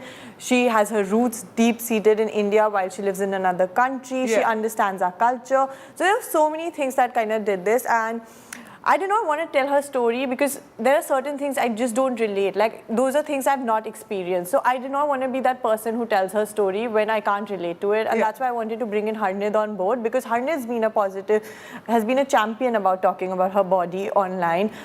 She's spoken about so many things. She speaks about diets, she speaks about exercise, she speaks about clothing and how in her day-to-day life it affects her. So I knew they would connect on a certain level. In fact, even the stylist for Sobia is somebody who actually herself happens to be a plus size. Lovely. And she was so happy to be on board. And we did not, again, we wanted to have Sobia to have fun with fashion. We don't want people to feel like, oh, we're a certain size, we can only be draped like this, or we can only wear these clothing. We went all out and about with her. And it was so nice even when you're styling someone who's big, and believe me, I myself am a plus size, you're always looking for a slimming effect. Yeah, but you're like always aiming at looking slimmer. But we had a stylist on board, and we went to, between Sonal and I, we went to a couple of stylists. And you know, when we went, Janvi, who styled this, she and my mood board was an exact match, which was like, okay, we're going to have fun with fashion, and there is no limitation to it. We did not want to restrict Sobia. Yeah. Why restrict somebody? She wants to wear this, she's going to wear it. How far have we come when we speak of body positivity? Have we really reached that stage of body neutrality? And this whole conversation around, body positivity is basically okaying obesity. There's a lot of conversation around that as well. Do bust some myths for us. Body positivity didn't start in abstraction, it started in the 60s with fat politics, which is an incredibly radical way of thinking about fat bodies and how they belong to the world. And it has been co-opted slowly and steadily by brands and by capitalism at large, and essentially defanged. While that has been good on some level, where a lot of people have found ability to understand their own bodies and find peace with them, I do think that body positivity has deviated from the politics of itself over the years, which was about equal rights, equal pay, equal medical care for fat people, which is something we're still struggling with on a day-to-day basis. Today, stats prove that if you're a fat woman, you're less likely to get a promotion, you're less likely to get a pay raise, you're less likely to get, a yearly bonus, or you're going to get less than what your colleagues are going to get. Medical care, especially for fat women, is incredibly contentious. Gosh. So, I didn't know that. Have we? Yeah. Do elaborate for me. So, medical care for fat women usually revolves around their weight. So, if you, for example, go with fatigue, they're going to tell you, oh, it's because you're fat and you don't really know how to manage your weight. Fat women are more likely to have PCOS, which is a metabolic and lifestyle disease, which can have a lot more behind it than just fatness. There are comorbidities involved that often do not reflect effectively because we do not actually get any kind of diagnostic testing done, because doctors usually just say, oh, it's because you're fat. So many fat women are suffering from, say, for example, cervical stress. They're suffering and living with, lifestyle problems that could possibly very easily solved if they were given care that they actually needed. Fun fact, a lot of doctors perceive fat people to have a higher pain tolerance than they perceive thinner people to. So we actually do not get the kind of anesthetic or required as any other person would. I don't know if the world knows about it. I mean, or they probably would. It's become a point of conversation everywhere that it takes a mental toll. It can get really depressing when that's constantly what people are looking at, and not more than what you are. She's been the champion. Sobia has been the champion. But the narrative itself, please go on. Once we move beyond, as much as I love this cover and I'm so proud of the work we've put together, I'm very excited for a time where bringing together a team like ours and making a cover like this is redundant because it's not special. Everyone is doing it, that's the point of breaking new ground. You're hoping for redundancy of self. And that is what I'm really excited about. But beyond that, I think there is going to be a large narrative shift in the language we use for ourselves and for people around us. You have your family constantly telling you lose just a few kilos and just see how lovely you look. Just a little more weight and you'll get healthy. So, that stays with you, no matter how old you get. Yeah. Because that's what you've been. What I'm hoping for in the next couple of years is that one, we are more mindful of our language. I think that's already happening. Gen Z is incredibly articulate and they are incredibly aware of the language they're using. So I'm super pumped about that. But beyond that, I'm really hoping that we learn to advocate for ourselves. Something as simple as if like a doctor tells you, oh, you just need to lose weight. Being able to say, could you please put that in writing so that I can take it to the next doctor and get a second opinion because I do not believe your diagnosis. That kind of advocacy is language we're slowly learning. And I'm hoping that individual movement of language, individual movement of autonomy is going to lead to a larger sea change in which we're asking ourselves that is discrimination on what I call issues that are invisible. Okay. And if it's not, how are we making the change to improve on that? And I'm very excited about it. Fingers and toes crossed. Fingers and toes crossed. I'm going to get Soubya on this. Your challenges, only you can imagine. I can only, I can only feel you, but what you've experienced, I'd like to really, for you to speak out here on the mental toll that it may have taken to break your barriers, Soubya. When she was talking about all the medical stuff, I really just had flashbacks of every trip I had, like for an ENT, a gynecologist. It is true. I think any problem you have, I went for I think there was an abscess near my throat and they didn't give me anesthetics to get it out, but for someone, if they were a smaller size to operate that, they would give it to me. And that's what the doctor told me. He said, it's a little risky because you're of a bigger size. So maybe you can just go without it. And I did do it without anesthesia.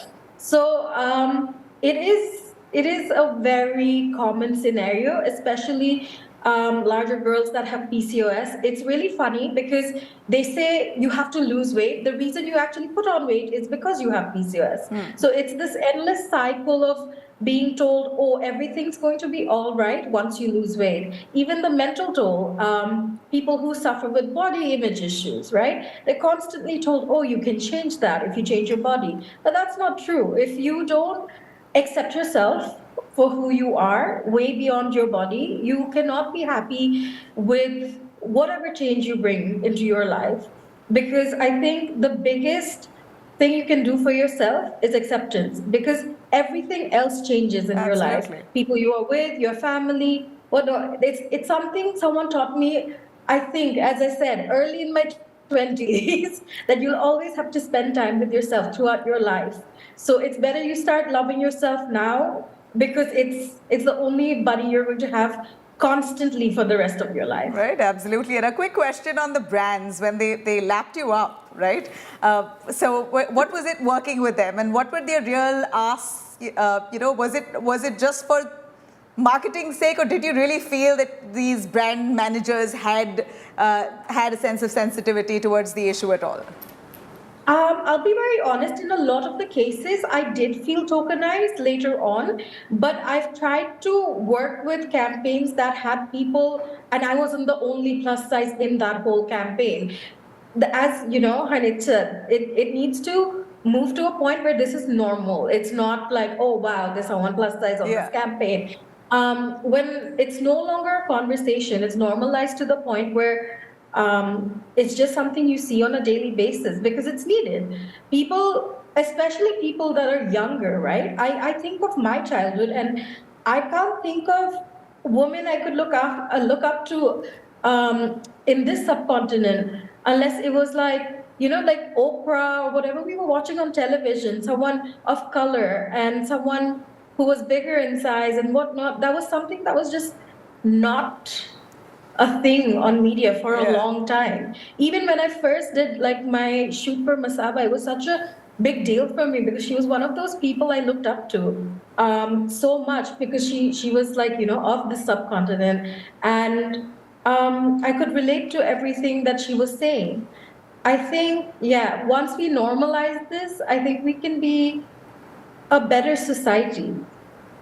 Yeah, that's such a lovely way to say it. A final word that I take from Sonal. Sonal, give us your efforts that you put out to normalize a conversation around body.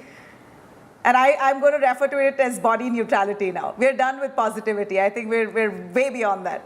It's basically taking a lot more covers like this and making it mainstream. And like Harnit said, it should not be a big deal. It should not be a topic of conversation because it's so normal to see women like that championing fashion.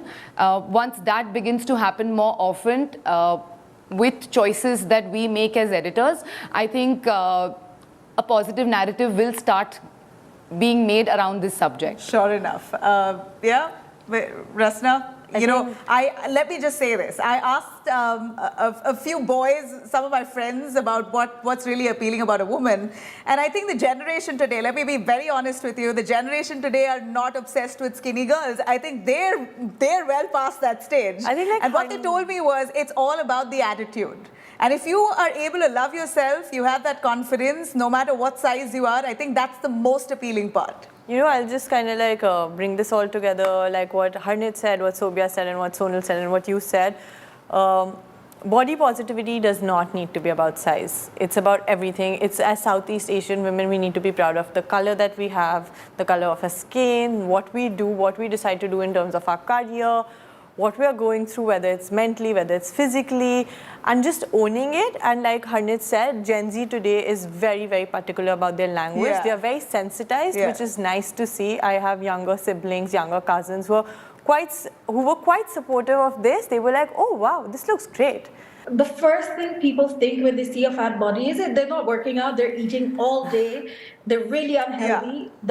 I'm sure that exists, right? I'm not taking that away from them. But I feel like that's not the case in most cases. Most of the people I know, and if they're fatter, I've noticed because they've been told they have to lose weight, they're the ones who are constantly dieting, constantly working out, and yet they're not getting results because it happens. Your body is different. Everyone's body is different. You don't know what genetic issues you come with or health issues that start taking place in your body. Like I said, with the whole PCOS thing, when I was younger, insulin resistance was not something that was openly discussed even within doctors. So the whole thing where I was punished, I had it was like a militant routine of being a swimmer. So the thing is, the only thing that was of concern was I think they expected me to be a smaller size. It didn't impact how I swam or anything.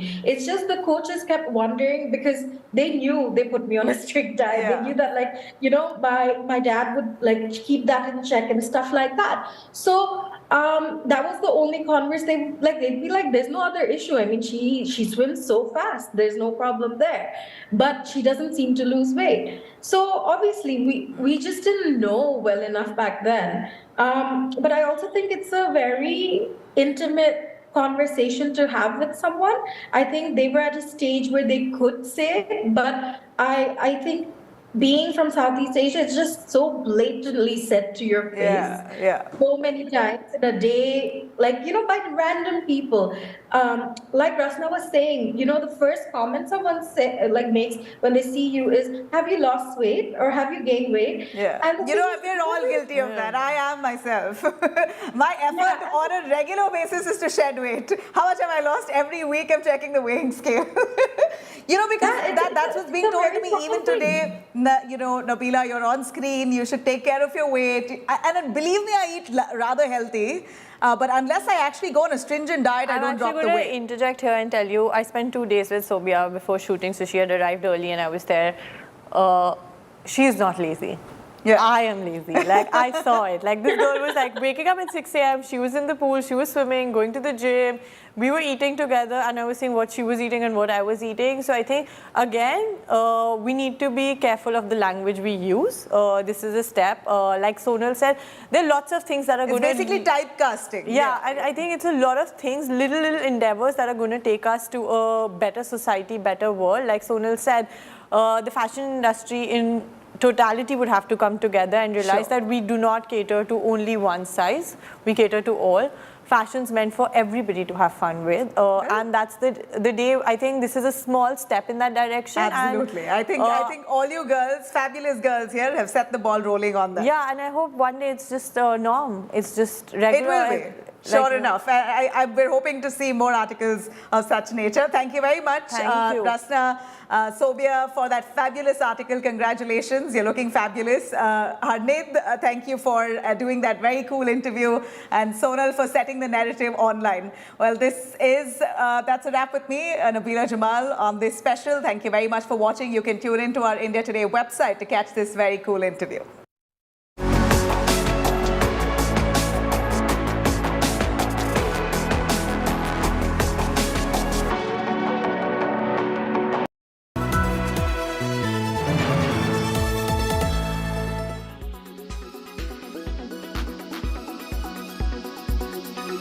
It's always fun to see one of your favorite celebrities become a showstopper for these couturiers, and a lot of Bollywood made its way to the Couture Week this year in Delhi. Right from Ranbir Kapoor to Bhumi Pednekar, Ananya Pandey, Kiara Advani, Vani Kapoor, you name it, and they graced the runway. Here is all the celebrity action.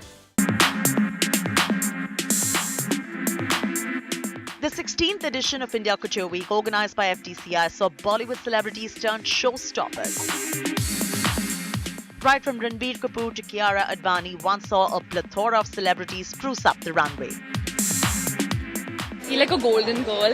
I feel very glamorous, but I also feel very comfortable, and I always have a great time working with Rimzim. And it's always there's lots of chaotic energy at Fashion Week, but somehow I managed to keep my calm, I think. It's a beautiful, beautiful embroidered jacket, and they decided to go without the shirt with this really interesting tie. They have a nice little emblem on it, and I think it's elegant and cool and suave and new all at once. It feels like it's just growing on my body, the textile, the fabric. It's so sexy.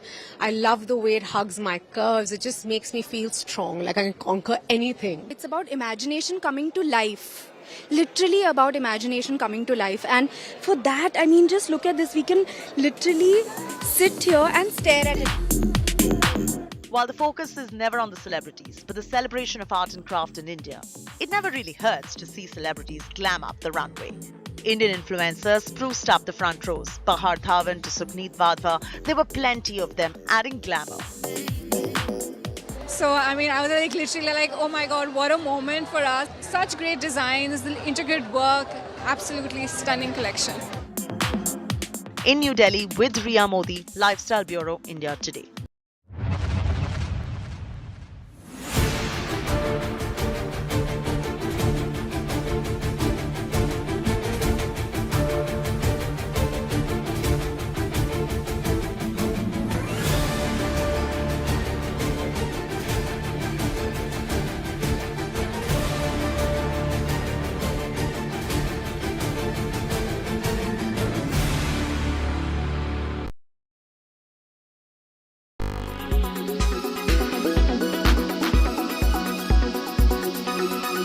Forecast now. Delhi, maximum 37 and minimum 29 degrees. Mumbai, maximum 30 and minimum 26 degrees. Kolkata, maximum 35 and minimum 27 degrees. Bangalore, maximum 31 and minimum 23 degrees. Chennai, maximum 32 and minimum 26 degrees. Hyderabad, maximum 30 and minimum 23 degrees. Make your media plan smarter with India Today Live TV on your connected devices. Amplify your brand with 100 million smart internet viewers. To advertise, mail us at sales@aajtak.com.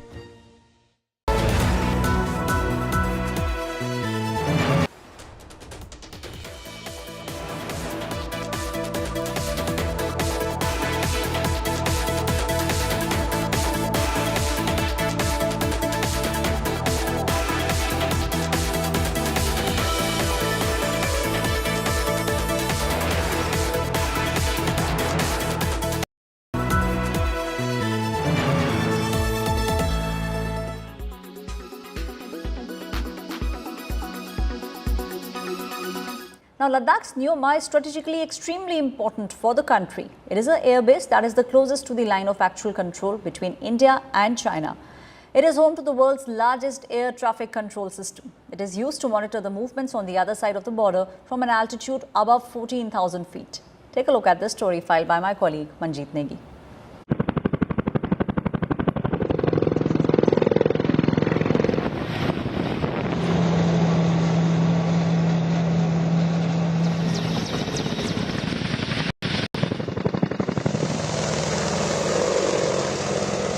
Welcome to Battlefield Neoma, home to India's advanced landing ground overlooking Chinese-controlled territory. Just 25 kilometers away from the line of actual control in Ladakh. Garud Special Forces of the Indian Air Force are carrying out special operations drills using Apache attack helicopters, Chinook transport helicopters, and Mi-17s. Neoma, sitting very close to the LAC, holds super importance in India's strategic planning. The Chinooks play a crucial role, moving men and war machines super quick right to the front lines. The Apaches are considered the best when it comes to mountain warfare. And the C-130J Super Hercules transports are performing precision low-level flying, airdrops and landing.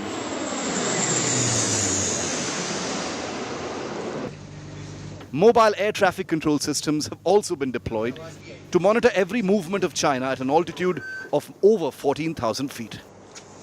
This is the world's highest air traffic control at this advanced landing ground of the Air Force.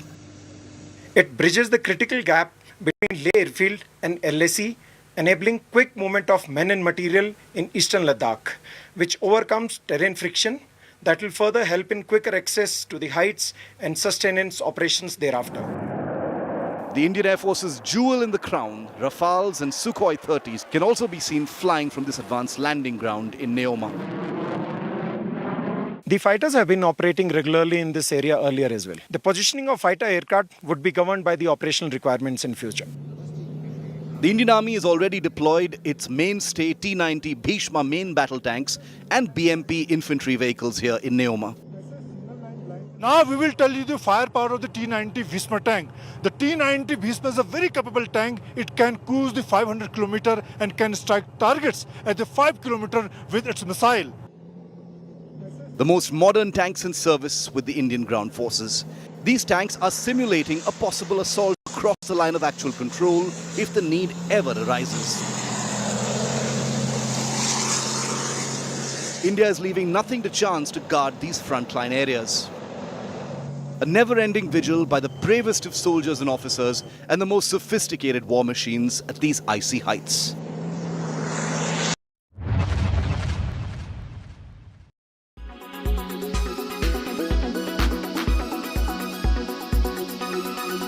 Make your media plan smarter with India Today Live TV on your connected devices.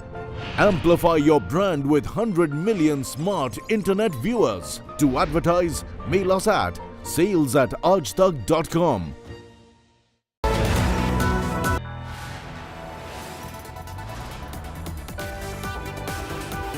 You are watching India Today.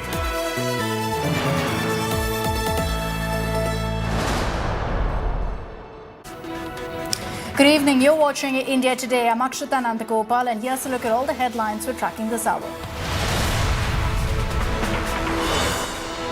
Massive political war over renaming Nehru Memorial. Congress says Modi defaming Nehru's legacy. Museum official rebut says Nehru's legacy has been covered in great detail.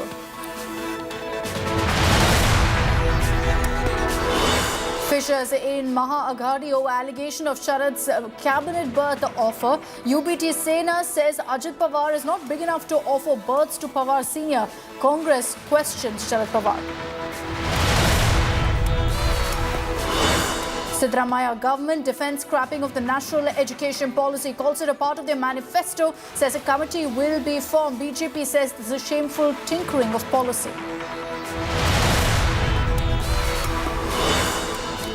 Delhi Congress versus AAP rages on. Congress leader calls AAP B team of BJP, says it wanted services control to shield corrupt netas. Hiccups in India unity.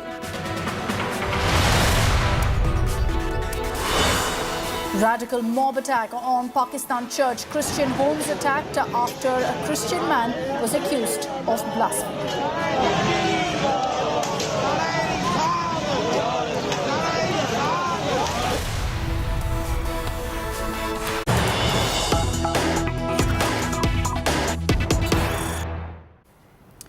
There's a controversy playing out over a video that was put out by the Pakistan Cricket Board. Now they've completely, in that video where they highlighted all of the highs that they witnessed in fact, the cricketing arena, there's no mention, zero mention of Imran Khan. So the Pakistan Cricket Board's Independence Day tribute, which was released on August 14th, has not even a single picture of Imran Khan. There's a mention of the 1992 World Cup win, but not a single picture of Imran. On the right of your screens is the video that was put out by the PCB, where you see several legendary Pakistani cricketers mentioned, but the biggest of them all, Imran, not shown even once. This has led to Wasim Akram taking to social media to attack PCB. Now this even as PTI, Imran Khan's party, has also put out a counter video where they've highlighted all of Imran Khan's achievements as a cricketer, saying he fought till the last ball.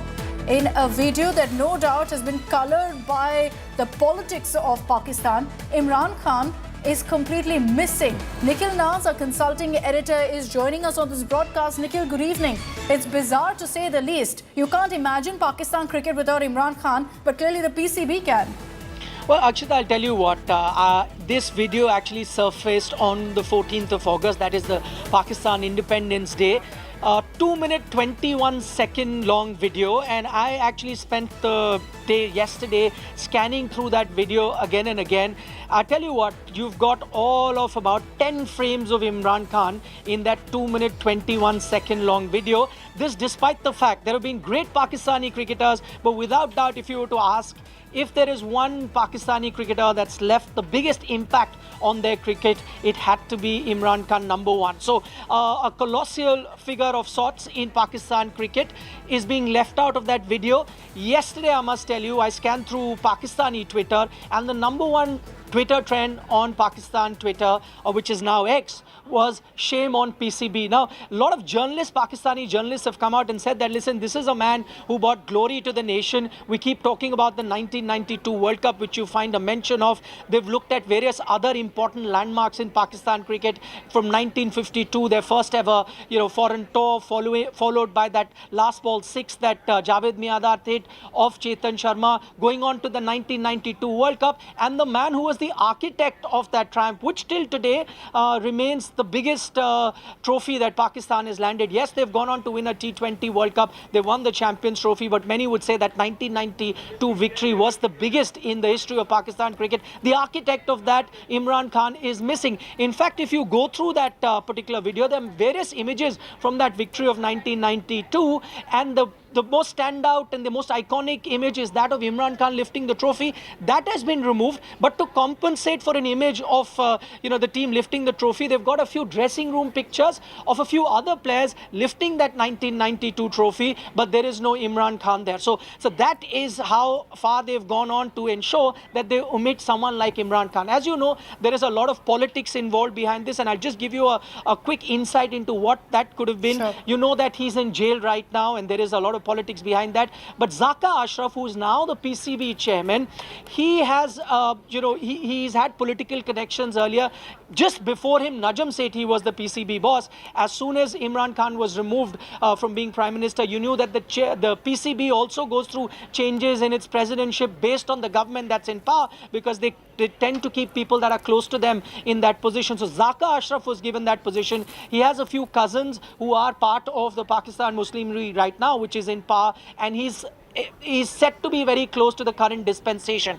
Probably the head of PCB right now would have been instrumental in ensuring that this is the kind of video that comes out, and once that comes out, there is a political message there. There is no mention of Imran Khan. So clearly the politics that happens in Pakistan is extended to the cricket, as is often the case with how the PCB, the Pakistan Cricket Board, is also managed there over the years. This is distasteful to say the least. The fact that that kind of politics has mixed into cricket, resulting in a video where there there is not a single image, as you pointed out, Nikhil, of Imran Khan in a video that highlights all the greatest moments of Pakistani cricket. I must say it must have taken a whole lot of difficulty for them to be able to omit Imran Khan so perfectly in their entire video. But you also have several other Pakistani cricketing greats who've taken a stand on this and said very clearly this is not okay.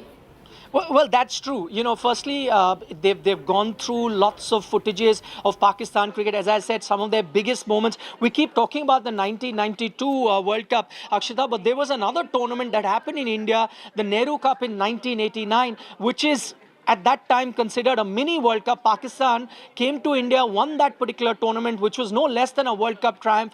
Imran Khan was once again the captain at that time. Imran Khan was actually the player of this series. So another very important tournament where he played a crucial role in Pakistan winning, and to omit him from that. Now you've heard from former cricketers. And you know, this is one thing, Akshay, that I have noticed, that Pakistani cricketers have been divided over various things. Some of them had very famous or infamous, clashes over the years when they were players. You know, there were clashes of egos. You had big players like Wasim Akram, Shoaib Akhtar, Waqar Younis, and those stories are well known in cricketing circles. But one thing that you've always heard from every Pakistan cricketer, no matter what the differences they may have had, no matter what the ego clashes they may have had with each other, is that huge amount of respect for Imran Khan. Everyone that has played cricket before Imran Khan or around that same time has only words of praise for him, because they say that he's the one who made Pakistan believe you can win a title. In the 1992 World Cup you're talking about, he famously wore a t-shirt with a face of a tiger there, and that is why they got the name of Cornered Tigers, because he gave an inspirational speech to his team ahead of the semi-final saying that, listen, we are almost on the verge of being knocked out, but we're going to fight like tigers, and from there on they go on to win the World Cup. So he wasn't just a great cricketer, but he was a leader of men, and he was one who could inspire the team, and which is why every cricketer that you speak from Pakistan has the highest amount of praise for him. And that's how it should be. Differences aside, you salute a man's achievements. You don't take away from his achievements on the field. Unfortunately, politics has resulted in Imran Khan not being mentioned or shown even once in an over 2-minute video that talks about all the highs of Pakistani cricket. Thanks very much, Nikhil, for joining us with all the details on that story. Let's move on to some political stories also. The big talking point today is over the Nehru Museum being renamed into the Prime Minister's Museum and Library. Now, this is something that was done a few months ago, officially came into effect now, and that's what's led to a flashpoint between the BJP and the Congress. The Nehru Memorial Museum and Library is now officially the Prime Minister's Museum and Library Society, and this name change has irked the Congress, with the Grand Old Party calling it a petty move. You had Congress MP Jairam Ramesh leading the charge, calling this a bid by Prime Minister Modi to essentially get rid of, to erase the Nehruvian legacy. He asserted that all liberal foundations set up by Nehru is under assault by Modi, and saying no matter what, his legacy will live on. The BJP was quick to hit back at the Congress, questioning why the Congress is so obsessed with Nehru. They asked why there was no mention before those of Lal Bahadur Shastri, of PV Narasimha Rao, or for that matter even Indira and Rajiv Gandhi. Remember, it was in mid-June this year that it was resolved to change the Nehru Museum to the Prime Minister's Museum and Library Society. The concept of this new museum came in year 2016, when Cultural Ministry has proposed a museum for different Prime Minister. And here is the old building, old block, you can say, the residence of Prime Minister Nehru, who was the first Prime Minister. More or less, it has been kept in the original form, in which the private belongings of Prime Minister Nehru has been kept. The documents have also been kept. A few things have been added. More digitalized format is there. But in the new building, things and tenure works done by different Prime Minister, including Lal Bahadur Shastri, Guljari Lal Nanda, Indira Gandhi, Deve Gowda, PP Singh, Chandrasekhar, all of them have been given a place till Manmohan Singh. So there are two blocks and two buildings where these kinds of artifacts, you can say, have been kept related to different tenures of Prime Minister. जिस आदमी ने स्वतंत्रता संग्राम में एक युवा नेता थे, इतना योगदान दिया, आज उसी प्रधानमंत्री के रूप में जिसने इस देश को आजादी दिलाई, उस पंडित जवाहरलाल नेहरू का नाम बदलना एक कलंकपूर्ण अध्याय है नरेंद्र मोदी सरकार का। जवाहरलाल नेहरू मेमोरियल आज से वो जाना नहीं जाएगा, जवाहरलाल नेहरू का नाम हट जाएगा। कांग्रेस को नेहरू जी को छोड़कर सबसे एलर्जी थी, उसमें लाल बहादुर शास्त्री का स्मृति क्यों नहीं बनी, उसमें नरसिंह राव की स्मृति क्यों नहीं बनी, उसमें इंदिरा गांधी की भी स्मृति नहीं बनी, उसमें राजीव गांधी की भी नहीं बनी, और बाकी जितने प्रधानमंत्री हुए, मोरारजी भाई सब तो कांग्रेस ही थे ना। अटल बिहारी वाजपेयी वो समझने की बात नहीं है। हमारे प्रधानमंत्री के लोकतांत्रिक सोच देखिए कि किस प्रकार से उन्होंने सारे प्रधानमंत्रियों को जगह दी है। क्या देवेगौड़ा, क्या गुजराल साहब, क्या चरण सिंह साहब। तो मैं कांग्रेस के जयराम रमेश को एक ही बात कहूंगा, आपने सब कुछ नेहरू जी ही, नरेंद्र मोदी की सोच, जितने प्रधानमंत्री सबका सम्मान। Mr. Modi on Atalji's birthday, death anniversary, is trying to erase the legacy of Nehru, which was created by Lal Bahadur Shastri and Radhakrishnan ji. It shows the pettiness of Mr. Modi. It shows the RSS, Bharatiya Janasangh and Bharatiya Janata Party's hate against Pandit Nehru. देश की आज़ादी के बाद जितने भी देश के संसाधन हैं, चाहे वो रेल हो, चाहे सड़क हो, चाहे बिजली हो, चाहे पानी हो, चाहे झील हो, चाहे नदी हो, चाहे नाला हो, चाहे एयरपोर्ट हो, चाहे पोर्ट हो, सब एक ही परिवार का जो है वो उस पर पेटेंट हो गया था क्या? तो भैया देश के लिए और देश की आज़ादी के लिए, देश भारत के निर्माण के लिए तमाम हजारों हमारे महानायकों ने कुर्बानी दी है, जिन्हें कि आपने इतिहास के काले पन्नों में डाल दिया था। मोदी जी ने आने के बाद आपके सम्मान के साथ साथ उनके सम्मान को भी सम्मान दिया है। The Prime Minister's Museum and Library Society has come out also and answered some of these questions and all the politicking around the museum and what kind of content it has. They've clearly said that the Prime Minister Museum still very much showcases Nehru's achievements and his many accomplishments. Actually, if you have seen the Nehru Museum before, primarily it consisted of, certain artifacts and so on, and Nehruji's bedroom, his study, the table at which he used to sit and work. The old building is exclusively devoted to Nehruji. That is why I say if people say something about it, I will say, sir, please come and visit the museum. We will certainly look forward to your comments after you have seen what we have done. We are very, very proud of Nehruji's tenure of 17 years. It is a matter of privilege for us. We got an opportunity to showcase his contribution to this country, which is very, very major, and we were very happy to do that, and that is what has happened. Now, when you come to the new building has all the other prime ministers, and it is the idea of a museum. If you have been to Pradhan Mantri Sangraha, you will realize the idea was to modernize the whole concept of a museum so that it relates to all young and old. It was just a few days ago that Home Minister Amit Shah fired a salvo at former Prime Minister Nehru, highlighting blunders that he had made. Kashmir के अंदर परिवर्तन लाने वाला युगांतकारी निर्णय इस देश के सम्माननीय प्रधानमंत्री नरेंद्र मोदी ने किया। जवाहरलाल नेहरू सरकार की एक भूल थी। धारा 370 5 अगस्त 2019 और 6 अगस्त को इस महान सदन ने धारा 370 को समाप्त। इसके साथ ही कश्मीर के अंदर से 2 झंडे चले गए, 2 संविधान खत्म हो गए और संपूर्ण रूप से कश्मीर का भारत के साथ जुड़ाव करने का काम इस देश के प्रधानमंत्री नरेंद्र मोदी।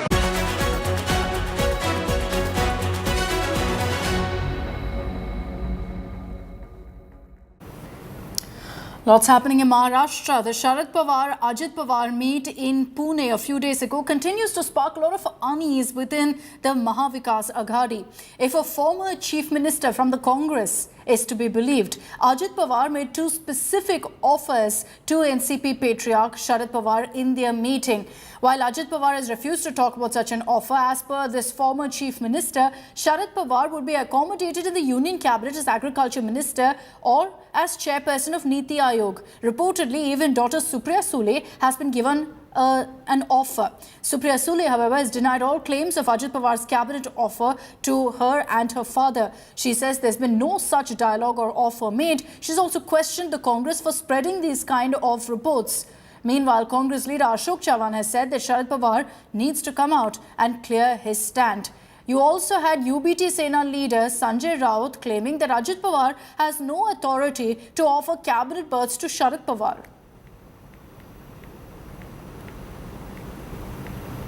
आदरणीय पवार साहेबांनी स्वतः सांगितलं पवार परिवारातले ते सर्वात वडीलधारी ज्येष्ठ आहे. मी त्यांचा पुतण्या लागतो नात्यानी आणि घरातल्या व्यक्तींना भेटणं याच्यात कारण नसताना मीडियावाले त्याला इतकी वेगळ्या प्रकारची प्रसिद्धी देतात आणि त्याच्यातून गैरसमज निर्माण होतात.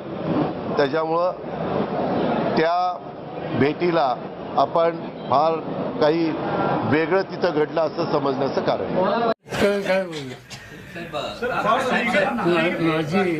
माझी जी सगळ्यांची सुरुवात झाली त्याच्यामध्ये म्हणजे काय मोदींचं गुणगान राहिलं का त्यांचं असं म्हणणं आहे. मी काय केलं ते सांगतो. त्यांचं म्हणणं मला माहीत नाही. माझं म्हणणं तुम्ही ऐकलंय. पण तुम्ही सर पुण्याच्या स्टेजवर गेले त्यांच्याबरोबर आणि त्यांच्याशी तुम्ही पाठली त्याच्यामुळे लोकांमध्ये किंवा एनसीपीच्या पदाधिकारी पण संभ्रम स्थिती आहे किंवा काय तुम्ही त्यांच्या लोकमान्य टिळकांचा समारंभ लाल बाळासाहेब यांनी या देशाच्या स्वातंत्र्यासाठी काय केलं हा इतिहास सगळ्यांना माहिती आहे. तो कार्यक्रम 6 महिन्याच्या पूर्वी ठरला होता. लोकमान्य टिळकांच्या त्या कार्यक्रमाला ते जे ऑर्गनायझर होते विश्वस्त होते त्या विश्वस्तामध्ये 3-4 एक नाव आहे. त्यांचं नाव सुशील कुमार शिंदे. ते कुठल्या पक्षाचे तुम्हाला माहीत असलं तर ते होते आणि ते विश्वस्त होते. हा कार्यक्रम आयोजित करणारे जे ग्रस्त होते ते रोहित ते काँग्रेस पक्षाचे मागच्या विधानसभेचे फुले शहराचे उमेदवार होते आणि त्यामुळं काँग्रेसचे पदाधिकारी टिळकांच्या कार्यक्रमाला उपस्थित राहिले. त्यांनी तो कार्यक्रम उपस्थित राहिला नाही, आयोजित केला. तर त्या सगळ्या गोष्टीच्या संबंधीचं कोणी फारसं केलंच नाही. पण माझ्याबद्दल त्याचं मात्र तुम्ही होता चांगली गोष्ट आहे. आणि आपणच मोदींचं नाव सुचवलं असं चर्चा नाव त्यांनी सुचवलं. विनंती मी करावी सांगितलं. मी त्यांना फोन केला आणि तो त्यांनी स्वीकारलं. एक प्रश्न असा आहे त्या बैठकीबद्दलच की आपण सातत्यानं सांगता की कौटुंबिक भेट होती परंतु ही माध्यमांपर्यंत नेमकी कोणी पोहोचवली आणि त्याचा हेतू काय होता. मी माध्यमांच्या सोबत गेलो. एक माझी नाही माझी खाली नाही माझी खाली तुम्ही फुलं स्वीकारली. तुम्ही बघितलं होतं का. मला तिथं फुलं दिली. ती फुलं मी घेतली आणि नंतर मी गेलो. मला काय दिसलं. मेसेज दिला का साहेब आपण तो मेसेज दिला की आपण खुलेपणाने गेलात मात्र अजितदादा माझ्या फक्त मी सांगू इच्छितो. बाकी लहान लोकांच्या बद्दल मी भाष्य करत नाही. आज असं म्हणाले की पंतप्रधान आपको सीधा जवाब ही दूंगी. मुझे किसी ने कोई ऑफर नहीं दिया है. सिर्फ 15 अगस्त का एक बड़ा सेल चल रहा है बहुत जगह. सो इसलिए कुछ महंगाई इतनी बढ़ी है तो शक्कर आटा कुछ सेल चल रहे हैं बहुत सारे ग्रोसरी स्टोर्स में. मैंने पेपर में पढ़ा. वो ऑफर मुझे पता है. बाकी कोई ऑफर मुझे कांग्रेस पार्टी के लोग कांग्रेस ने जो सवाल किए है उसका जवाब कांग्रेस ही दे सकती है. मैं नहीं दे सकती क्योंकि मुझे कुछ पता ही नहीं है इस बारे में. ना मुझे किसी ने ऑफर दिया है ना किसी ने मुझसे बात की है. तो I can't comment on something which is hypothetical. हमारे गठबंधन में कोई कंफ्यूजन नहीं है. जहाँ तक कांग्रेस का सवाल है, कांग्रेस हो या शिवसेना उद्धव ठाकरे जी की, उसमें कोई कंफ्यूजन नहीं है। एनसीपी के बारे में निश्चित तौर पर उन्होंने कहा है कि हमारा ये फैमिली इशू है और हमारा इसमें कोई ऐसी कोई राजनीतिक भूमिका नहीं है। पर मेरे को लगता है कि लोगों में उसके गलत सिग्नल्स जा रहे हैं उसके वजह से, और लगातार ये चीज़ें आने से एक लोगों में एक संभ्रम का वातावरण निर्माण हुआ है। उसको जितना जल्दी दूर करेंगे उतना बेहतर है। शरद पवार जी कद्दावर नेता है, वो अपने पार्टी का निर्णय खुद ले सकते हैं, लेकिन हमें विश्वास है कि वो इंडिया अलायंस के साथ रहेंगे। कांग्रेस का क्या या हमारे अपोजिशन लीडर के पास क्या आउटपुट है वो हमें पता नहीं, लेकिन कांग्रेस की भूमिका, क्योंकि शरद पवार जी ने कहा है कि मैं इंडिया अलायंस के साथ रहूंगा। अजित पवार इतने बड़े नेता नहीं है कि जो शरद पवार सबको ऑफर दे सके। अजित पवार को पवार साहब ने बनाया है, पवार साहब को अजित पवार जी ने नहीं बनाया है। 60 साल से भी ज्यादा समय पार्लियामेंट्री पॉलिटिक्स में पवार साहब ने बिता चुके हैं। महाराष्ट्र के 4 बार मुख्यमंत्री, केंद्र में मंत्री रहे बार। उनका जो कद और अवदाय बहुत बड़ा है। तो ये अजित पवार, हसन मुशर्रफ, ये जूनियर लोग हैं, पवार सबको ऑफर देंगे। ऐसा कभी होता है क्या राजनीति में? Moving on to news from Karnataka, where there's a tug of war with the centre over the national education policy. Sticking to its manifesto promise, the Congress government in Karnataka is planning to scrap the centre's national education policy and formulate instead a state education policy from the next academic year. Chief Minister Siddaramaiah alleged that the NEP is driven by an RSS agenda and claimed that this was formulated at the RSS headquarters, which is why he and his government is opposed to it. It's led to also politics, as the former Chief Minister of Karnataka, Basavaraj Bommai, has slammed the Siddu government and called it shameful tinkering of the education policy. He's clearly said that the decision to scrap the national education policy must be reviewed. Remember that under the Constitution, states can choose not to adopt NEP either fully or partially. Both the Parliament and state assemblies have power over education. Though the centre has essentially, at the end of the day, supremacy over the state, states are free to go ahead and drop their own curriculum and print their own textbooks. RSS agenda ಇದೆಯಲ್ಲ, hidden agenda, ಅದನ್ನ ಎಲ್ಲ ಕಡೆ ಜಾರಿ ಮಾಡಲಿಕ್ಕೆ ಪ್ರಯತ್ನವನ್ನ ಮಾಡಿದ್ರು. ಈಗ ರೆಹಮಾನ್ ಖಾನ್ ಸಾಹೇಬ್ರು ಹೇಳಿದ್ರಲ್ಲ, ನ್ಯೂ ಎಜುಕೇಶನ್ ಪಾಲಿಸಿ, ಅದು ಡ್ರಾಫ್ಟ್ ತಯಾರಾದದ್ದೇ RSS ಹೆಡ್ ಕ್ವಾರ್ಟರ್ಸ್ ನಾಗ್ಪುರ, ಅಲ್ಲಿ ತಯಾರಾದದ್ದು. ಆಮೇಲೆ ಎಲ್ಲ ಬೇರೆ ರಾಜ್ಯಗಳು, ಎಲ್ಲೂ ಬಿಜೆಪಿ ಸರ್ಕಾರ ಇರ್ತಕ್ಕಂಥ ರಾಜ್ಯಗಳಲ್ಲೇ ಮಾಡಿಲ್ಲ, ಕರ್ನಾಟಕದಲ್ಲಿ ಮಾಡಕ್ ಶುರು ಮಾಡ್ಬಿಟ್ರು. ಆದ್ರೆ ಒಂದು ಮಾತನ್ನ ಹೇಳ್ತೀನಿ ರೆಹಮಾನ್ ಸಾಹೇಬ್ರೆ, ಈ ವರ್ಷ ಸ್ವಲ್ಪ ತಡ ಆಯ್ತು. ಮುಂದಿನ ವರ್ಷದಿಂದ ಹೊಸ ಶಿಕ್ಷಣ ನೀತಿಯನ್ನ ಬದಲಾವಣೆ ಮಾಡಿ ಸಂವಿಧಾನ ರೀತಿ ಎಜುಕೇಶನ್ ಕೊಡ್ಲಿಕ್ಕೆ ಪ್ರಯತ್ನವನ್ನ ಮಾಡ್ತೇವೆ. See, it is not a question of syllabus. All the syllabuses are done by a task force and committees, and especially primary and secondary will all be done at the state level. So none of the things are vindictive. I want to ask the minister that let him come out which is vindictive and how it is vindictive. Just by mere making some statements with preconceived notion and to change the entire policy is very uncalled for. It is very detrimental for the future of the children of the state. I am telling you that this government is making a very, very colossal mistake, and they are playing with the future of the children, which is really unpardonable. And in neighbouring Tamil Nadu as well, the NEP debate has been reignited with the Karnataka government's decision. The state government there too has said, we're going to see if we can review the implementation of NEP. I request all the public, students, teachers and the families of the affected to take part in this protest and show why we don't want NEET in Tamil Nadu, and we don't want any more That's in Tamil Nadu. CM have appealed that education should become under the state list rather than the concurrent list. Yeah. You will also appeal on that? Yeah, we are, as per our leader, we are also appealing the same thing. Thank you.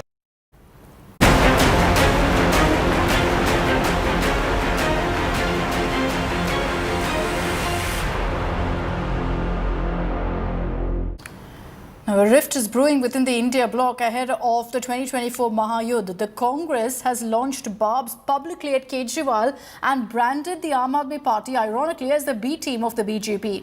Congress Neta Sandeep Dixit said that Congress should not stand with his party, calling up a party of corrupt netas. He further went on to rake up the services bill and alleged that Kejriwal wants control over services to go ahead and shield his corrupt netas.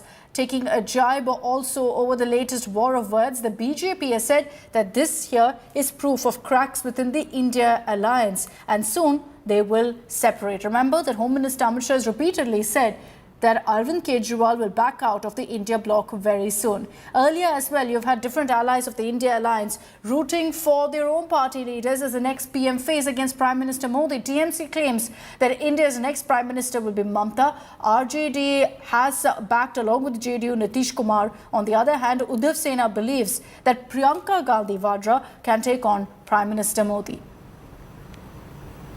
हम एक ऐसी party को जो ए party है उसको हराने के लिए क्या उसी के बी पार्टी के साथ चुनाव लड़ना चाहिए कि नहीं लड़ना चाहिए और उसके क्या दूरगामी परिणाम हो सकते हैं। हमने बार बार ये कहा है कि सन 77 में इमरजेंसी के समय, जबकि इमरजेंसी तो स्वयं इंदिरा जी ने हटाई थी, जो किसी और ने नहीं हटाई थी, जिसको कहा जाता है कि उन्होंने इमरजेंसी लगाई, तो इमरजेंसी हटाई भी इंदिरा जी ने बिना किसी जन प्रभाव के। तो उस व्यक्ति उसके खिलाफ लड़ने के लिए इसी जनता पार्टी के लोगों ने भारतीय जनता पार्टी को, जो एक तरीके से ऐसी मानी जाती थी कि जिसके साथ कोई नहीं चुनाव लड़ेगा, उसको मुख्य धारा में ले आए और वहीं से सांप्रदायिक राजनीति का, विघटनकारी राजनीति का, जहरीली राजनीति का और दक्षिणपंथी राजनीति का उदय हुआ। तो 77 में जो बहुत बड़ी भूल बहुत सी पार्टियों ने की थी उस समय की जनसंघ को समर्थन देके, क्या हम ऐसी कोई भूल तो नहीं कर रहे इस समय आम आदमी के साथ खड़े होके। तो ये तमाम प्रश्नों पर हम अपनी राय रखेंगे और देखेंगे फिर पार्टी की क्या राय है। ये इंडिया वाले नहीं हैं, ये I.N.D.I.A. वाले हैं और इन लोगों को सारा देश जानता है। इनके नेता बड़े जरूर मिल गए हैं, लेकिन जो लोग जो एक दूसरे के भ्रष्टाचार को बार बार कहते हैं, संदीप दीक्षित उसके बहुत बड़े उदाहरण हैं। और मुझे पूरा विश्वास है कि आप आगे देखते रहिए, ये ऐसे बिखरेंगे कि इनके बीच में अगर मार पीट सिर फुटवल भी हो जाए तो देश के लोगों को कोई आश्चर्य नहीं होना चाहिए। And with that, I'm slipping into a short break here on India Today. We'll be right back with ground reports from Himachal Pradesh as heavy rains continues to wreak havoc.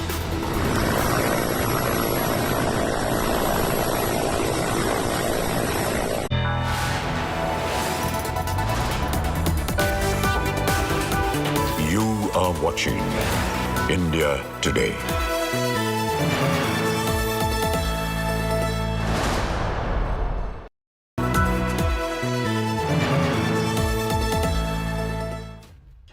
A viral video for two people to be arrested after 77 days. How did the situation spiral out in Haryana so dangerously out of control? Where was the police? Fauziya ji, I promised you ek din aapka beta aayega. Yeah, the promise is fulfilled. Thankful to you. Fitness certificate ke bagair bridge reopen karna, ye kiski jawabdehi sir? A three-time MLA is beaten up in Imphal almost to death. Till today, my tears can't stop. I'm eagerly waiting for my husband's recovery. The beating heart of every story is on News Today. With me, Rajdeep Sardesai, Monday to Friday, 9 p.m. only on India Today TV.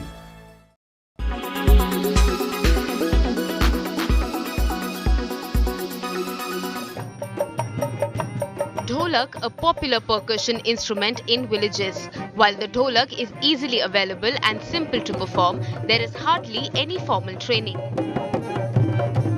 In an innovative attempt to revive the beats of dholak, the Sangeet Natak Academy organized a workshop in Lucknow.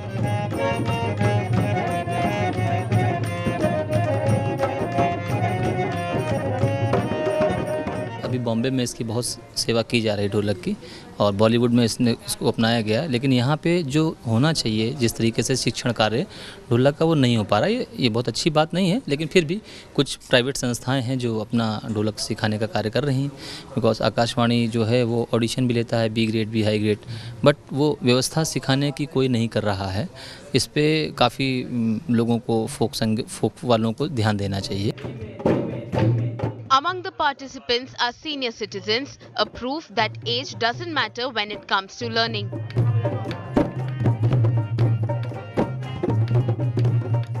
मुझे बहुत बड़ा शौक संगीत से रहा है जीवन में, और आज भी है। आज भी मैं व्यायाम करता हूँ, 2 घंटा मैं व्यायाम करता हूँ। ढोलक करके सीख करके समाज की सेवा करना चाहता हूँ, और समाज के साथ जहाँ भी हमारी आवश्यकता पड़ी, धार्मिक कार्यों में, अन्य कार्यों में, हर जगह मैं जाने को उपस्थित हूँ। बस हमें आर्डर मिल जाए, मैं आदेश का पालन करूँगा। The 25 days workshop is spreading awareness about India's most popular folk instruments. जब ये कार्यशाला का पता चला तो पहले मेरी इच्छा नहीं हुई आने की, कि एक तो मैं दूर से आती हूँ कपूरथला से, तो एक दिन आए, 2 दिन आए, अच्छा नहीं लगा। लेकिन जैसे जैसे हम आते गए उसके बाद मेरा थोड़ा सा विचार बदला। मुझे शौक़ हमेशा से था कि ढोलक सीखें, क्योंकि घरेलू फंक्शन में बहुत अच्छा नहीं बजा पाते थे। जब एक्सपर्ट नहीं होते थे तब हमारी बारी आती थी। The Sangeet Natak Academy workshop is giving Dholak a new life. Bureau Report, India Today.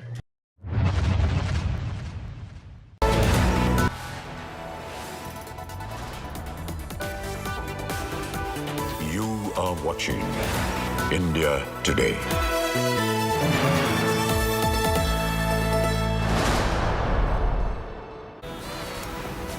Welcome back. Let's get you the latest updates coming in from the hill states of Himachal Pradesh and Uttarakhand, where heavy rain has led to a deluge. The death toll has mounted to nearly 60 in Himachal Pradesh, with several injured and missing people. The landslides, flash floods and cloudburst has led to a huge loss of life and property. Now let's get you some of those images of rescue operations that are underway. This one from Shimla, where a woman was saved from the roof of a building. She was airlifted out with a chopper.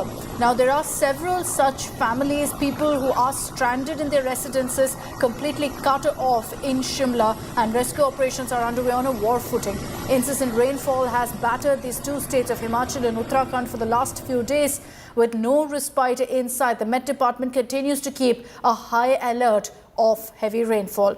Roads leading to the revered Badrinath and Kedarnath shrines were damaged due to the landslides. The pilgrimage to these shrines had to be halted till Friday. We are on Mandi Kullu National Highway, where a flash flood took place. Just look at the extent of the damage caused by the flash flood. The ground floor of this house is under the debris. Just see the size of the rocks and the extent of the damage. This has also caused huge damage to this national highway, which has been blocked at various places up to Pandor Dam, close to the Mandi. More than 2100 routes are without the buses. The Himachal Roadways Corporation buses are often called the lifeline of the state. People are stuck at various places, including the tourists. But the state government has assured the people that these roads will be restored on a priority basis. But the damage caused by the rains is huge. 56 people have lost their lives, and more than 283 people have died during the current rainy season. With camera person Chandi Ram, this is Manjeet Sehgal in Mandi for India Today. देखिए अभी हालात control में है। जहां dam से पानी छोड़ा गया है मैं उस जिले का, कांगड़ा जिले का वैली का दौरा करने जा रहा हूं। वहां हमने कल प्रशासनिक अधिकारियों की ड्यूटी लगाई थी, और हमारे चीफ सेक्रेटरी महोदय यहाँ पूरे सचिवालय में बैठ के मॉनिटर कर रहे हैं, और फील्ड में जाकर मैं खुद फीडबैक भी ले रहा हूँ। मुझे लगता है कि स्थिति कंट्रोल में है। अभी मौसम रुका हुआ है, और बस हम समय के अनुसार और पूरी जगह जो भी हम मदद कर सकते हैं अपने आपदा पीड़ितों को, उनको हम मदद करेंगे। And with that, I'm slipping into a short break here on India Today. Coming up on the other side, we'll get you details of the fallout of the Noor riots and an impact of India Today's investigation. After we exposed riot provocateur Bittu Bajrangi, he's now been arrested.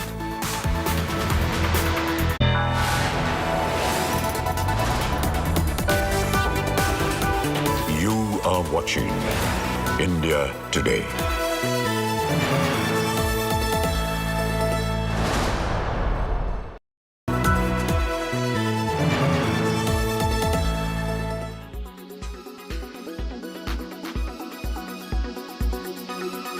Now, Neoma in Ladakh is one of India's most strategically important air bases. It's closest to the line of actual control.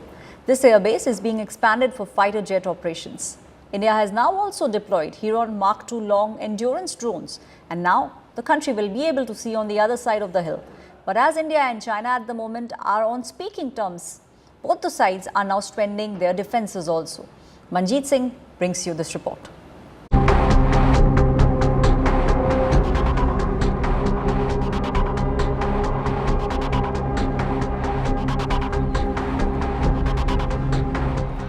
Years into the India-China standoff in Ladakh, India is ready to put China even more on notice.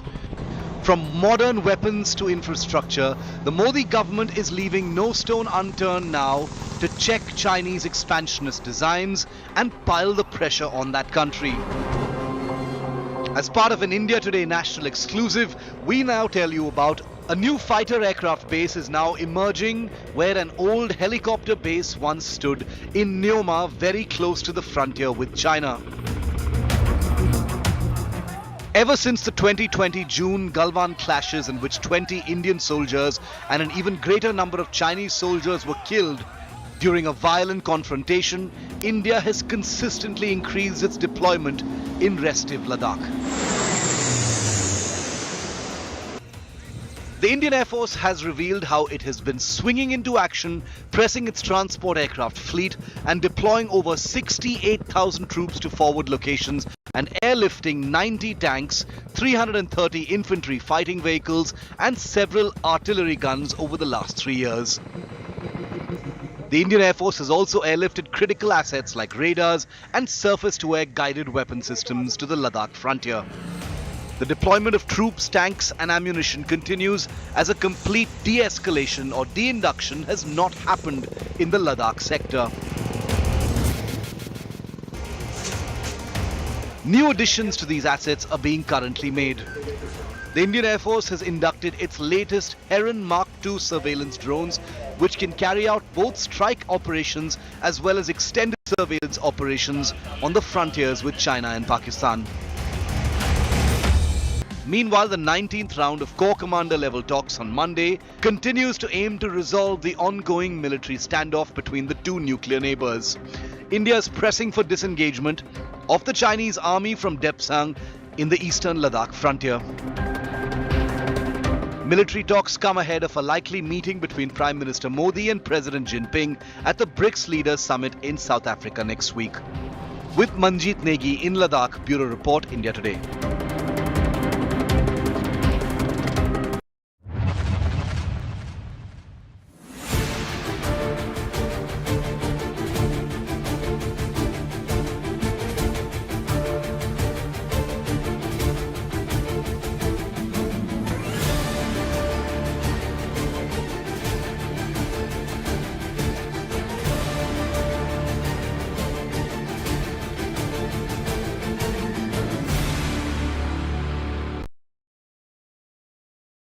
Quality today.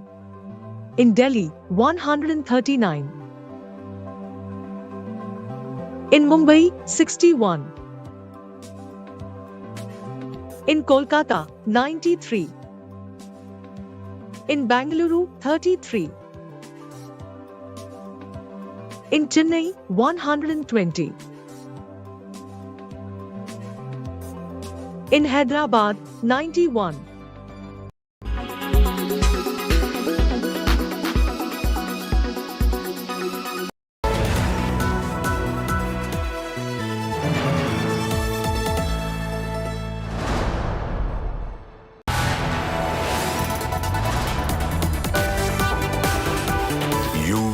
watching India Today.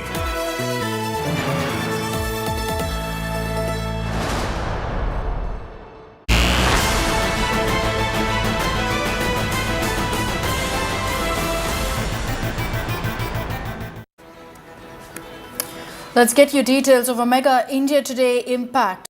District Court in Haryana has sent Bittu Bajrangi to one-day police custody after he was taken into custody yesterday. Hate monger and the main instigator of the July 31st communal clashes in Nu, Bittu Bajrangi was arrested on Tuesday. This comes after India Today exposed Bittu Bajrangi's hate provocation on camera. Accused in several other cases, Bittu Bajrangi was caught from near his Faridabad house nearly 20 days after the violence broke out. The arrest followed a brief chase by cops near Bittu Bajrangi's residence.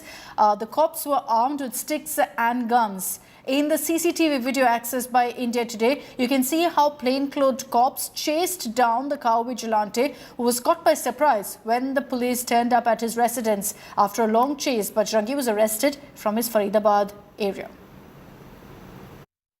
Bittu Mewat को ससुराल बताकर आने की धमकी भर देकर रह गया, लेकिन हरियाणा पुलिस उसे यहां लेकर आई है।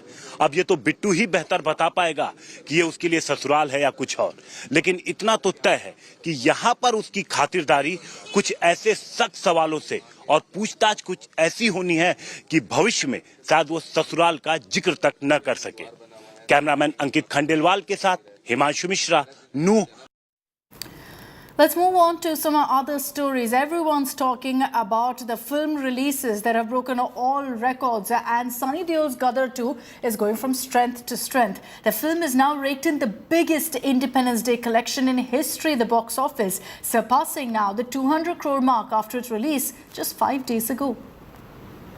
है तेरी आखिरी ख्वाहिश, नमाज पढ़ने जा रहे हैं ना आप, तो अल्लाह से अपने लिए दुआ मांग लेना, मेरा बापे यहाँ ना, क्योंकि अगर वो यहाँ आ गया ना, तेरे इतने चीथड़े करेगा, इतने चीथड़े करेगा, इतने चीथड़े करेगा, तेरा पूरा पाकिस्तान नहीं गिन पाएगा।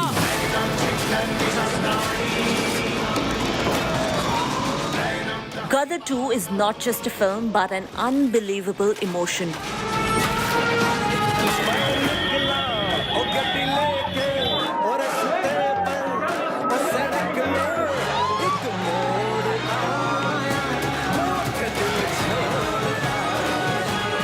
And these images of fans flocking to theatres, dancing, cheering, enjoying themselves inside the hall is a proof of that. Queues, no queues. Trucks or even tractors. Huge hoardings, announcements, and even posters all over. Theatrical business is alive and kicking this Independence Day. Thanks to Sunny Deol starrer, which clearly needs no validation, no verdict. Made for the masses, it already is a blockbuster and is certainly unstoppable at the box office. The film minted 40.10 crore rupees on day 1. Day 2 saw a jump with the film raking in 43.8 crore rupees and over 50 crore and 85.29% occupancy on day 3. Gadar 2 managed to cross 170 crore mark in just 4 days of its release.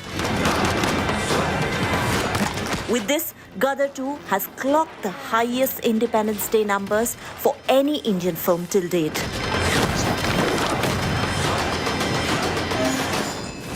What's more, to express his gratitude, Sunny Deol visited several single-screen cinema halls to meet fans, where he even enacted one of his iconic dialogues from the film.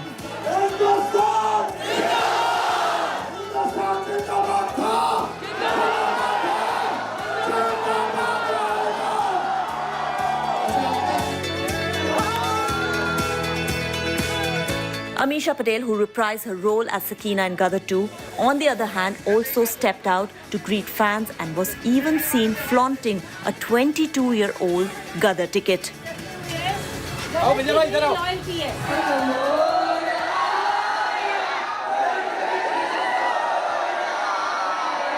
मैं निकला ओ गड्डी लेके मोड़ आया मैं उठे दिल छोड़ आया. Interestingly, with Gadar 2, Sunny Deol and his team delivered what they promised, and this despite a stiff competition from 3 other big outings.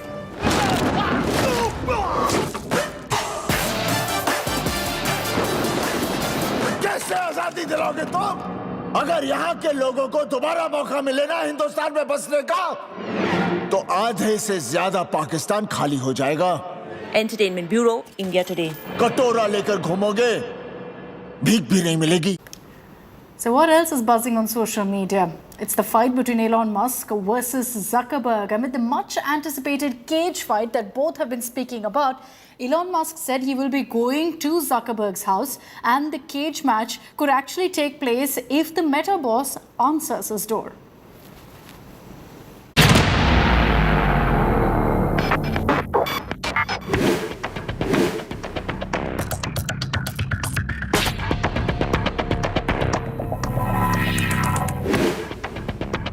Will they or won't they get into a fight?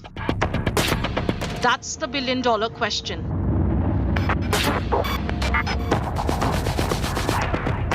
For nearly a month now, the world has been waiting for a Musk versus Zuck cage fight. And it now seems that we may be closer to an epic showdown between the Silicon Valley titans.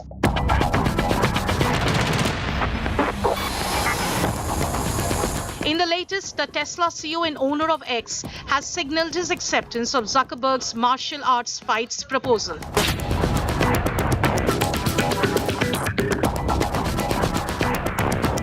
The twist comes, he posted on his virtual playground, "Knock knock, challenge accepted, open the door."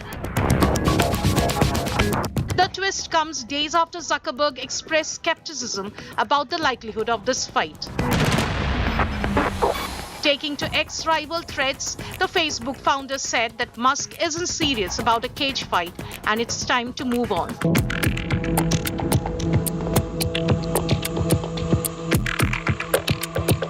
Zuckerberg had previously proposed August 26 for the fight. Musk has now raised the stakes by declaring that he will ask the Tesla full self-driving car to drive to Zuckerberg's house, and that the duo's adventure will be live-streamed on the new X live-streamed video feature.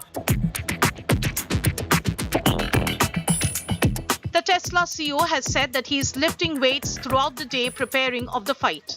Zuckerberg, on the other hand, is a practitioner of Brazilian Jiu-Jitsu and won gold and silver in 2 featherweight white belt categories at California Martial Arts Tournament in May. The saga began with Musk's casual age match offer and gained momentum as the duo continued a war of words. Will Musk make a dramatic entrance at Zuckerberg's doorstep? This could be the most suspenseful thriller of our times. Bureau Report, India Today.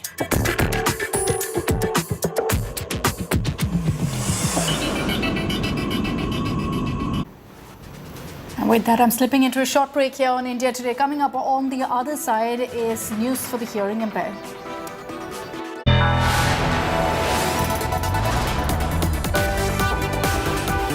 You are watching India Today.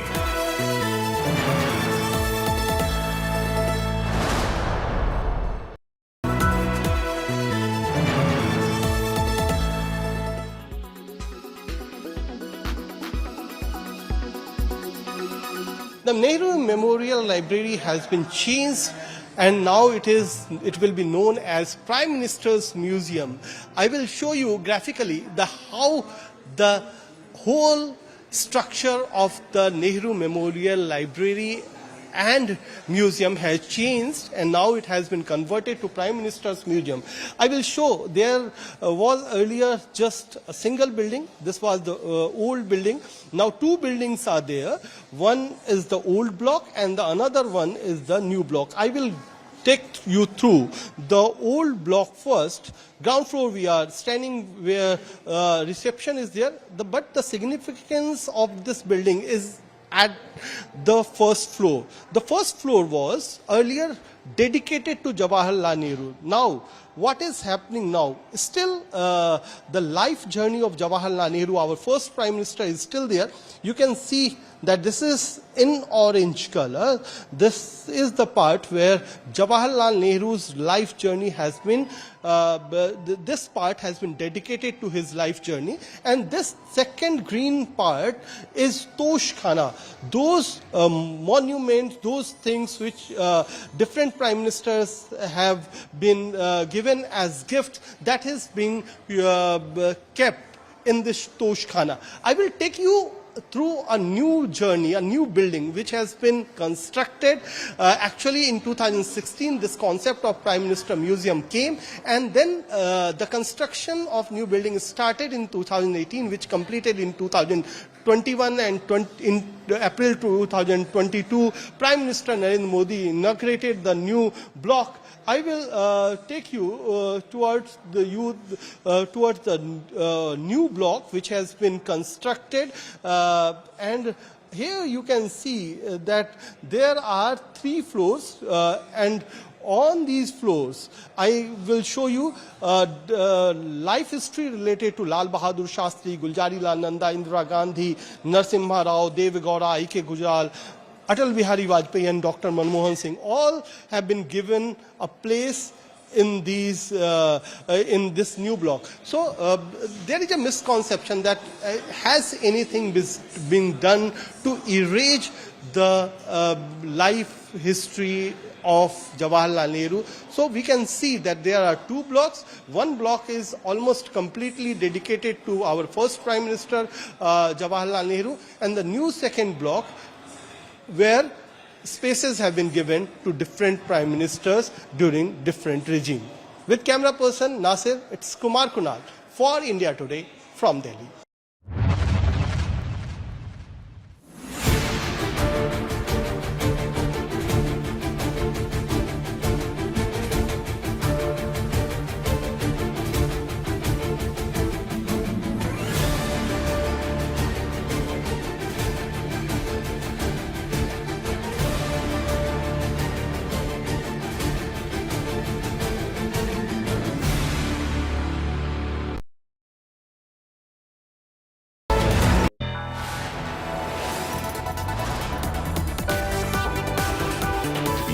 are watching India Today.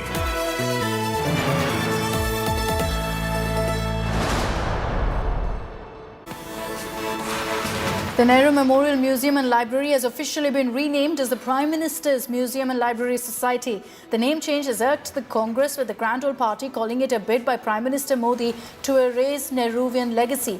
The BJP is, however, hit back, asking the Congress why it was obsessed with Nehru. Sharad Pawar and Ajit Pawar's meeting in Pune continues to spark unease within the Mahavikas Aghadi. A former chief minister from Congress is if he's to be believed, Ajit made two specific offers to Sharad Pawar. Ajit Pawar has refused to talk about such an offer, but reportedly he's offered Sharad Pawar the Agriculture Ministry or Niti Aayog chairperson. Sticking to its manifesto promise, the Congress government in Karnataka is planning to scrap the centre's national education policy and formulate a state education policy. Chief Minister Siddaramaiah said that the NEP is driven by an RSS agenda. Baswaraj Bommai of the BJP has called the move shameful, saying they're tinkering with the education policy. The situation in Himachal Pradesh remains grim. The death toll has mounted to nearly 60 in Himachal, with several injured and missing. Landslide, flash floods and cloudbursts have led to loss of lives and property in the state. Roads leading, meanwhile, to the revered Badrinath and Kedarnath shrines were damaged due to landslides.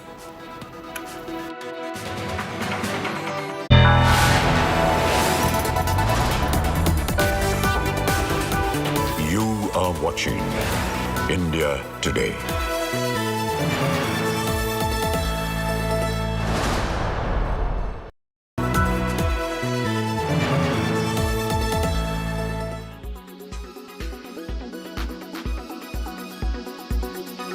जिस आदमी ने स्वतंत्रता संग्राम में एक युवा नेता थे, इतना योगदान दिया, आज उसी प्रधानमंत्री के रूप में जिसने इस देश को आज़ादी दिलाई, उस पंडित जवाहरलाल नेहरू का नाम बदलना एक कलंकपूर्ण अध्याय है नरेंद्र मोदी सरकार का। जवाहरलाल नेहरू मेमोरियल आज से वो जाना नहीं जाएगा, जवाहरलाल नेहरू का नाम हट जाएगा। नेहरू जी से जो नफरत है, कुंठा है, वो है। आप प्रधानमंत्रियों पे संग्रहालय बनाना चाहते हैं, बनाइए। किसी पे भी संग्रहालय सरकार बना सकती है, बनाना भी चाहिए और लोगों पे भी बनाना चाहिए। वर्तमान इतिहास, पुराने इतिहास पर संग्रहालय बनाना चाहिए। लेकिन एक संस्था जो पंडित जवाहरलाल नेहरू के नाम पर बनाई गई थी, उनकी उपलब्धियों को उजागर करने के लिए, उन इतिहास पर काम करने के लिए, और उसमें सिर्फ पंडित जवाहरलाल नेहरू नहीं, आजादी के आंदोलन, उसके बाद के इतिहास पर बहुत सा काम हुआ है। और Jawaharlal Nehru memorial fund independently चलता है। अब आपने उसको प्रधानमंत्रियों के कर दिया, इसलिए नहीं क्योंकि आप और सब प्रधानमंत्रियों का भी काम दिखाना चाहते हैं, इसलिए क्योंकि आप नेहरू जी को दबाना चाहते हैं। नेहरू जी के सत्य को तो आप दबा नहीं सकते, उनके किए हुए तमाम कामों को दबा नहीं सकते। तो ऐसा है कि पब्लिक की मेमोरी से, पब्लिक की आंखों से एक तरीके से उनको हटा दीजिए। कांग्रेस को नेहरू जी को छोड़कर सबसे एलर्जी थी, उसमें लाल बहादुर शास्त्री का स्मृति क्यों नहीं बनी, उसमें नरसिंह राव की स्मृति क्यों नहीं बनी, उसमें इंदिरा गांधी की भी स्मृति नहीं बनी, उसमें राजीव गांधी की भी नहीं बनी, और बाकी जितने प्रधानमंत्री हुए, मोरारजी भाई, सब तो कांग्रेसी थे ना। अटल बिहारी वाजपेयी वर्ग समझने की बात नहीं है। हमारे प्रधानमंत्री की लोकतांत्रिक सोच देखिए कि किस प्रकार से उन्होंने सारे प्रधानमंत्रियों को जगह दी है। क्या देवेगौड़ा, क्या गुजराल साहब, क्या चरण सिंह साहब।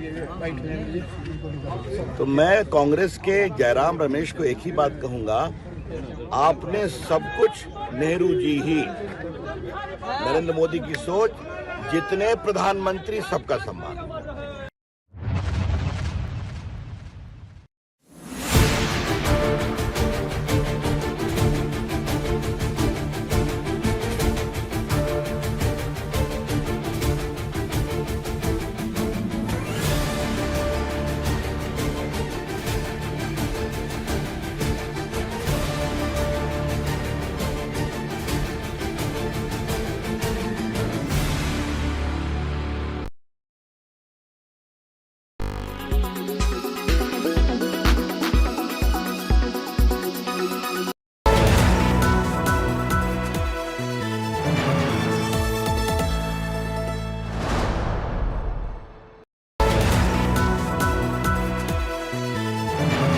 Viewers, let's take a look at the weather report across the major cities this evening.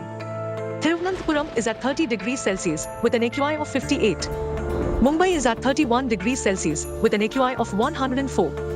Panji is at 29 degrees Celsius with an AQI of 40.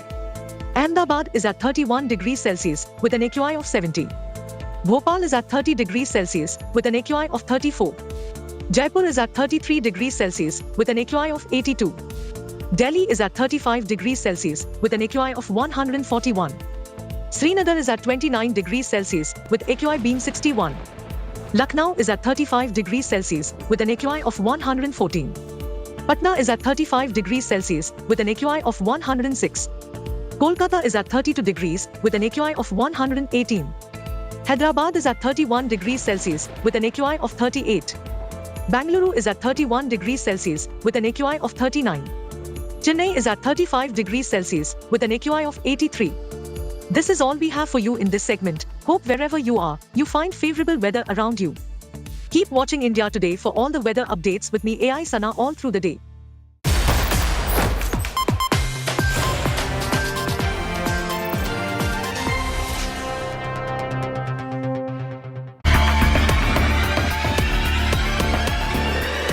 Nehru Memorial, now Prime Minister's Museum. Name change triggers legacy war. Congress calls move petty. BJP slams insecurity. Nehru political showdown. Big focus on 5 Live.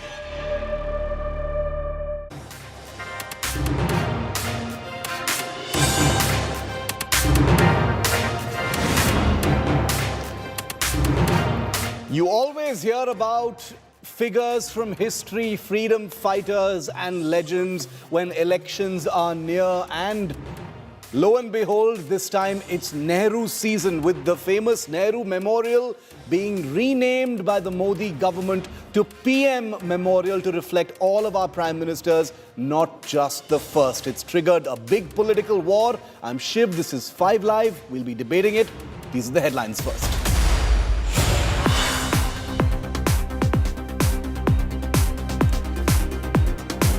NCP Supremo Sharad Pawar allegedly offered cabinet berths by nephew Ajit. Supriya Sule refutes the claims. Congress asks NCP patriarch to make stand clear, while Uddhav Sena claims Ajit not big enough to offer such things.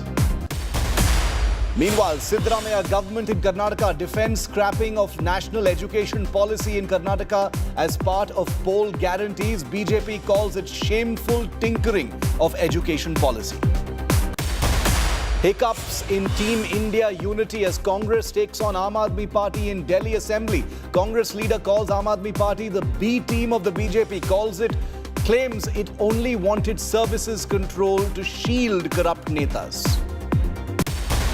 Rainfall mayhem wreaks havoc in Himachal Pradesh. Death toll mounts to nearly 60 as the hill state grapples with landslides, flash floods and cloudbursts. India Today continuing to report from site. Pakistan Cricket Board erases Imran Khan from its Independence Day tribute video. Pakistan cricket veteran Wasim Akram calls out PCB foul. PTI retort says Imran fought till the last ball. This is politics destroying Pakistan cricket.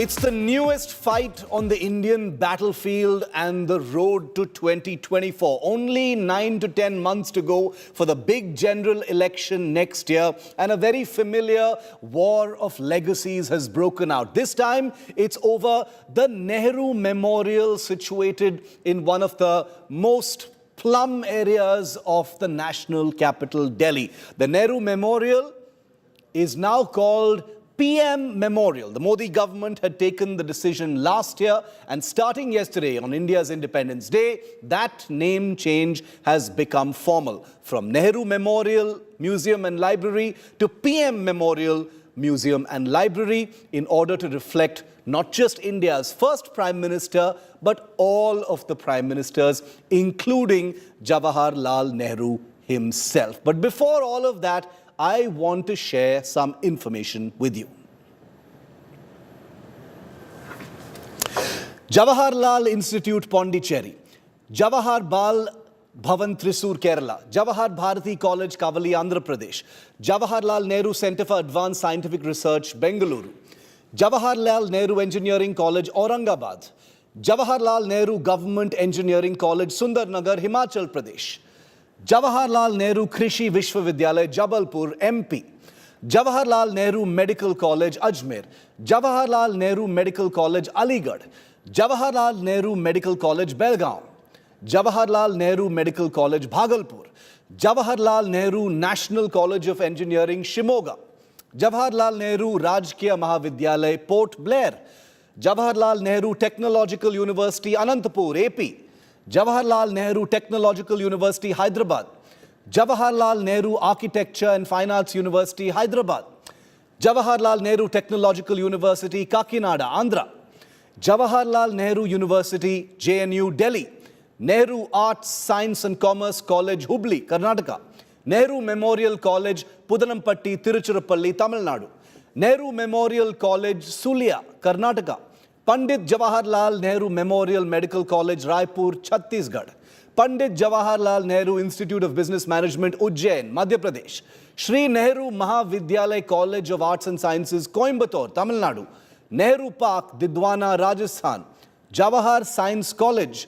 Jawahar Navodaya Vidyalaya, Ahmednagar. Jawahar Navodaya Vidyalaya, Alapura. Jawahar Navodaya Vidyalaya, Alipurdwar. Jawahar Navodaya Vidyalaya, Amroha. Jawahar Navodaya Vidyalaya, Ashok Nagar. Jawahar Navodaya Vidyalaya, Bagudi. Jawahar Navodaya Vidyalaya, Behrech. Jawahar Navodaya विद्यालय बलिया, जवाहर नवोदय विद्यालय बांकुरा, जवाहर नवोदय विद्यालय बाराबंकी, जवाहर नवोदय विद्यालय बासदे, जवाहर नवोदय विद्यालय बेलपाड़ा, जवाहर नवोदय विद्यालय भोगांव, जवाहर नवोदय विद्यालय बिलासपुर, जवाहर नवोदय विद्यालय बीरभूम, जवाहर नवोदय विद्यालय बोहानी, जवाहर नवोदय विद्यालय कैनकोना, जवाहर नवोदय विद्यालय कार निकोबार, जवाहर नवोदय विद्यालय चूरू, जवाहर नवोदय विद्यालय चंपाई, जवाहर नवोदय विद्यालय चंडीगढ़, जवाहर नवोदय विद्यालय चेन्याडू, जवाहर नवोदय विद्यालय कूच बिहार, जवाहर नवोदय विद्यालय दामन, जवाहर नवोदय विद्यालय दक्षिण दिनाजपुर, जवाहर नवोदय विद्यालय धलाई त्रिपुरा, जवाहर नवोदय विद्यालय देवगढ़, जवाहर नवोदय विद्यालय दीव, जवाहर नवोदय विद्यालय डोडा, जवाहर नवोदय विद्यालय दुर्गापुर, जवाहर नवोदय विद्यालय ईस्ट सिक्किम, जवाहर नवोदय विद्यालय एर्नाकुलम, जवाहर नवोदय विद्यालय गजनूर, जवाहर नवोदय विद्यालय गोलाघाट, जवाहर नवोदय विद्यालय गोमती, जवाहर नवोदय विद्यालय हमीरपुर, जवाहर नवोदय विद्यालय हुगली, जवाहर नवोदय विद्यालय इडुक्की, जवाहर नवोदय विद्यालय इंदौर, जवाहर नवोदय विद्यालय जाफरपुर कालन, जवाहर नवोदय विद्यालय जसवंतपुरा, जवाहर नवोदय विद्यालय जोजावर, जवाहर नवोदय विद्यालय जोरहाट, जवाहर नवोदय विद्यालय कानपुर, जवाहर नवोदय विद्यालय कानपुर देहात, जवाहर नवोदय विद्यालय करैकल, जवाहर नवोदय विद्यालय करौली, जवाहर नवोदय विद्यालय कांगड़ा, जवाहर नवोदय विद्यालय कासरगोड, जवाहर नवोदय विद्यालय खोवाई, जवाहर नवोदय विद्यालय खुरै, जवाहर नवोदय विद्यालय किन्नौर, जवाहर नवोदय विद्यालय कोडगु, जवाहर नवोदय विद्यालय कोरबा, जवाहर नवोदय विद्यालय कोरलहल्ली, जवाहर नवोदय विद्यालय कोठली, जवाहर नवोदय विद्यालय कोटीपुरा बिलासपुर, जवाहर नवोदय विद्यालय कोट्यम, जवाहर नवोदय विद्यालय कोड़िकोड, जवाहर नवोदय विद्यालय कुल्लू, जवाहर नवोदय विद्यालय लाहौल एंड स्पीति, जवाहर नवोदय विद्यालय मधुबनी, जवाहर नवोदय विद्यालय माहे, जवाहर नवोदय विद्यालय मलप्पुरम, जवाहर नवोदय विद्यालय मंडाफिया, जवाहर नवोदय विद्यालय मंडी, जवाहर नवोदय विद्यालय मांड्या, जवाहर नवोदय विद्यालय मेगडोंग, जवाहर नवोदय विद्यालय मिडिल अंडमान, जवाहर नवोदय विद्यालय मिनिकॉय, जवाहर नवोदय विद्यालय मिर्जापुर, जवाहर नवोदय विद्यालय मुकोकचुंग, जवाहर नवोदय विद्यालय मोटचुका फरीदाबाद, जवाहर नवोदय विद्यालय मुंडल, जवाहर नवोदय विद्यालय मुंगेशपुर, जवाहर नवोदय विद्यालय नारला, जवाहर नवोदय विद्यालय निजाम सागर, जवाहर नवोदय नॉर्थ 24 परगनास, जवाहर नवोदय विद्यालय नॉर्थ गोवा, जवाहर नवोदय विद्यालय नॉर्थ सिक्किम, जवाहर नवोदय विद्यालय नॉर्थ त्रिपुरा, जवाहर नवोदय विद्यालय पेलापुल, जवाहर नवोदय विद्यालय पालक्काड, जवाहर नवोदय विद्यालय पावटा जयपुर, जवाहर नवोदय विद्यालय पंचावटी, जवाहर नवोदय विद्यालय पाटन, जवाहर नवोदय विद्यालय पटियाला, जवाहर नवोदय विद्यालय पदनमतिट्टा, जवाहर नवोदय विद्यालय पेद्दपुरम, जवाहर नवोदय विद्यालय पुकारमाव, जवाहर नवोदय विद्यालय पोरबंदर, जवाहर नवोदय विद्यालय प्रकाशम, जवाहर नवोदय विद्यालय पुदुचेरी, जवाहर नवोदय विद्यालय रायचूर, जवाहर नवोदय विद्यालय रामपुरा, जवाहर नवोदय विद्यालय रायगढ़, जवाहर नवोदय विद्यालय साहिबगंज, जवाहर नवोदय विद्यालय श्यामपुर, जवाहर नवोदय विद्यालय सिलवासा, जवाहर नवोदय विद्यालय सिरमौर, जवाहर नवोदय विद्यालय सीतापुर, जवाहर नवोदय विद्यालय सोलन, जवाहर नवोदय विद्यालय साउथ 24 परगनास, जवाहर नवोदय विद्यालय साउथ अंडमान, जवाहर नवोदय विद्यालय साउथ गारो हिल्स, जवाहर नवोदय विद्यालय साउथ सिक्किम, जवाहर नवोदय विद्यालय थियोग, जवाहर नवोदय विद्यालय तिरुवनंतपुरम, जवाहर नवोदय विद्यालय थ्रिसूर, जवाहर नवोदय विद्यालय ऊना, जवाहर नवोदय विद्यालय उत्तर दिनाजपुर, जवाहर नवोदय विद्यालय वालसपल्ली, जवाहर नवोदय विद्यालय वेलेरू, जवाहर नवोदय विद्यालय वायनाड केरला, जवाहर नवोदय विद्यालय वेस्ट चंपारण, जवाहर नवोदय विद्यालय waste Sikkim, Jawahar Navodaya Vidyalaya Yanam, Jawaharlal Nehru museum Itanagar Arunachal Pradesh, Nehru memorial museum and library, Nehru museum of science and technology, Jawaharlal Nehru port, Jawaharlal Nehru memorial botanical garden, Jawaharlal Nehru tropical botanic garden and research institute, Nehru park Burnpur, Nehru park Delhi, Nehru park Guwahati, Nehru park Coimbatore, Nehru park Thrissur, Nehru zoological park Hyderabad, Nehru garden Udaipur, Nehru garden Jaipur, Nehru garden Koynanagar, Nehru park Bokaro, Jawaharlal Nehru national urban renewal mission, Nehru cup cricket, Nehru cup football, Nehru trophy boat race, Jawaharlal Nehru stadium Chennai, Jawaharlal Nehru stadium Coimbatore, Jawaharlal Nehru stadium Delhi, Jawaharlal Nehru stadium Kochi, Jawaharlal Nehru stadium Shillong, Jawaharlal Nehru stadium Ghaziabad, Jawaharlal Nehru stadium Tiruchirappalli, Nehru स्मारक stadium, Nehru stadium Durgapur, Nehru stadium Guwahati, Nehru stadium Hubli, Nehru stadium Indore, Nehru stadium Kottayam, Nehru stadium Pune, Nehru stadium Shimoga, Nehru stadium Tumkur, Jawahar Chowk, Jawahar circle, Jawahar Dweep, Jawahar Kala Kendra, Jawahar LPS Kurukodu, Jawahar planetarium, Jawahar Sagar dam, Jawahar Setu, Jawahar tunnel, Jawahar Nehru road Kolkata, Jawahar Nagar, Nehru foundation for development, Nehru Nagar, Nehru place, Nehru planetarium, Nehru science centre, Nehru Setu. That's just one public account of everything in our country that's named after India's very respected, honorable first Prime Minister. What I've just read out for you, and if you've been patient enough to listen to it through it, is a lion's share of over 450 institutions, parks, roads, stadiums, schemes, and more named after Nehru, Indira Gandhi, and Rajiv Gandhi. Now, I have no opinion on this. The only reason I've put this out there is because there is a war over the renaming of just one of the many things I've read out to you. So I'm just putting this information out there. You can make your own mind up about what this politics is really all about. So the story at hand is about the Nehru Memorial Museum and Library that's officially been renamed the Prime Minister's Museum and Library Society. The name change has angered and irritated the Congress, with the party saying that this is a petty move and part of the Sangh Parivar's quest to erase and rewrite history and to remove Nehru's name from that history. The BJP, however, has been quick to hit back at the Congress, asking why the party is so obsessed with Nehru. Here's the story of the day.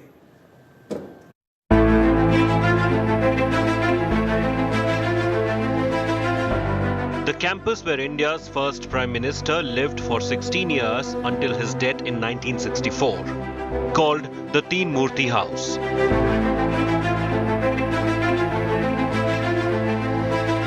Originally built in 1930 as part of British architect Edwin Lutyen's imperial capital.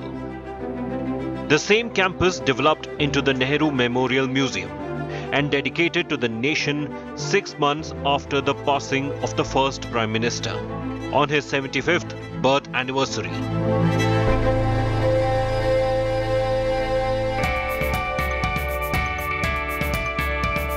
Built as a premier research center, a pilgrimage for history buffs, a forum of intellectual activity located south of the Rashtrapati Bhavan in New Delhi. The heritage institution now renamed as the Prime Minister's Museum and Library Society.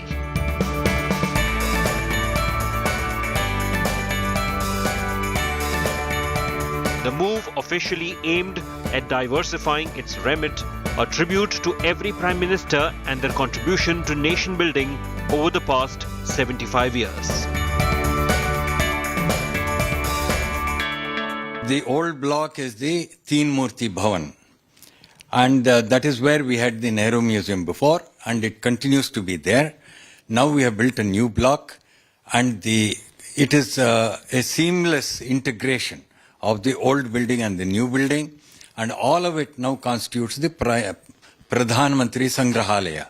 That is the Prime Minister's Museum. The whole idea was to showcase the work of all our Prime Ministers. But the name change has triggered a political controversy. Congress has accused the Modi government of attempts to contaminate history and remove tangible symbols of Nehruvian legacy. It shows the pettiness of Mr. Modi. It shows the RSS, Bharatiya Janasangh and Bharatiya Janata Party's hate against Pandit Nehru.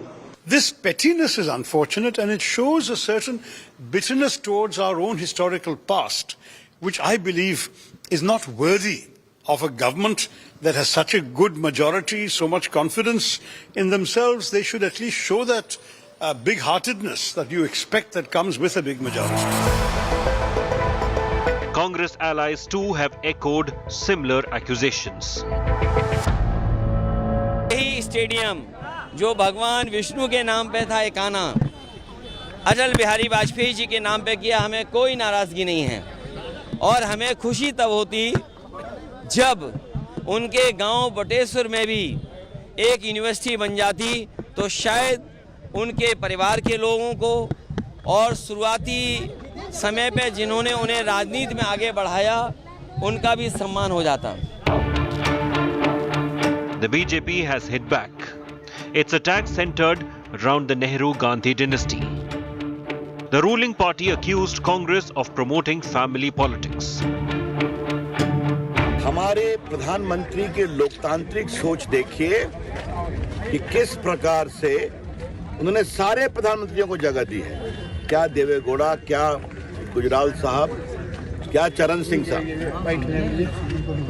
तो मैं कांग्रेस के जयराम रमेश को एक ही बात कहूंगा, आपने सब कुछ नेहरू जी ही, नरेंद्र मोदी की सोच, जितने प्रधानमंत्री सबका सम्मान।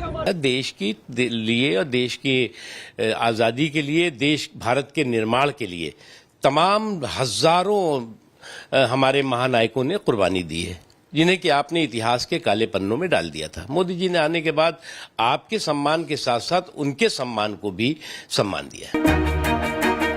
The long-drawn battle over political brands just got intense. With Kumar Kunal, Bureau Report, India Today.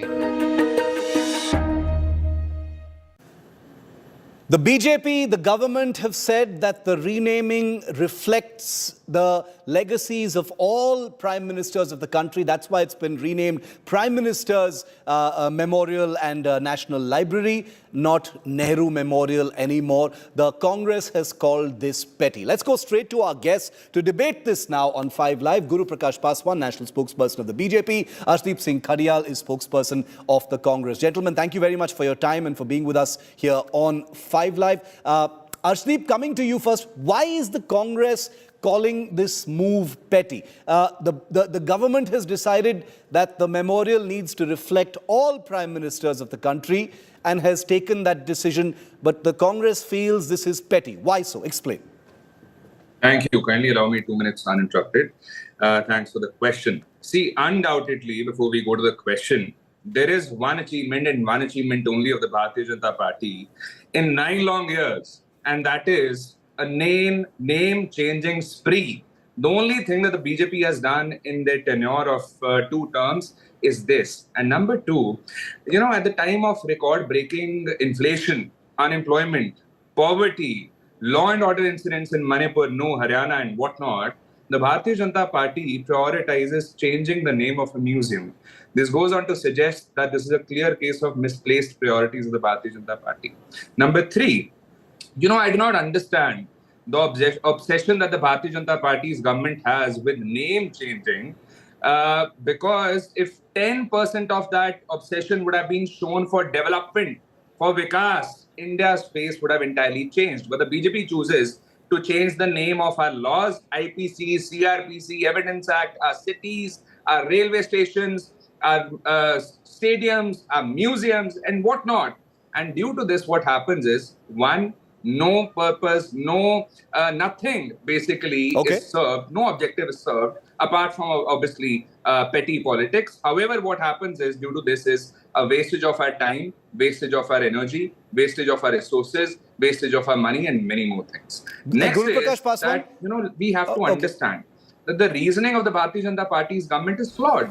They say there should be no name after an institution on an institution, so that all the prime ministers can be given space there. Now, if that's a fact, then why is there a stadium called Narendra Modi Stadium?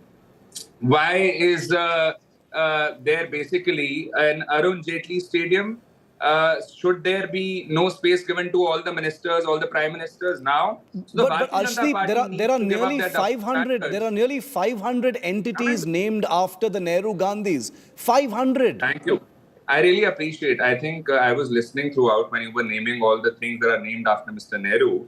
I wanted to thank you for it, because you have conveyed out a message loud and clear to the country that a person who does anything and everything for the welfare of the country and does it selflessly, does so much for the country, he definitely is remembered. His tenure reflects, and that is what you have done. So I want to thank you. But can't that also be applied? Can't that also be applied to the Nehru Memorial? Is a question, because it's only one of the many things that I talked about. But I'll come back to you. Let's get Guru Prakash Paswan in.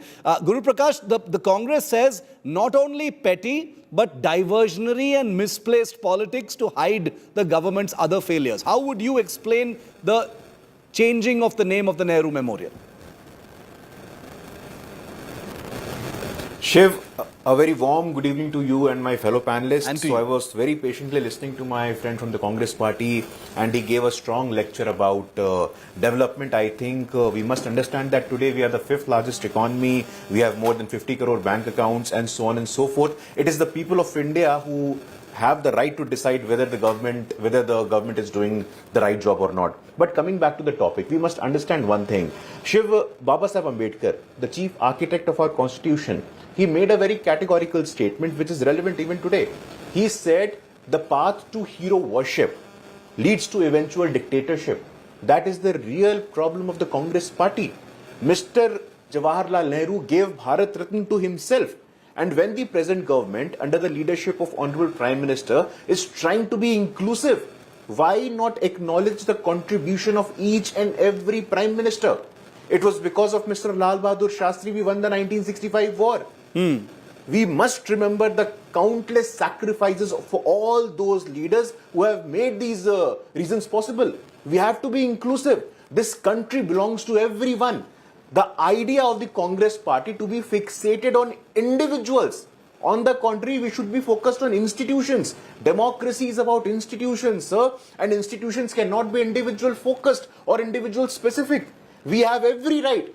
Every single people, every single person of India, 140 crore people of India, they have the right over the national resources, not one family. That is the only problem of the Congress party, that they can't look beyond one family. I want to, which brings me to my second question.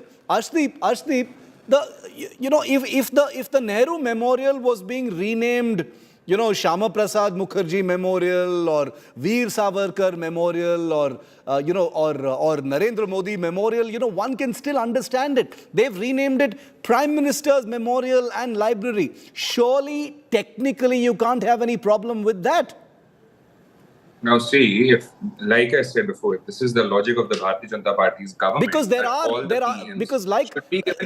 I'm not asking you to agree with Guru Prakash, but I'm saying even a reasonable argument would be that there are other prime ministers who perhaps haven't got their due, and this just makes it on equal keel for everyone. There was Lal Bahadur Shastri. There is the touchy topic of P.V. Narasimha Rao, who, to my horror, has one thing named after him in Andhra Pradesh. One thing. In the entire country, there's one thing named after P.V. Narasimha Rao, who is one of, who's a prime minister remembered for liberalization and things like that. And there's nothing named after him. This just gives all of the prime ministers a space. Arshdeep. Thank you. Now see, like I said, if this is the logic of the Bharatiya Janata Party government, then they should give up their double standards ASAP and should rename Narendra Modi Stadium to Prime Minister's Stadium. Why do they not do that? Because now it is about their leader. They want his name to be everywhere, but they have a problem if Mr. Nehru's name is on a museum. This is the Bharatiya Janata Party's clear-cut, blatant double standard, visible in front of everyone. Number two, we have to understand why are they doing this. It is a result of their insecurity for Congress, for their leaders, and for the leaders' contributions. Now, the Bharatiya Janata Party is clearly intimidated by the contributions that these leaders have made. They can, try and remove their name from a museum, but they cannot remove them from the history and the hearts of the people. And, the Bharatiya Janata Party has an expertise of distorting, of defaming, demeaning, and distorting. And that is exactly what they have been doing. At a time like this, they prioritize name changing when they should be working in order to, beget some stability and peace in Manipur. And this has become a habit of the Bharatiya Janata Party. You see, they say countless sacrifices have been made by our leaders. Therefore, they should be remembered. Therefore, they should be, honored. I hear what you're saying. Let me put that point to Guru Prakash. Guru Prakash, the other allegation is that renaming the Nehru Memorial is fine technically. Yes, everyone should get equal space as Prime Minister. But the Congress questions the intent. They say there has been a pattern in the BJP of trying to erase Nehru's legacy. And this is part of that. So it's not the action, but the intent behind it that is being questioned. No, absolutely not, Shiv. And I think this shows the real feudal mindset of the Congress party. And I'm very happy you brought the topic of P.V. Narasimha Rao. Also add to that, Sitaram Kesri, a backward leader who rose as the president of the Congress party. He was insulted in the Congress party. Baba Saheb Ambedkar, a senior Dalit leader, the chief architect of the constitution, he was insulted by the Congress party. Congress's own Babu Jagjivan Ram was insulted by the Congress party. There are stalwarts. There are leadership within the Congress party who must be acknowledged for their contribution. But this shows the real mindset of the Congress party, Shiv, that we must understand. Congress, at the end of the day, is a feudal organization who cannot look beyond one family. For a leader, Mr. Randeep Surjewala, the media face of the Congress party, who says कि BJP को vote देने वाले सब राक्षस हैं.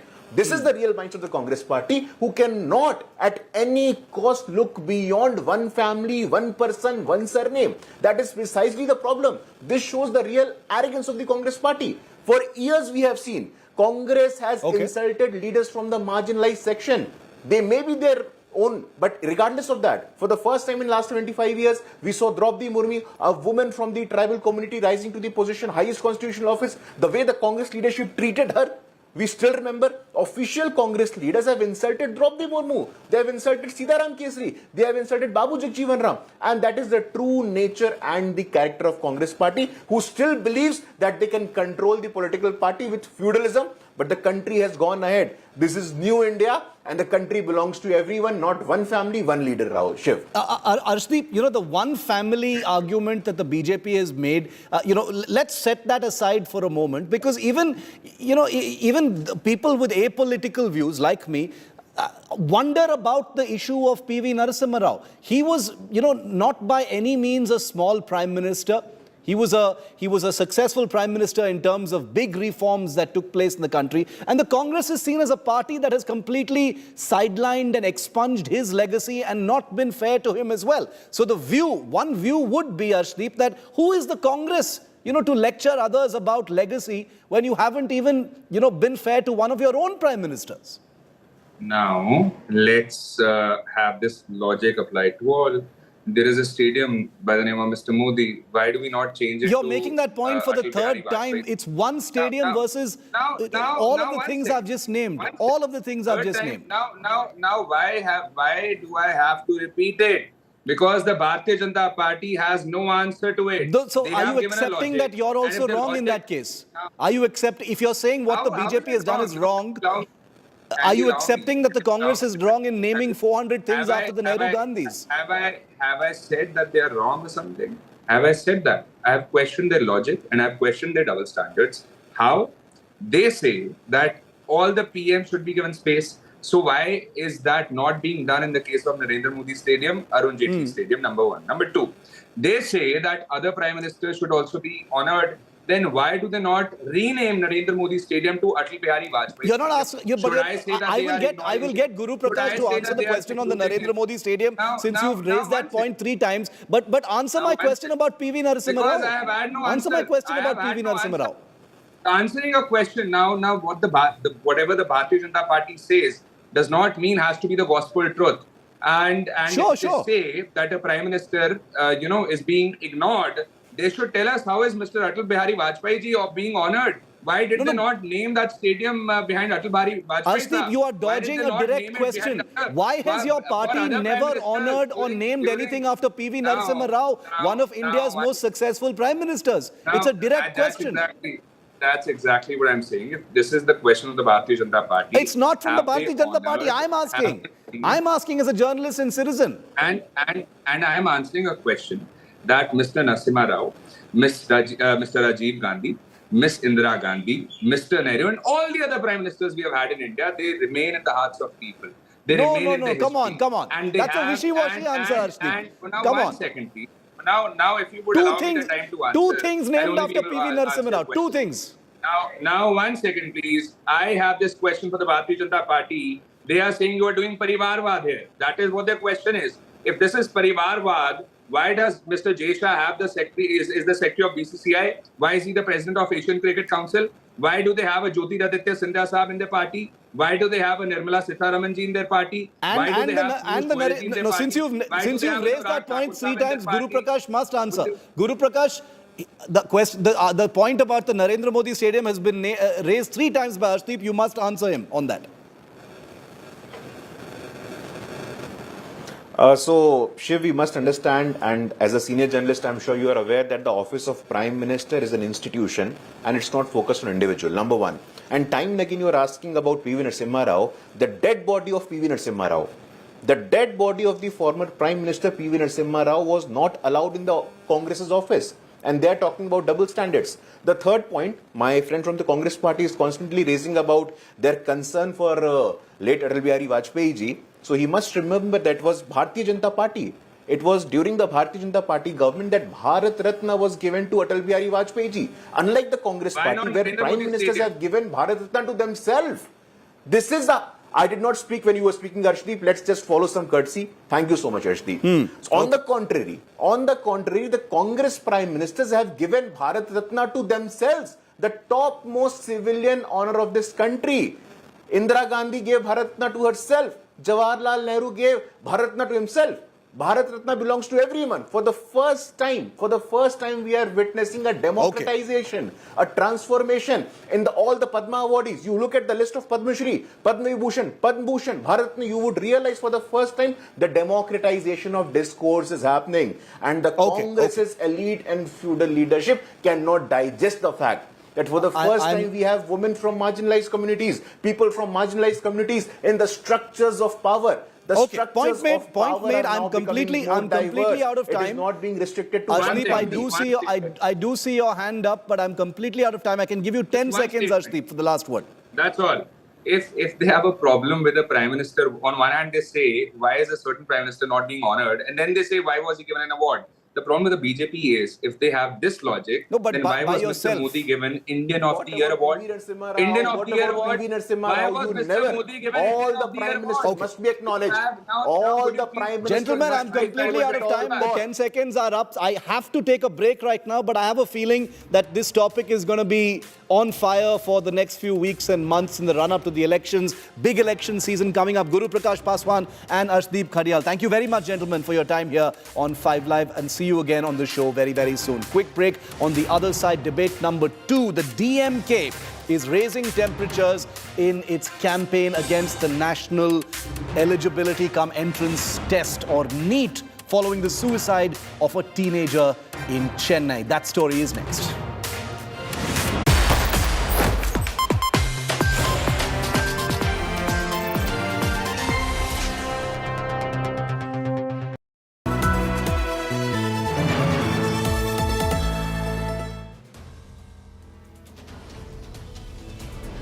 In politics, Everyone has an opinion, but I have the data. Whose stock is rising? Whose graph is falling? Track India's political stock exchange. Unmatched, unmissable data analytics. The only show on News TV where numbers do the talking. India's most credible poll tracker. The Political Stock Exchange with Rahul Kanwal only on India Today.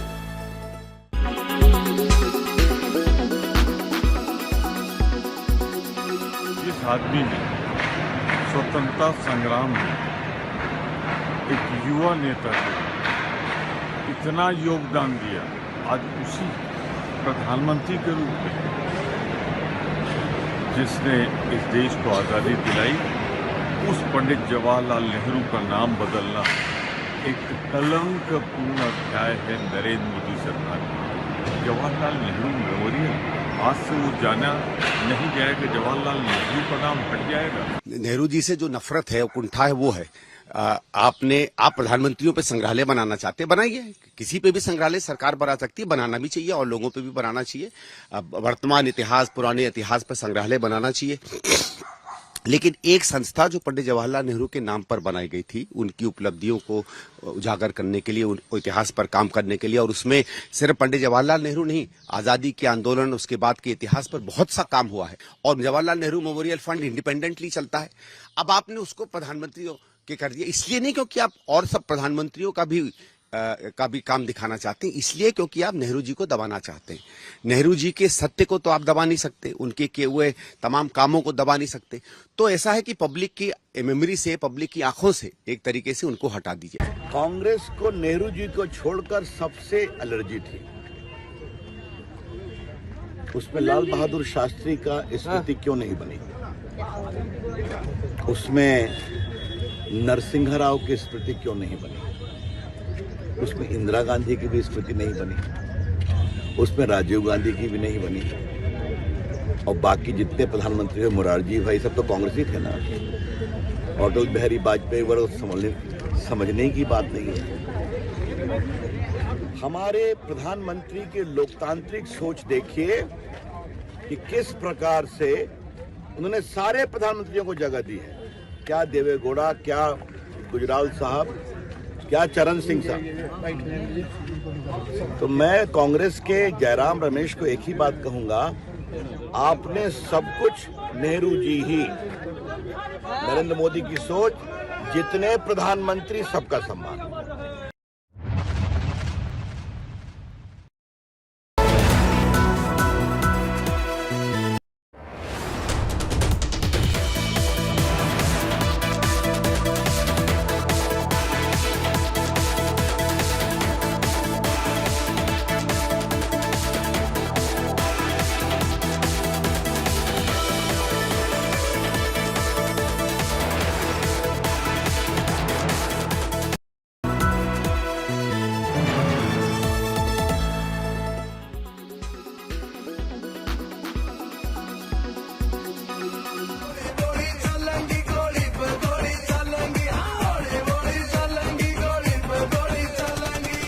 Preparing the battleground online. His unchecked aggression on social media foreshadowed Monday's mayhem in Haryana's Nuh.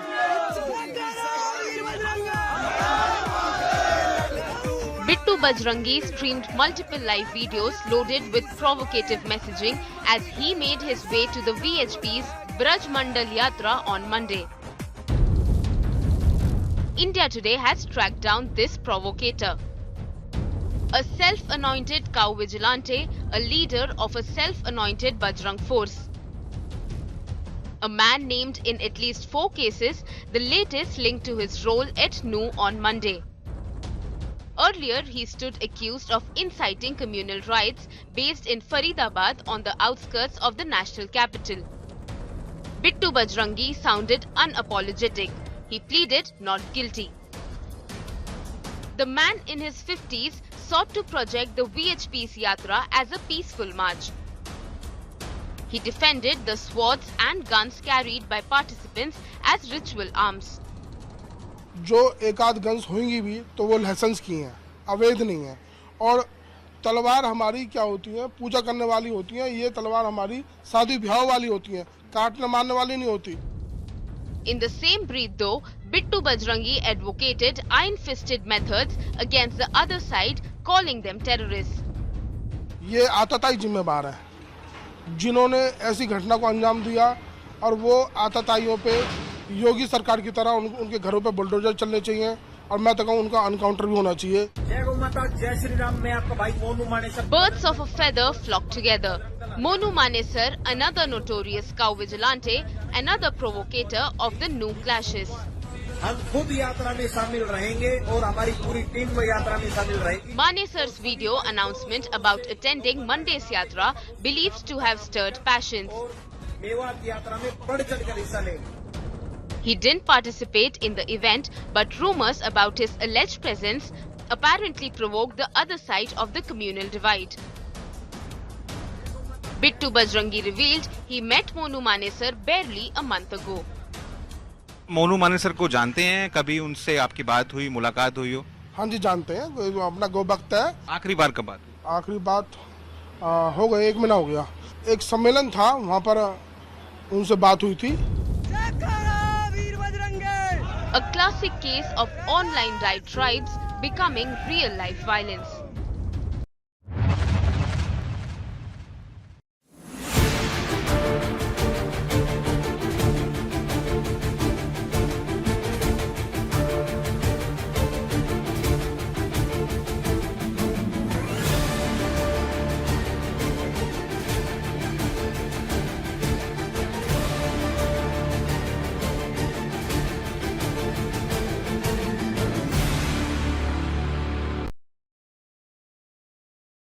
Quality today.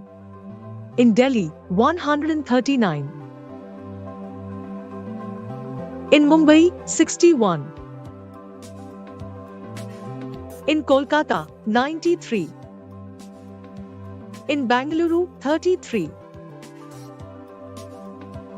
In Chennai, 120.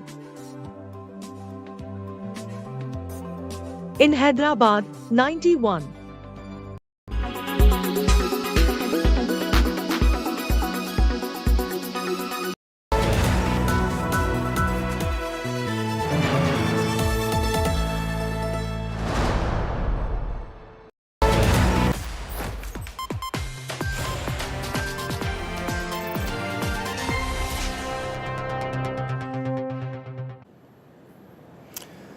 Jagadishwaran, S. Anita, Lakshana, Shweta, Nishantini, Dhanush, Kirti Vasan, Kanimori, Vignesh. These names and faces might be completely unfamiliar to you, viewer, but all of these are young Indians who decided to die by suicide because of failure to crack the National Eligibility Cum Entrance Test, or NEET, which has become so controversial. The death of 19-year-old Jagadishwaran has sparked fresh politics in Tamil Nadu. It was actually a double suicide. Jagadishwaran took his life, and then his father also died by suicide. The DMK, the ruling party of Tamil Nadu, has now announced a statewide hunger strike on the 20th of August against the Modi government and the state governor N. Ravi for not giving their assent to the anti-NEET bill being introduced in the Tamil Nadu Assembly. Tamil Nadu minister and the chief minister's son, Udayanidhi Stalin, said the day-long hunger strike across all district headquarters is a message to the Modi government, and the party will continue with its agitation until a nod is given to the bill. Remember, the announcement of the strike comes a day after Chief Minister Stalin, in his Independence Day address, raked up the issue as well. Stalin called NEET exam atrocious and said that such exams should be completely removed. I request all the public, students, the teachers and the families of the affected to take part in this protest and show why we don't want NEET in Tamil Nadu. Today, if you see Narendra Modi ji's NEET, is been killing, is been a demon and killing a lot of students' future. once the Tamil Nadu Assembly has passed the resolution that it will ban NEET, it is sent to the governor. If the governor is going to deny it, it is again the ministry which is going to take the call and immediately recall NEET. This Tamil Nadu incident, father has suicided because the son has suicided. This is even more painstaking. Why we are objecting NEET? Because the NEET questions comes on the basis of central syllabus, CBSE syllabus. But our students here, they are studying in the state board. How a student who is studying in the state board can answer for a question which is asked from the central syllabus? So because of that only our students, common students, poor students, they are getting failed. They are failing in the exams. So like that, the syllabus changing, all these things are happening since it is a joint list. So as CM has told, it should be brought to the state list. I welcome it. Okay, we have time for a very quick face-off from Tamil Nadu on this extremely emotive and contentious issue. Dharanidharan Selvam is spokesperson of the ruling DMK and Narayanan Tirupati is state vice president of the BJP. Dharanidharan, I'd like to start with you. Welcome to you both. Thank you for your time. The politics and the history of NEET is a long and very, difficult one to quickly encapsulate in a short show of this kind. But very quickly, Dharanidharan, what is this hunger strike going to achieve? Because you have the BJP and others accusing your party of only playing politics over NEET, knowing full well that this anti-NEET bill is not going to achieve anything. After all, NEET was the imposition of a Supreme Court order. See, we are opposing NEET because any entrance exam per se is against social justice. What does the A.K. Rajan committee say? Before and after introduction of NEET, number of Tamil medium students joining medicine through merit in government colleges reduced from 20% to 1.5%. And similarly, first-time graduates reduced from 25% to 15%. This data is also in coherence with data from across the world. Even in the West, it's identified that people from privileged backgrounds, people from high income, for example, if you are in the top 1% percentile income group in the US, you have 75 times more chances to get into top Ivy League schools than the bottom 20% because of the discrepancy in GRE and SAT, which is why even the top universities in the US are getting away with the entrance exams. So even when DMK came to power in 2006, our colonial government then annulled entrance exams for admission into engineering and medicine because entrance exams are antithesis. Dharanidharan, I appreciate the details. What you're explaining is right, and it's a very, very compelling case that you present. But the politics of it is something that cannot be ignored, because your party came to power on the promise of scrapping NEET, knowing full well that this was not going to be so easy to do. It was going to have to follow a process because it was a Supreme Court order. It was your ally that brought this law back in 2010, sir. NEET was something that was a UPA idea. It was a UPA idea. Until DMK was in the union, in the UPA, as well as DMK was in power in Tamil Nadu, NEET was not happening. It's only when BJP came to power and when ADMK was ruling Tamil Nadu, NEET came. So that is what we have to look. We would not allow. It's one of the few things where the AIADMK and the DMK actually agree on this. There are even discrepancies between the state BJP and the center. Let me complete. See, let me complete. And also, we thought the governor will cooperate, the governor will do his job, but governor here is not doing his job. He is behaving as an extra constitutional authority. Governor's job is not to explore and analyze the bills and legislature. Legislature only can pass the bills, and he has to only sign it or but this follow is one of the four processes. But this has happened before as well. It's not only the DMK, right? It's happened with the AIADMK as well. How long did he take to send it to the president? He took more than a year and a half. Why? What gives him the authority? Why this gubernatorial procrastination cannot be allowed? This is the problem. We are protesting against the gubernatorial procrastination, and we are also urging the President Draupadi Murmu. She herself comes from marginalized background. She had worked really hard to come up and become president. Narayanan Tirupati, what do you think of the DMK's hunger strike announced for August 20th? That is a complete politics, silly politics, and definitely DMK, in order to hide their failures, they are again and again trying to they are trying to provoke the people of Tamil Nadu. by unnecessary sentiments. See, if at all they want to go do away with the need because of the suicides, as you said, Shiv, around 20 to 21 suicides. But there are thousands of suicides that has happened in Tamil Nadu. The students committing suicide for fear of writing 10th or 12th, or for failure in 10th or 12th standard. Have the government scrapped the 10th and the 12th examination.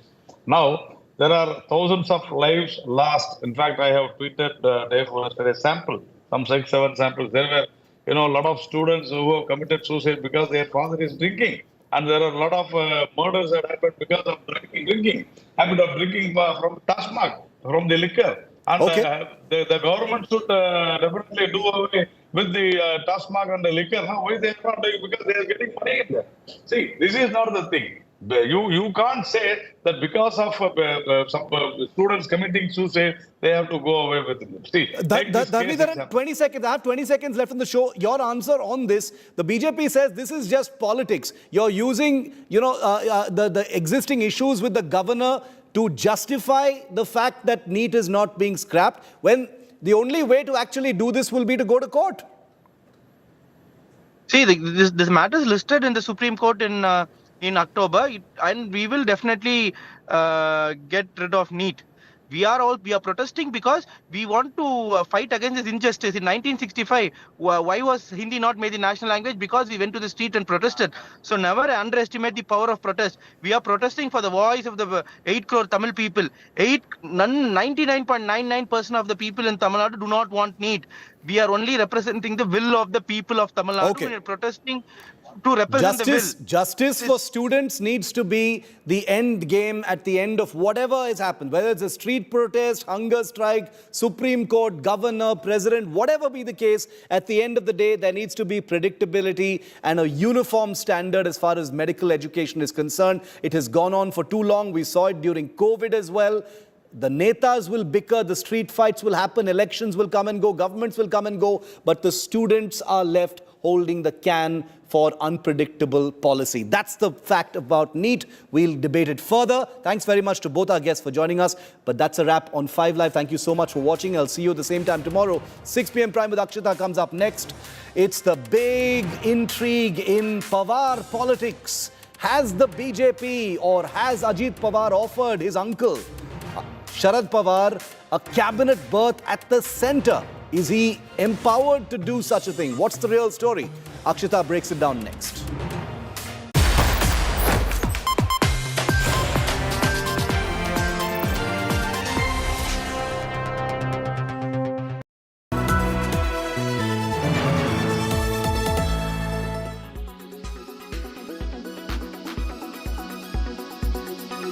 जिस आदमी ने स्वतंत्रता संग्राम में एक युवा नेता को इतना योगदान दिया, आज उसी प्रधानमंत्री के रूप में जिसने इस देश को आज़ादी दिलाई, उस पंडित जवाहरलाल नेहरू का नाम बदलना एक कलंकपूर्ण अध्याय है नरेंद्र मोदी सरकार का। जवाहरलाल नेहरू मेमोरियल आज से वो जाना नहीं जाएगा, जवाहरलाल नेहरू का नाम हट जाएगा। नेहरू जी से जो नफरत है, कुंठा है, वो है आप प्रधानमंत्रियों पे संग्रहालय बनाना चाहते हैं, बनाइए। किसी पे भी संग्रहालय सरकार बना सकती है, बनाना भी चाहिए और लोगों पे भी बनाना चाहिए। वर्तमान इतिहास, पुराने इतिहास पर संग्रहालय बनाना चाहिए।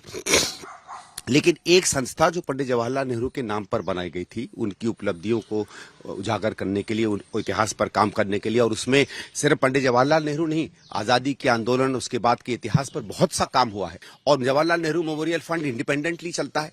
अब आपने उसको प्रधानमंत्रियों के कर दिया, इसलिए नहीं क्योंकि आप और सब प्रधानमंत्रियों का भी काम दिखाना चाहते हैं, इसलिए क्योंकि आप नेहरू जी को दबाना चाहते हैं।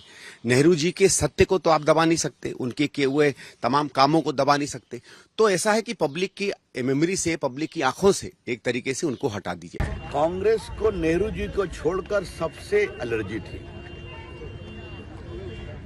उसमें लाल बहादुर शास्त्री का स्मृति क्यों नहीं बनी, उसमें नरसिंह राव की स्मृति क्यों नहीं बनी, उसमें इंदिरा गांधी की भी स्मृति नहीं बनी, उसमें राजीव गांधी की भी नहीं बनी, और बाकी जितने प्रधानमंत्री हुए मोरारजी भाई सब तो कांग्रेस ही थे ना। अटल बिहारी वाजपेयी वर्ग समझने की बात नहीं है।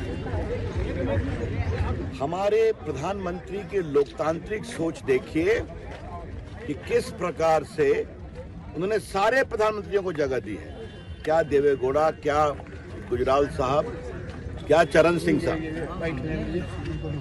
तो मैं कांग्रेस के जयराम रमेश को एक ही बात कहूंगा, आपने सब कुछ नेहरू जी ही, नरेंद्र मोदी की सोच, जितने प्रधानमंत्री सबका सम्मान। We are inside an under construction railway tunnel located between Rishikesh and Devprayag at Shivpuri, and you can see how the tunnel is inundated. Now what happened on night of August 13th? Around 11-12 in the night, suddenly the water that flows from the seasonal Nala, as they call it in Uttarakhand, because of the cloud burst, it brought aggressive water flow. Along with that, there was a lot of silt, boulders, stones which came along with the water that was coming from the monsoon Nala. And you can see the entry point itself. There's a lot of debris which is still lying here. This is possibly the security guard post which has been inundated with the stones, covered with the stones halfway.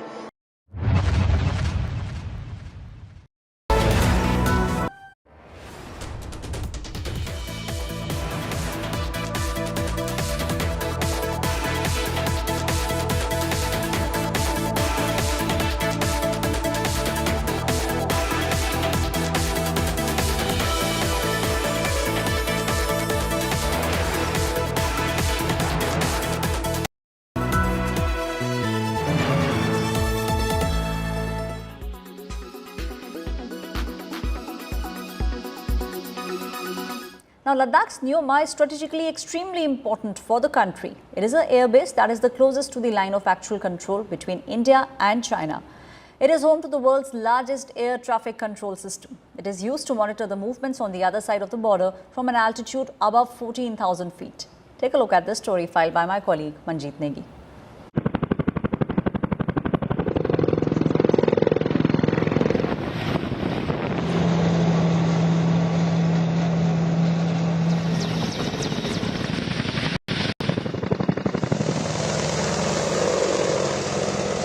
Welcome to Battlefield Neoma,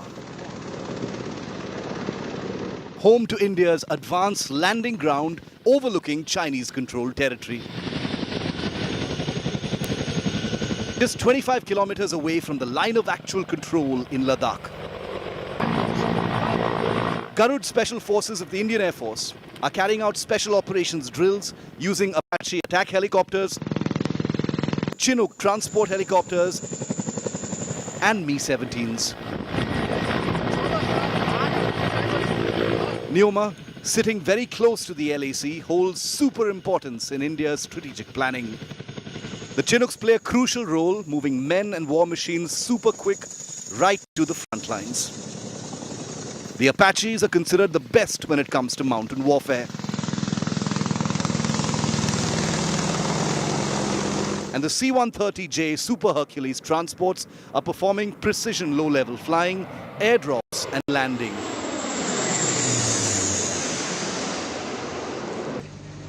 Mobile air traffic control systems have also been deployed to monitor every movement of China at an altitude of over 14,000 feet. This is the world's highest air traffic control at this advanced landing ground of the Air Force. It bridges the critical gap between Leh Airfield and LAC, enabling quick movement of men and material in eastern Ladakh, which overcomes terrain friction that will further help in quicker access to the heights and sustenance operations thereafter. The Indian Air Force's jewel in the crown, Rafales and Sukhoi 30s, can also be seen flying from this advanced landing ground in Neoma. The fighters have been operating regularly in this area earlier as well. The positioning of fighter aircraft would be governed by the operational requirements in future. The Indian Army has already deployed its mainstay T-90 Bhishma main battle tanks and BMP infantry vehicles here in Neoma. Now we will tell you the firepower of the T-90 Bhishma tank. The T-90 Bhishma is a very capable tank. It can cruise the 500 km and can strike targets at the 5 km with its missile. The most modern tanks in service with the Indian ground forces. These tanks are simulating a possible assault across the line of actual control if the need ever arises. India is leaving nothing to chance to guard these frontline areas.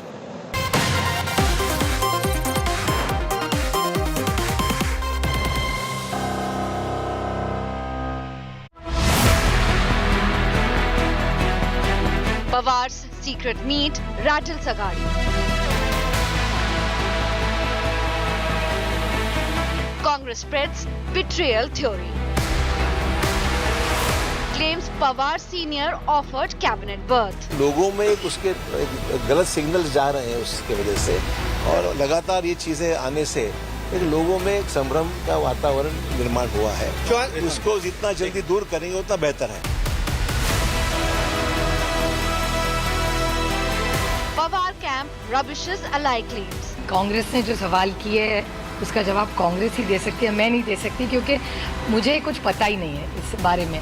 ना मुझे किसी ने offer दिया है, ना किसी ने मुझसे बात की है।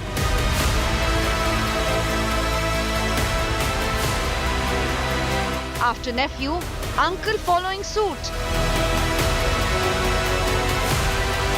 Pawar power for BJP soon. Maha power play. Top focus on 6 p.m. Prime. Good evening. You're watching 6 p.m. Prime here on India Today. I'm Akshata Anantagopal, and this evening we're putting the focus on the India alliance. We gave you a glimpse of what's playing out in Maharashtra, where there are questions being asked of the Congress, of their own ally, of Sharad Pawar and his allegiance to the India alliance, to the Mahavikas Aghadi. On the other hand, in Delhi, it's Congress versus the Aam Aadmi Party. And the same question comes up again on whether the India alliance, as they are, can bury their differences. We'll be getting you more on those big political stories. A look at the headlines first.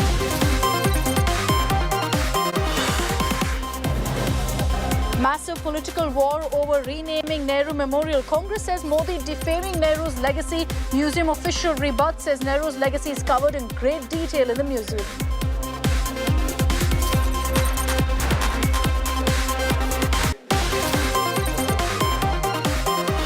Siddaramaiah government defends scrapping of national education policy in Karnataka as part of their poll guarantees. BJP calls it shameful tinkering of education policy. Hiccups in Team India unity as Congress takes on AAP in Delhi Assembly. Congress leader calls AAP the B team of BJP. Claims it only wanted services control to shield corrupt netas.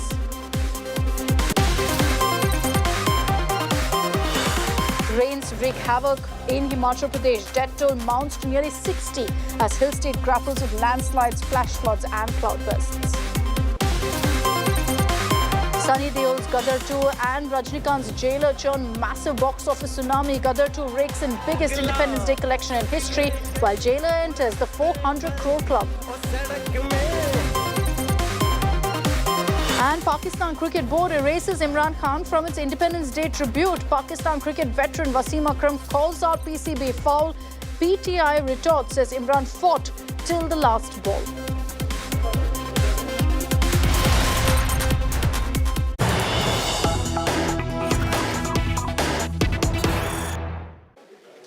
Let's begin with big breaking news that's coming in from the national capital. The Congress and the Aam Aadmi Party are now fighting it out in full public view. Right up until now, you saw the Delhi Congress taking swipes at the Aam Aadmi Party while the Central Congress continued to support them, remain in an India alliance. Now, it's all that the split is very, very clear. This over the fact that you had a Congress leader claiming that Congress will fight in all 7 Delhi Lok Sabha seats. AAP has seen red over this, saying if the seat sharing has already been decided, what is the need for us to attend the meeting in Mumbai, the upcoming alliance, the India alliance meet that's slated to happen in Mumbai. So will AAP then walk out? Will they not be a part of the next hurdle? Remains a big question at this point. Or will the Congress attempt to damage control here, which will mean that the High Command will have to intervene and tell the Delhi Congress unit not to take on the Aam Aadmi Party, which again means a body blow for the Congress. This is a catch-22 situation essentially that the Congress finds itself in, and how will they really get themselves out of this muddle is the big question. Let's get your political reactions. Delhi 19वां राज्य था, 24 कैसे जीतना है, और बिल्कुल आदेश हुआ है कि हमें 7 सीटों पर मजबूत संगठन के साथ हर नेता को आज से अभी से निकलना है। 7 महीने 7 सीटें हैं। ये बात हुई कि जिसकी दिल्ली उसका देश होता है, ये दिल्ली का इतिहास बताता है। इसलिए कहा गया कि बिल्कुल 7 पर तैयारी रखनी है और मजबूती के साथ हमें निकलना, और आज से हम लोग अपनी जिम्मेदारियां जिसको जो भी संगठन में सौंपी जा रही हैं, दीपक जी इसको अभी तय कर लेंगे और हम निकलेंगे। देखिए, इस तरीके की बातें तो आती रहेंगी। जब इंडिया के सभी घटक दल बैठेंगे, सीट शेयरिंग पे चर्चा करेंगे, सब पार्टियों के राष्ट्रीय नेतृत्व आमने सामने बैठ के इस पे चर्चा करेंगे, तब पता चलेगा कौन सी पार्टी को कौन सी सीटें मिलती हैं। ये तो बहुत आगे की बात है। देखिए, ये सारी की सारी चीज़ें ना बड़े पीएसी के लेवल की चीज़ें हैं। हमारी पॉलिटिकल अफेयर्स कमेटी है, वो चर्चा करेगी, निर्णय करेगी। फिर जब इंडिया के जो घटक दल हैं वो आमने सामने बैठेंगे, तब उसके ऊपर आगे जो बात बनेगी। So even as this war of words continues, it started off with Alka Lamba making that comment saying that Congress will fight in all 7 Delhi Lok Sabha seats, leading to that retort from Sadav Bharadwaj. Let's play out for you what Home Minister Amit Shah had interestingly said just a few weeks ago while speaking in Parliament on the Delhi Services Bill. He said now that the India Alliance hasn't been able to cobble up the necessary numbers for Kejriwal, Aam Aadmi Party will walk out of this alliance. Listen into what Shah said. अगर Congress party में अंतरात्मा है तो इस bill का समर्थन करना चाहिए। मैं तो आपकी चीज को लेकर खड़ा हूं, मगर ये नहीं करेंगे, मुझे मालूम है मान्यवर, क्योंकि उनको गठबंधन बचाना है,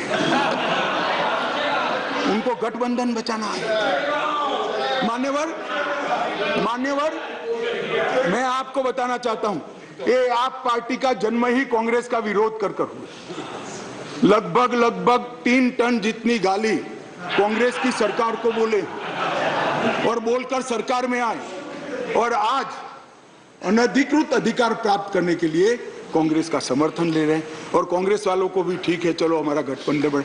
भाई मैं बताना चाहता हूं खड़गे साहब, जैसे ही आज शाम को ये बिल खत्म हुआ, पारित हुआ, केजरीवाल जी पलट जाएंगे, ठेंगा दिखाएंगे और कुछ नहीं होने वाला। Kumar Kunal is joining us with more details on this interesting war of words that's playing out, that's going to have a direct impact on the 2024 Lok Sabha battle as well. Kumar, what are you picking up from your sources? Is there going to be a turnaround from the Congress? Is the High Command going to intervene now?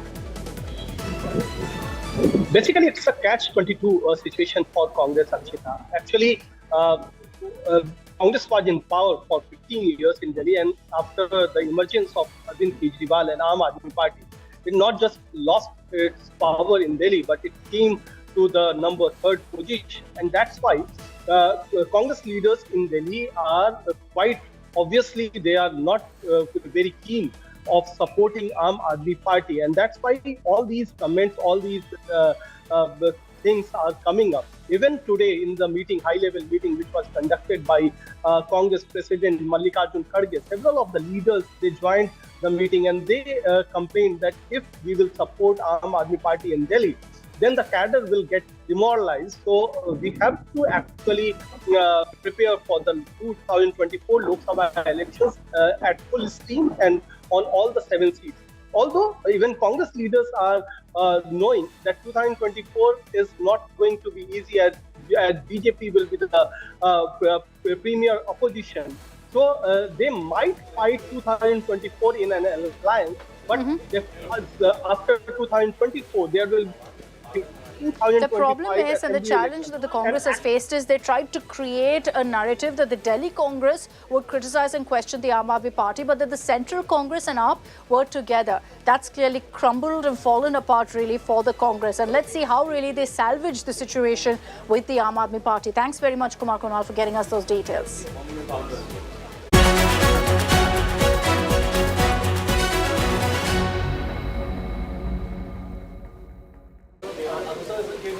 So from Delhi to Maharashtra, it's pretty much the same woes that the India alliance is facing. In Maharashtra, within the Mahavikas Aghadi, the Congress is worried that Sharad Pawar, after Ajit Pawar, will betray them. And so there is this narrative that's being put out, and this is by Sharad Pawar's own ally. Let's get you details of what really that is. A former chief minister of Maharashtra from the Congress has peddled this theory that the meetings that have happened between Ajit Pawar and Sharad Pawar is essentially to negotiate a place for Sharad Pawar with the BJP, that he's being offered a cabinet berth, he's being offered the chairperson of Niti Aayog role, that his daughter Supriya Sule has also been offered a plum post, and all of this so that Sharad Pawar can ditch the Mahavikas Aghadi and go to the BJP. Again, let me highlight that this is being peddled by Sharad Pawar's own ally, the Congress in Maharashtra. It is an all-out Maha play of power ahead of the mega 2024 Lok Sabha elections. If a former Congress chief minister from Maharashtra is to be believed, during their secret meetings, Maha Deputy CM Ajit Pawar offered Uncle Sharad Pawar the agriculture berth in Modi cabinet and the Niti Aayog chief's post. What went on in the secret meeting is yet to be revealed, but the speculations say that BJP wants Sharad Pawar to join their government, which Sharad Pawar has rejected outright. For the record, Ajit Pawar denied the claim and called the meetings with Sharad Pawar mere family rendezvous. आदरणीय पवार साहेबांनी स्वतः सांगितलं पवार परिवारातले ते सर्वात वडीलधारी ज्येष्ठ आहे. मी त्यांचा पुतण्या लागतो नात्यानी आणि घरातल्या व्यक्तींना भेटणं याच्यात कारण नसताना मीडियावाले त्याला इतकी वेगळ्या प्रकारची प्रसिद्धी देतात आणि त्याच्यातून समज गैरसमज निर्माण होतात. त्याच्यामुळं त्या भेटीला आपण फार काही वेगळं तिथं घडलं असं समजण्याचं कारण. Sharad Pawar too had defended the meetings with Ajit but had denied any tie-up with the BJP. राष्ट्रवादी काँग्रेस पक्षाच्या राजकीय धोरणामध्ये भाजपच्या वरचं असोसिएशन हे बसत नाही आणि त्यामुळं आम्ही कुणीही भाजपच्या बरोबर नाही. राष्ट्रवादी काँग्रेस पक्षाचा राष्ट्रीय अध्यक्ष म्हणून मी स्वच्छ भूमिका या ठिकाणी सांगतो की राष्ट्रवादी काँग्रेस पक्ष भाजपच्या बरोबर जाणार नाही. The alleged poaching bid sparked unease in the opposition, the Aghadi alliance. While Congress asked Pawar to clarify, Uddhav Sena slammed Ajit. हमारे गठबंधन में कोई कंफ्यूजन नहीं है. जहां तक कांग्रेस का सवाल है, कांग्रेस हो या शिवसेना उद्धव ठाकरे जी की, उसमें कोई कंफ्यूजन नहीं है. एनसीपी के बारे में निश्चित तौर पर उन्होंने कहा है कि हमारा ये फैमिली इशू है और हमारा इसमें कोई ऐसी कोई राजनीतिक भूमिका नहीं है. पर मेरे को लगता है कि लोगों में उसके गलत सिग्नल जा रहे हैं, उसके वजह से. अजित पवार इतने बड़े नेता नहीं है कि जो शरद पवार सबको ऑफर दे सके. अजित पवार को पवार साहब ने बनाया है. पवार साहब को अजित पवार जी ने नहीं बनाया है.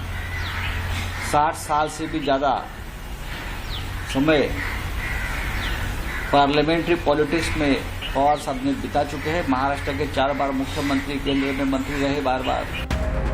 Sharad Pawar's daughter Supriya Sule denied all speculations about getting offers. आपको सीधा जवाब ही दूंगी, मुझे किसी ने कोई ऑफर नहीं दिया है. सिर्फ 15 अगस्त का एक बड़ा सेल चल रहा है बहुत जगह, तो इसलिए कुछ महंगाई इतनी बढ़ी है तो शक्कर, आटा कुछ सेल चल रहे हैं बहुत सारे ग्रोसरी स्टोर्स में. मैंने पेपर में पढ़ा, वो ऑफर मुझे पता है, बाकी कोई ऑफर मुझे कांग्रेस पार्टी के लोग, कांग्रेस ने जो सवाल किए है उसका जवाब कांग्रेस ही दे सकती है, मैं नहीं दे सकती, क्योंकि मुझे कुछ पता ही नहीं है इस बारे में. ना मुझे किसी ने ऑफर दिया है, ना किसी ने मुझसे बात की है. तो I can't comment on something which is hypothetical and I don't. After the split in NCP with Ajit and him joining BJP, are more surprises in store in Maha Pawar play? Bureau Report, India Today.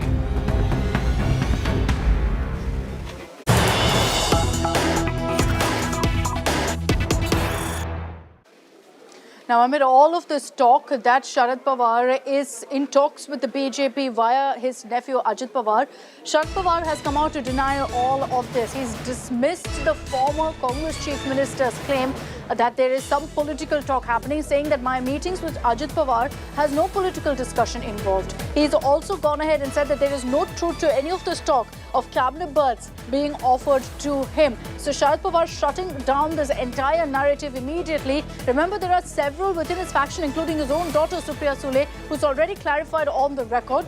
But there is fuel being added to this raging political fire, clearly, by one of Sharad Pawar's own allies. Let's play out for you what Pawar said.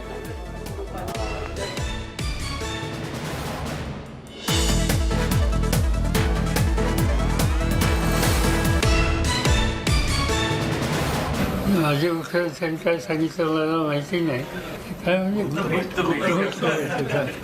तर त्याच्यामध्ये अशा गोष्टीची काही चर्चा झाली नाही. भेट झाली नाही असं नाही. मला भेटायला आले.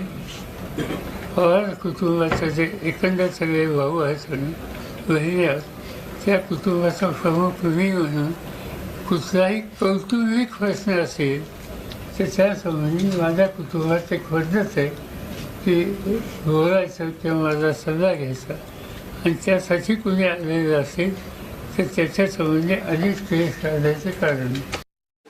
Okay, let's bring in Ritwik Balekar, who's reporting for us live from Mumbai with all the details. We also have our consulting editor Rajdeep Sardesai with us, who of course knows the in and out of Maharashtra politics. Ritwik, to you first. Good evening. Sharad Pawar now denying all of this talk of him being in talks with the BJP via Ajit Pawar.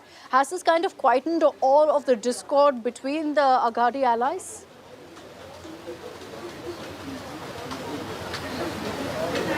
Yeah, after Sharad Pawar speaking about the whole offer being given to him from BJP episode and the meeting, the secret meeting between him and Ajit Pawar, this is the second time he has come out and has given a clarification. But what we are seeing in Mahavikas Aghadi is that the Shiv Sena, Uddhav camp and Congress have become aggressive now, and both the parties are continuously saying that there should be clarity and it should not affect our voters, people in Maharashtra, because there's a lot of confusion between them, and this is definitely going to bother them in the upcoming elections. What we are also watching here is Uddhav has already started reviewing all the Lok Sabha seats, including those which are represented by Sharad Pawar camp, for that matter by Supriya. They are going to find candidates in Baramati, in Shirur and in Satara. So there seems to be a plan B in motion right now, Ritwik, from what you're telling us. In which case, the Aghadi allies don't really trust each other, keeping aside this instance and in other cases as well. Ritwik, just stay on with us. I want to bring in Rajdeep also on this broadcast. Rajdeep, inevitably, they always say there's no smoke without fire. Do you think there's any meat at all to all of these claims of, you know, some sort of an outreach from the BJP, of cabinet berths being offered to Sharad Pawar? Well, Akshita, what you're asking really in a way is a $1 million question. There is clearly no smoke without fire. The fact is that Mr. Sharad Pawar has been in touch with his nephew Ajit Pawar, despite the manner in which the two fell out. The angry war of words from Ajit Pawar in early July have been now replaced by silence on his side, and by Sharad Pawar also not indicating what action he intends to take next, barring saying that I will not join the BJP. The truth of the matter is, what we hear is that there have been efforts to woo Mr. Sharad Pawar by the Ajit Pawar camp, and one of those efforts, exercises, have involved talk of a cabinet berth for either Praful Patel or Supriya Sule. But this is not the first time this has been raised, and so far at least there have been clear denials both from Mr. Pawar and from Supriya Sule. So until we have something on record indicating that Mr. Pawar was approached, we will have to see this as part of the mind games and the speculation that's taking place around what Sharad Pawar will do next in Maharashtra. But yes, there have been attempts, we are told, to reach out through intermediaries, including business leaders, to try and achieve some kind of a patch-up between the Pawars and then take that to the center and see whether the NCP can be an ally of the BJP. But Mr. Pawar, at least, Sharad Pawar, at least for now, officially is making it very clear that he is not part of any alliance that involves the BJP. No, so very clearly, Rajdeep, he's denied it. And there have been multiple denials, really, that have come forth. But as you said, there have been instances previously where Sharad Pawar was clearly in talks with the BJP. Is that still happening? You're talking about mind games, but then I tend to question, why would they be mind games by your own ally against you? Well, Akshita, I think I partly answered the question when I said that there have been denials from Mr. Pawar about his joining hands with the BJP. But you could argue that while he keeps issuing these denials, he keeps also meeting Mr. Ajit Pawar. So naturally the speculation will carry on, and there's confusion in the NCP ranks. I've been speaking to NCP middle level leaders, and to be honest, many of them are confused with the signals being sent out at the very top of the party. So confusion, yes, but for now we will have to live with the denials. Yeah, Rajdeep, you've raised how, there are questions about why Sharad Pawar keeps entertaining Ajit Pawar, why they keep meeting. And there was always talk that, Sharad Pawar was in the know-how about Ajit Pawar's step, about him rebelling, about him joining hands with the BJP. And that's essentially where maybe the insecurity of the allies come from. Akshita, I can say this with confidence that Mr. Sharad Pawar was well aware that Ajit Pawar wanted to break away and join the BJP as early as April this year. And Mr. Pawar may not have given it the green signal, certainly not, but he also did not protest hard against it when Ajit Pawar approached him along with certain other senior leaders. And just the kind of leaders who've gone across, switched across, people like Dilip Valse Patil, people like Praful Patel, these are people who have grown under Mr. Pawar's shadows for several decades. When they switched, the sense was that they couldn't have done this without at least informing Mr. Pawar about it. So Mr. Pawar was in the know. He opposed it, is what he tells us, strongly opposed it, said, I'm going to carve out my own path. But because these meetings have taken place since between the two Pawars, there is, as I said earlier, confusion in the ranks. Interesting. Thanks very much, Rajdeep, for joining us. I'd like to thank Ritvik Walekar also for getting us the latest updates from the ground. This isn't the first time, unfortunately, that the Maha Vikas Aghadi has faced this kind of a problem of open differences between allies. Let me break down for you multiple instances of flashpoints between the two allies that have been reported. The latest, of course, being over whether Sharad Pawar is in talks with the BJP. Why is he still meeting Ajit Pawar, over which the Congress now is demanding answers from Sharad Pawar. Then there was the issue of Aurangabad being renamed as Sambhaji Nagar. The Congress very clearly opposed the decision that was taken by the then Uddhav government when Uddhav Thackeray was the chief minister. Over Savarkar, there's been a multiple war of words because Uddhav Thackeray opposed what Rahul Gandhi had said about Savarkar when he said that, Savarkar wasn't Veer. And he said, I'm a Gandhi, I am not a Savarkar, when he was asked to apologize.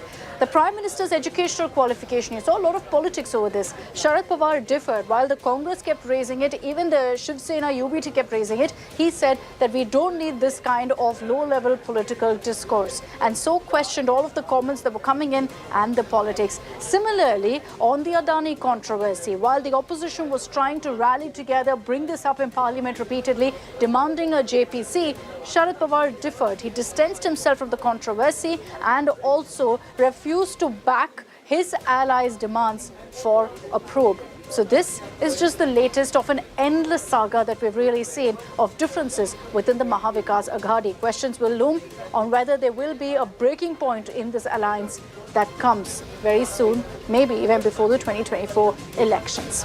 I'm slipping into a very short break here on 6 p.m. Prime. On the other side, we'll get you a report coming in from Karnataka. The showdown over the national education policy. Siddaramaiah government has said that as per their manifesto, they will fulfill their promise of scrapping NEP. Political reactions coming your way on that story.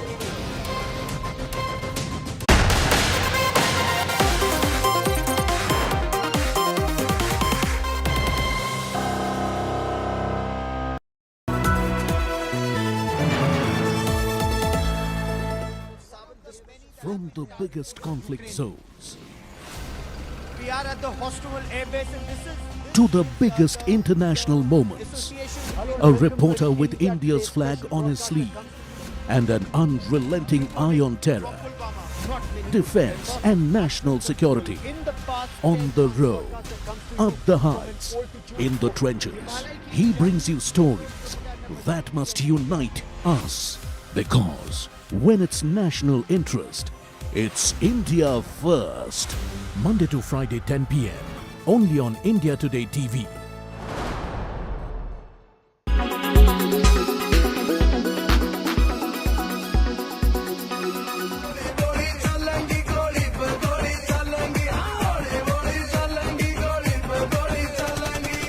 Preparing the battleground online.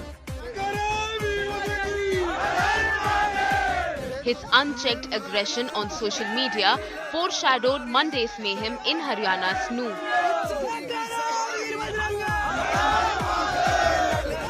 Bittu Bajrangi streamed multiple live videos loaded with provocative messaging as he made his way to the VHP's Braj Mandal Yatra on Monday. India Today has tracked down this provocator. A self-anointed cow vigilante, a leader of a self-anointed Bajrang force. A man named in at least 4 cases, the latest linked to his role at Nuh on Monday. Earlier, he stood accused of inciting communal riots based in Faridabad on the outskirts of the national capital. Bittu Bajrangi sounded unapologetic. He pleaded not guilty. The man in his 50s sought to project the VHP's Yatra as a peaceful march. He defended the swords and guns carried by participants as ritual arms. जो एक आध guns होंगी भी तो वो licence की हैं, अवैध नहीं है। और तलवार हमारी क्या होती है, पूजा करने वाली होती है। ये तलवार हमारी शादी ब्याह वाली होती है, काटने मारने वाली नहीं होती। In the same breath though, Bittu Bajrangi advocated iron-fisted methods against the other side, calling them terrorists. ये आतताई जिम्मेदार है, जिन्होंने ऐसी घटना को अंजाम दिया और वो आतताइयों पे योगी सरकार की तरह उनके घरों पे बुलडोजर चलने चाहिए और मैं तो कहूँ उनका अनकाउंटर भी होना चाहिए। Birds of a feather flock together.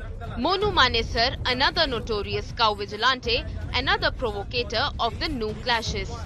हम खुद यात्रा में शामिल रहेंगे और हमारी पूरी टीम को यात्रा में शामिल रहेगी। Manesar's video announcement about attending Monday's Yatra believed to have stirred passions. Mewat यात्रा में बढ़ चढ़कर हिस्सा लेंगे। He didn't participate in the event, but rumors about his alleged presence apparently provoked the other side of the communal divide. Bittu Bajrangi revealed he met Monu Manesar barely a month ago. Monu Manesar को जानते हैं? कभी उनसे आपकी बात हुई, मुलाकात हुई हो?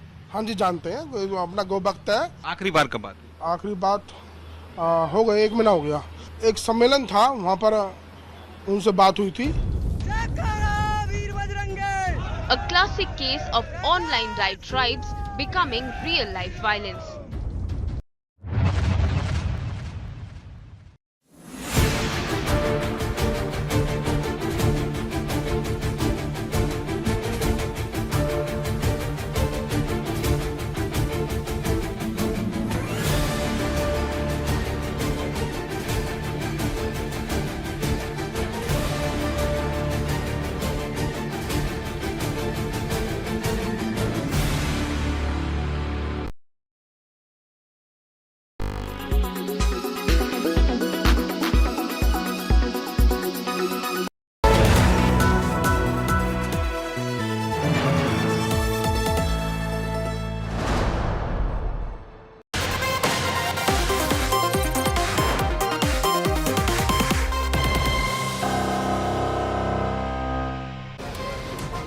Welcome back. Let's get your news now from Karnataka, where the national education policy is all set to be scrapped. The Karnataka government, the Siddaramaiah government, as per their manifesto, made that promise that they will remove the national education policy.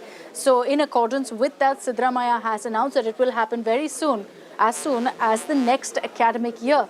And so the government is saying they'll draft their own state education policy. The BJP is lashed out, but there's a larger question here. Who has control over education policies? Is it the centre or the state?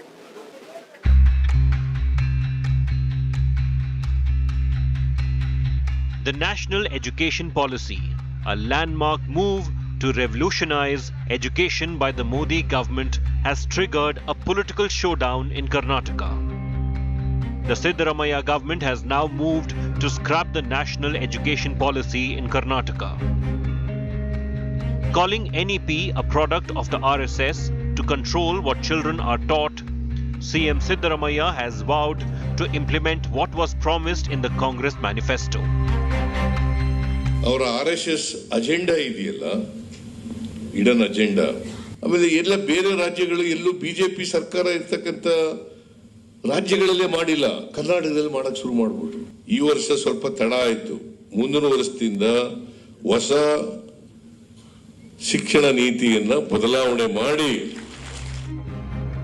The Congress government has confirmed that NEP will be a thing of the past from the next academic year and could be replaced by a state education policy.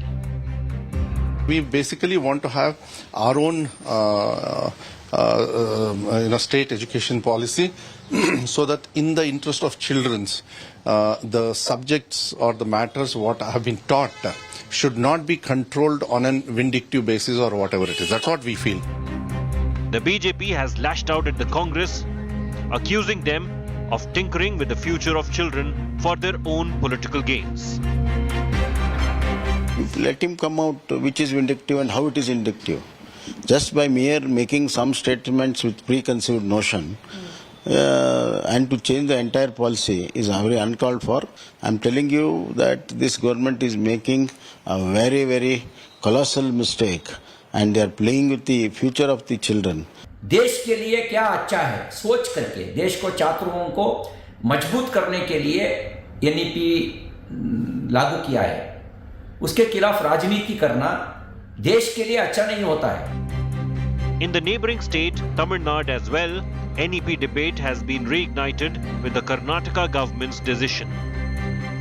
They are trying to impose Hindi in the way of the new education policy, and DMK will object in any way if Hindi is imposed in Tamil Nadu.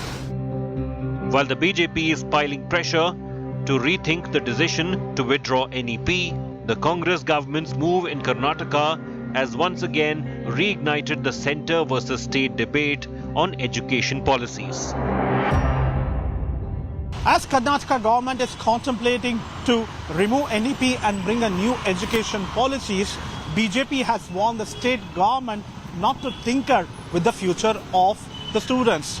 Amidst the politics of both BJP and Congress, the students are the ultimate sufferers.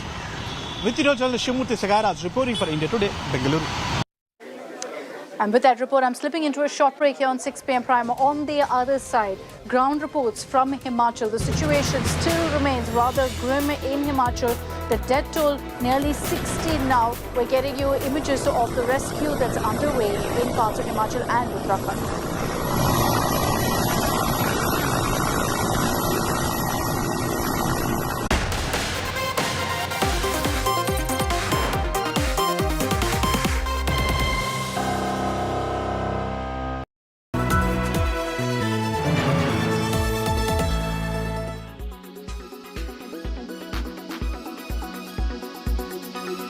Musk versus Zuck intensifies. Amid the much-anticipated Musk versus Zuck cage fight, ex-owner Elon Musk said he will be going to Mark Zuckerberg's house, and the cage match could actually take place if the Meta boss answers the door. Here's a detailed report of what's expected there.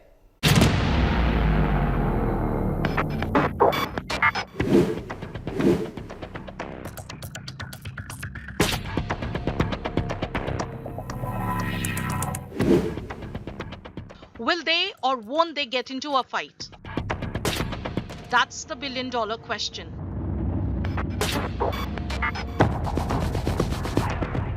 For nearly a month now, the world has been waiting for a Musk versus Zuck cage fight. And it now seems that we may be closer to an epic showdown between the Silicon Valley titans.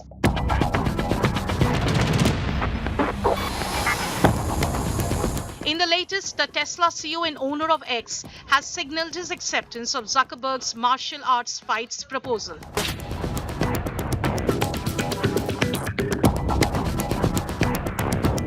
The twist comes, he posted on his virtual playground, "Knock knock, challenge accepted, open the door." The twist comes days after Zuckerberg expressed skepticism about the likelihood of this fight. Taking to ex-rival threads, the Facebook founder said that Musk isn't serious about a cage fight and it's time to move on.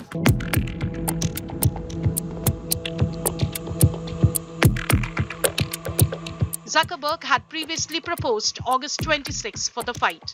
Musk has now raised the stakes by declaring that he will ask the Tesla full self-driving car to drive to Zuckerberg's house, and that the duo's adventure will be live-streamed on the new X live-stream video feature.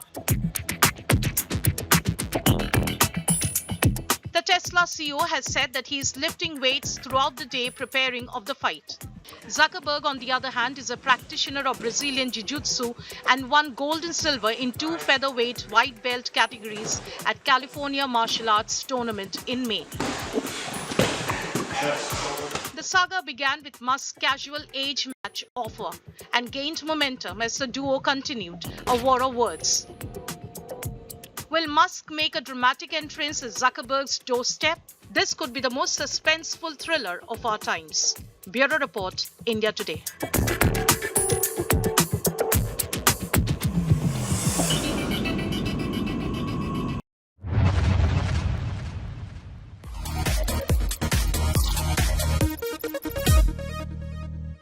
Welcome back to Tech Today. I'm your host Ayush Alavadi, and we're back with a segment on popular demand, which is very dear to my heart. It's where we engage with you, the Tech Today community, and answer all your tech queries and questions. Now, you can always write into us on our social media handles, and of course, DM me as well, and we will pick up the best questions and refresh and reintroduce this segment to you, because we want to know what you're thinking and we'd love to answer some of your queries. It looks like we have a question from Lokendra Sharma. Lokendra, thanks so much for tuning in to Tech Today. And he asks, shall I buy the Flip 4 or the Flip 5? Now, the Flip 4 was a very good phone 1 year ago. Now, after I've come back from Korea, and before I left for Korea, I had a bunch of different views. Before I left for Korea, I told you that there's an Oppo flip phone, then you have the Motorola, and honestly, they look like, well, incremental evolutions. And the Motorola was winning the battle of 2023 until last week, when the Flip 4 became so yesterday, and it turns out we have a new contender, the Z Flip 5. That's right. And because we have it over here, and Lokendra, you've asked a very, very relevant question, while our flips are making all sorts of noises. Now, I'll be very honest about it. Back in the day, this small notification screen seemed to work for Samsung for so many years when they were the only players in the market. Then comes along Oppo with a much bigger and a more functional screen, but still not the whole gamut. Then comes Motorola, the OG of foldables, and says, hey, we've got this Razr 40 Ultra, which we showed you last week. And all of these 3 devices looked very different. But then at Galaxy Unpacked, which you saw exclusively here on Tech Today, and now you're seeing the first look of the Z Flip 5 in India. Now, you saw it in Korea when we gave you the initial impressions, but let's unbox this device. There you go. What's so different about the Flip 5? And Lokendra, since you're on the market in this week of 2023, please wait for this to come in your hands. Have a look at the fold as well.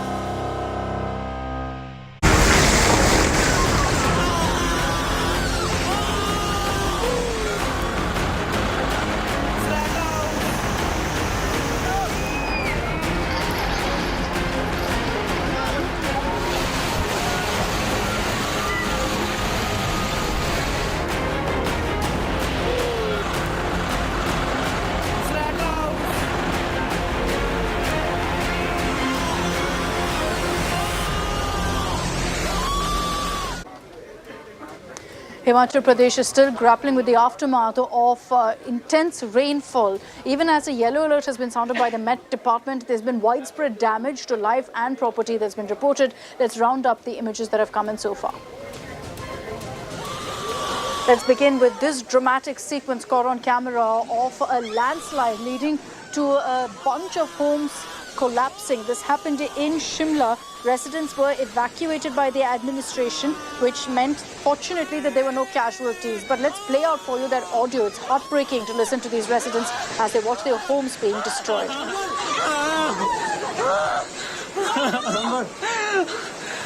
बाबा इसके अंदर लोग तो नहीं पाए नहीं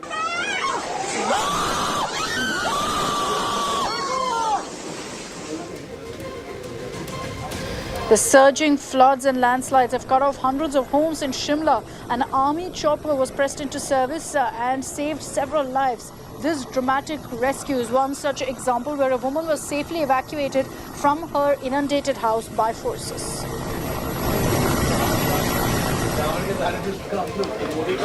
It's not just Himachal but also Uttarakhand where there's a flood-like situation, landslides that have been reported in many areas. The mighty Ganga is flowing about the danger mark in several districts.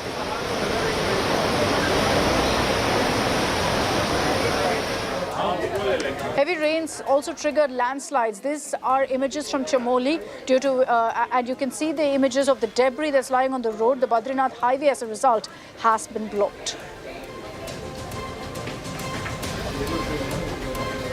Now, because of the rising levels of the Ganges, these images from Uttar Pradesh's Bijnor show how several areas have been completely inundated. About 24 villages gone underwater. Villagers without any help are now stuck on their rooftops.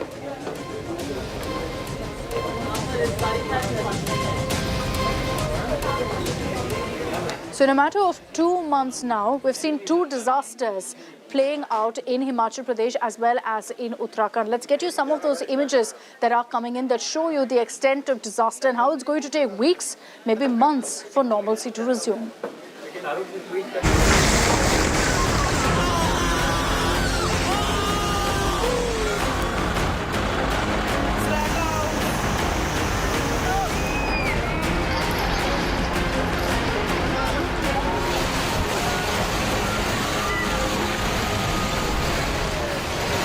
Massive landslides, swirling floods, swollen rivers, and spate of deaths. Monsoon wreaks havoc across Himachal Pradesh. The hill state has been receiving incessant rains, causing massive destruction. Forces and rescue workers are racing against time to save lives. Flood hit are being rescued using choppers.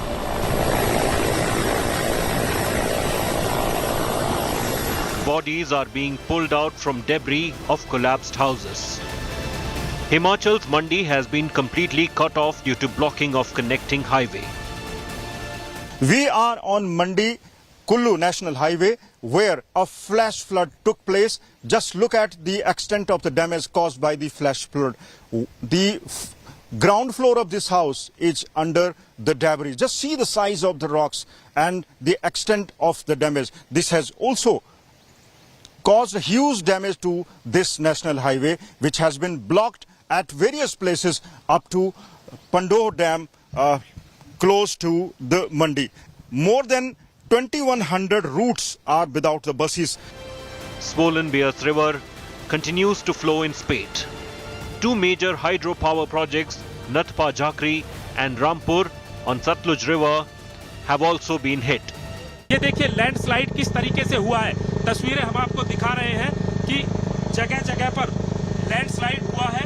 हजारों की तादाद में छोटे मोटे सड़कें, national highway, state highway बंद पड़े हुए हैं और ये सतलुज नदी के किनारे पर जो हाईवे बना हुआ है वो लैंडस्लाइड में कितनी जगह कट हो चुका है। यहाँ पर जो ये ब्यास नदी है, छोटी छोटी नदियों में नालों में भी मिलती है, वहाँ पर भी जितना जल का ये बहाव है, और इस जल बहाव के साथ साथ सबसे बड़ी दिक्कत ये है कि इसमें सिल्ट आती है और वो मिट्टी जो हाइड्रो पावर प्रोजेक्ट्स हैं उनको खासा नुकसान पहुंचाती है। This could eventually hit power availability in North India. Himachal CM Sukhu did an aerial survey to review the flood situation. 8 जून को हमने पहले डिजास्टर मैनेजमेंट की बैठक की थी। सभी प्रकार के एहतियात के कदम हमने उठा रखे हैं और इसमें कोई दो राय नहीं है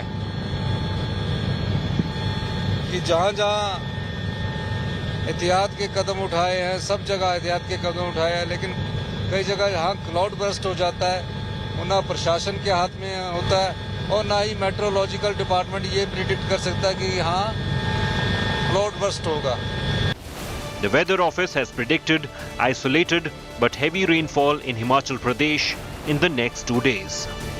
With Satyendra Chauhan in Shimla, Manjeet Sehgal in Mandi and Amit Bharadwaj in Devprayag, Bureau Report, India Today. Manjeet Sehgal is joining us live from Mandi with the latest updates. Manjeet, is the worst over for the people of Himachal? What's the forecast looking like? Well, Akshit, as far as the forecast is concerned, heavy to heavy rains have been predicted in Himachal Pradesh till 19th of this month. Though the weather in and around Mandi has been dry from past 24 hours, but as far as the damage is concerned, this entire damage caused to the public and private property, including roads, is being attributed to the surge in the rains. And during past 3-4 days, 157% surge has been reported. The people are still struggling with the bad roads as buses are not plying. Some people are still also stranded. The worst hit is the Kangra district now after the floodgates of the Pong Dam were opened. Nearly 500 people have been rescued so far. Still, many people are stranded at various places. So, administration has warned the people not to venture the low-lying areas where there are flooded rivers and the tributaries, and also there is a warning for the people living in low-lying areas as Pong Dam's floodgates have been opened. Manjeet, thank you for getting us that live update. Situation still at this point grim, and till 19 there's a forecast of heavy rainfall. We'll continue getting you all those images from Himachal and much more. That's all we have time for in this edition of 6 PM Prime. Thanks very much for tuning in. Coming up on the other side of a short break is Mission 2024 with Nabila Jamal.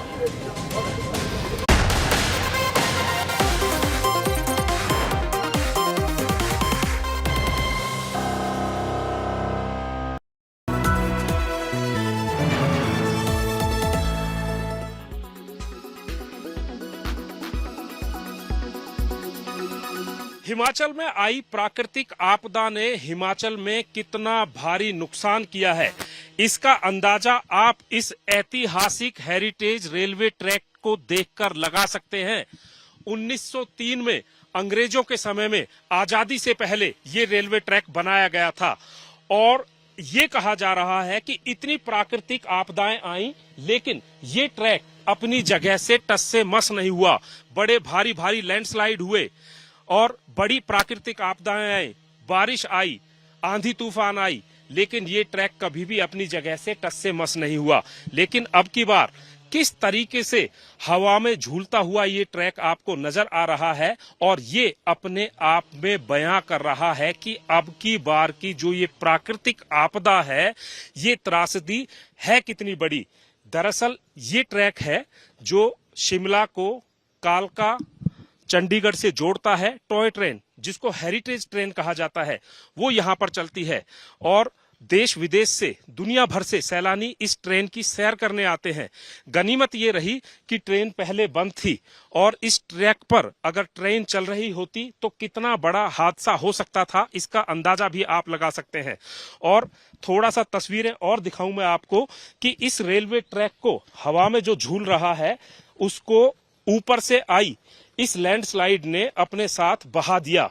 नीचे इसके ठीक शिव मंदिर था और शिव मंदिर के नीचे अभी भी रेस्क्यू ऑपरेशन चल रहा है। तस्वीरें मैं आपको दिखा रहा हूं। अभी तक 13 शव बरामद हुए हैं और ये कहा जा रहा है कि बहुत सारे शव अभी भी इसके अंदर दबे हुए हो सकते हैं। 72 घंटे का समय हो गया है और 72 घंटे में ही पूरे हिमाचल में 60 लोगों की जान गई है, कई हजार करोड़ का नुकसान हुआ है और मौत का आंकड़ा बढ़ सकता है, ऐसा शासन प्रशासन और सरकार के लोग कह रहे हैं। लेकिन ये रेलवे ट्रैक जो अपने आप में बता रहा है कि ये त्रासदी कितनी बड़ी थी और ये हादसा कितना बड़ा हो सकता था। कैमरामैन अमन गुप्ता के साथ सतेंद्र चौहान, शिमला, आज तक। You saw the clothes, you saw the celebrities, you saw the jewelry. Time now for you to see footwear fashion and how to keep it dramatic this season. Here's a look. When it comes to footwear, a lot of drama is now making way. For instance, Freddie Mercury makes a comeback with Theatre XYZ heels. Harrison, Dark Horse, and this is the Theatre XYZ one. My favorite pick from their drama collection. It's got the boss-like appeal to it as well. Even the Harrison Cloud9 from the collection is now gender fluid and mainstream. Not just that, boots for all weather are here and they look chic. I'm a sucker for color this monsoon, and the monsoon footwear these days are coming in different colors and different patterns. I'm just loving every bit of it. Right from bubblegum smelling sandals to jelly shoes in all shapes and sizes and colors, monsoon shoes are sure having a moment. And if you have the courage to wear something different, try out these jelly ones from Melissa that are available in every color for different moods. And if you are the classy, safe type, your footwear can still have a lot of drama. These picks from OCD, especially the tap dancing Rebeccas or the dramatic Julies, come in with elegance in its own dramatic twist. It's a beautiful artisanal work of craftsmanship made by artisans of India. And just look at the kind of drama it is adding to my foot. While this season is all about adding drama, remember, wearing a story on your feet is all the 2023 footwear fashion is all about. In New Delhi, Chaiti Narula for India Today.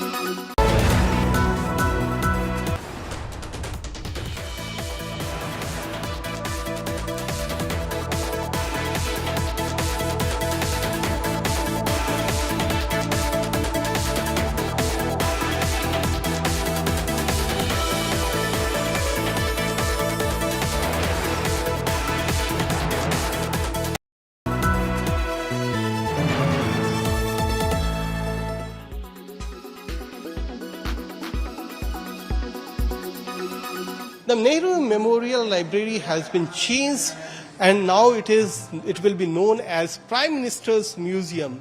I will show you graphically how the whole structure of the Nehru Memorial Library and museum has changed, and now it has been converted to Prime Minister's Museum. I will show there was earlier just a single building. This was the old building. Now two buildings are there.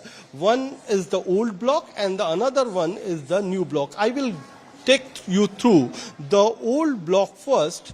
Ground floor we are standing where reception is there. But the significance of this building is at the first floor. The first floor was earlier dedicated to Jawaharlal Nehru. Now, what is happening now? Still, the life journey of Jawaharlal Nehru, our first Prime Minister, is still there. You can see that this is in orange color. This is the part where Jawaharlal Nehru's life journey has been, this part has been dedicated to his life journey. And this second green part is Tosh Khana. Those monuments, those things which different Prime Ministers have been given as gift, that is being kept in this Tosh Khana. I will take you through a new journey, a new building which has been constructed. Actually, in 2016, this concept of Prime Minister Museum came, and then the construction of new building started in 2018, which completed in 2021, and in April 2022, Prime Minister Narendra Modi inaugurated the new block. I will take you towards the new block which has been constructed, and here you can see that there are 3 floors, and on these floors I will show you life history related to Lal Bahadur Shastri, Guljari Lal Nanda, Indira Gandhi, Narasimha Rao, Deve Gowda, I.K. Gujral, Atal Bihari Vajpayee and Dr. Manmohan Singh. All have been given a place in these in this new block. So there is a misconception that has anything been done to erase the life history of Jawaharlal Nehru. So we can see that there are 2 blocks. One block is almost completely dedicated to our first Prime Minister Jawaharlal Nehru, and the new second block where spaces have been given to different prime ministers during different regimes. With camera person Nasir, it's Kumar Kunal for India Today from Delhi.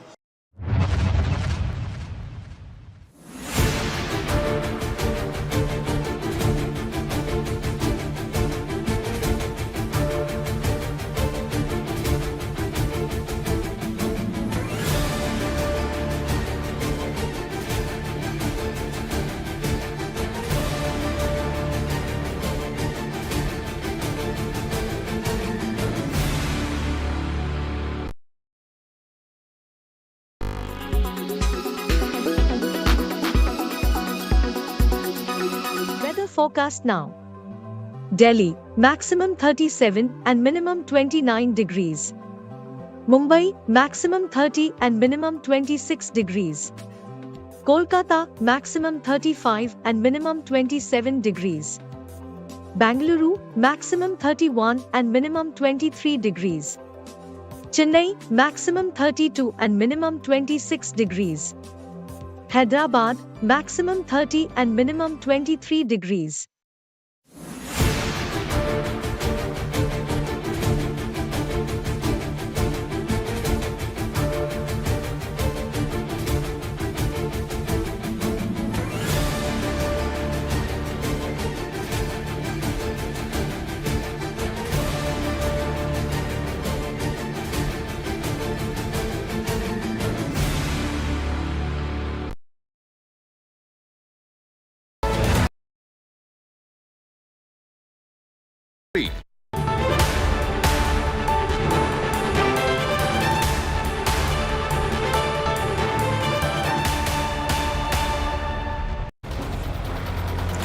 Welcome. You're watching India Today. I'm Nabila Jamal. Our Mission 2024, taking you through all the top political news. Let me start with the headlines first.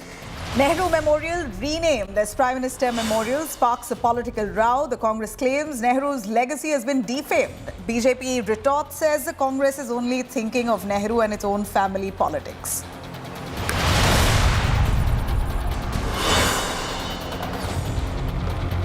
Sharad Pawar now denies, the NCP Supremo denies any cabinet berth being offered by his nephew Ajit Pawar. He refutes all the claims of joining BJP either, says no political discussion was held with Ajit and that meeting is surely not a secret.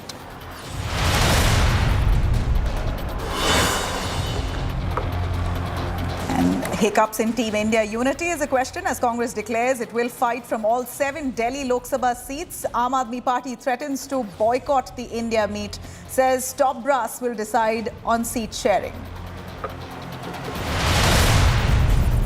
Siddaramaiah government defends scrapping of the national educational policy in Karnataka as part of their poll guarantees. BJP calls it a shameful tinkering of the education policy.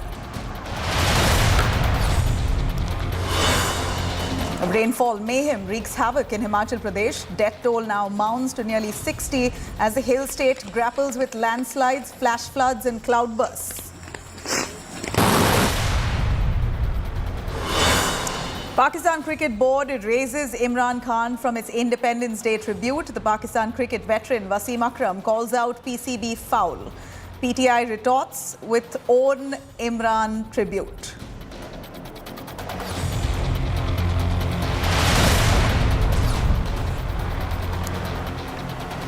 All right, now the Nehru Memorial Museum and Library has officially been renamed as Prime Minister's Museum and Library Society.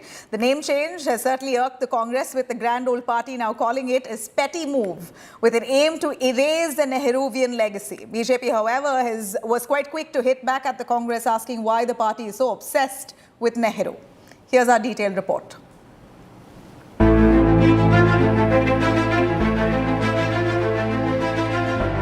The campus where India's first Prime Minister lived for 16 years until his death in 1964, called the Teen Murti House.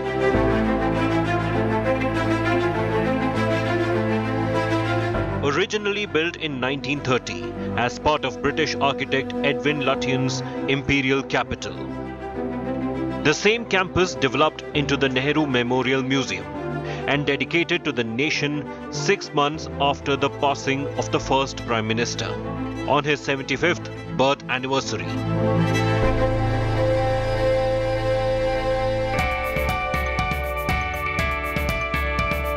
Built as a premier research center, a pilgrimage for history buffs, a forum of intellectual activity located south of the Rashtrapati Bhavan in New Delhi. The heritage institution now renamed as the Prime Minister's Museum and Library Society.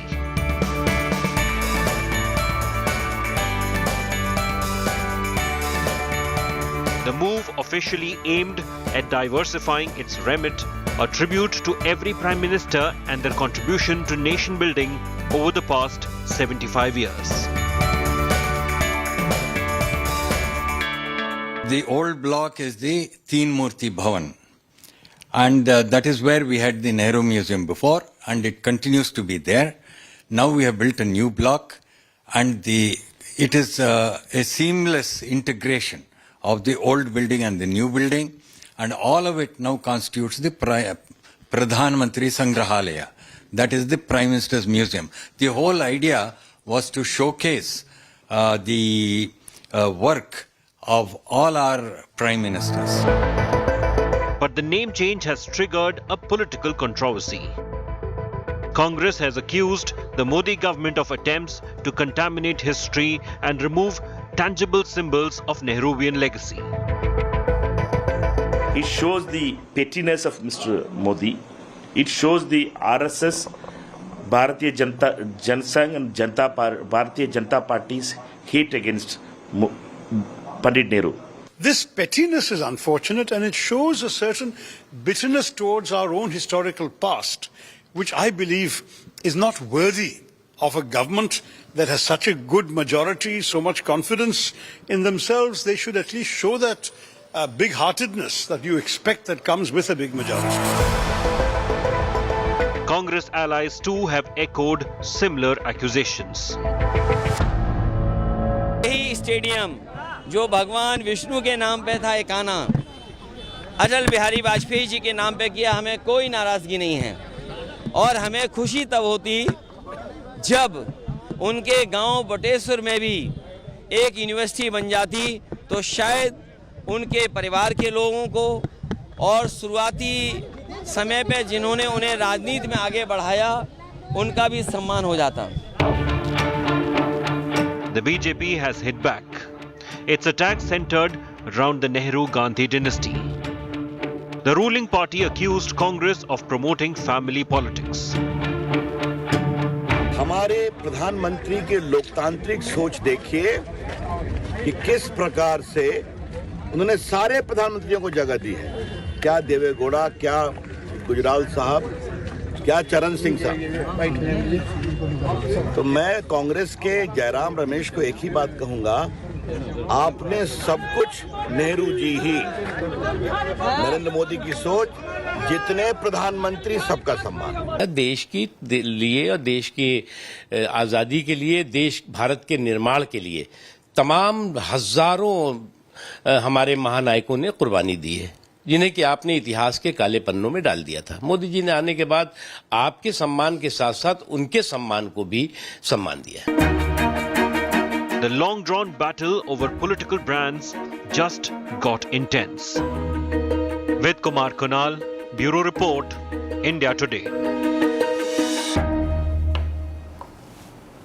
All right, now cutting across to news coming in from Karnataka. Siddaramaiah government has once again reiterated its poll manifesto of scrapping the National Education Policy, NEP, that was implemented by the centre in 2020. Chief Minister Siddaramaiah says that his government will scrap the NET policy and will come up with SEP policy, which is a state education policy, by the next academic year. This has, of course, triggered political war of words now in the state. Former Karnataka Chief Minister Bommai has called this nothing short of shameful tinkering of the education policy. Here's a detailed report.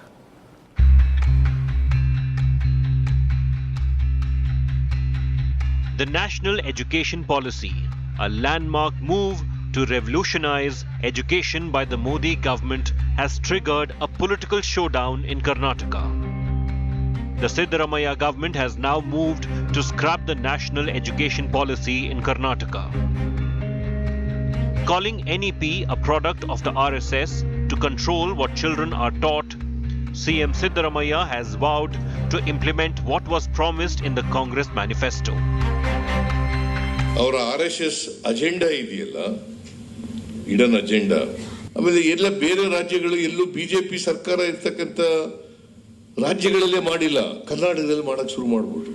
ಈ ವರ್ಷ ಸ್ವಲ್ಪ ತಡ ಆಯ್ತು. ಮುಂದಿನ ವರ್ಷದಿಂದ ಹೊಸ ಶಿಕ್ಷಣ ನೀತಿಯನ್ನ ಬದಲಾವಣೆ ಮಾಡಿ.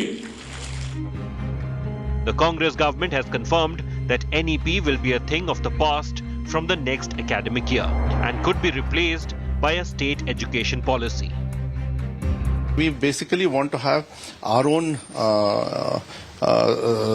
state education policy so that in the interest of children's, the subjects or the matters what have been taught should not be controlled on a vindictive basis or whatever it is. That's what we feel.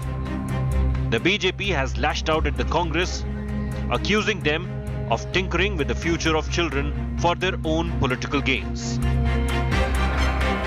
Let him come out which is vindictive and how it is vindictive.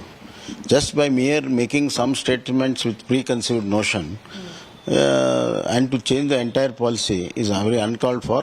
I'm telling you that this government is making a very, very colossal mistake and they are playing with the future of the children. देश के लिए क्या अच्छा है सोच करके देश को छात्रों को मजबूत करने के लिए NEP लागू किया है, उसके खिलाफ राजनीति करना देश के लिए अच्छा नहीं होता है. In the neighboring state, Tamil Nadu as well, NEP debate has been reignited with the Karnataka government's decision. They are trying to impose Hindi in the way of the new education policy, and DMK will object in any way if Hindi is imposed in Tamil Nadu. While the BJP is piling pressure to rethink the decision to withdraw NEP, the Congress government's move in Karnataka has once again reignited the centre versus state debate on education policies. As Karnataka government is contemplating to remove NEP and bring a new education policies, BJP has warned the state government not to tinker with the future of the students. Amidst the politics of both BJP and Congress, the students are the ultimate sufferers. Video journalist Shimurthy Sagaraj reporting for India Today, Bengaluru.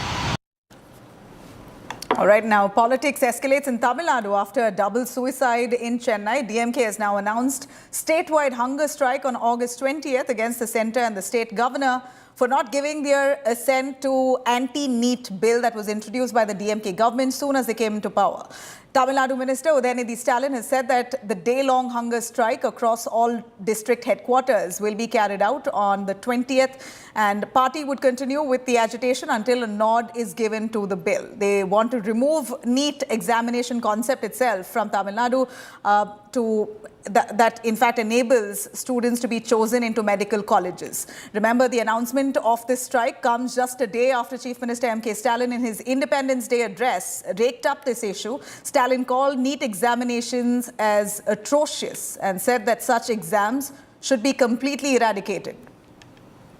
I request all the public, students, the teachers and the families of the affected to take part in this protest and show why we don't want NEET in Tamil Nadu and we don't want any more deaths in Tamil Nadu. CM have appealed that education should become under the state list rather than the concurrent list. Yeah. You will also appeal on that? Yeah, we are, as per our leader, we are also appealing the same thing. Thank you. Today, if you see Narendra Modi ji's NEET, is been killing, is been a demon and killing a lot of students' future. Once the Tamil Nadu Assembly has passed the resolution that it will ban NEET, it is sent to the governor. If the governor is going to deny it, it is again the ministry which is going to take the call and immediately recall NEET. This Tamil Nadu incident, father has suicided because the son has suicided. This is even more painstaking. Why we are objecting NEET? Because the NEET questions comes on the basis of central syllabus, CBSE syllabus. But our students here, they are studying in the state board. How a student who is studying in the state board can answer for a question which is asked from the central syllabus? So because of that only our students, common students, poor students, they are getting failed. They are failing in the exams. So like that, the syllabus changing, all these things are happening since it is a joint list. So as CM has told, it should be brought to the state list. I welcome it. All right, I'm cutting across to Shilpa Nair, joining us from Chennai, who's been tracking developments of the DMK. As promised, Shilpa, DMK says across all districts, statewide agitation against NEET. They call this policy divisive, anti-poor, and raise a lot of questions on the format of NEET examination itself. The two suicides, the father and son, has really, woken the DMK up yet again. It's been a few years they've been fighting against it. Now it seems like they've revived the entire agitation against NEET. What are their demands? Tapina, the twin suicide of a NEET aspirant, Vishwan, and his father, of course, has shaken Tamil Nadu. And that is the reason why we are seeing a sudden activity from the side of the DMK government. Yes, ever since DMK came to power, they've been trying to ban NEET in Tamil Nadu. It started, of course, with the government setting up a committee to study the impact of NEET. And therefore, after that, a bill was introduced in the assembly banning NEET in Tamil Nadu. Though this bill was passed twice in the assembly, it is still the bill is yet to get the approval of the president. Tamil Nadu governor had forwarded this bill to the president for her assent, but it is yet to receive approval, and that is the reason why the DMK is now upping its ante. Now, of course, saying that they will hold a statewide agitation, a hunger strike on August 20th in all district headquarters. Several units of the DMK, be it the students wing, the youth wing, the medical wing, all of them have jointly issued the statement that they will be holding a hunger strike on August 20th to condemn the union government and also to condemn the governor's remarks. Because remember, the governor here, R.N. Ravi, just a few days back had said that he will be the last person to give his assent for the bill. So these remarks, of course, has not gone down well with the DMK, and that is the reason why they're now trying to mount pressure. Apart from tackling this issue legally, they're also trying to now mount pressure politically on the union government. All right, let's see how that pans out. Thank you very much, Shilpa, for joining us. All right, now let me cut across to news from Himachal Pradesh and Uttarakhand. It's been quite a sorry state of affairs for the last week as rains have battered areas of Himachal Pradesh and Uttarakhand. Nearly 60 deaths reported in Himachal alone. All this started on the 13th of August and close to 4 to 5 days now. Incessant rainfall that's battered most areas, triggering landslides, flash floods, cloud bursts, including Shimla's Krishna Nagar. Severe devastation reported also in Mandi. Rescue teams are on carrying out all efforts. As we know, they are currently pressed into action to ensure that people who are trapped under debris are rescued. Let's have a look.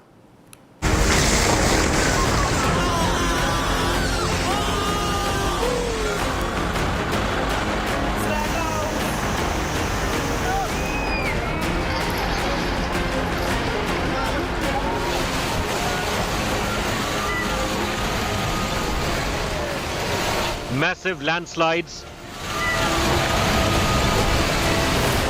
swirling floods, swollen rivers, and spate of deaths. Monsoon wreaks havoc across Himachal Pradesh. The hill state has been receiving incessant rains, causing massive destruction.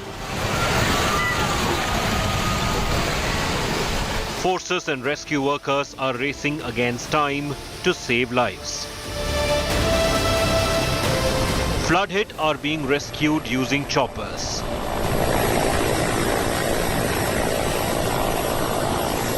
Bodies are being pulled out from debris of collapsed houses. Himachal's Mandi has been completely cut off due to blocking of connecting highway. We are on Mandi Kullu National Highway where a flash flood took place. Just look at the extent of the damage caused by the flash flood. The ground floor of this house is under the debris. Just see the size of the rocks and the extent of the damage. This has also caused huge damage to this national highway, which has been blocked at various places up to Pandor Dam, close to the Mandi. More than 2,100 routes are without the buses. Swollen Bears River continues to flow in spate. Two major hydropower projects, Natpa Jakri and Rampur on Satluj River, have also been hit. This could eventually hit power availability in North India. Himachal CM Sukhu did an aerial survey to review the flood situation. 8 जून को हमने पहले disaster management की बैठक की थी। सभी प्रकार के एहतियात के कदम हमने उठा रखे हैं और इसमें कोई दो राय नहीं है कि जहां-जहां एहतियात के कदम उठाए हैं, सब जगह एहतियात के कदम उठाए हैं, लेकिन कई जगह जहां क्लाउड बर्स्ट हो जाता है, वो ना प्रशासन के हाथ में होता है और ना ही मेट्रोलॉजिकल डिपार्टमेंट ये प्रिडिक्ट कर सकता है कि हाँ क्लाउड बर्स्ट होगा. The Weather Office has predicted isolated but heavy rainfall in Himachal Pradesh in the next 2 days. With Satyendra Chauhan in Shimla, Manjeet Sehgal in Mandi and Amit Bharadwaj in Devprayag, Bureau Report, India Today. All right, on that note, we're slipping into a short break. Coming back is AI Sana, who brings you our fact check segment. Stay tuned.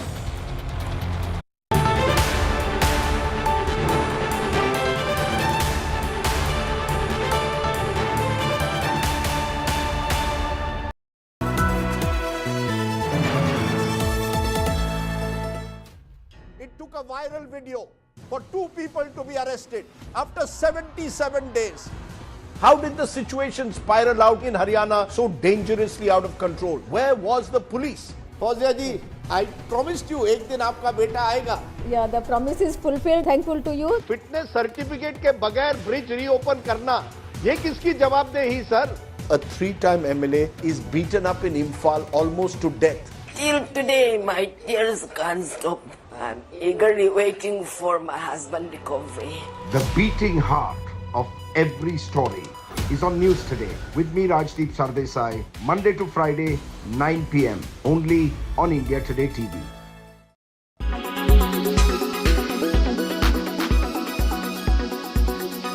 We are inside an under-construction railway tunnel located between Rishikesh and Devprayag at Shivpuri.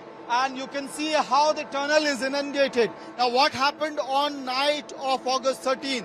Around 11-12 in the night, suddenly the water that flows from the seasonal Nala, as they call it in Uttarakhand, because of the cloud burst, it brought aggressive water flow. Along with that, there was a lot of silt, boulders, stones, which came along with the water that was coming from the monsoon Nala. And you can see the entry point itself.